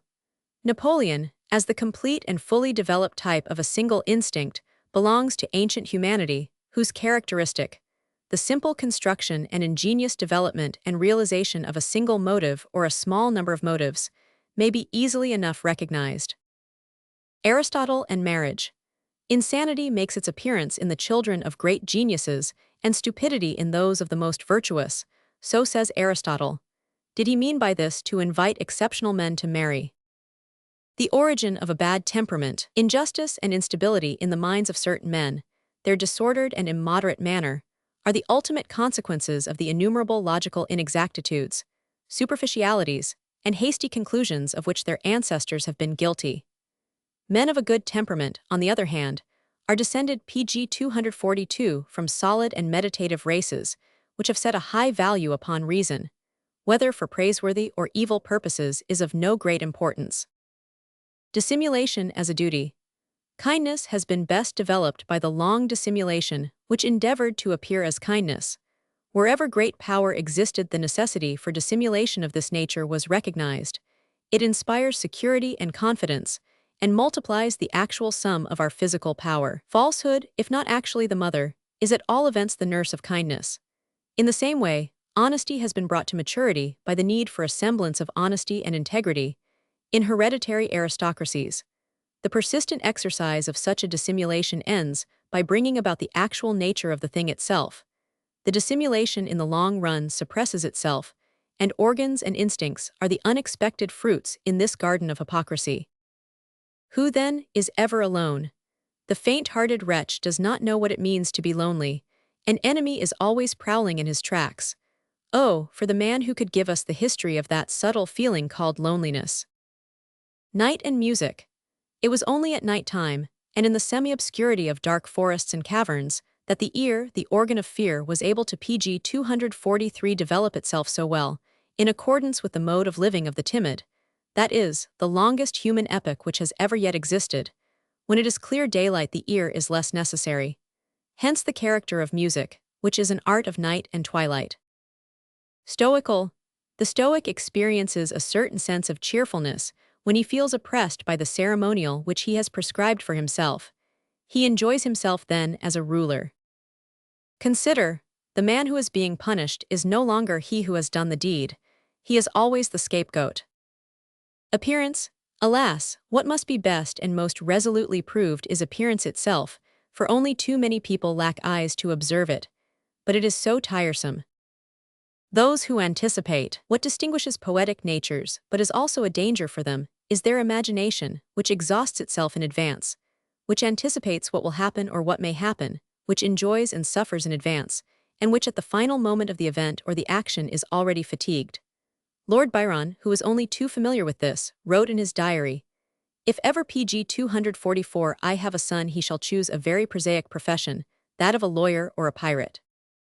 Conversation on music. A. What do you say to that music? B. It has overpowered me, I can say nothing about it. Listen, there it is beginning again. A. All the better. This time let us do our best to overpower it. Will you allow me to add a few words to this music, and also to show you a drama which perhaps at your first hearing you did not wish to observe? B. Very well, I have 2 ears and even more if necessary. Move up closer to me. A. We have not yet heard what he wishes to say to us. Up to the present he has only promised to say something as yet unheard, so he gives us to understand by his gestures, for they are gestures. How he beckons, how he raises himself up, how he gesticulates. And now the moment of supreme tension seems to have come to him. 2 more fanfares, and he will present us with his superb and splendidly adorned theme, rattling, as it were, with precious stones. Is it a handsome woman, or a beautiful horse?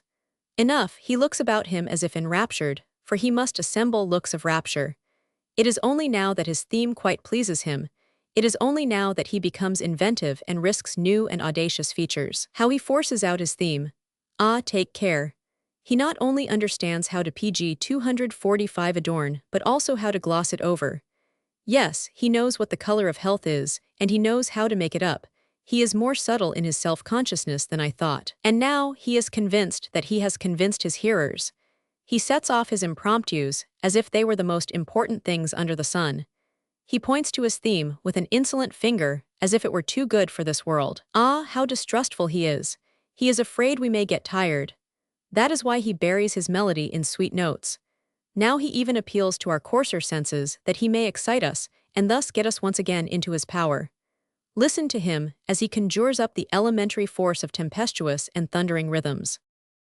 And now that he sees that these things have captivated our attention, strangle us, and almost overwhelm us, he once again ventures to introduce his theme amidst this play of the elements in order to convince us, confused and agitated as we are, that our confusion and agitation are the effects of his miraculous theme. And from now onwards, his hearers believe in him.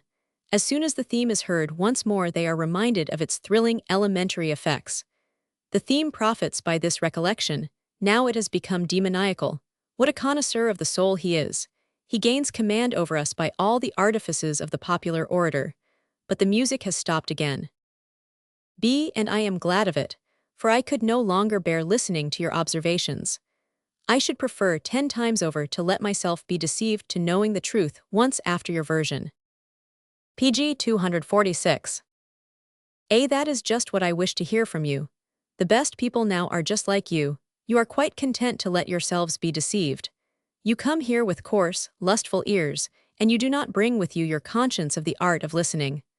On the way here you have cast away your intellectual honesty, and thus you corrupt both art and artists. Whenever you applaud and cheer, you have in your hands the conscience of the artists, and woe to art if they get to know that you cannot distinguish between innocent and guilty music. I do not indeed refer to good and bad music. We meet with both in the two kinds of music mentioned, but I call innocent music that which thinks only of itself and believes only in itself, and which on account of itself has forgotten the world at large. This spontaneous expression of the most profound solitude which speaks of itself and with itself, and has entirely forgotten that there are listeners, effects, misunderstandings, and failures in the world outside. In short, the music which we have just heard is precisely of this rare and noble type, and everything I said about it was a fable. Pardon my little trick, if you will. Oh, then you like this music, too. In that case, many sins shall be forgiven you. The happiness of the evil ones. These silent, gloomy, and evil men possess a peculiar something which you cannot dispute with them, and pg 247 uncommon and strange enjoyment in the dolce far niente. A sunset and evening rest, such as none can enjoy but a heart which has been too often devoured, lacerated, and poisoned by the passions. Words present in our minds. We always express our thoughts with those words which lie nearest to hand, or rather, if I may reveal my full suspicion, at every moment we have only the particular thought for the words that are present in our minds. Flattering the dog. You have only to stroke this dog's coat once, and he immediately splutters and gives off sparks like any other flatterer, and he is witty in his own way. Why should we not endure him thus? The quondam paingerist. He has now become silent now in regard to me, although he knows the truth and could tell it, but it would sound like vengeance, and he values truth so highly, this honorable man. The amulet of dependent men. He who is unavoidably dependent upon some master ought to possess something by which he can inspire his master with fear and keep him in check. Integrity, for example, or probity, or an evil tongue. pg 248. Why so sublime? Oh, I know them well, this breed of animals. Certainly it pleases them better to walk on two legs like a god, but it pleases me better when they fall back on their 4 feet. This is incomparably more natural for them. The demon of power. Neither necessity nor desire, but the love of power, is the demon of mankind. You may give men everything possible, health, food, shelter, enjoyment, but they are and remain unhappy and capricious, for the demon waits and must be satisfied. Let everything else be taken away from men, and let this demon be satisfied, and then they will nearly be happy as men and demons can be. But why do I repeat this? Luther has already said it, and better than I have done, in the verses. And though they take our life, goods, honor, children, wife, yet is their profit small. These things shall vanish all. The kingdom it remaineth. The kingdom, there it is again. 7. Contradiction, incarnate and animated. There is a physiological contradiction in what is pg 249 called genius.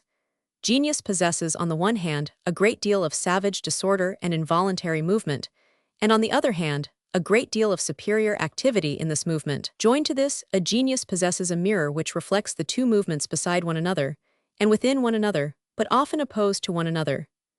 Genius, in consequence of this sight, is often unhappy, and if it feels its greatest happiness in creating, it is because it forgets that precisely then, with the highest determinate activity, it does something fantastic and irrational, such as all art, and cannot help doing it.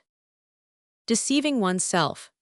Envious men with a discriminating intuition endeavor not to become too closely acquainted with their rivals, in order that they may feel themselves superior to them. There is a time for the theater. When the imagination of a people begins to diminish, there arises the desire to have its legends represented on the stage. It then tolerates the coarse substitutes for imagination. In the age of the epic rhapsodist, however, the theater itself, and the actor dressed up as a hero, form an obstacle in the path of the imagination instead of acting as wings for it.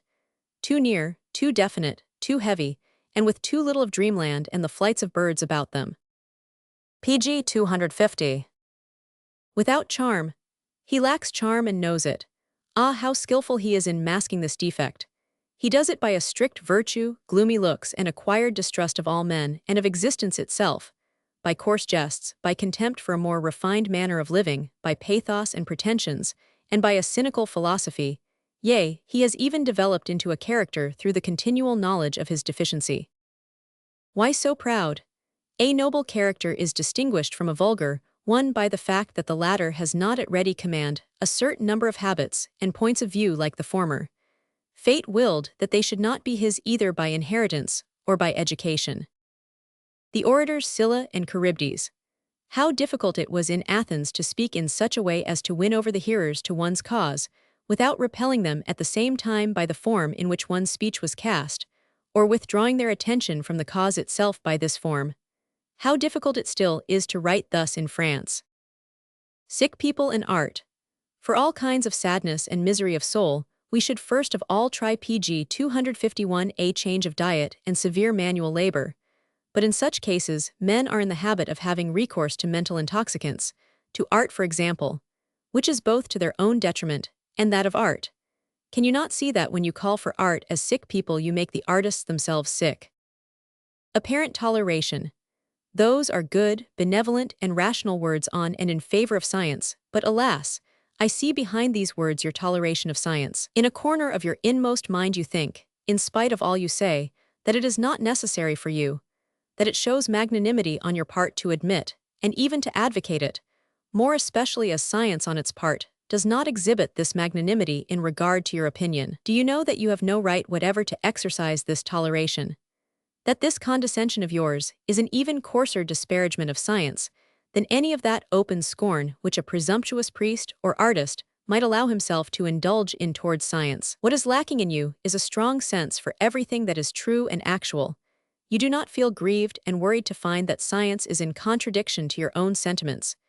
You are unacquainted with that intense desire for knowledge ruling over you like a law. You do not feel a duty in the need of being present with your own eyes wherever knowledge exists, and to let nothing that is known escape you. You do not know that which you are treating with such toleration. And pg 252, it is only because you do not know it that you can succeed in adopting such a gracious attitude towards it. You, forsooth, would look upon science with hatred and fanaticism if it for once cast its shining and illuminating glance upon you. What does it matter to us, then, if you do exhibit toleration, and towards a phantom, and not even towards us? And what do we matter?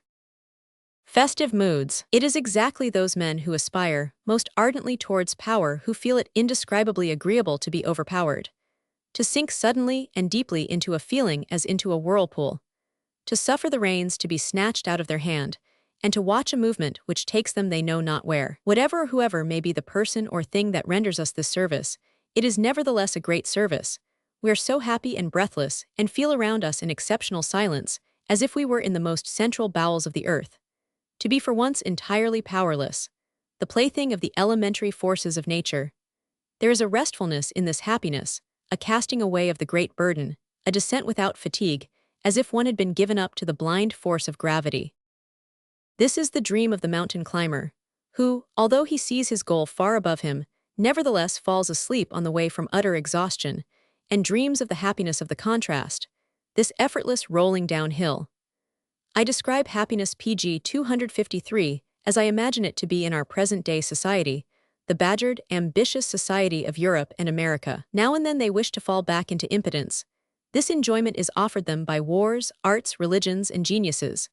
When a man has temporarily abandoned himself to a momentary impression which devours and crushes everything, and this is the modern festive mood, he afterwards becomes freer, colder, more refreshed, and more strict, and again strives tirelessly after the contrary of all this. Power. The purification of races. It is probable that there are no pure races, but only races which have become purified, and even these are extremely rare. We more often meet with crossed races, among whom, together with the defects in the harmony of the bodily forms, for example when the eyes do not accord with the mouth, we necessarily always find defects of harmony in habits and appreciations. Livingstone heard someone say, "God created white and black men, but the devil created the half-castes." Crossed races are always at the same time crossed pg 254 cultures and crossed moralities. They are, as a rule, more evil, cruel, and restless. Purity is the final result of innumerable adjustments, absorptions, and eliminations, and progress towards purity in a race is shown by the fact that the latent strength in the race is more and more restricted to a few special functions, whilst it formerly had to carry out too many, and often contradictory things. Such a restriction will always have the appearance of an impoverishment and must be judged with prudence and moderation. In the long run, however, when the process of purification has come to a successful termination, all those forces which were formerly wasted in the struggle between the disharmonious qualities are at the disposal of the organism as a whole, and this is why purified races have always become stronger and more beautiful. The Greeks may serve us as a model of a purified race and culture, and it is to be hoped that someday a pure European race and culture may arise. Praise. Here is someone who, you perceive, wishes to praise you. You bite your lips and brace up your heart. Oh, that that cup might go hence! But it does not, it comes. Let us therefore drink the sweet impudence of the panegyrist. Let us overcome the disgust and profound contempt that we feel for the innermost substance of his praise. Let us assume a look of thankful joy, for he wished to make himself agreeable to us. And now that it is all over, we know pg 255 that he feels greatly exalted. He has been victorious over us. Yes, and also over himself, the villain, for it was no easy matter for him to wring this praise from himself. The rights and privileges of man. We human beings are the only creatures who, when things do not go well with us, can blot ourselves out like a clumsy sentence, whether we do so out of honor for humanity or pity for it, or on account of the aversion we feel towards ourselves. The transformed being. Now he becomes virtuous, but only for the sake of hurting others by being so. Don't pay so much attention to him. How often, how unexpected. How may married men have some morning awakened to the fact that their young wife is dull, although she thinks quite the contrary, not to speak of those wives whose flesh is willing but whose intellect is weak. Warm and cold virtues. Courage is sometimes the consequence of cold and unshaken resolution, and at other times of a fiery and reckless elan. For these two kinds of courage there is only the one name. But how different, nevertheless. pg 256 are cold virtues and warm virtues. And the man would be a fool who could suppose that goodness could only be brought about by warmth, and no less a fool he who would only attribute it to cold. The truth is that mankind has found both warm and cold courage very useful, yet not often enough to prevent it from setting them both in the category of precious stones. The gracious memory. A man of high rank will do well to develop a gracious memory, that is, to note all the good qualities of people and remember them particularly, for in this way he holds them in an agreeable dependence. A man may also act in this way towards himself. Whether or not he has a gracious memory determines in the end the superiority, gentleness, or distrust with which he observes his own inclinations and intentions, and finally even the nature of these inclinations and intentions. Wherein we become artists. He who makes an idol of someone endeavors to justify himself in his own eyes by idealizing this person. In other words, he becomes an artist that he may have a clear conscience. When he suffers, he does not suffer from his ignorance, but from the lie he has told himself to make himself ignorant. The inmost misery and desire of such a man, and all passionate lovers are included in this category, cannot be exhausted by normal means. pg 257. Childlike, those who live like children, those who have not to struggle for their daily bread, and do not think that their actions have any ultimate signification, remain childlike. Our ego desires everything. It would seem as if men in general were only inspired by the desire to possess. Languages at least would permit of this supposition, for they view past actions from the standpoint that we have been put in possession of something. I have spoken, struggled, conquered, as if to say, I am now in possession of my word, my struggle, my victory. How greedy man appears in this light. He cannot even let the past escape him. He even wishes to have it still. Danger in beauty. This woman is beautiful and intelligent. Alas, how much more intelligent she would have become if she had not been beautiful. Domestic and mental peace. Our habitual mood depends upon the mood in which we maintain our habitual entourage. New things as old ones. Many people seem irritated when something new is told them. pg 258, they feel the ascendancy which the news has given to the person who has learned it first. What are the limits of the ego?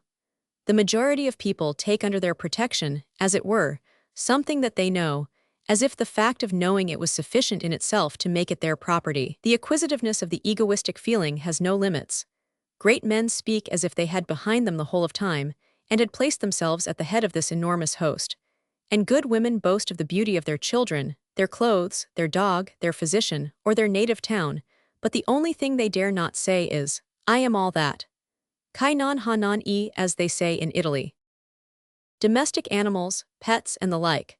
Could there be anything more repugnant than the sentimentality which is shown to plants and animals, and this on the part of a creature who from the very beginning has made such ravages among them as their most ferocious enemy, and who ends by even claiming affectionate feelings from his weakened and mutilated victims? Before this kind of nature, man must above all be serious, if he is any sort of a thinking being. Two friends?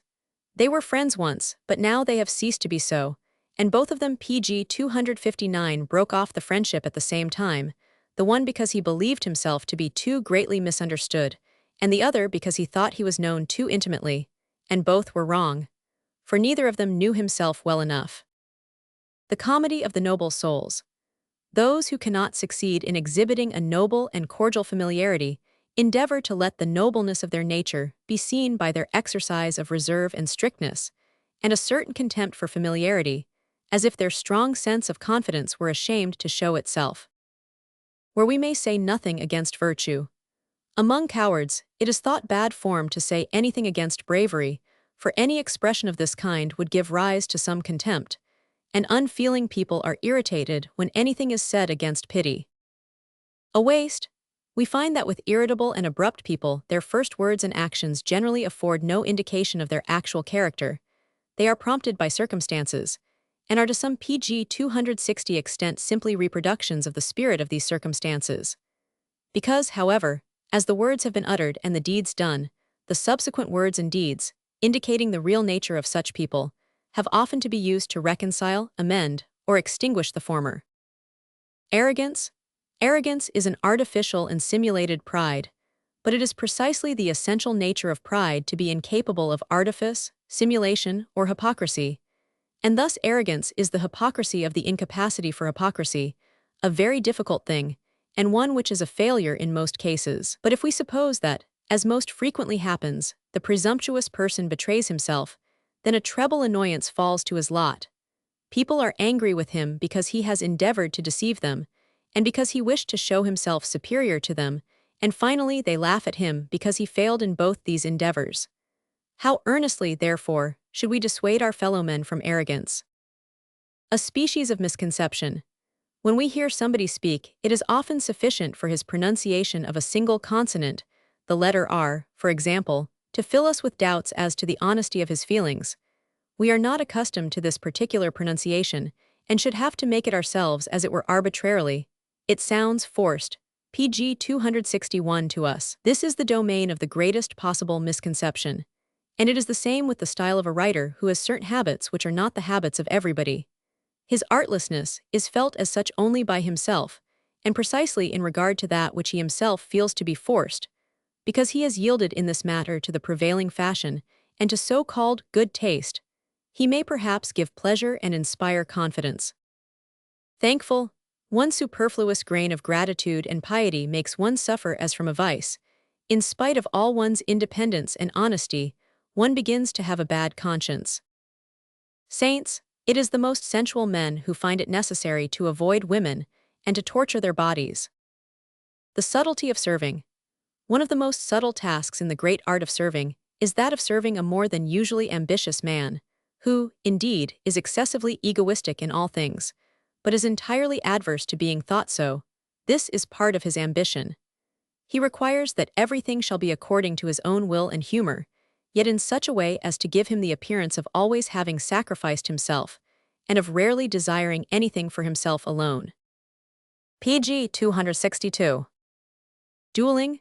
I think it a great advantage, said someone, to be able to fight a duel, if of course it is absolutely necessary, for I have at all times brave companions about me. The duel is the last means of thoroughly honorable suicide left to us, but it is unfortunately a circuitous means, and not even a certain one. Pernicious. A young man can be most surely corrupted when he is taught to value the like-minded more highly than the differently minded. Hero worship and its fanatics. The fanatic of an ideal that possesses flesh and blood is right as a rule so long as he assumes a negative attitude, and he is terrible in his negation. He knows what he denies as well as he knows himself, for the simple reason that he comes thence, that he feels at home there, and that he has always the secret fear of being forced to return there someday. He therefore wishes to make his return impossible by the manner of his negation. As soon as he begins to affirm, however, he partly shuts his eyes and begins to idealize, frequently merely for the sake of annoying those who have stayed at home. We might say that there was something artistic about this, agreed, but there is also something dishonest about it. Pg 263. The idealist of a person imagines this person to be so far from him that he can no longer see him distinctly, and then he travesties that which he can just perceive into something beautiful. That is to say, symmetrical, vaguely outlined, uncertain. Since he wishes to worship from afar that ideal which floats on high in the distance, he finds it essential to build a temple for the object of his worship, as a protection from the profanum vulgus. He brings into this temple for the object of his worship all the venerable and sanctified objects which he still possesses, so that his ideal may benefit by their charm, and that, nourished in this way, it may grow more and more divine. In the end he really succeeds in forming his God, but alas for him, there's someone who knows how all this has been done, viz., his intellectual conscience, and there is also someone who, quite unconsciously, begins to protest against these things, viz., the deified one himself, who, in consequence of all this worship, praise, and incense, now becomes completely unbearable and shows himself in the most obvious and dreadful manner to be non-divine, and only too human. In a case like this, there is only one means of escape left for such a fanatic. He patiently suffers himself and his fellows to be maltreated, and interprets all this misery in meorum Dei gloriam by a new kind of self-deceit and noble falsehood. He takes up a stand against himself, and in doing so experiences, as an interpreter and ill-treated person, something like martyrdom, and in this way he climbs to the height of his conceit. Men of this Pg 264 kind to be found, for example, in the entourage of Napoleon. Indeed, perhaps it may have been he who inspired the soul of his century with that romantic prostration in the presence of the genius and the hero, which was so foreign to the spirit of rationalism of the 19th century, man about whom even Byron was not ashamed to say that he was a worm compared with such a being. The formal of this prostration have been discovered by Thomas Carlyle, that arrogant old muddlehead and grumbler, who spent his long life in trying to romanticize the common sense of his Englishmen. But in vain. The appearance of heroism, throwing ourselves in the midst of our enemies, may be a sign of cowardice. Condescending towards the flatterer. It is the ultimate prudence of insatiably ambitious men not only to conceal their contempt for man which the sight of flatterers causes them, but also to appear even condescending to them, like a god who can be nothing if not condescending. Strength of character. What I have said once I will do. This manner of thinking is believed to indicate great strength of character. Pg 265. How many actions are accomplished, not because they have been selected as being the most rational, but because at the moment when we thought of them, they influenced our ambition and vanity by some means or another, so that we do not stop until we have blindly carried them out. Thus they strengthen in us our belief in our character and our good conscience, in short our strength, whilst the choice of the most rational acts possible brings about a certain amount of skepticism towards ourselves, and thus encourages a sense of weakness in us. Once, twice, and thrice true.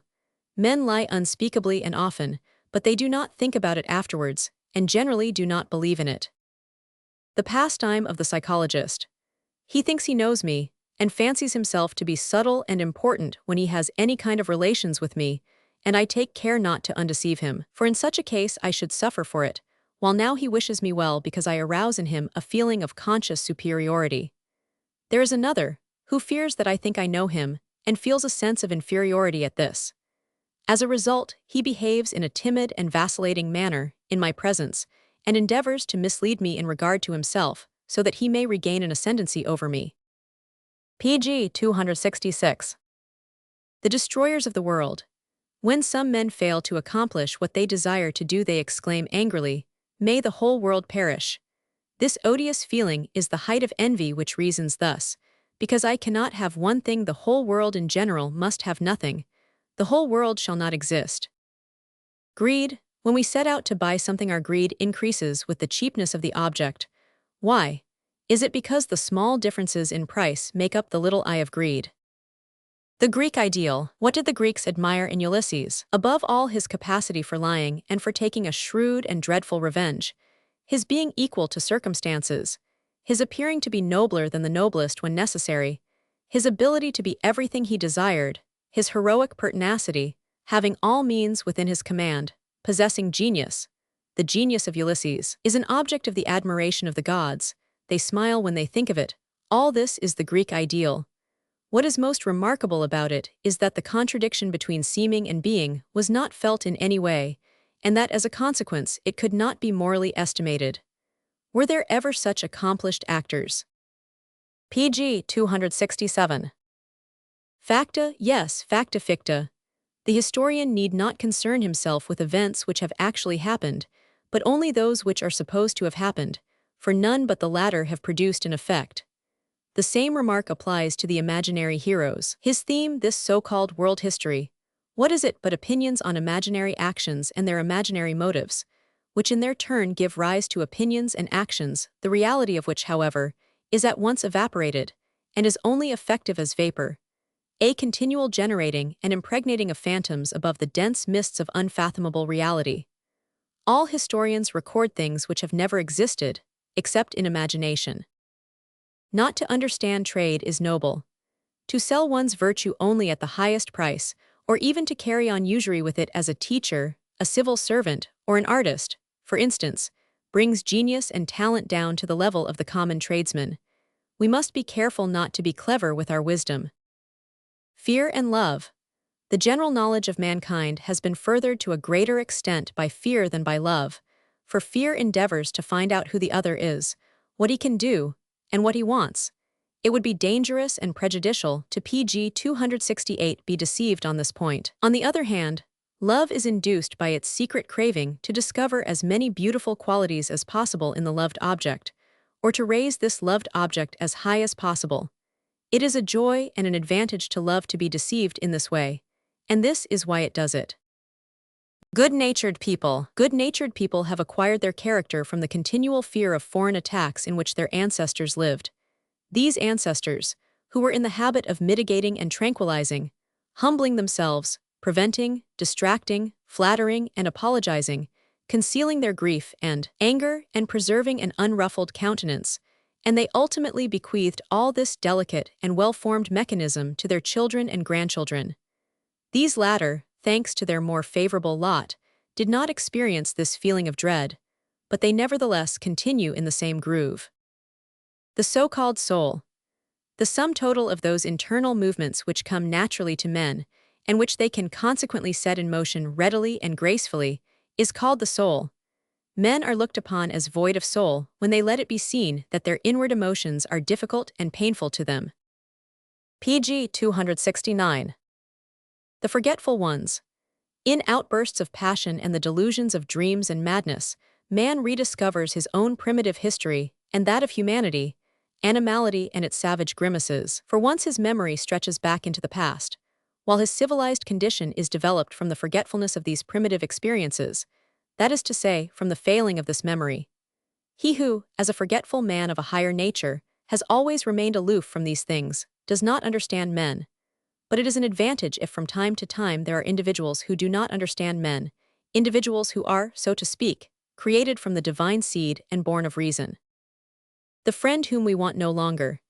That friend whose hopes we cannot satisfy, we should prefer to have as an enemy. In the society of thinkers, in the midst of the ocean of becoming, we adventurers and birds of passage wake up on an island no larger than a small boat. And here we look round us for a moment with as much haste and curiosity as possible. For how quickly may some gale blow us away, or some wave sweep over the little island, and leave nothing of us remaining. Here, however, upon this little Pg 270 piece of ground, we meet with other birds of passage and hear of still earlier ones. And thus we live together for one precious minute of recognition and divining, amid the cheerful fluttering of wings and joyful chirping, and then adventure in spirit far out on the ocean, feeling no less proud than the ocean itself. Parting with something, to give up some of our property or to waive a right, gives pleasure when it denotes great wealth. Generosity may be placed in this category. Weak sex. Those sects which feel that they will always remain weak hunt up a few intelligent individual adherents, wishing to make up in quality what they lack in quantity. This gives rise to no little danger for intelligent minds. The judgment of the evening. The man who meditates upon his day's and life's work when he has reached the end of his journey and feels weary, generally arrives at a melancholy conclusion.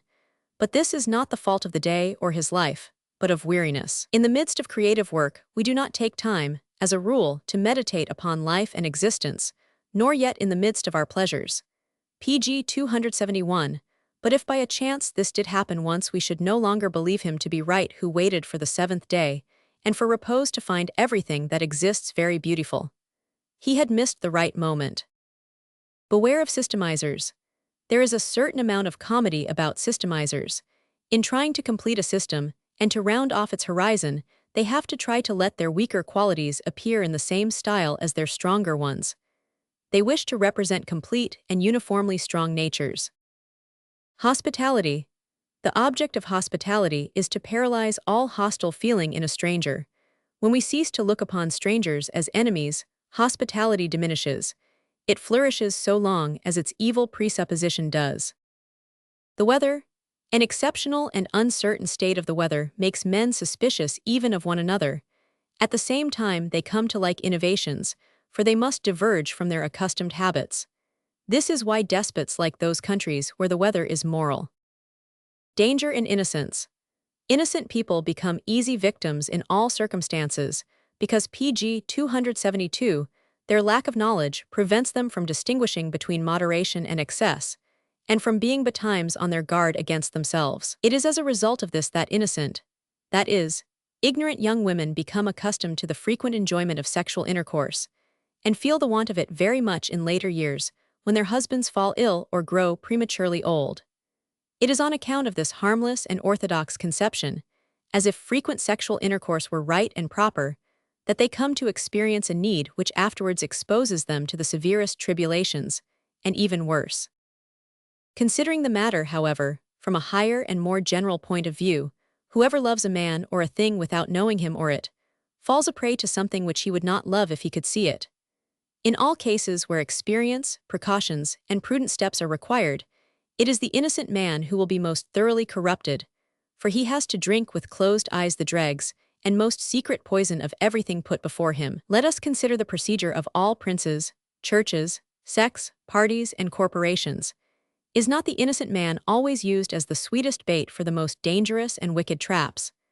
Just as Ulysses availed himself of the services of the innocent Neoptolemus to cheat the old and infirm anchorite and ogre of Lemnos out of his bow and arrows. Christianity, with its contempt for the world, has made ignorance a virtue, innocence, perhaps because the most frequent result of this innocence is precisely, as I have indicated above, Pg 273 guilt, the sense of guilt and despair. In other words, a virtue, which leads to heaven by the circuitous route of hell. For only then can the gloomy propola of Christian salvation be thrown open, and only then is the promise of a posthumous second innocence effective. This is one of the finest inventions of Christianity. Living without a doctor when possible. It seems to me that a sick man lives more carelessly when he is under medical observation than when he attends to his own health.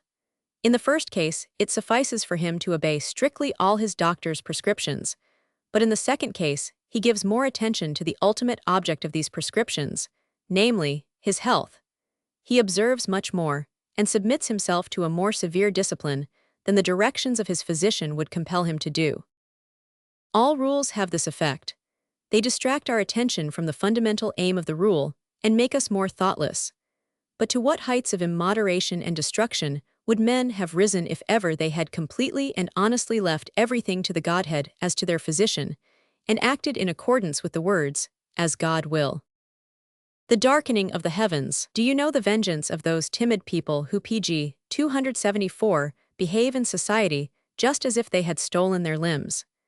The vengeance of the humble, Christian-like souls who just manage to slink quietly through the world. The vengeance of those who always judge hastily and are as hastily said to be in the wrong. The vengeance of all classes of drunkards, for whom the morning is always the most miserable part of the day. And also of all kinds of invalids and sick and depressed people who have no longer the courage to become healthy. The number of these petty vengeful people, and even more, the number of their petty acts of revenge, is incalculable. The air around us is continually whizzing with the discharged arrows of their malignity, so that the sun and the sky of their lives become darkened thereby. And alas, not only theirs, but more often ours and other men's, and this is worse than the frequent wounds which they make on our skins and hearts. Do we not occasionally deny the existence of the sun and sky merely because we have not seen them for so long? Well then, solitude. Because of this, solitude. The psychology of the actor. It is the blissful illusion of all great actors to imagine that the historical personages whom they are representing were really in the same state of mind as they themselves are when interpreting them. But in this, they are very much mistaken. Their powers of imitation and divination, which they would fain exhibit as a clairvoyant faculty, penetrate only pg 275 far enough to explain gestures, accent and looks, and in general anything exterior. That is, they can grasp the shadow of the soul of a great hero, statesman, or warrior, or of an ambitious, jealous, or desperate person. They penetrate fairly near to the soul, but they never reach the inmost spirit of the man they are imitating. It would indeed be a fine thing to discover that instead of thinkers, psychologists, or experts, we required nothing but clairvoyant actors to throw light upon the essence of any condition. Let us never forget, whenever such pretensions are heard, that the actor is nothing but an ideal ape. So much of an ape is he indeed that he is not capable of believing in the essence or in the essential. Everything becomes for him merely performance, intonation, attitude, stage, scenery, and public. Living and believing apart. The means of becoming the prophet and wonderworker of one's age are the same today as in former times. One must live apart, with little knowledge, some ideas, and a great deal of presumption. We then finish by believing that mankind cannot do without us, because it is clear that we can do without it. When we are inspired with this belief, we find faith. Finally, a piece of advice to him who needs it. It was given to Wesley by Bohler, his spiritual teacher. Preach faith until you have it, then you will preach it because you have it. pg 276. Knowing our circumstances. We may estimate our powers, but not our power. Not only do circumstances conceal it from us and show it to us time about, but they even exaggerate or diminish it. We must consider ourselves as variable quantities whose productive capacity may in favorable circumstances reach the greatest possible heights. We must therefore reflect upon these circumstances and spare no pains in studying them.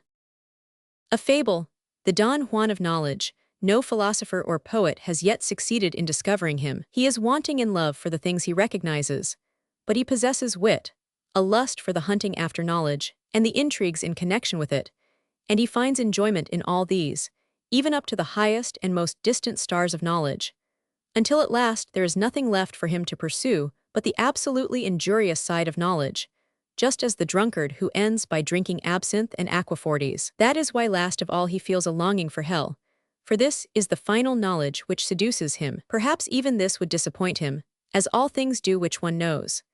And then he would have to stand still for all eternity, a victim to eternal deception, and transformed into his enemy, the stony guest, who longs for an evening meal of knowledge which will never more fall to his share. For the whole world of things, pg 277 will not have another mouthful left to offer to these hungry men.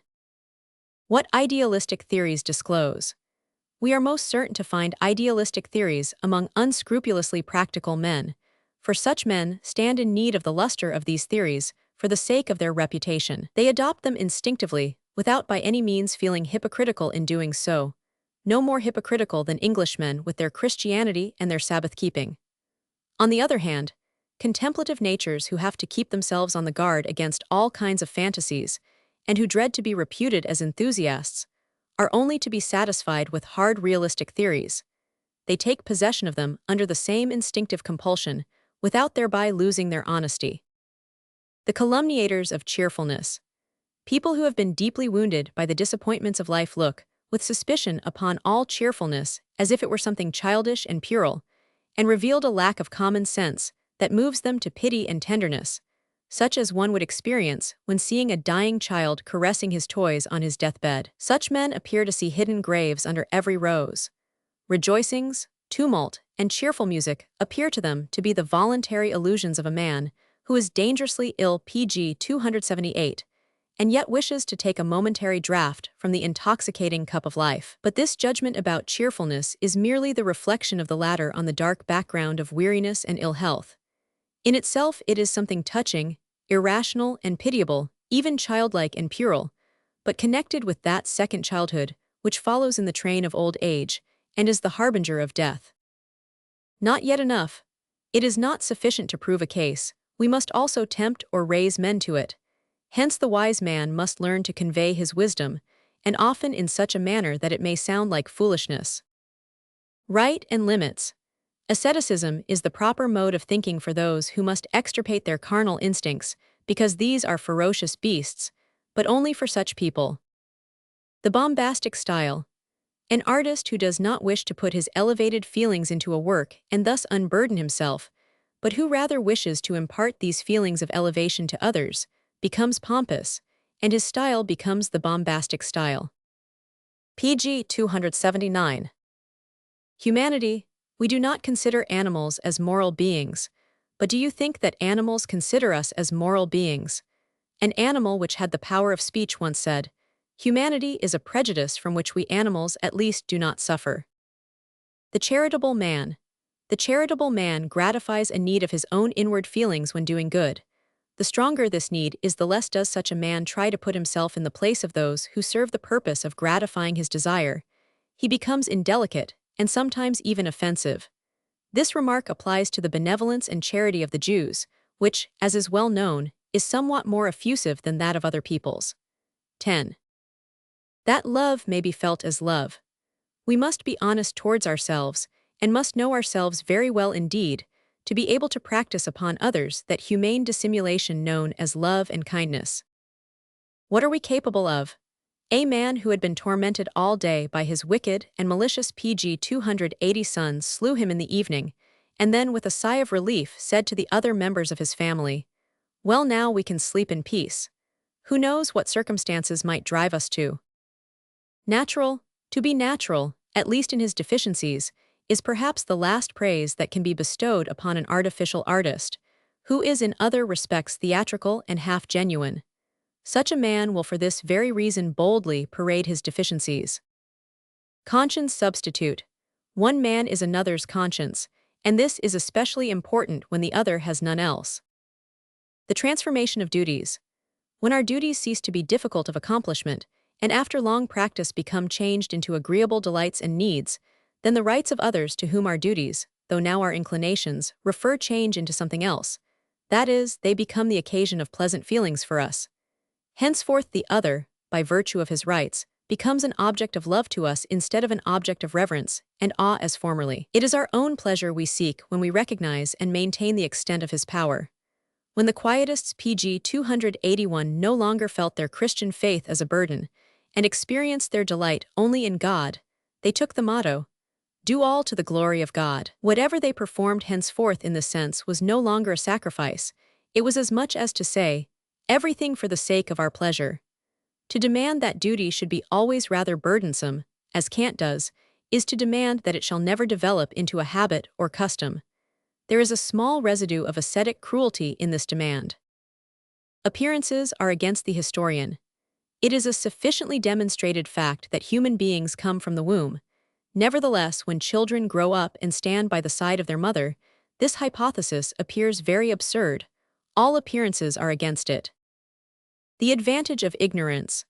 Someone has said that in his childhood he experienced such a contempt for the caprices and whims of a melancholy temperament that, until he had grown up and had become a middle-aged man, he did not know what his own temperament was like. It was precisely a melancholy temperament. He declared that this was the best of all possible kinds of ignorance. Do not be deceived. Yes, he examined the matter from every side, and you think him to be a pg 282 man of profound knowledge. But he only wishes to lower the price. He wants to buy it. A moral pretense. You refuse to be dissatisfied with yourselves or to suffer from yourselves, and this you call your moral tendency. Very well, another may perhaps call it your cowardice. One thing, however, is certain, and that is that you will never take a trip round the world, and you yourselves are this world. And you will always remain in yourselves an accident and a clod on the face of the earth. Do you fancy that we who hold different views from you are merely exposing ourselves out of pure folly to the journey through our own deserts, swamps, and glaciers, and that we are voluntarily choosing grief and disgust with ourselves, like the stylites? Subtlety in mistakes. If Homer, as they say, sometimes nodded, he was wiser than all the artists of sleepless ambition. We must allow admirers to stop for a time and take breath by letting them find fault now and then, for nobody can bear an uninterruptedly brilliant and untiring excellence, and instead of doing good such a master would merely become a taskmaster, whom we hate while he precedes us. Our happiness is not an argument either pro or con. Many men are only capable pg 283 of a small share of happiness, and it is not an argument against their wisdom if this wisdom is unable to afford them a greater degree of happiness, any more than it is an argument against medical skill that many people are incurable and others always ailing. May everyone have the good fortune to discover the conception of existence which will enable him to realize his greatest share of happiness, though this will not necessarily prevent his life from being miserable and not worth envying. The enemies of women. Woman is our enemy. The man who speaks to men in this way exhibits an unbridled lust which not only hates itself, but also its means. The school of the orator. When a man has kept silence for a whole year, he learns to stop chattering and to discourse instead. The Pythagoreans were the best statesmen of their age. The feeling of power. Note the distinction. The man who wishes to acquire the feeling of power seizes upon any means and looks upon nothing as too petty which can foster this feeling. He who already possesses power, however, has grown fastidious and refined in his tastes. Few things can be found to satisfy him. pg 284. Not so very important. When we are present at a deathbed, there regularly arises in us a thought that we immediately suppress from a false sense of propriety. The thought that the act of dying is less important than the customary veneration of it would wish us to believe, and that the dying man has probably lost in his life things which were more important than he is now about to lose by his death. In this case, the end is certainly not the goal. The best way to promise. When a man makes a promise, it is not merely the word that promises, but what lies unexpressed behind the word. Words indeed weaken a promise by discharging and using up a power which forms part of that power which promises. Therefore shake hands when making a promise, but put your finger on your lips. In this way you will make the safest promises. Generally misunderstood. In conversation we sometimes observe people endeavoring to set a trap in which to catch others, not out of evil-mindedness, as one might suppose, but from delight in their own shrewdness. Others again prepare a joke so that someone else may utter it. They tie the knot so that others may undo it. Not pg 285 out of goodwill, as might be supposed, but from wickedness, and their contempt for coarse intellects. Center. The feeling, I am the center of the world, forcibly comes to us when we are unexpectedly overtaken by disgrace. We then feel as if we were standing dazed in the midst of a surge, and dazzled by the glance of one enormous eye which gazes down upon us from all sides and looks us through and through. Freedom of speech. The truth must be told, even if the world should be shivered in fragments, so cries the eminent and grandiloquent Fichte. Yes, certainly, but we must have it first. What he really means, however, is that each man should speak his mind, even if everything were to be turned upside down. This point, however, is open to dispute. The courage for suffering. Such as we now are, we are capable of bearing a tolerable amount of displeasure, and our stomach is suited to such indigestible food. If we were deprived of it, indeed, we should perhaps think the banquet of life insipid, and if it were not for our willingness to suffer pain, we should have to let too many pleasures escape us. pg 286. Admirers. The man who admires up to the point that he would be ready to crucify anyone who did not admire must be reckoned among the executioners of his party. Beware of shaking hands with him, even when he belongs to your own side. The effect of happiness. The first effect of happiness is the feeling of power, and this feeling longs to manifest itself, whether towards ourselves or other men, or towards ideas and imaginary beings. Its most common modes of manifestation are making presents, derision, and destruction, all three being due to a common fundamental instinct. Moral mosquitoes. Those moralists who are lacking in the love of knowledge, and who are only acquainted with the pleasure of giving pain, have the spirit and tediousness of provincials. Their pastime, as cruel as it is lamentable, is to observe their neighbor with the greatest possible closeness, and, unperceived, to place a pin in such position that he cannot help pricking himself with it. Such men have preserved something of the wickedness of schoolboys, who cannot amuse themselves without hunting and torturing either the living or the dead. PG 287. Reasons and their unreason. You feel a dislike for him, and adduce innumerable reasons for this dislike, but I only believe in your dislike and not in your reasons. You flatter yourself by adducing as a rational conclusion, both to yourself and to me, that which happens to be merely a matter of instinct. Approving of something. We approve of marriage in the first place because we are not yet acquainted with it, in the second place because we have accustomed ourselves to it, and in the third place because we have contracted it, that is to say, in most cases. And yet nothing has been proved thereby in favor of the value of marriage in general. No utilitarians. Power which has greatly suffered both in deed and in thought is better than powerlessness, which only meets with kind treatment. Such was the Greek way of thinking. In other words, the feeling of power was prized more highly by them than any mere utility or fair renown.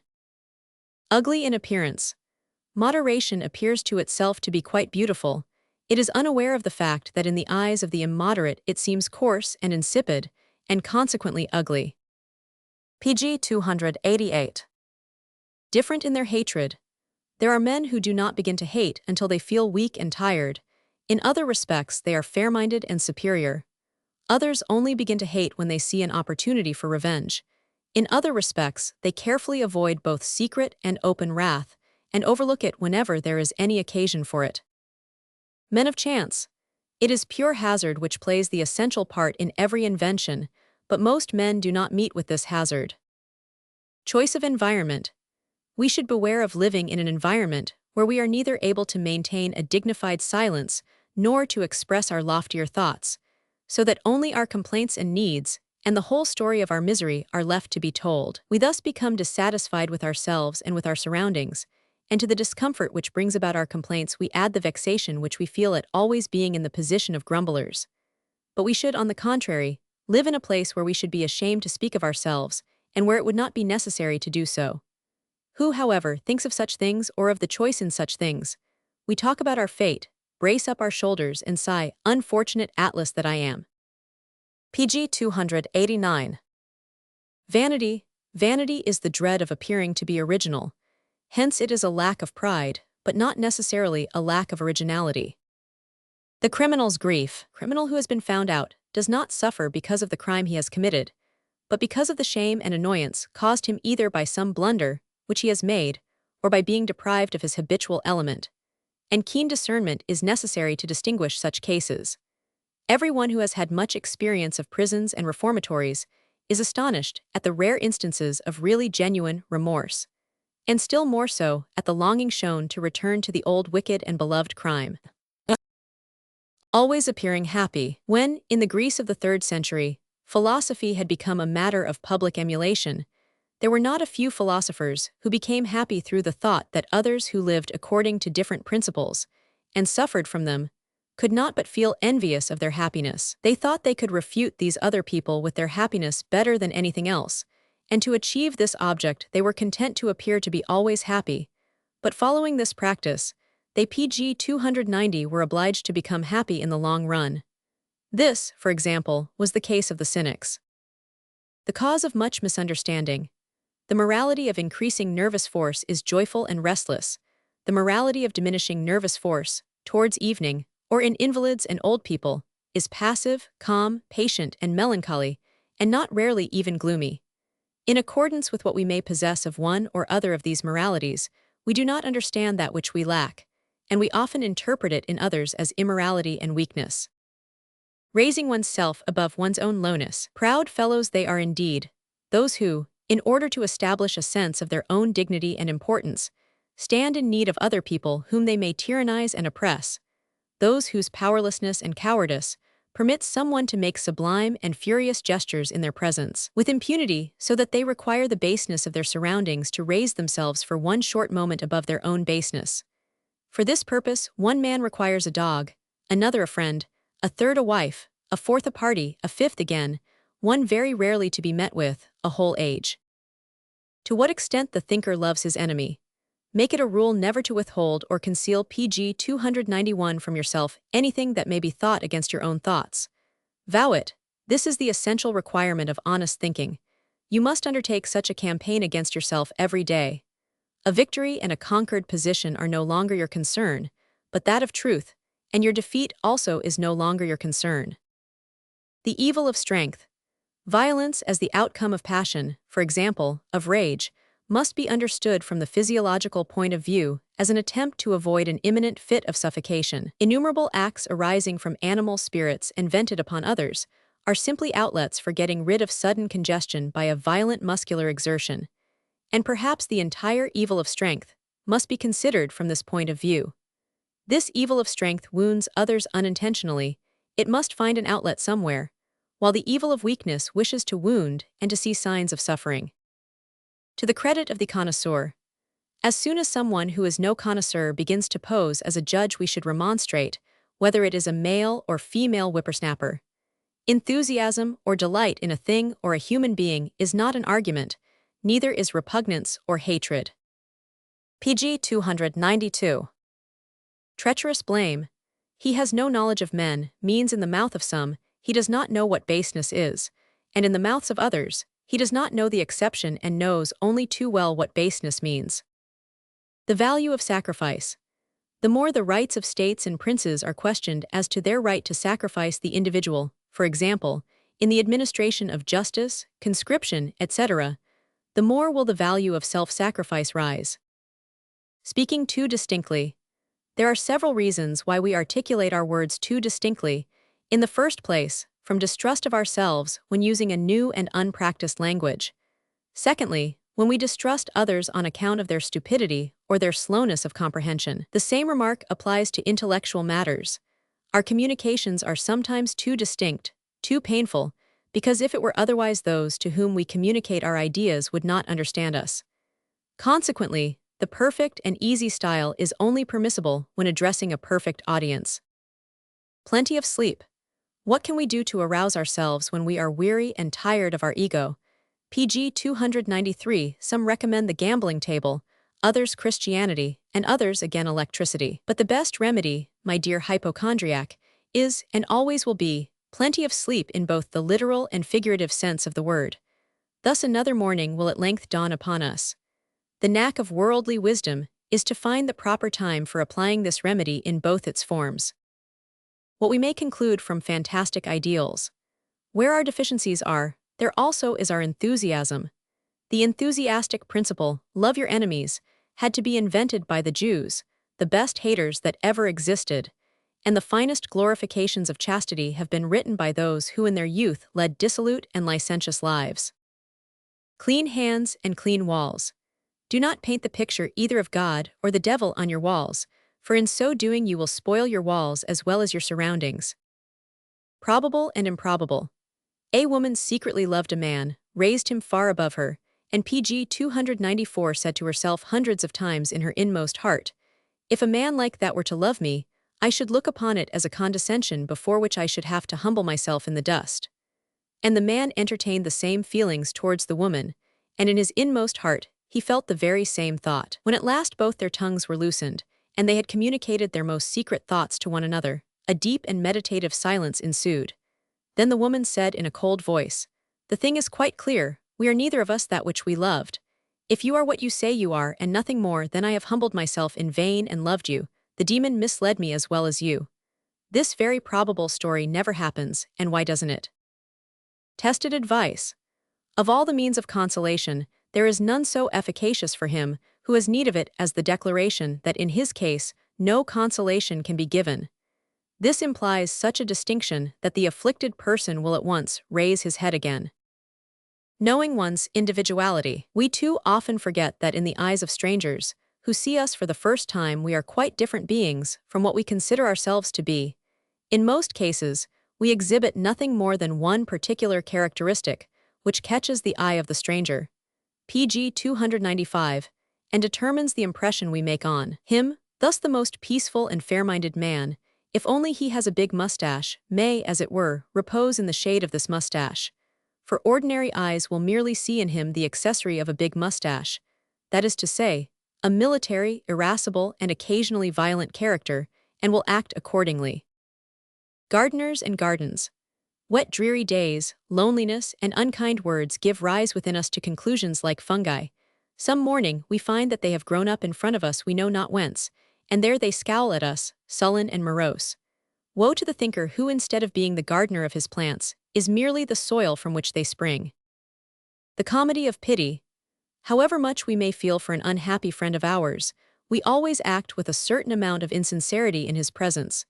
We refrain from telling him everything we think, and how we think it, with all the circumspection of a doctor standing by the bedside of a patient who is seriously ill.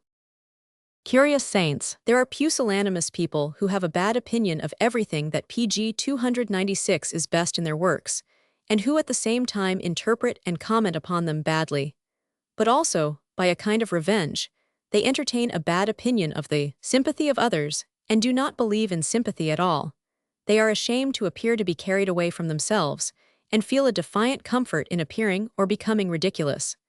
States of soul like these are to be found in melancholy artists. Vain people. We are like shop windows, where we ourselves are constantly arranging, concealing, or setting in the foreground those supposed qualities which others attribute to us, in order to deceive ourselves. Pathetic and naive. It may be a very vulgar habit to let no opportunity slip of assuming a pathetic air for the sake of the enjoyment to be experienced in imagining the spectator striking his breast and feeling himself to be small and miserable. Consequently, it may also be the indication of a noble mind to make fun of pathetic situations, and to behave in an undignified manner in them. The old, warlike nobility of France possessed that kind of distinction and delicacy. A reflection before marriage. Supposing she loved me, what a burden she would be to pg 297 me in the long run, and supposing that she did not love me, what a much greater burden she would be to me in the long run. We have to choose between two different kinds of burdens, therefore let us marry. Rascality with a good conscience. It is exceedingly annoying to be cheated in small bargains in certain countries, in the Tyrol, for example, because, in addition to the bad bargain, we are compelled to accept the evil countenance and coarse greediness of the man who has cheated us, together with his bad conscience and his hostile feeling against us. At Venice, on the other hand, the cheater is highly delighted at his successful fraud, and is not in the least angry with the man he has cheated. Nay, he is even inclined to show him some kindness, and above all to have a hearty laugh with him if he likes. In short, one must possess wit and a good conscience in order to be a knave, and this will almost reconcile the cheated one with the cheat. Rather too awkward. Good people who are too awkward to be polite and amiable promptly endeavor to return an act of politeness by an important service, or by a contribution beyond their power. It is touching to see them timidly producing pg 298 their gold coins, when others have offered them their gilded coppers. Hiding one's intelligence. When we surprise someone in the act of hiding his intelligence from us, we call him evil, the more so if we suspect that it is his civility and benevolence which have induced him to do so. The evil moment. Lively dispositions only lie for a moment. After this they have deceived themselves and are convinced and honest. The condition of politeness. Politeness is a very good thing, and really one of the four chief virtues, although the last. But in order that it may not result in our becoming tiresome to one another, the person with whom I have to deal must be either 1 degree more or less polite than I, otherwise we should never get on, and the ointment would not only anoint us, but would cement us together. Dangerous virtues. He forgets nothing, but forgives everything, wherefore he shall be doubly detested, for he causes us double shame by his memory and his magnanimity. pg 299. Without vanity. Passionate people think little of what others may think. Their state of mind raises them above vanity. Contemplation. In some thinkers, the contemplative state peculiar to a thinker is always the consequence of a state of fear, in others always of desire. In the former, contemplation thus seems allied to the feeling of security, in the latter to the feeling of surfeit. In other words, the former are spirited in their mood, the latter oversatiated and neutral. Hunting. The one is hunting for agreeable truths, the other for disagreeable ones. But even the former takes greater pleasure in the hunt than in the booty. Education. Education is a continuation of procreation, and very often a kind of supplementary varnishing of it. How to recognize the choleric. Of two persons who are struggling together, or who love and admire one another, the more choleric will always be at a disadvantage. The same remark applies to two nations. PG 300. Self-excuse. Many men have the best possible right to act in this or that way, but as soon as they begin to excuse their actions, we no longer believe that they are right, and we are mistaken. Moral pampering. There are tender, moral natures who are ashamed of all their successes and feel remorse after every failure. Dangerous unlearning. We begin by unlearning to love others and end by finding nothing lovable in ourselves. Another form of toleration. To remain a minute too long on red-hot coals and to be burnt a little does no harm either to men or to chestnuts. The slight bitterness and hardness makes the kernel all the sweeter. Yes, this is your opinion, you who enjoy the taste, you sublime cannibals. Different pride. Women turn pale at the thought that their lover may not be worthy of them. Men turn pale at the thought that they may not PG 301 be worthy of the women they love. I speak of perfect women, perfect men. Such men, who are self-reliant and conscious of power at ordinary times, grow diffident and doubtful of themselves when under the influence of a strong passion. Such women, on the other hand, though always looking upon themselves as the weak and devoted sex, become proud and conscious of their power in the great exception of passion. They ask, "Who then is worthy of me?" When we seldom do justice. Certain men are unable to feel enthusiasm for a great and good cause without committing a great injustice in some other quarter. This is their kind of morality. Luxury. The love of luxury is rooted in the depths of a man's heart. It shows that the superfluous and immoderate is the sea wherein his soul prefers to float. To immortalize. Let him who wishes to kill his opponent first consider whether by doing so he will not immortalize him in himself. Against our character. If the truth which we have to utter goes against our character, as PG 302 very often happens, we behave as if we had uttered a clumsy falsehood and thus rouse suspicion. Where a great deal of gentleness is needed. Many natures have only the choice of being either public evildoers or secret sorrow-bearers. Illness. Among illness are to be reckoned the premature approach of old age, ugliness, and pessimistic opinions, three things that always go together. Timid people. It is the awkward and timid people who easily become murderers. They do not understand slight but sufficient means of defense or revenge, and their hatred, owing to their lack of intelligence and presence of mind, can conceive of no other expedient than destruction. Without hatred, you wish to bid farewell to your passion. Very well, but do so without hatred against it. Otherwise you have a second passion. The soul of the Christian who has freed himself from sin is generally ruined afterwards by the hatred for sin.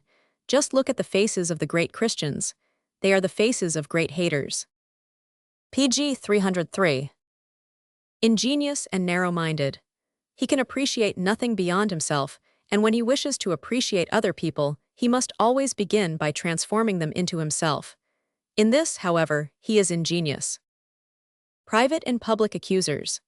Watch closely the accuser and inquirer, for he reveals his true character, and it is not rare for this to be a worse character than that of the victim whose crime he is investigating. The accuser believes in all innocence that the opponent of a crime and criminal must be by nature of good character, or at least must appear as such. And this is why he lets himself go, that is to say, he drops his mask. Voluntary blindness. There is a kind of enthusiastic and extreme devotion to a person or a party, which reveals that in our inmost hearts we feel ourselves superior to this person or party, and for this reason we feel indignant with ourselves. We blind ourselves, as it were, of our own free will to punish our eyes for having seen too much. Remedium amoris. That old radical remedy for love is now in most cases as effective as it always was. Love in return. PG 304. Where is our worst enemy? He who can look after his own affairs well, and knows that he can do so, is as a rule conciliatory towards his adversary. But to believe that we have right on our side, and to know that we are incapable of defending it, this gives rise to a fierce and implacable hatred against the opponent of our cause. Let every one judge accordingly where his worst enemies are to be sought. The limits of all humility. Many men may certainly have attained that humility which says credo quia absurdum est, and sacrifices its reason. But so far as I know, not one has attained to that humility which after all is only one step further, and which says creda quia absurdus sum. Acting the truth. Many a man is truthful, not because he would be ashamed to exhibit hypocritical feelings, but because he would not succeed very well in inducing others to believe in his hypocrisy. In a word, he has no confidence in his talent as an actor, and therefore prefers honestly to act the truth. Courage in a party. The poor sheep say to their bellwether, "Only lead us, and we shall never pg 305 lack courage to follow you." But the poor bellwether thinks in his heart, "Only follow me, and I shall never lack courage to lead you." Cunning of the victim. What a sad cunning there is in the wish to deceive ourselves with respect to the person for whom we have sacrificed ourselves, when we give him an opportunity in which he must appear to us as we should wish him to be.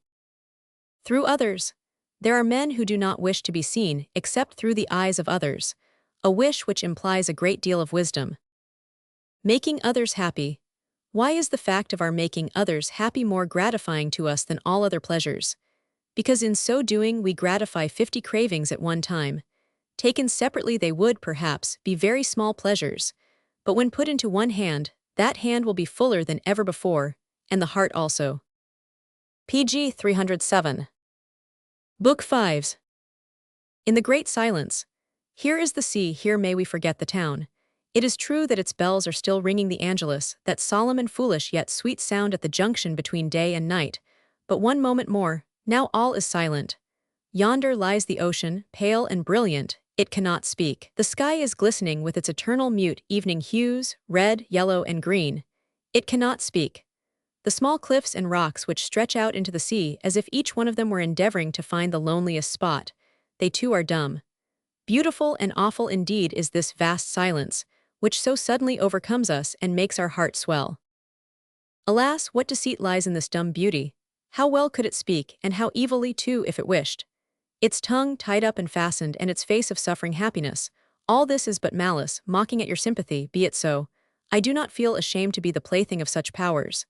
But I pity thee, O nature, because thou must be silent, even though it be only malice that binds thy tongue.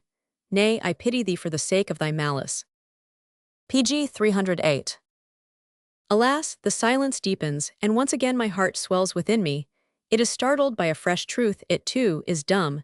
It likewise sneers when the mouth calls out something to this beauty. It also enjoys the sweet malice of its silence. I come to hate speaking, yea, even thinking. Behind every word I utter do I not hear the laughter of error, imagination, and insanity? Must I not laugh at my pity and mock my own mockery? O sea, O evening, ye are bad teachers.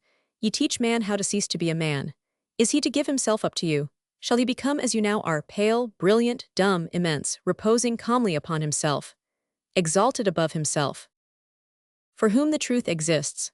Up to the present time, errors have been the power most fruitful in consolations. We now expect the same effects from accepted truths, and we have been waiting rather too long for them. What if these truths could not give us this consolation we are looking for? Would that be an argument against them? What have these truths in common with the sick condition of suffering and degenerate men, that they should be useful to them? It is, of course, no proof against the truth of a plant, when it is clearly established that it does not contribute in any way to the recovery of sick people. Formerly, however, people were so convinced that man was the ultimate end of nature that they believed that knowledge could reveal nothing that was not beneficial and useful to pg 309 man. Nay, there could not, should not be, any other things in existence. Perhaps all this leads to the conclusion that truth as an entity and a coherent whole exists only for those natures who, like Aristotle, are at once powerful and harmless, joyous and peaceful, just as none but these would be in a position to seek such truths, for the others seek remedies for themselves. However proud they may be of their intellect and its freedom, they do not seek truth. Hence it comes about that these others take no real joy in science, but reproach it for its coldness, dryness, and inhumanity. This is the judgment of sick people about the games of the healthy. Even the Greek gods were unable to administer consolation, and when at length the entire Greek world fell ill, this was a reason for the destruction of such gods. We gods in exile, owing to errors regarding their descent, their uniqueness, their mission, and by claims based upon these errors, men have again and again surpassed themselves. But through these same errors the world has been filled with unspeakable suffering, mutual persecution, suspicion, misunderstanding, and an even greater amount of individual misery. Men have become suffering creatures in consequence of their morals, and the sum total of what they have obtained by those morals is simply the feeling that they are far too good and great for this world, and that they are enjoying merely a transitory existence on it. As pg 310, yet the proud sufferer is the highest type of mankind. The color blindness of thinkers. How differently from us the Greeks must have viewed nature, since, as we cannot help admitting, they were quite colorblind in regard to blue and green, believing the former to be a deeper brown, and the latter to be yellow. Thus, for instance, they used the same word to describe the color of dark hair, of the cornflower and the southern sea. And again, they employed exactly the same expression for the color of the greenest herbs, the human skin, honey, and yellow raisins. Whence it follows that their greatest painters reproduced the world they lived in only in black, white, red, and yellow. How different and how much nearer to mankind, therefore, must nature have seemed to them, since in their eyes the tints of mankind predominated also in nature, and nature was, as it were, floating in the colored ether of humanity. Blue and green more than anything else dehumanize nature. It is this defect which developed the playful facility that characterized the Greeks of seeing the phenomena of nature as gods and demigods, that is to say, as human forms. Let this, however, merely serve as a simile for another supposition. Every thinker paints his world and the things that surround him in fewer colors than really exist, and he is blind to individual colors. This is something more than a mere deficiency. Thanks to this nearer approach and pg 311 simplification, he imagines he sees in things those harmonies of colors which possess a great charm and may greatly enrich nature. Perhaps, indeed, it was in this way that men first learnt to take delight in viewing existence, owing to its being first of all presented to them in one or two shades, and consequently harmonized. They practiced these few shades, so to speak, before they could pass on to any more. And even now certain individuals endeavor to get rid of a partial color blindness, that they may obtain a richer faculty of sight and discernment, in the course of which they find that they not only discover new pleasures, but are also obliged to lose and give up some of their former ones. The embellishment of science. In the same way that the feeling that nature is ugly, wild, tedious, we must embellish it, embellir la nature, brought about Rococo horticulture, so does the view that science is ugly, difficult, dry, dreary, and weary, we must embellish it, invariably gives rise to something called philosophy. This philosophy sets out to do what all art and poetry endeavor to do, viz., giving amusement above all else. But it wishes to do this, in conformity with its hereditary pride, in a higher and more sublime fashion before an audience of superior intellects. It is no small ambition to create for these intellects a kind of horticulture, the principal charm of which, like that of the usual gardening, is to bring about an optical illusion, by means of temples, perspective, pg 312 grottos, winding walks, and waterfalls, to speak in similes, exhibiting science in a condensed form and in all kinds of strange and unexpected illuminations, infusing into it as much indecision, irrationality, and dreaminess as will enable us to walk about in it, as in savage nature, but without trouble and boredom. Those who are possessed of this ambition even dream of making religion superfluous, religion, which among men of former times served as the highest kind of entertainment. All this is now running its course, and will one day attain its highest tide. Even now hostile voices are being raised against philosophy, exclaiming, "Return to science, to nature, and the naturalness of science." And thus an age may begin which may discover the most powerful beauty precisely in the savage and ugly domains of science, just as it is only since the time of Rousseau that we have discovered the sense for the beauty of high mountains and deserts. Two kinds of moralists. To see a law of nature for the first time, and to see it whole, for example, the law of gravity or the reflection of light and sound, and afterwards to explain such a law, are two different things and concern different classes of minds. In the same way, those moralists who observe and exhibit human laws and habits, moralists with discriminating ears, noses, and eyes, differ entirely from those who interpret their observations. These latter must above all be inventive, and pg 313 must possess an imagination untrammeled by sagacity and knowledge. The new passion. Why do we fear and dread a possible return to barbarism? Is it because it would make people less happy than they are now? Certainly not. The barbarians of all ages possessed more happiness than we do. Let us not deceive ourselves on this point.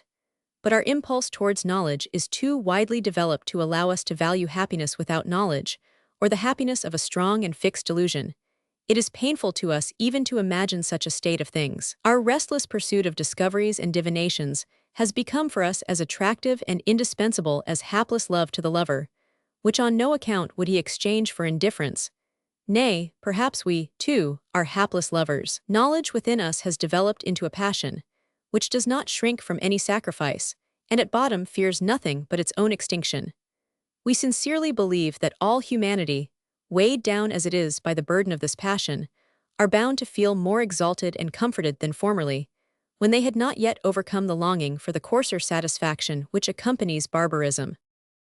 It may be that mankind may perish eventually from this passion for knowledge, but even that does not daunt us. Did Christianity ever shrink from a similar thought? Are not love and death brother and sister? Yes, we detest barbarism. We PG 314 all prefer that humanity should perish rather than that knowledge should enter into a stage of retrogression. And finally, if mankind does not perish through some passion, it will perish through some weakness. Which would we prefer? This is the main question. Do we wish its end to be in fire and light, or in the sands? Likewise heroic. To do things of the worst possible odor, things of which we scarcely dare to speak, but which are nevertheless useful and necessary, is also heroic. The Greeks were not ashamed of numbering even the cleansing of a stable among the great tasks of Hercules. The opinions of opponents. In order to measure the natural subtlety or weakness of even the cleverest heads, we must consider the manner in which they take up and reproduce the opinions of their adversaries, for the natural measure of any intellect is thereby revealed.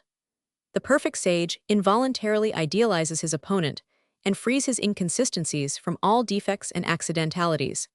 He only takes up arms against him when he has thus turned his opponent into a god with shining weapons. Investigator and attempter. There is no exclusive method of knowing in science. We must PG 315 deal with things tentatively, treating them by turns harshly or justly, passionately or coldly. One investigator deals with things like a policeman, another like a confessor, and yet a third like an inquisitive traveler. We force something from them now by sympathy and now by violence. The one is urged onward, and led to see clearly by the veneration which the secrets of the things inspire in him, and the other again by the indiscretion and malice met with in the explanation of these secrets. We investigators, like all conquerors, explorers, navigators, and adventurers, are men of a daring morality, and we must put up with our liability to be in the main looked upon as evil. Seeing with new eyes, presuming that by the term beauty and art is always implied the imitation of something that is happy, and this I consider to be true, according as an age or a people or a great autocratic individuality represents happiness. What then is disclosed by the so-called realism of our modern artists in regard to the happiness of our epoch?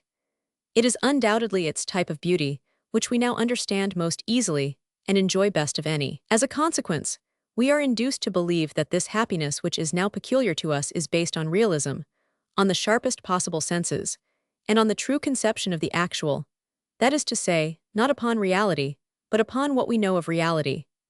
The results of science have already gained so much in depth and extent that the artists of our century have involuntarily PG 316 become the glorifiers of scientific blessings per se. Intercession. Unpretentious regions are subjects for great landscape painters, remarkable and rare regions for inferior painters. For the great things of nature and humanity must intercede in favor of their little, mediocre, and vain admirers, whereas the great man intercedes in favor of unassuming things. Not to perish unnoticed, it is not only once but continuously that our excellence and greatness are constantly crumbling away. The weeds that grow among everything and cling to everything ruin all that is great in us. The wretchedness of our surroundings, which we always try to overlook, and which is before our eyes at every hour of the day. The innumerable little roots of mean and petty feelings which we allow to grow up all about us, in our office, among our companions, or our daily labors. If we permit these small weeds to escape our notice, we shall perish through them unnoticed. And if you must perish, then do so immediately and suddenly, for in that case you will perhaps leave proud ruins behind you, and not, as is now to be feared, merely molehills covered with grass and weeds, these petty and miserable conquerors, as humble as ever, and too wretched even to triumph. PG 317. Casuistic, we are confronted with a very bitter and painful dilemma, for the solution of which not everyone's bravery and character are equal. When, as passengers on board a steamer, we discover that the captain and the helmsman are making dangerous mistakes, and that we are their superiors in nautical science, and then we ask ourselves, what would happen if we organized a mutiny against them and made them both prisoners? Is it not our duty to do so in view of our superiority, and would not they in their turn be justified in putting us in irons for encouraging disobedience? This is a simile for higher and worse situations, and the final question to be decided is, what guarantees our superiority and our faith in ourselves in such a case? Success. But in order to do that we must do the very thing in which all the danger lies, not only dangerous for ourselves, but also for the ship. Privileges?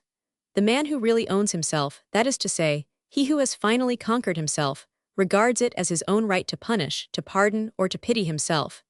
He need not concede this privilege to anyone, though he may freely bestow it upon someone else, a friend, for example. But he knows that in doing this he is conferring a right, and that rights can only be conferred by one who is in full possession of power. PG 318. Man and things.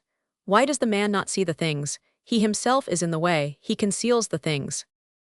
Characteristics of happiness.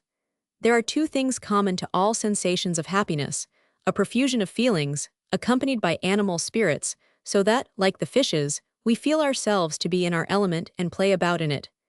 Good Christians will understand what Christian exuberance means. Never renounce. Renouncing the world without knowing it, like a nun, results in a fruitless and perhaps melancholy solitude. This has nothing in common with the solitude of the vita contemplativa of the thinker. When he chooses this form of solitude, he wishes to renounce nothing, but he would on the contrary regard it as a renunciation, a melancholy destruction of his own self, if he were obliged to continue in the vita practica. He forgoes this latter because he knows it, because he knows himself. So he jumps into his water, and thus gains his cheerfulness. Why the nearest things become ever more distant for us. The more we give up PG 319 our minds to all that has been and will be, the paler will become that which actually is. When we live with the dead and participate in their death, what are our neighbors to us? We grow lonelier simply because the entire flood of humanity is surging round about us. The fire that burns within us and glows for all that is human is continually increasing, and hence we look upon everything that surrounds us as if it had become more indifferent, more shadowy, but our cold glance is offensive. The rule always appears to me to be more interesting than the exception. Whoever thinks thus has made considerable progress in knowledge, and is one of the initiated. On education. I have gradually come to see daylight in regard to the most general defect in our methods of education and training. Nobody learns, nobody teaches, nobody wishes to endure solitude. Surprise at resistance. Because we have reached the point of being able to see through a thing we believe that henceforth it can offer us no further resistance, and then we are surprised to find that we can see through it, and yet cannot penetrate PG 320 through it. This is the same kind of foolishness and surprise as that of the fly on a pane of glass. Where the noblest are mistaken. We give someone at length our dearest and most valued possession, and then love has nothing more to give. But the recipient of the gift will certainly not consider it as his dearest possession, and will consequently be wanting in that full and complete gratitude which we expect from him. Hierarchy. First and foremost, there are the superficial thinkers, and secondly the profound thinkers, such as dive into the depths of a thing. Thirdly, the thorough thinkers who get to the bottom of a thing, which is of much greater importance than merely diving into its depths. And finally, those who leap head foremost into the marsh, though this must not be looked upon as indicating either depth or thoroughness. These are the lovers of obscurity. Master and pupil. By cautioning his pupils against himself, the teacher shows his humanity. PG 321. Honoring reality. How can we look at this exulting multitude without tears and acquiescence? At one time we thought little of the object of their exultation, and we should still think so if we ourselves had not come through a similar experience. And what may these experiences lead us to? What are our opinions? In order that we may not lose ourselves, and our reason we must fly from experiences. Was thus that Plato fled from actuality, and wished to contemplate things only in their pale mental concepts. He was full of sensitiveness, and knew how easily the waves of this sensitiveness would drown his reason. Must the sage therefore say, "I will honor reality, but I will at the same time turn my back to it because I know and dread it"? Ought he to behave as certain African tribes do in the presence of their sovereign, whom they approach backwards, thus showing their reverence at the same time as their dread? Where are the poor in spirit? Oh, how greatly it goes against my grain to impose my own thoughts upon others.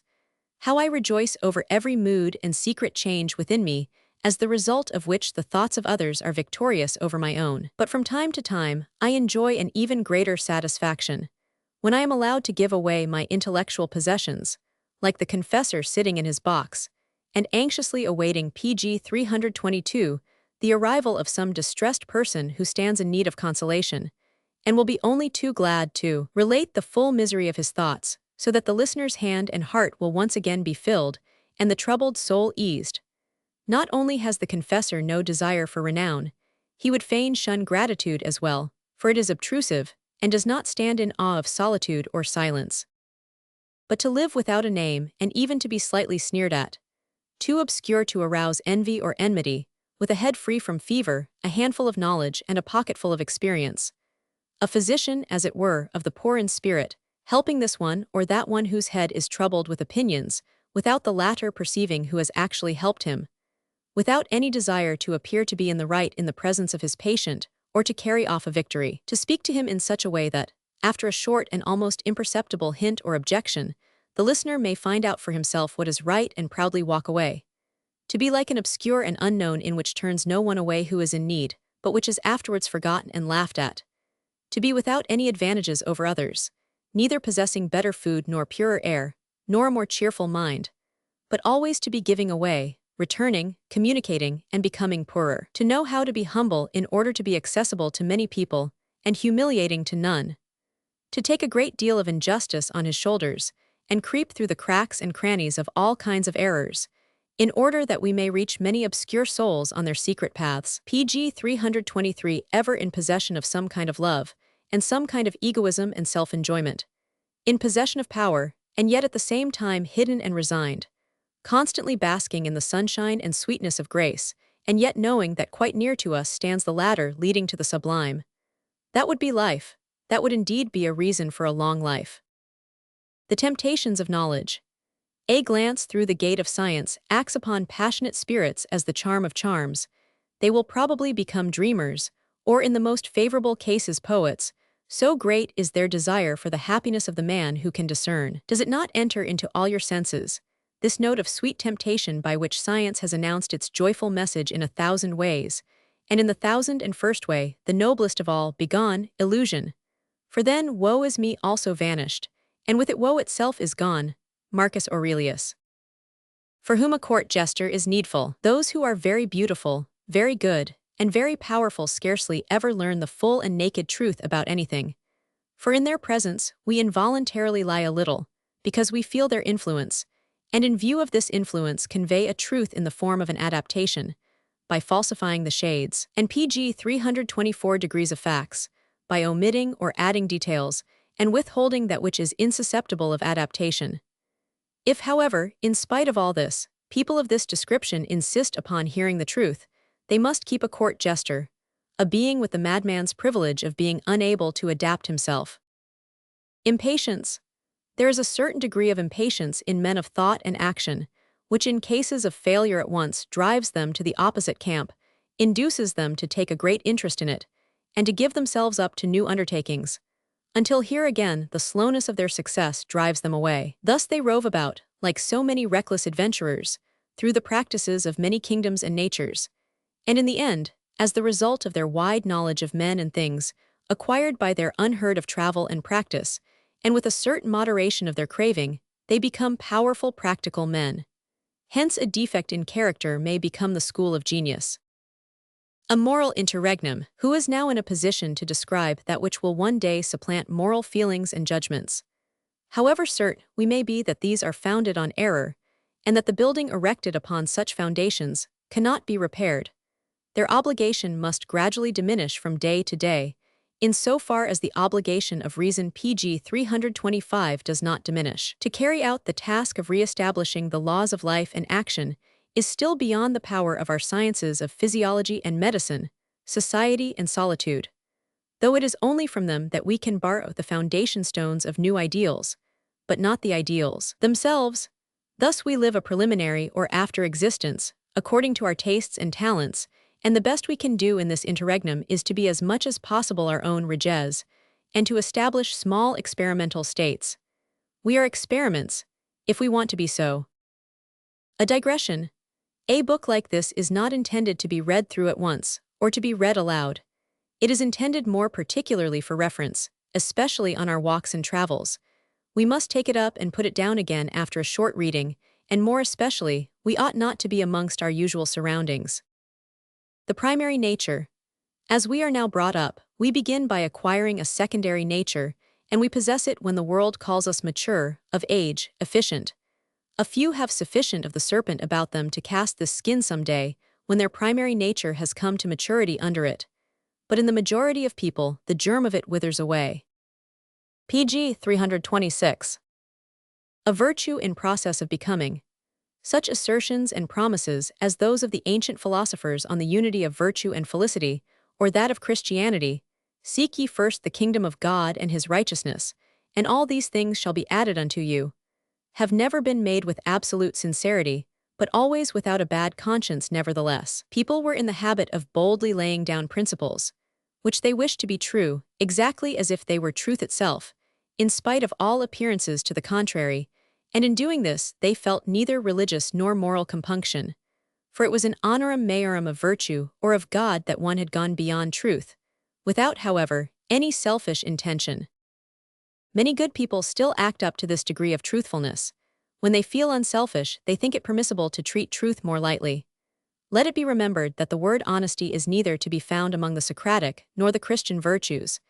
It is one of our most recent virtues, not yet quite mature, frequently misconstrued and misunderstood, scarcely conscious of itself, something in embryo, which we may either promote or check according to our inclination.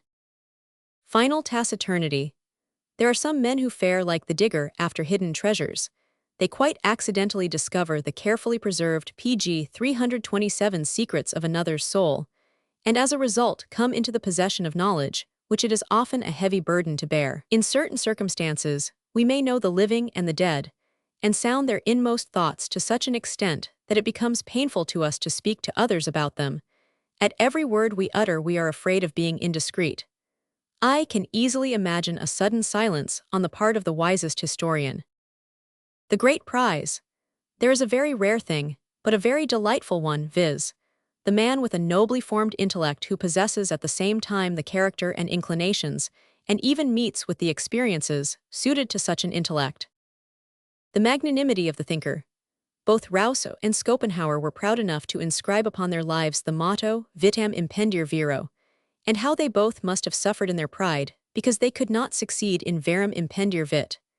Verum, such as each of them understood it, when their lives ran side by side with their knowledge, like an uncouth bass which is not in tune with the melody. Knowledge, however, would be in a bad way if it were measured out to every thinker only in proportion as it can be adapted to his own person. And thinkers would be in a bad way if their vanity Pg 328 were so great that they could only endure such an adaptation. For the noblest virtue of a great thinker is his magnanimity, which urges him on in his search for knowledge to sacrifice himself and his life unshrinkingly, often shamefacedly, and often with sublime scorn and smiling. Utilizing our hours of danger. Those men and conditions whose every movement may mean danger to our possessions, honor and life or death, and to those most dear to us, we shall naturally learn to know thoroughly. Tiberius, for instance, must have meditated much more deeply on the character and methods of government of the Emperor Augustus, and must have known far more about them than even the wisest historian. At the present day we all live, relatively speaking, in a security which is much too great to make us true psychologists. Some survey their fellow men as a hobby, others out of ennui, and others again merely from habit, but never to the extent they would do if they were told, discern, or perish. As long as truths do not cut us to the quick, we assume an attitude of contempt towards them. They still appear to us too much like the winged dreams, as if we could or could not have them at our discretion, as if we could likewise be aroused from these truths as from a dream. Hic rhodus, hic salta. Our music, which can and must change into everything, because PG 329 like the demon of the sea, it has no character of its own. This music in former times devoted its attention to the Christian savant, and transposed his ideals into sounds. Why cannot it likewise find those brighter, more cheerful, and universal sounds which correspond to the ideal thinker, a music which could rock itself at ease in the vast floating vaults of the soul? So far our music has been so great and so good, nothing seemed impossible to its powers. May it therefore prove possible to create these three sensations at one time: sublimity, deep and warm light, and rapture of the greatest possible consistency. Slow cures. Chronic illnesses of the soul, like those of the body, are very rarely due to one gross offense against physical and mental reason, but as a general rule, they arise from innumerable and petty negligences of a minor order. A man, for example, whose breathing becomes a trifle weaker every day, and whose lungs, by inhaling too little air, are deprived of their proper amount of exercise, will end by being struck down by some chronic disease of the lungs. The only remedy for cases like these is a countless number of minor exercises of a contrary tendency, making it a rule, for example, to take a long and deep breath every quarter of an hour, lying flat on the ground if possible. For this purpose, a clock which strikes the quarters should be chosen as a lifelong companion. All these remedies are slow and trifling, but PG 330, yet the man who wishes to cure his soul will carefully consider a change, even in his least important habits. Many a man will utter a cold and angry word to his surroundings 10 times a day without thinking about it, and he will forget that after a few years, it will have become a regular habit with him to put his surroundings out of temper 10 times a day. But he can also acquire the habit of doing good to them 10 times. On the 7th day, you praise this as my creation, but I have only put aside what was a burden to me. My soul is above the vanity of creators. You praise this as my resignation, but I have only stripped myself of what had become burdensome. My soul is above the vanity of the resigned ones. The donor's modesty. There is such a want of generosity in always posing as the donor and benefactor, and showing one's face when doing so. But to give and bestow, and at the same time to conceal one's name and favor, or not to have a name at all, like nature, in whom this fact is more refreshing to us than anything else. Here at last we no more meet with the giver and bestower, no more with a gracious countenance. It is true that you have now forfeited even this comfort, for you have placed a God in this nature, and now everything is once again fettered and oppressed. Well, are we never to have the right of PG 331 remaining alone with ourselves? Are we always to be watched, guarded, surrounded by leading strings and gifts? If there is always someone round about us, the best part of courage and kindness will ever remain impossible of attainment in this world. Are we not tempted to fly to hell before this continual obtrusiveness of heaven, this inevitable supernatural neighbor?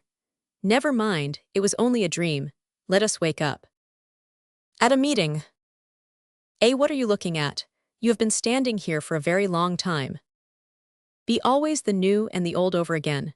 The helplessness of a thing urges me on to plunge into it so deeply that I end by penetrating to its deepest depths, and perceive that in reality it is not worth so very much. At the end of all experiences of this kind, we meet with a kind of sorrow and stupor. I experience this on a small scale several times a day. A loss of renown. What an advantage it is to be able to speak as a stranger to mankind. When they take away our anonymity and make us famous, the gods deprive us of half our virtue. Doubly patient. By doing this you will hurt many people. I know that, and I also know PG 332 that I shall have to suffer for it doubly, in the first place out of pity for their suffering, and secondly from the revenge they will take on me. But in spite of this, I cannot help doing what I do. The kingdom of beauty is greater. We move about in nature, cunning and cheerful, in order that we may surprise everything in the beauty peculiar to it. We make an effort, whether in sunshine or under a stormy sky, to see a distant part of the coast with its rocks, bays, and olive and pine trees under an aspect in which it achieves its perfection and consummation. Thus also we should walk about among men as their discoverers and explorers, meting out to them good and evil in order that we may unveil the peculiar beauty which is seen with some in the sunshine, in others under thunder clouds, or with others again only in twilight and under a rainy sky. Are we then forbidden to enjoy the evil man like some savage landscape, which possesses its own bold and daring lines and luminous effects. While this same man, so long as he behaves well, and in conformity with the law, appears to us to be an error of drawing, and a mere caricature which offends us like a defect in nature. Yes, this is forbidden, for as yet we have only been permitted to seek beauty in anything that is morally good. And this is sufficient to explain why we have found so little, and have been compelled to look for beauty without either flesh or bones. In the same way, as pg 333 evil men are familiar with innumerable kinds of happiness, which the virtuous never dream of, we may also find among them innumerable types of beauty, many of them as yet undiscovered.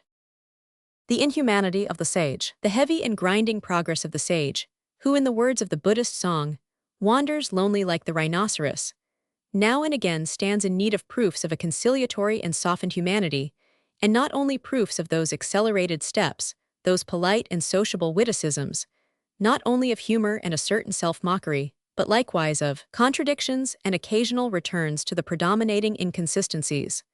In order that he may not resemble the heavy roller that rolls along like fate, the sage who wishes to teach must take advantage of his defects and utilize them for his own adornment. And when saying, "Despise me," he will implore permission to be the advocate of a presumptuous truth. This sage wishes to lead you to the mountains, and he will perhaps endanger your life. Therefore, as the price of his enjoyment, he willingly authorizes you to take your revenge either before or afterwards on such a guide. Do you remember what thoughts came into your head when he once led you to a gloomy cavern over a slippery path? Your distrustful heart beat rapidly, and said inwardly, "This guide might surely do something better than crawl about here."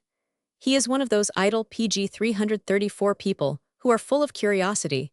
Is it not doing him too much honor to appear to attach any value at all to him by following him? Many at the banquet. How happy we are when we are fed like the birds by the hand of someone who throws them their crumbs without examining them too closely or inquiring into their worthiness. To live like a bird which comes and flies away and does not carry its name on its beak. I take great pleasure in satisfying my appetite at the banquet of the many. Another type of love for one's neighbor. Everything that is agitated, noisy, fitful, and nervous forms a contrast to the great passion which, glowing in the heart of man like a quiet and gloomy flame, and gathering about it all that is flaming and ardent, gives to man the appearance of coldness and indifference, and stamps a certain impassiveness on his features. Such men are occasionally capable of showing their love for their neighbor, but this love is different from that of sociable people who are anxious to please. It is a mild, contemplative, and calm amiability. These people, as it were, look out of the windows of the castle which serves them as a stronghold, and consequently as a prison, for the outlook into the far distance, the open air, and a different world is so pleasant for them. pg 335. Not justifying oneself. A. But why are you not willing to justify yourself? B. I could do it in this instance, as in dozens of others. But I despise the pleasure which lies in justification, for all that matters little to me, and I would rather bear a stained reputation than give those petty folks the spiteful pleasure of saying, "He takes these things very seriously." This is not true. Perhaps I ought to have more consideration for myself, and look upon it as a duty to rectify erroneous opinions about myself. I am too indifferent and too indolent regarding myself, and consequently also regarding everything that is brought about through my agency. Where to build one's house. If you feel great and productive in solitude, society will belittle and isolate you, and vice versa. A powerful mildness such as that of a father, wherever this feeling takes possession of you, there build your house, whether in the midst of the multitude or on some silent spot. You by pater sum, I by patria. The only means. Dialectic is the only means of reaching the divine essence, and penetrating pg 336 behind the veil of appearance. This declaration of Plato in regard to dialectic is as solemn and passionate as that of Schopenhauer in regard to the contrary of dialectic, and both are wrong. For that to which they wish to point out the way to us does not exist. And so far have not all the great passions of mankind been passions for something non-existent, and all their ceremonies for something non-existent also. Becoming heavy. You know him not. Whatever weights he may attach to himself, he will nevertheless be able to raise them all with him. But you, judging from the weak flapping of your own wings, come to the conclusion that he wishes to remain below, merely because he does burden himself with those weights. At the harvest thanksgiving of the intellect, there is a daily increase and accumulation of experiences, events, opinions upon these experiences and events, and dreams upon these opinions, a boundless and delightful display of wealth. Its aspect dazzles the eyes. I can no longer understand how the poor in spirit can be called blessed. Occasionally, however, I envy them when I am tired, for the superintendence of such vast wealth is no easy task, and its weight frequently crushes all happiness. Alas, if only the pg 337 mere sight of it were sufficient, if only we could be misers of our knowledge. Freed from skepticism. Some men emerge from a general moral skepticism bad-tempered and feeble, corroded, worm-eat, and even partly consumed. But I, on the other hand, more courageous and healthier than ever, and with my instincts conquered once more. Where a strong wind blows, where the waves are rolling angrily, and where more than usual danger is to be faced, there I feel happy. I did not become a worm, although I often had to work and dig like a worm. You have just ceased to be a skeptic, for you deny. And in doing so, I have learnt to say yea again. Let us pass by. Spare him, leave him in his solitude. Do you wish to crush him down entirely? He became cracked like a glass into which some hot liquid was poured suddenly, and he was such a precious glass. Love and truthfulness. Through our love we have become dire offenders against truth, and even habitual dissimulators and thieves, who give pg 338 out more things as true than seem to us to be true. On this account the thinker must from time to time drive away those whom he loves, not necessarily those who love him, so that they may show their sting and wickedness, and cease to tempt him. Consequently, the kindness of the thinker will have its waning and waxing moon. Inevitable, no matter what your experience may be.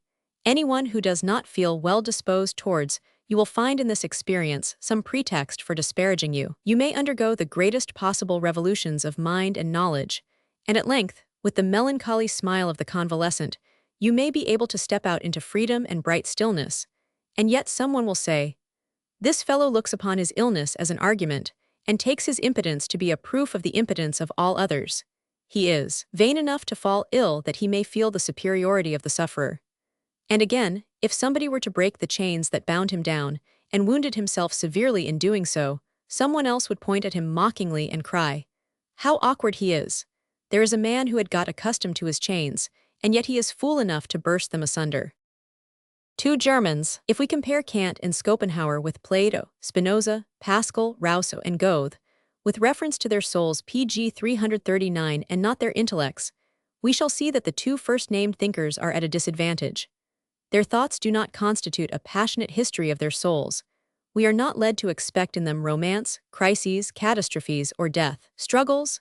Their thinking is not at the same time the involuntary biography of a soul, but in the case of Kant merely of a head, and in the case of Schopenhauer again merely the description and reflection of a character, the invariable.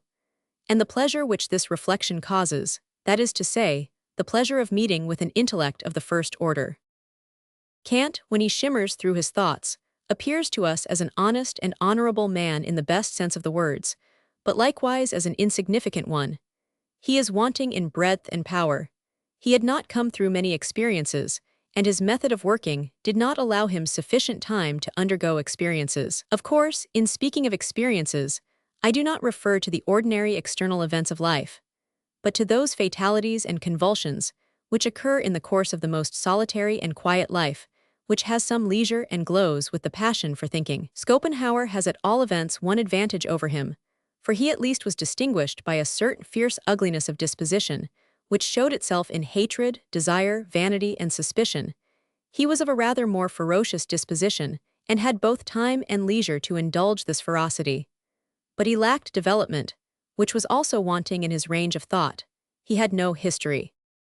pg 340. Seeking one's company. Are we then looking for too much when we seek the company of men who have grown mild, agreeable to the taste, and nutritive, like chestnuts which have been put into the fire and taken out just at the right moment, of men who expect little from life, and prefer to accept this little as a present, rather than as a merit of their own, as if it were carried to them by birds and bees, of men who are too proud ever to feel themselves rewarded, and too serious in their passion for knowledge and honesty to have time for or pleasure in fame. Such men we should call philosophers, but they themselves will always find some more modest designation. Satiated with mankind. A seek for knowledge, yes, but always as a man. What, must I always be a spectator of the same comedy and always play a part in the same comedy without ever being able to observe things with other eyes than those? And yet there may be countless types of beings whose organs are better adapted for knowledge than ours. At the end of all their searching for knowledge, what will men at length come to know? Their organs, which perhaps is as much as to say, the impossibility of knowledge, misery and disgust. Be this as a bad attack you have, reason is attacking you. Tomorrow, however, you will again pg 341 be in the midst of knowledge, and hence of irrationality, that is to say, delighted about all that is human. Let us go to the sea. Going our own way. When we take the decisive step, and make up our minds to follow our own path, a secret is suddenly revealed to us. It is clear that all those who had hitherto been friendly to us and on intimate terms with us judge themselves to be superior to us, and are offended now. The best among them are indulgent, and are content to wait patiently until we once more find the right path. They know it, apparently. Others make fun of us, and pretend that we have been seized with a temporary attack of mild insanity, or spitefully point out some seducer. The more malicious say we are vain fools, and do their best to blacken our motives, while the worst of all see in us their greatest enemy, someone who is thirsting for revenge after many years of dependence, and are afraid of us. What then are we to do? My own opinion is that we should begin our sovereignty by promising to all our acquaintances in advance a whole year's amnesty for sins of every kind. Far-off perspectives. A. But why this solitude? B. I am not angry with anybody. But when I am alone, it seems to me that I can see my friends in a clearer and rosier light than when I pg 342 am with them, and when I loved and felt music best, I lived far from it. It would seem that I must have distant perspectives in order that I may think well of things. Gold and hunger. Here and there we meet with a man who changes into gold everything that he touches, but some fine evil day he will discover that he himself must starve through this gift of his. Everything around him is brilliant, superb, and unapproachable in its ideal beauty, and now he eagerly longs for things which it is impossible for him to turn into gold. And how intense is this longing? Like that of a starving man for a meal. Query, what will he seize? Shame, look at that noble steed pawing the ground, snorting, longing for a ride, and loving its accustomed rider. But shameful to relate, the rider cannot mount today, he is tired. Such is the shame felt by the weary thinker in the presence of his own philosophy. Against the waste of love. Do we not blush when we surprise ourselves in a state of violent aversion? Well then, we should also blush when we find ourselves possessed of strong affections on account of the injustice contained in them.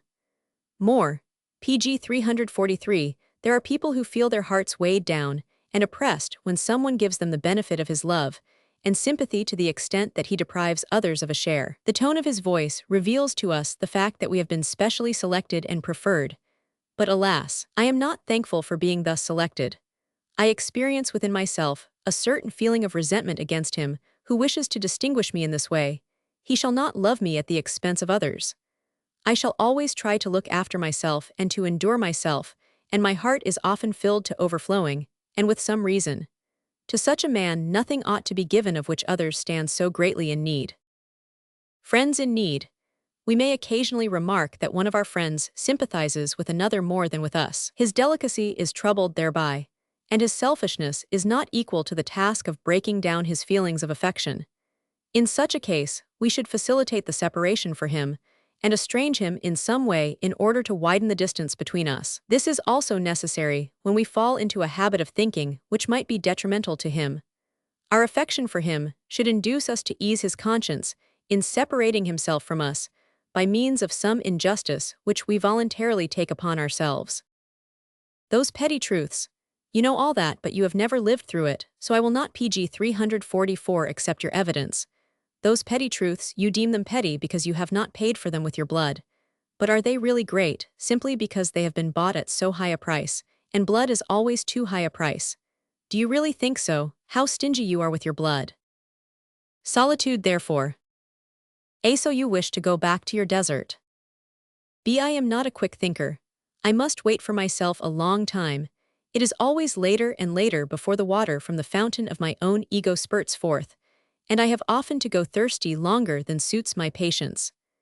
That is why I retire into solitude in order that I may not have to drink from the common cisterns. When I live in the midst of the multitude, my life is like theirs, and I do not think like myself. But after some time, it always seems to me as if the multitude wished to banish me from myself and to rob me of my soul. Then I get angry with all these people and afraid of them, and I must have the desert to become well disposed again. Under the south wind. I can no longer understand myself. It was only yesterday that I felt myself so tempestuous and ardent, and at the same time so warm and sunny and exceptionally bright. But today, now everything is calm, wide, oppressive, and dark like the lagoon at Venice. I wish for nothing, and PG 345 draw a deep breath, and yet I feel inwardly indignant at this wish for nothing. So the waves rise and fall in the ocean of my melancholy. You describe a petty, agreeable illness. The next wind from the northeast will blow it away. Why so? On one's own tree. No thinker's thoughts give me so much pleasure as my own. This, of course, proves nothing in favor of their value, but I should be foolish to neglect fruits which are tasteful to me only because they happen to grow on my own tree. And I was once such a fool. Others have the contrary feeling, which likewise proves nothing in favor of their thoughts, nor yet is it any argument against their value. The last argument of the brave man. There are snakes in this little clump of trees. Very well, I will rush into the thicket and kill them, but by doing that you will run the risk of falling a victim to them, and not they to you. But what do I matter? Our teachers. During our period of youth, we select our teachers and guides from our own times, and from those circles which we happen to meet with. We have the thoughtless conviction that the present age must have teachers who will suit PG 346 us better than any others, and that we are sure to find them without having to look very far. Later on we find that we have to pay a heavy penalty for this childishness. We have to expiate our teachers in ourselves, and then perhaps we begin to look for the proper guides. We look for them throughout the whole world, including even present and past ages. But perhaps it may be too late, and at the worst we discover that they lived when we were young, and that at that time we lost our opportunity. The evil principle. Plato has marvelously described how the philosophically thinker must necessarily be regarded as the essence of depravity in the midst of every existing society.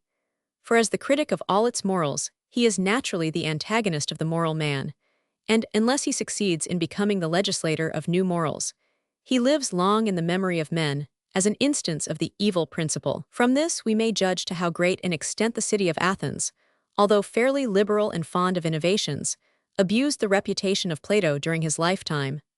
What wonder then that he, who, as he has himself recorded, had the political instinct in his body, made 3 different attempts in Sicily, where at that time a united Mediterranean Greek state appeared to be in process of formation. It was in this state, and with its assistance, that Plato thought he could do for the Greeks what Mohammed did for the Arabs several centuries later, viz., establishing both minor and more important PG 347 customs, and especially regulating the daily life of every man. His ideas were quite practicable, just as certainly as those of Mohammed were practicable.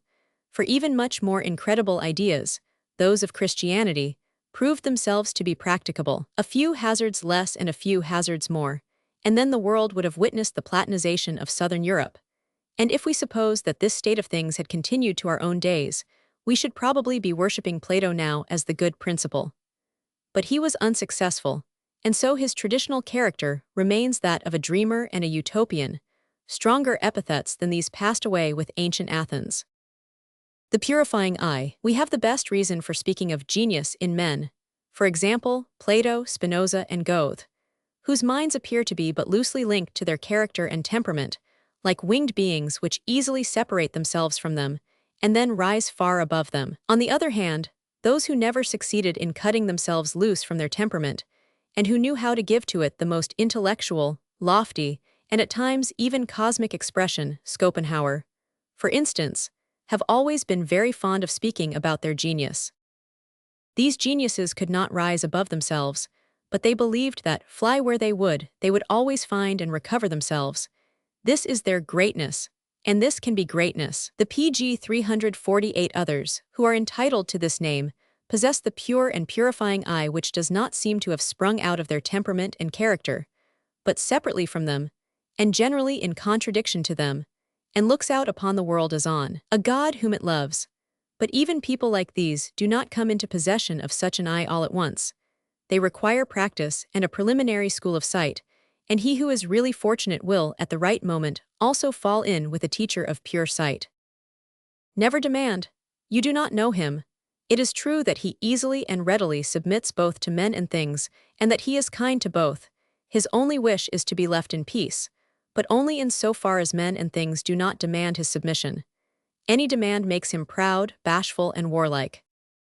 The evil one. Only the solitary are evil. Thus spake Diderot, and Rousseau at once felt deeply offended. Thus he proved that Diderot was right. Indeed, in society or amid social life, every evil instinct is compelled to restrain itself, to assume so many masks, and to press itself so often into the Procrustean bed of virtue, that we are quite justified in speaking of the martyrdom of the evil man. In solitude, however, all this disappears. The evil man is still more evil in solitude, and consequently for him, whose eye sees only a drama everywhere, he is also more beautiful. Pg 349. Against the grain. A thinker may for years at a time force himself to think against the grain, that is, not to pursue the thoughts that spring up within him, but instead, those which he is compelled to follow by the exigencies of his office, an established division of time, or any arbitrary duty which he may find it necessary to fulfill. In the long run, however, he will fall ill, for this apparently moral self-command will destroy his nervous system as thoroughly and completely as regular debauchery. Mortal souls. Where knowledge is concerned, perhaps the most useful conquest that has ever been made is the abandonment of the belief in the immortality of the soul. Humanity is henceforth at liberty to wait. Men need no longer be in a hurry to swallow badly tested ideas, as they had to do in former times. For in those times, the salvation of this poor, immortal soul depended upon the extent of the knowledge which could be acquired in the course of a short existence. Decisions had to be reached from one day to another, and knowledge was a matter of dreadful importance. Now we have acquired good courage for errors, experiments, and the provisional acceptance of ideas. All this is not so very important, and for this very reason individuals and whole races may now face tasks so vast in extent that in former years they would have looked like madness, and defiance of Pg 350 heaven and hell. Now we have the right to experiment upon ourselves. Yes, men have the right to do so. The greatest sacrifices have not yet been offered up to knowledge. Nay, in earlier periods it would have been sacrilege, and a sacrifice of our eternal salvation, even to surmise such ideas as now precede our actions. One word for three different conditions. When in a state of passion, one man will be forced to let loose the savage, dreadful, unbearable animal. Another, when under the influence of passion, will raise himself to a high, noble, and lofty demeanor, in comparison with which his usual self appears petty. A third, whose whole person is permeated with nobility of feeling, has also the most noble storm and stress. And in this state, he represents nature in her state of savageness and beauty, and stands only 1 degree lower than nature in her periods of greatness and serenity, which he usually represents. It is while in this state of passion, however, that men understand him better and venerate him more highly at these moments, for then he is one step nearer and more akin to them. They feel at once delighted and horrified at such a sight and call it divine. Friendship. The objection to a philosophically life that it renders us useless to our friends would never have arisen in a modern mind. It belongs rather to classical antiquity. Antiquity knew the Pg 351 stronger bonds of friendship, meditated upon it, and almost took it to the grave with it. This is the advantage it has over us. We, on the other hand, can point to our idealization of sexual love. All the great excellencies of ancient humanity owed their stability to the fact that man was standing side by side with man, and that no woman was allowed to put forward the claim of being the nearest and highest, nay, even sole object of his love, as the feeling of passion would teach. Perhaps our trees do not grow so high now owing to the ivy and the vines that cling round them. Reconciliation. Should it then be the task of philosophy to reconcile what the child has learnt with what the man has come to recognize? Should philosophy be the task of young men, because they stand midway between child and man and possess intermediate necessities? It would almost appear to be so if you consider at what ages of their life philosophers are now in the habit of setting forth their conceptions, at a time when it is too late for faith and too early for knowledge. Practical people. We thinkers have the right of deciding good taste in all things, and if necessary of decreeing it. The practical people finally receive it from us. Their dependence upon us is incredibly great, and is one of the most PG 352 ridiculous spectacles in the world, little though they themselves know it, and however proudly they like to carp at us unpractical people. Nay, they would even go so far as to belittle their practical life, if we should show a tendency to despise it, whereto at times we might be urged on by a slightly vindictive feeling. The necessary desiccation of everything good. What? Must we conceive of a work exactly in the spirit of the age that has produced it? But we experience greater delight and surprise, and get more information out of it, when we do not conceive it in this spirit. Have you not remarked that every new and good work, so long as it is exposed to the damp air of its own age, is least valuable, just because it still has about it all the odor of the market, of opposition, of modern ideas, and of all that is transient from day to day? Later on, however, it dries up, its actuality dies away, and then only does it obtain its deep luster and its perfume, and also, if it is destined for it, the calm eye of eternity. Against the tyranny of truth. Even if we were mad enough to consider all our opinions as truth, we should nevertheless not wish them alone to exist. I cannot see why we should ask for an autocracy and omnipotence of truth. It is sufficient for me to know that it is a great power. PG 353 truth, however, must meet with opposition and be able to fight, and we must be able to wrest from it at times in falsehood. Otherwise truth will grow tiresome, powerless, and insipid, and will render us equally so. Not to take a thing pathetically, what we do to benefit ourselves should not bring us in any moral praise, either from others or from ourselves, and the same remark applies to those things which we do to please ourselves. It is looked upon as bon ton among superior men to refrain from taking things pathetically in such cases, and to refrain from all pathetic feelings. The man who has accustomed himself to this has retrieved his naivete. The third eye. What, you are still in need of the theater? Are you still so young? Be wise and seek tragedy and comedy where they are better acted, and where the incidents are more interesting and the actors more eager. It is indeed by no means easy to be merely a spectator in these cases, but learn. And then, amid all difficult or painful situations, you will have a little gate leading to joy and refuge, even when your passions attack you. Open your stage eye, that big third eye of yours, which looks out into the world through the other two. Escaping from one's virtues. Of what account is a thinker who does not know how to PG 354 escape from his own virtues occasionally? Surely a thinker should be more than a moral being. The temptress. Honesty is the great temptress of all fanatics.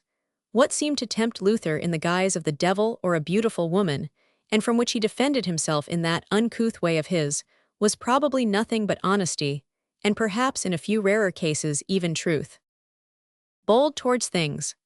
The man who, in accordance with his character, is considerate and timid towards persons, but is courageous and bold towards things, is afraid of new and closer acquaintances, and limits his old ones in order that he may thus make his incognito and his inconsiderateness coincide with truth.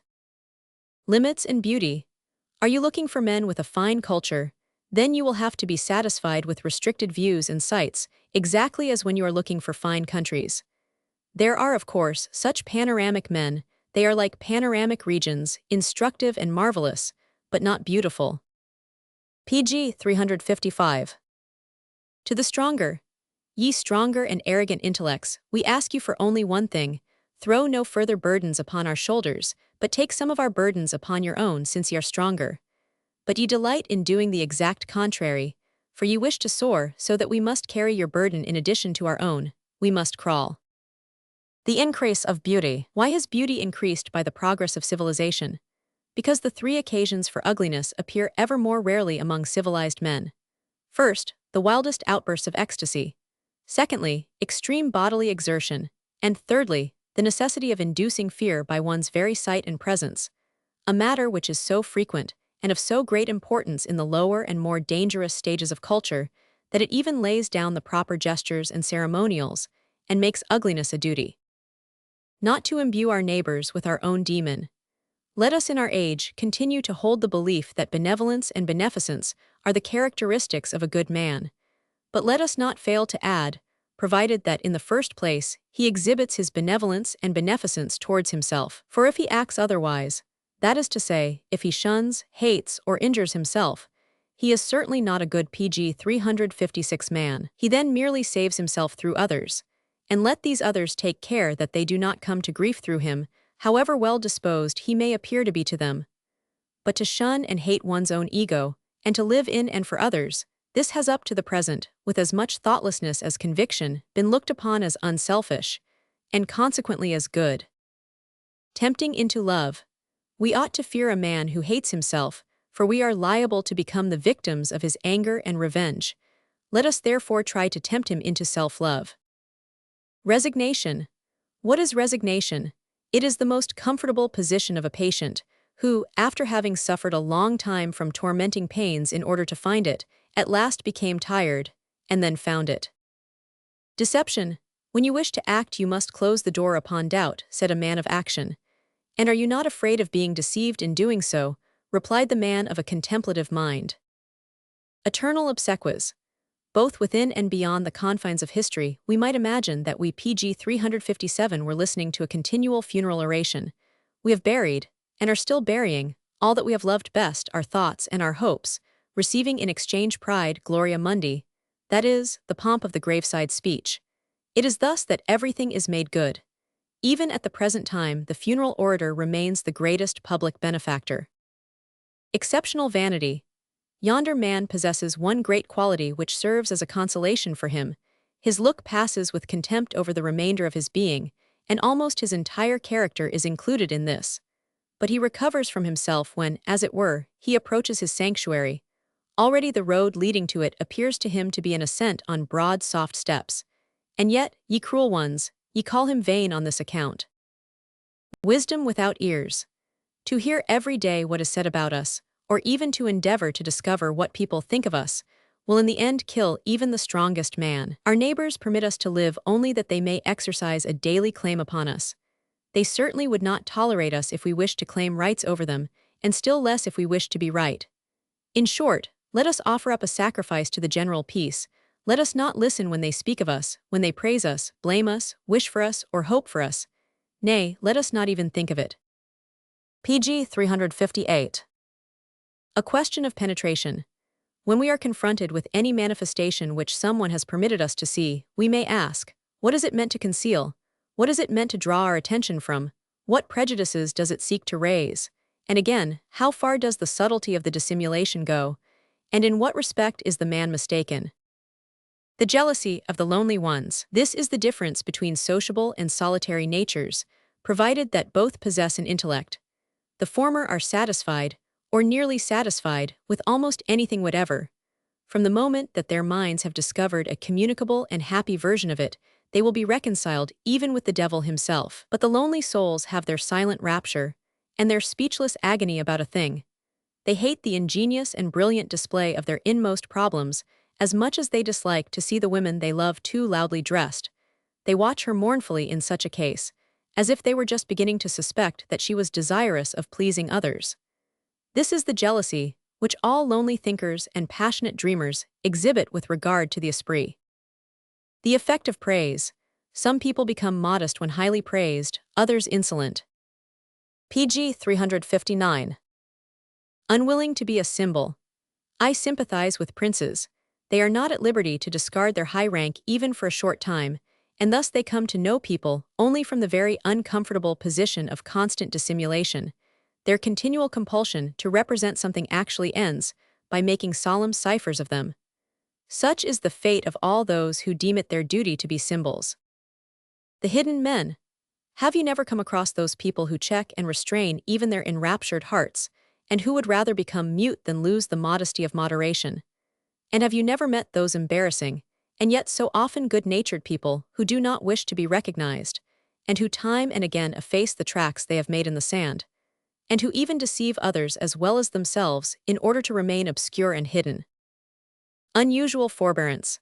It is often no small indication of kindness to be unwilling to criticize someone and even to refuse to think of him. How men and nations gain luster. How many really individual actions are left undone pg 360 merely because before performing them, we perceive or suspect that they will be misunderstood. Those actions, for example, which have some intrinsic value, both in good and evil. The more highly an age or a nation values its individuals, therefore, and the more right and ascendancy we accord them, the more will actions of this kind venture to make themselves known. And thus in the long run a luster of honesty, of genuineness in good and evil, will spread over entire ages and nations, so that they, the Greeks, for example, like certain stars, will continue to shed light for thousands of years after their sinking. Digressions of the thinker. The course of thought in certain men is strict and inflexibly bold. At times it is even cruel towards such men, although considered individually they may be gentle and pliable. With well-meaning hesitation they will turn the matter 10 times over in their heads, but will at length continue their strict course. They are like streams that wind their way past solitary hermitages. There are places in their course where the stream plays hide and seek with itself, and indulges in short idylls with islets, trees, grottos, and cascades.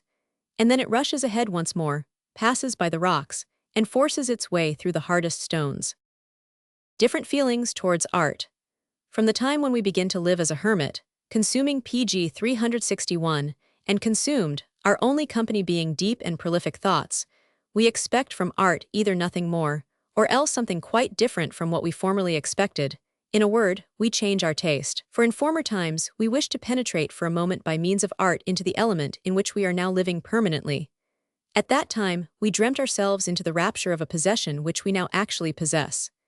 Indeed, flinging away from us for the time being what we now have, and imagining ourselves to be poor, or to be a child, a beggar, or a fool, may now at times fill us with delight.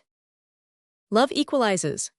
Love wishes to spare the other to whom it devotes itself any feeling of strangeness. As a consequence, it is permeated with disguise and simulation. It keeps on deceiving continuously, and feigns an equality which in reality does not exist. And all this is done so instinctively that women who love deny this simulation and constant tender trickery, and have even the audacity to assert that love equalizes, in other words, that it performs a miracle.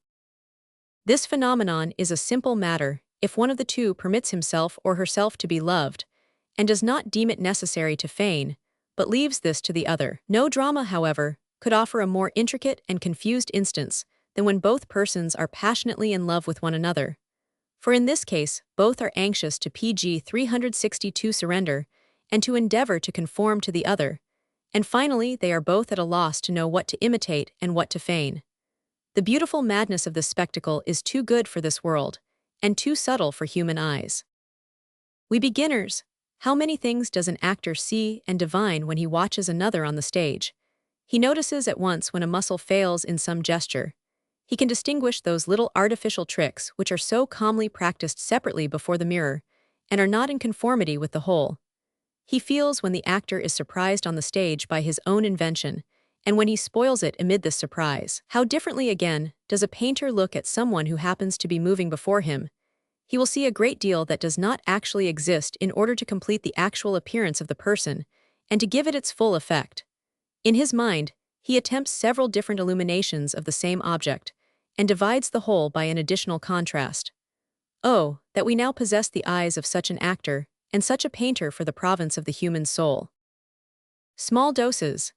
If we wish a change to be as deep and radical as possible, we must apply the remedy in minute doses, but unremittingly for long periods. What great action can be performed all pg 363 at once? Let us therefore be careful not to exchange violently and precipitately the moral conditions with which we are familiar for a new valuation of things. Nay, we may even wish to continue living in the old way for a long time to come, until probably at some very remote period, we become aware of the fact that the new valuation has made itself the predominating power within us, and that its minute doses, to which we must henceforth become accustomed, have set up a new nature within us. We now also begin to understand that the last attempt at a great change of valuations, that which concerned itself with political affairs, the Great Revolution, was nothing more than a pathetic and sanguinary piece of quackery, which, by means of sudden crises, was able to inspire a credulous Europe with the hope of a sudden recovery, and has therefore made all political invalids impatient and dangerous up to this very moment. Truth requires power. Truth in itself is no power at all, in spite of all that flattering rationalists are in the habit of saying to the contrary. Truth must either attract power to its side, or else side with power, for otherwise it will perish again and again. This has already been sufficiently demonstrated, and more than sufficiently. The thumbscrew. It is disgusting to observe with what cruelty every one charges his two, or pg 364 private virtues, to the account of others who may perhaps not possess them, and whom he torments and worries with them. Let us therefore deal humanely with the sense of honesty. Although we may possess in it a thumbscrew with which we can worry to death all these presumptuous egoists, who even yet wish to impose their own beliefs upon the whole world, we have tried this thumbscrew on ourselves. Mastery. We have reached mastery when we neither mistake nor hesitate in the achievement. The moral insanity of genius. In a certain category of great intellects, we may observe a painful and partly horrible spectacle. In their most productive moments, their flights aloft and into the far distance appear to be out of harmony with their general constitution, and to exceed their power in one way or another, so that each time there remains a deficiency, and also in the long run a defectiveness in the entire machinery, which latter is manifested among those highly intellectual natures by various kinds of moral and intellectual symptoms, more regularly than by conditions of bodily distress. Thus those incomprehensible characteristics of their nature, all their timidity, vanity, hatefulness, envy, their narrow and narrowing disposition, and that too personal and awkward element in natures like those of Rousseau and Schopenhauer, may very pg 365 well be the consequences of a periodical attack of heart disease. And this in its turn may be the result of a nervous complaint, and this latter the consequence of 16. So long as genius dwells within us, we are full of audacity, yea, almost mad, and heedless of health, life, and honor. We fly through the day as free and swift as an eagle, and in the darkness we feel as confident as an owl. But let genius once leave us, and we are instantly overcome by a feeling of the most profound despondency. We can no longer understand ourselves. We suffer from everything that we experience and do not experience. We feel as if we were in the midst of shelterless rocks with the tempest raging round us, and we are at the same time like pitiful childish souls, afraid of a rustle or a shadow. 3/4 of all the evil committed in the world is due to timidity, and this is above all a physiological process. Do you know what you want? Have you never been troubled by the fear that you might not be at all fitted for recognizing what is true, by the fear that your senses might be too dull, and even your delicacy of sight far too blunt? If you could only perceive, even once, to what extent your volition dominates your sight. How, for example, you wished yesterday to see more than someone else, while today you wish to see it differently. And how from the start you were anxious to see pg 366 something which would be in conformity with, or in opposition to anything that people thought they had observed up to the present. Oh, those shameful cravings! How often you keep your eyes open for what is efficacious, for what is soothing, just because you happen to be tired at the moment, always full of secret predeterminations of what truth should be like, so that you forsooth, might accept it. Or do you think that today, because you are as frozen and dry as a bright winter morning, and because nothing is weighing on your mind, you have better eyesight? Are not ardor and enthusiasm necessary to do justice to the creations of thought? And this indeed is what is called sight. As if you could treat matters of thought any differently from the manner in which you treat men. In all relations with thought there is the same morality, the same honesty of purpose, the same arriere-pensée, the same slackness, the same faint-heartedness, your whole lovable and hateful self. Your physical exhaustion will lend the things pale colors, whilst your feverishness will turn them into monsters. Does not your morning show the things in a different light from the evening? Are you not afraid of finding in the cave of all knowledge your own phantom, the veil in which truth is wrapped up and hidden from your sight? Is it not a dreadful comedy in which you so thoughtlessly wish to take part? Learning. Michelangelo considered Raphael's genius as having been acquired by study, and upon pg 367 his own as a natural gift. Learning as opposed to talent, though this is mere pedantry, with all due respect to the great pedant himself. For what is talent but a name for an older piece of learning, experience, exercise, appropriation, and incorporation, perhaps as far back as the times of our ancestors, or even earlier? And again, he who learns forms his own talents. Only learning is not such an easy matter and depends not only upon our willingness, but also upon our being able to learn it all. Jealousy often prevents this in an artist, or that pride which, when it experiences any strange feeling, at once assumes an attitude of defense instead of an attitude of scholarly receptiveness. Raphael, like Goethe, lacked this pride, on which account they were great learners, and not merely the exploiters of those quarries which had been formed by the manifold genealogy of their forefathers. Raphael vanishes before our eyes as a learner, in the midst of that assimilation of what his great rival called his nature. This noblest of all thieves daily carried off a portion of it, but before he had appropriated all the genius of Michelangelo he died, and the final series of his works, because it is the beginning of a new plan of study, is less perfect and good, for the simple reason that the great student was interrupted by death in the midst of his most difficult task, and took away with him that justifying and final goal which he had in view. How we should turn to stone. By slowly, very, very slowly, becoming hard like a PG 368 precious stone, and at last lie still, a joy to all eternity. The philosopher and old age. It is not wise to permit evening to act as a judge of the day, for only too often in this case, weariness becomes the judge of success and goodwill. We should also take the greatest precautions in regard to everything connected with old age and its judgment upon life, more especially since old age, like the evening, is fond of assuming a new and charming morality, and knows well enough how to humiliate the day by the glow of the evening skies, twilight, and a peaceful and wistful silence. The reverence which we feel for an old man, especially if he is an old thinker and sage, easily blinds us to the deterioration of his intellect, and it is always necessary to bring to light the hidden symptoms of such a deterioration and lassitude, that is to say, to uncover the physiological phenomenon which is still concealed behind the old man's moral judgments and prejudices, in case we should be deceived by our veneration for him, and do something to the disadvantage of knowledge. For it is not seldom that the illusion of a great moral renovation and regeneration takes possession of the old man.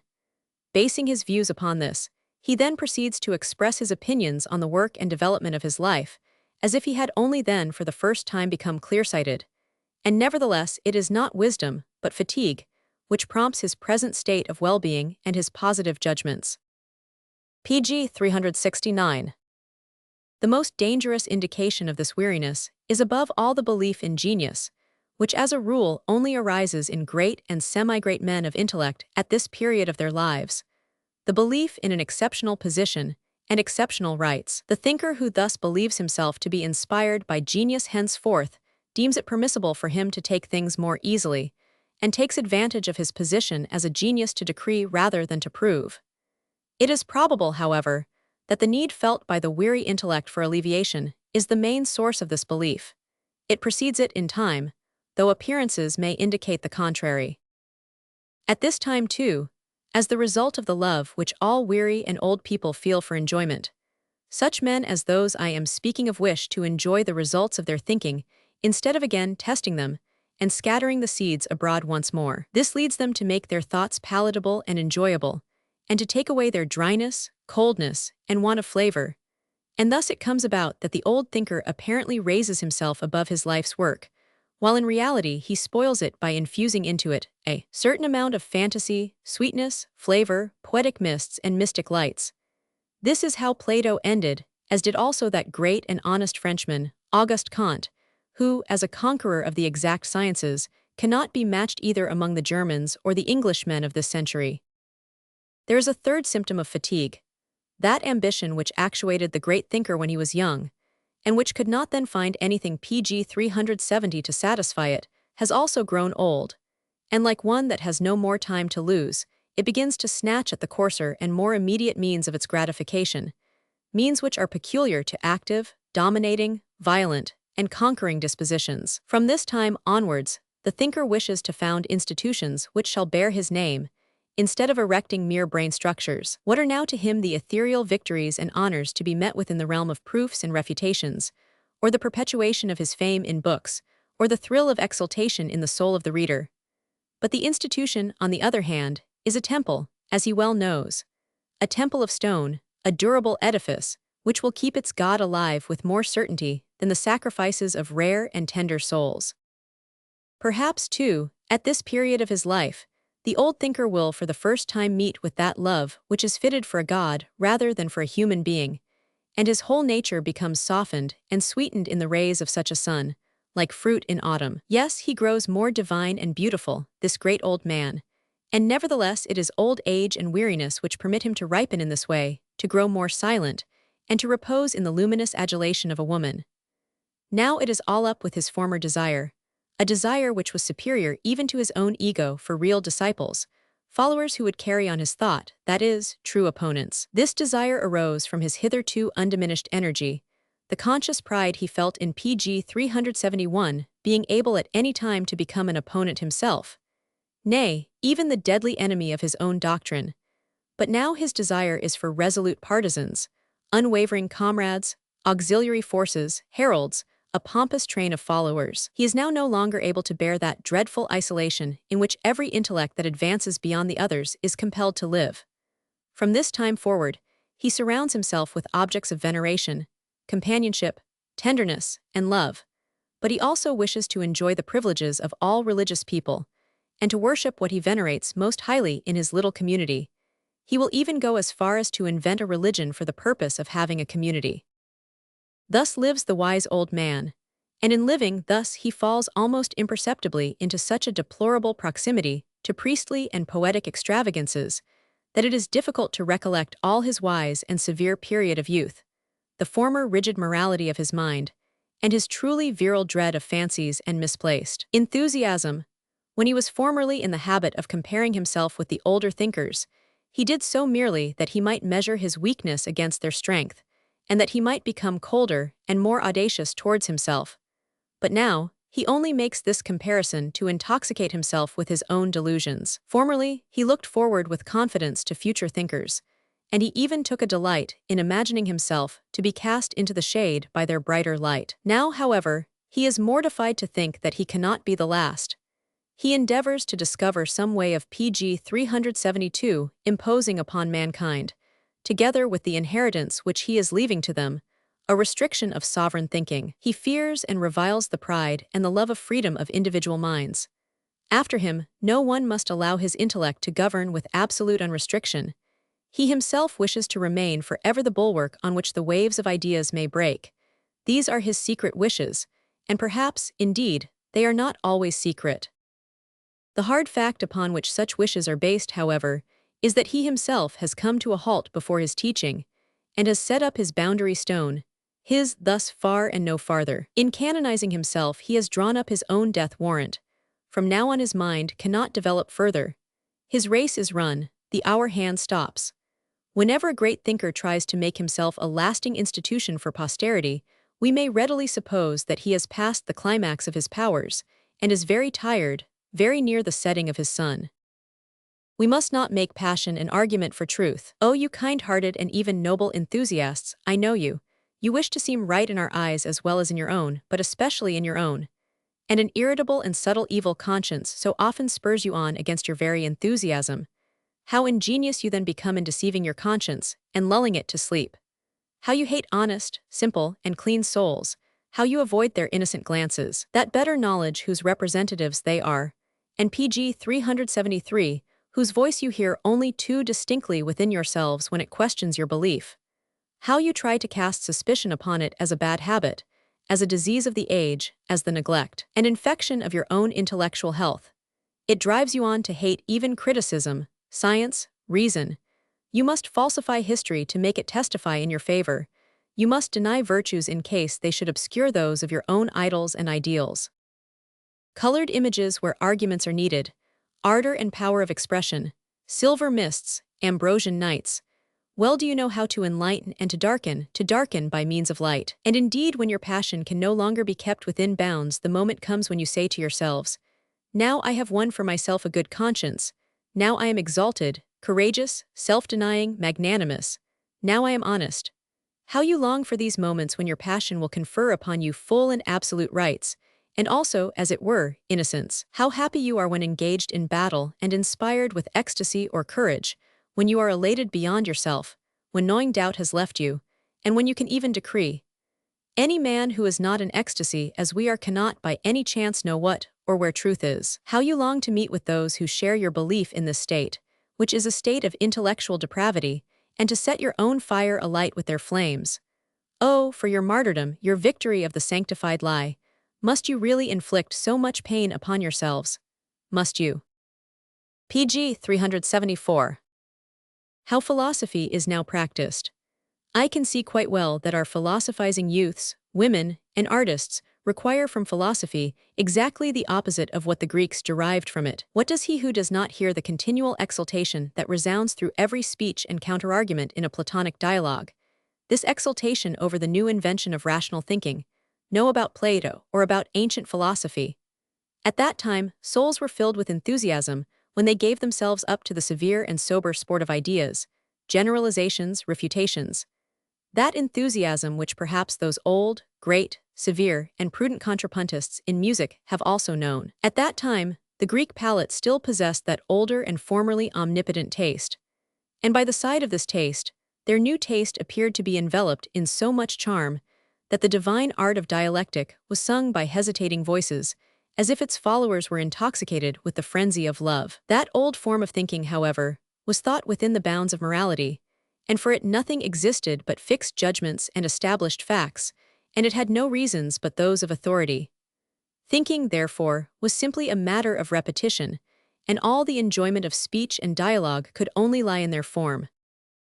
Wherever the substance of a thing is looked upon as eternal and universally approved, there is only one great charm, the charm of variable forms, that is, of fashion. Even in the poets ever since the PG 375 time of Homer, and later on in the case of the sculptors, the Greeks did not enjoy originality, but its contrary. It was Socrates who discovered another charm, that of cause and effect, of reason and sequence, and we moderns have become so used to it, and have been brought up to the necessity of logic that we look upon it as the normal taste, and as such it cannot but be repugnant to ardent and presumptuous people. Such people are pleased by whatever stands out boldly from the normal. Their more subtle ambition leads them to believe only too readily that they are exceptional souls, not dialectic and rational beings, but let us say, intuitive beings gifted with an inner sense, or with a certain intellectual perception.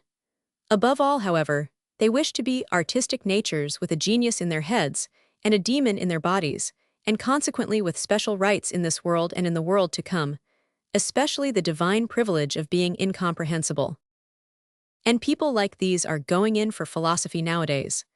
I fear they will discover one day that they have made a mistake. What they are looking for is religion. But we do not believe you. You would fain pass for psychologists, but we shall not allow it. Are we not to notice that you pretend to be more experienced, profound, passionate, and perfect than you actually are? Just as we notice in yonder painter that there is a trifling presumptuousness in PG 376, his manner of wielding the brush, and in yonder musician that he brings forward his theme with the desire to make it appear superior to what it really is. Have you experienced history within yourselves, commotions, earthquakes, long and profound sadness, and sudden flashes of happiness? Have you acted foolishly with great and little fools? Have you really undergone the delusions and woe of the good people, and also the woe and the peculiar happiness of the most evil? Then you may speak to me of morality, but not otherwise. Slave and idealist. The followers of Epictetus would doubtless not be to the taste of those who are now striving after the ideal. The constant tension of his being, the indefatigable inward glance, the prudent and reserved incommunicativeness of his eye whenever it happens to gaze upon the outer world, and above all, his silence or laconic speech. All these are characteristics of the strictest fortitude, and what would our idealists, who above all else are desirous of expansion, care for this? But in spite of all this, the Stoic is not fanatical. He detests the display and boasting of our idealists. His pride, however great it may be, is not eager to disturb others. It permits of a certain gentle approach, and has no desire to spoil anybody's good humor. Nay, it can even smile. A great deal of ancient humanity is to be seen exemplified in this ideal. The most excellent feature about it, however, is that the thinker is completely free from the PG 377 fear of God, strictly believes in reason, and is no preacher of penitence. Epictetus was a slave. His ideal man is without any particular rank, and may exist in any grade of society, but above all, he is to be sought in the deepest and lowest social classes, as the silent and self-sufficient man in the midst of a general state of servitude, a man who defends himself alone against the outer world, and is constantly living in a state of the highest fortitude. He is distinguished from the Christian especially because the latter lives in hope in the promise of unspeakable glory, permits presents to be made to him, and expects and accepts the best things from divine love and grace, and not from himself. Epictetus, on the other hand, neither hopes nor allows his best treasure to be given him. He possesses it already, holds it bravely in his hand, and defies the world to take it away from him. Christianity was devised for another class of ancient slaves, for those who had a weak will and weak reason, that is to say, for the majority of slaves. The tyrants of the intellect. The progress of science is at the present time no longer hindered by the purely accidental fact that man attains to about 70 years, which was the case far too long. In former times, people wished to master the entire extent of knowledge within this period, and all the methods of knowledge were valued according to this general desire. Minor pg 378 questions and individual experiments were looked upon as unworthy of notice. People wanted to take the shortest path under the impression that, since everything in this world seemed to be arranged with a view to man's needs, even the acquirement of knowledge was regulated in view of the limits of human life. To solve everything at a single stroke, with one word, this was the secret desire, and the task was represented in the symbol of the Gordian knot or the egg of Columbus. No one doubted that it was possible to reach the goal of knowledge after the manner of Alexander or Columbus, and to settle all questions with one answer. There is a mystery to be solved, seemed to be the aim of life in the eyes of the philosopher. It was necessary in the first place to find out what this enigma was, and to condense the problem of the world into the simplest enigmatical formula possible. The boundless ambition and delight of being the unraveler of the world charmed the dreams of many a thinker. Nothing seemed to him worth troubling about in this world but the means of bringing everything to a satisfactory conclusion. Philosophy thus became a kind of supreme struggle for the tyrannical sway over the intellect, and no one doubted that such a tyrannical domination was reserved for some very happy, subtle, ingenious, bold, and powerful person, a single individual. And many, the last was Schopenhauer, fancied themselves to be this privileged person. From this it follows that, on the whole, science has up to the present remained in a rather backward pg 379 state owing to the moral narrow-mindedness of its disciples, and that henceforth it will have to be pursued from a higher and more generous motive. What do I matter? Is written over the door of the thinker of the future. Victory over power. If we consider all that has been venerated up to the present as superhuman intellect or genius, we must come to the sad conclusion that, considered as a whole, the intellectuality of mankind must have been extremely low and poor. So little mind has hitherto been necessary in order to feel at once considerably superior to all this. Alas for the cheap glory of genius! How quickly has it been raised to the throne, and its worship grown into a custom. We still fall on our knees before power, according to the old custom of slaves, and nevertheless, when the degree of venerability comes to be determined, only the degree of reason in the power will be the deciding factor. We must find out, indeed, to how great an extent power has been overcome by something higher, which it now obeys as a tool and instrument. As yet, however, there have been too few eyes for such investigations. Even in the majority of cases, the mere valuation of genius has almost been looked upon as blasphemy, and thus perhaps everything that is most beautiful still takes place in the midst of darkness and vanishes in endless night, almost as soon as it has made its appearance. IPG 380 refer to the spectacle of that power which a genius does not lay out upon works, but upon himself as a work, that is, his own self-control, the purifying of his own imagination, the order and selection in his inspirations and tasks. The great man ever remains invisible in the greatest thing that claims worship, like some distant star. His victory over power remains without witnesses, and hence also without songs and singers. The hierarchy of the great men in all the past history of the human race has not yet been determined.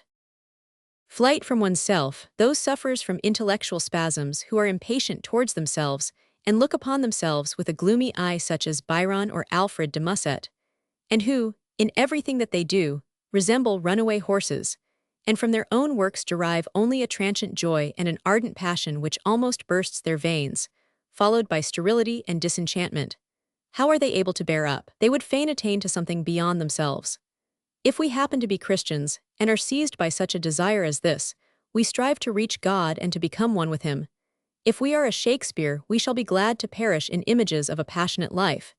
If we are like Byron, we long for actions, because these detach us from ourselves to an even greater extent than thoughts, feelings, and works. And should the desire for performing great deeds really be at bottom nothing but a flight from our own selves? As Pascal would ask us, and indeed pg 381, this assertion might be proved by considering the most noble representations of this desire for action. In this respect, let us remember, bringing the knowledge of an alienist to our aid, that 4 of the greatest men of all ages who were possessed of this lust for action were epileptics: Alexander the Great, Caesar, Mohammed, and Napoleon, and Byron likewise was subject to the same complaint. Knowledge and beauty. If men, as they are still in the habit of doing, reserve their veneration and feelings of happiness for works of fancy and imagination, we should not be surprised if they feel chilled and displeased by the contrary of fancy and imagination. The rapture which arises from even the smallest, sure, and definite step in advance into insight, and which our present state of science yields to so many in such abundance. This rapture is in the meantime not believed in by all those who are in the habit of feeling enraptured only when they leave reality altogether and plunge into the depths of vague appearance, romanticism. These people look upon reality as ugly, but they entirely overlook the fact that the knowledge of even the ugliest reality is beautiful, and that the man who can discern much and often is in the end very far from considering as ugly the main items of that reality, the discovery of which has always inspired him with the feeling of happiness. Is there anything beautiful in itself? The happiness of those who can recognize augments the beauty of the world, bathing everything that exists pg 382 in a sunnier light. Discernment not only envelops all things in its own beauty, but in the long run permeates the things themselves with its beauty. May ages to come bear witness to the truth of this statement. In the meantime, let us recall an old experience. 2 men so thoroughly different in every respect as Plato and Aristotle were agreed in regard to what constituted superior happiness, not merely their own and that of men in general, but happiness in itself, even the happiness of the gods. They found this happiness to lie in knowledge, in the activity of a well-practiced and inventive understanding, not in intuition like the German theologians and semi-theologians, not in visions like the mystics, and not in work like the merely practical men. Similar opinions were expressed by Descartes and Spinoza. What great delight must all these men have felt in knowledge, and how great was the danger that their honesty might give way, and that they themselves might become panegyrists of things. Future virtues. How has it come about that, the more intelligible the world has become, the more all kinds of ceremonies have diminished? Was fear so frequently the fundamental basis of that awe which overcame us at the sight of anything hitherto unknown and mysterious, and which taught us to fall upon our knees before the unintelligible, and to beg for mercy? And has the world, perhaps, through the very fact that we have pg 383 grown less timid, lost some of the charms it formerly had for us? Is it not possible that our own dignity and stateliness, our formidable character, has decreased together with our spirit of dread? Perhaps we value the world and ourselves less highly since we have begun to think more boldly about it and ourselves. Perhaps there will come a moment in the future when this courageous spirit of thinking will have reached such a point that it will feel itself soaring in supreme pride, far above men and things, when the wise man, being also the boldest, will see himself and even more particularly existence, the lowest of all beneath himself. This type of courage, which is not far removed from excessive generosity, has been lacking in humanity up to the present. Oh, that our poets might once again become what they once were, seers, telling us something about what might possibly happen, now that what is real and what is past are being ever more and more taken from them, and must continue to be taken from them, for the time of innocent counterfeiting is at an end. Let them try to enable us to anticipate future virtues, or virtues that will never be found on earth, although they may exist somewhere in the world. Purple glowing constellations and whole milky ways of the beautiful. Where are ye, ye astronomers of the ideal? Ideal selfishness. Is there a more sacred state than that of pregnancy? To perform every pg 384 one of our actions in the silent conviction that in one way or another it will be to the benefit of that which is being generated within us, that it must augment its mysterious value, the the very thought of which fills us with rapture. At such a time, we refrain from many things without having to force ourselves to do so. We suppress the angry word, we grasp the hand forgivingly. Our child must be born from all that is best and gentlest. We shun our own harshness and brusqueness in case it should instill a drop of unhappiness into the cup of the beloved unknown. Everything is veiled, ominous. We know nothing about what is going on, but simply wait and try to be prepared. During this time, too, we experience a pure and purifying feeling of profound irresponsibility, similar to that felt by a spectator before a drawn curtain. It is growing, it is coming to light. We have nothing to do with determining its value or the hour of its arrival. We are thrown back altogether upon indirect, beneficent, and defensive influences. Something greater than we are is growing here. Such is our most secret hope. We prepare everything with a view to his birth and prosperity, not merely everything that is useful, but also the noblest gifts of our souls. We should and can live under the influence of such a blessed inspiration. Whether what we are looking forward to is a thought or a deed, our relationship to every essential achievement is none other than that of pregnancy, and all our vainglorious boasting about willing and creating should be cast to the winds. True and ideal pg 385 selfishness consists in always watching over and restraining the soul, so that our productiveness may come to a beautiful termination. Thus, in this indirect manner, we must provide for and watch over the good of all.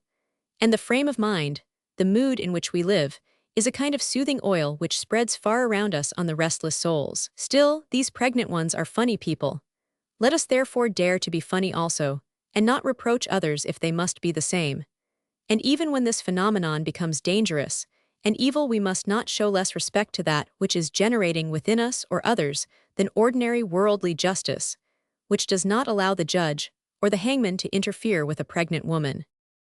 Circuitous roots. Where does all this philosophy mean to end with its circuitous roots? Does it do more than transpose into reason, so to speak, a continuous and strong impulse, a craving for a mild sun, a bright and bracing atmosphere, southern plants, sea breezes, short meals of meat, eggs, and fruit, hot water to drink, quiet walks for days at a time, little talking, rare and cautious reading, living alone, pure, simple, and almost soldier-like habits, a craving, in short, for all things which are suited to my own personal taste, a philosophy which is in the main the instinct for a personal regimen, an instinct that longs for my air, my height, my temperature, and my kind of health, and takes the circuitous route of my head to persuade me to it.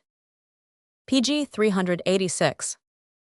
There are many other and certainly more lofty philosophies, and not only such as are more gloomy and pretentious than mine, and are they perhaps, taking them as a whole, nothing but intellectual circuitous roots of the same kind of personal impulses. In the meantime, I look with a new eye upon the mysterious and solitary flight of a butterfly high on the rocky banks of the lake where so many plants are growing. There it flies hither and thither, heedless of the fact that its life will last only one more day, and that the night will be too cold for its winged fragility. For it, too, a philosophy might be found, though it might not be my own. Leading. When we praise progress, we only praise the movement, and those who do not let us remain on the same spot, and in the circumstances this is certainly something, especially if we live among Egyptians. In changeable Europe, however, where movement is understood, to use their own expression, as a matter of course, alas, if we only understood something about it too, I praise leaders and forerunners, that is to say, those who always leave themselves behind and do not care in the least whether anyone is following them or not. Wherever I halt I find myself alone. Why should I halt? The desert is still so wide. Such is the sentiment of the true leader. pg 387. The least important are sufficient. We ought to avoid events when we know that even the least important of them frequently enough leave a strong impression upon us, and these we cannot avoid. The thinker must possess an approximate canon of all the things he still wishes to experience. The four virtues: honest towards ourselves and to all and everything friendly to us, brave in the face of our enemy, generous towards the vanquished, polite at all times, such do the four cardinal virtues wish us to be. Marching against an enemy. How pleasant is the sound of even bad music and bad motives when we are setting out to march against an enemy. Not concealing one's virtues. I love those men who are as transparent as water, and who, to use Pope's expression, hide not from view the turbid bottom of their stream. Even they, however, possess a certain vanity, though of a rare and more sublimated kind. Some of them would wish us to see nothing but the mud, and to take no notice of the clearness of the water, which enables us to look right to the bottom. No less a man than PG 388 Gautama Buddha has imagined the vanity of these few in the formula, "Let your sins appear before men, and conceal your virtues." But this would exhibit a disagreeable spectacle to the world. It would be a sin against good taste. Nothing in excess. How often is the individual recommended to set up a goal which it is beyond his power to reach, in order that he may at least attain that which lies within the scope of his abilities and most strenuous efforts? Is it really so desirable, however, that he should do so? Do not the best men who try to act according to this doctrine, together with their best deeds, necessarily assume a somewhat exaggerated and distorted appearance on account of their excessive tension? And in the future, will not a gray mist of failure envelop the world, owing to the fact that we may see everywhere struggling athletes and tremendous gestures, but nowhere a conqueror crowned with the laurel and rejoicing in his victory? What we are free to do, we can act as the gardeners of our impulses, and which few people know. We may cultivate the seeds of anger, pity, vanity, or excessive brooding, and make these things fecund and productive, just as we can train a beautiful plant to grow along trellis work. We may do this with the good or bad taste of a PG 389 gardener, and as it were, in the French, English, Dutch, or Chinese style. We may let nature take its own course, only trimming and embellishing a little here and there. And finally, without any knowledge or consideration, we may even allow the plants to spring up in accordance with their own natural growth and limitations, and fight out their battle among themselves. Nay, we can even take delight in such chaos, though we may possibly have a hard time with it. All this is at our option, but how many know that it is? Do not the majority of people believe in themselves as complete and perfect facts, and have not the great philosophers set their seal on this prejudice through their doctrine of the unchangeability of character? Letting our happiness also shine. In the same way as painters are unable to reproduce the deep, brilliant hue of the natural sky, and are compelled to use all the colors they require for their landscapes, a few shades deeper than nature has made them. Just as they, by means of this trick, succeed in approaching the brilliancy and harmony of nature's own hues, so also must poets and philosophers, for whom the luminous rays of happiness are inaccessible, endeavor to find an expedient. By picturing all things a shade or two darker than they really are, their light, in which they excel, will produce almost exactly the same effect as the sunlight, and will resemble the light of true happiness. The pessimist, on the other hand, who paints PG 390 all things in the blackest and most somber hues, only makes use of bright flames, lightning, celestial glories, and everything that possesses a glaring, dazzling power and bewilders our eyes. To him light only serves the purpose of increasing the horror, and of making us look upon things as being more dreadful than they really are. The settled and the free. It is only in the underworld that we catch a glimpse of that gloomy background of all that bliss of adventure, which forms an everlasting halo around Ulysses and his like, rivaling the eternal phosphorescence of the sea, that background which we can never forget. The mother of Ulysses died of grief and yearning for her child. The one is driven on from place to place, and the heart of the other, the tender stay-at-home friend, breaks through it, so it always is. Affliction breaks the hearts of those who live to see that those whom they love best are deserting their former views and faith. It is a tragedy brought about by the free spirits, a tragedy which, indeed, occasionally comes to their own knowledge. Then perhaps they too, like Ulysses, will be forced to descend among the dead to get rid of their sorrow and to relieve their affliction. The illusion of the moral order of the universe. There is no eternal justice, which PG 391 requires that every fault shall be atoned and paid for. The belief that such a justice existed was a terrible delusion, and useful only to a limited extent, just as it is also a delusion that everything is guilt which is felt as such. It is not the things themselves, but the opinions about things that do not exist, which have been such a source of trouble to mankind. By the side of experience, even great intellects have only a hand-breadth experience. In the immediate proximity of this experience, their reflection ceases, and its place is taken by unlimited vacuity and stupidity. Dignity and ignorance. Wherever we understand, we become amiable, happy, and ingenious, and when we have learned enough and have trained our eyes and ears, our souls show greater plasticity and charm. We understand so little, however, and are so insufficiently informed, that it rarely happens that we seize upon a thing and make ourselves lovable at the same time. On the contrary, we pass through cities, nature, and history with stiffness and indifference, at the same time taking a pride in our stiff and indifferent attitude, as if it were simply due to superiority. Thus our ignorance and our mediocre desire for knowledge understand quite well how to assume a mask of dignity and character. pg 392. Living cheaply. The cheapest and most innocent mode of life is that of the thinker, for, to mention at once its most important feature, he has the greatest need of those very things which others neglect and look upon with contempt. In the second place, he is easily pleased and has no desire for any expensive pleasures. His task is not difficult, but so to speak, southern. His days and nights are not wasted by remorse. He moves, eats, drinks, and sleeps in a manner suited to his intellect, in order that it may grow calmer, stronger, and clearer. Again, he takes pleasure in his body and has no reason to fear it. He does not require society, except from time to time in order that he may afterwards go back to his solitude with even greater delight. He seeks and finds in the dead compensation for the living, and can even replace his friends in this way, viz., by seeking out among the dead the best who have ever lived. Let us consider whether it is not the contrary desires and habits which have made the life of man expensive, and as a consequence difficult and often unbearable. In another sense, however, the thinker's life is certainly the most expensive, for nothing is too good for him, and it would be an intolerable privation for him to be deprived of the best. In the field, we should take things more cheerfully than they deserve, especially because for pg 393, a very long time, we have taken them more seriously than they deserved. So speak the brave soldiers of knowledge. Poet and bird. The bird Phnix showed the poet a glowing scroll which was being gradually consumed in the flames. "Be not alarmed," said the bird, "it is your work. It does not contain the spirit of the age, and to a still less extent the spirit of those who are against the age, so it must be burnt. But that is a good sign. There is many a dawn of day."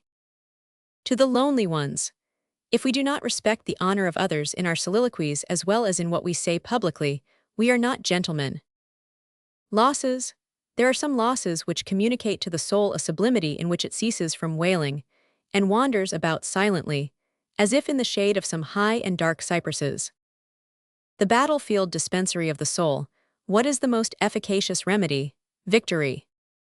Life shall comfort us. If, like the thinker, we live habitually amid the great current of ideas pg 394 and feelings, and even our dreams follow this current, we expect comfort and peacefulness from life, while others wish to rest from life when they give themselves up to meditation. Casting one's skin. The snake that cannot cast its skin perishes. So too with those minds which are prevented from changing their views, they cease to be minds. Never forget, the higher we soar the smaller we appear to those who cannot fly. We aeronauts of the intellect, all those daring birds that soar far and ever farther into space, will somewhere or other be certain to find themselves unable to continue their flight, and they will perch on a mast or some narrow ledge, and will be grateful even for this miserable accommodation. But who could conclude from this that there was not an endless free space stretching far in front of them, and that they had flown as far as they possibly could? In the end, however, all our great teachers and predecessors have come to a standstill, and it is by no means in the noblest or most graceful attitude that their weariness has brought them to a pause. The same thing will happen to you and me. But what does this matter pg 395 to either of us? Other birds will fly farther. Our minds and hopes vie with them far out and on high. They rise far above our heads and our failures, and from this height they look far into the distant horizon and see hundreds of birds much more powerful than we are, striving whither we ourselves have also striven, and where all is sea, sea, and nothing but sea. And where then are we aiming at? Do we wish to cross the sea? Whither does this overpowering passion urge us, this passion which we value more highly than any other delight? Why do we fly precisely in this direction, where all the sons of humanity have hitherto set? Is it possible that people may one day say of us that we also steered westward, hoping to reach India, but that it was our fate to be wrecked on the infinite? Or, my brethren,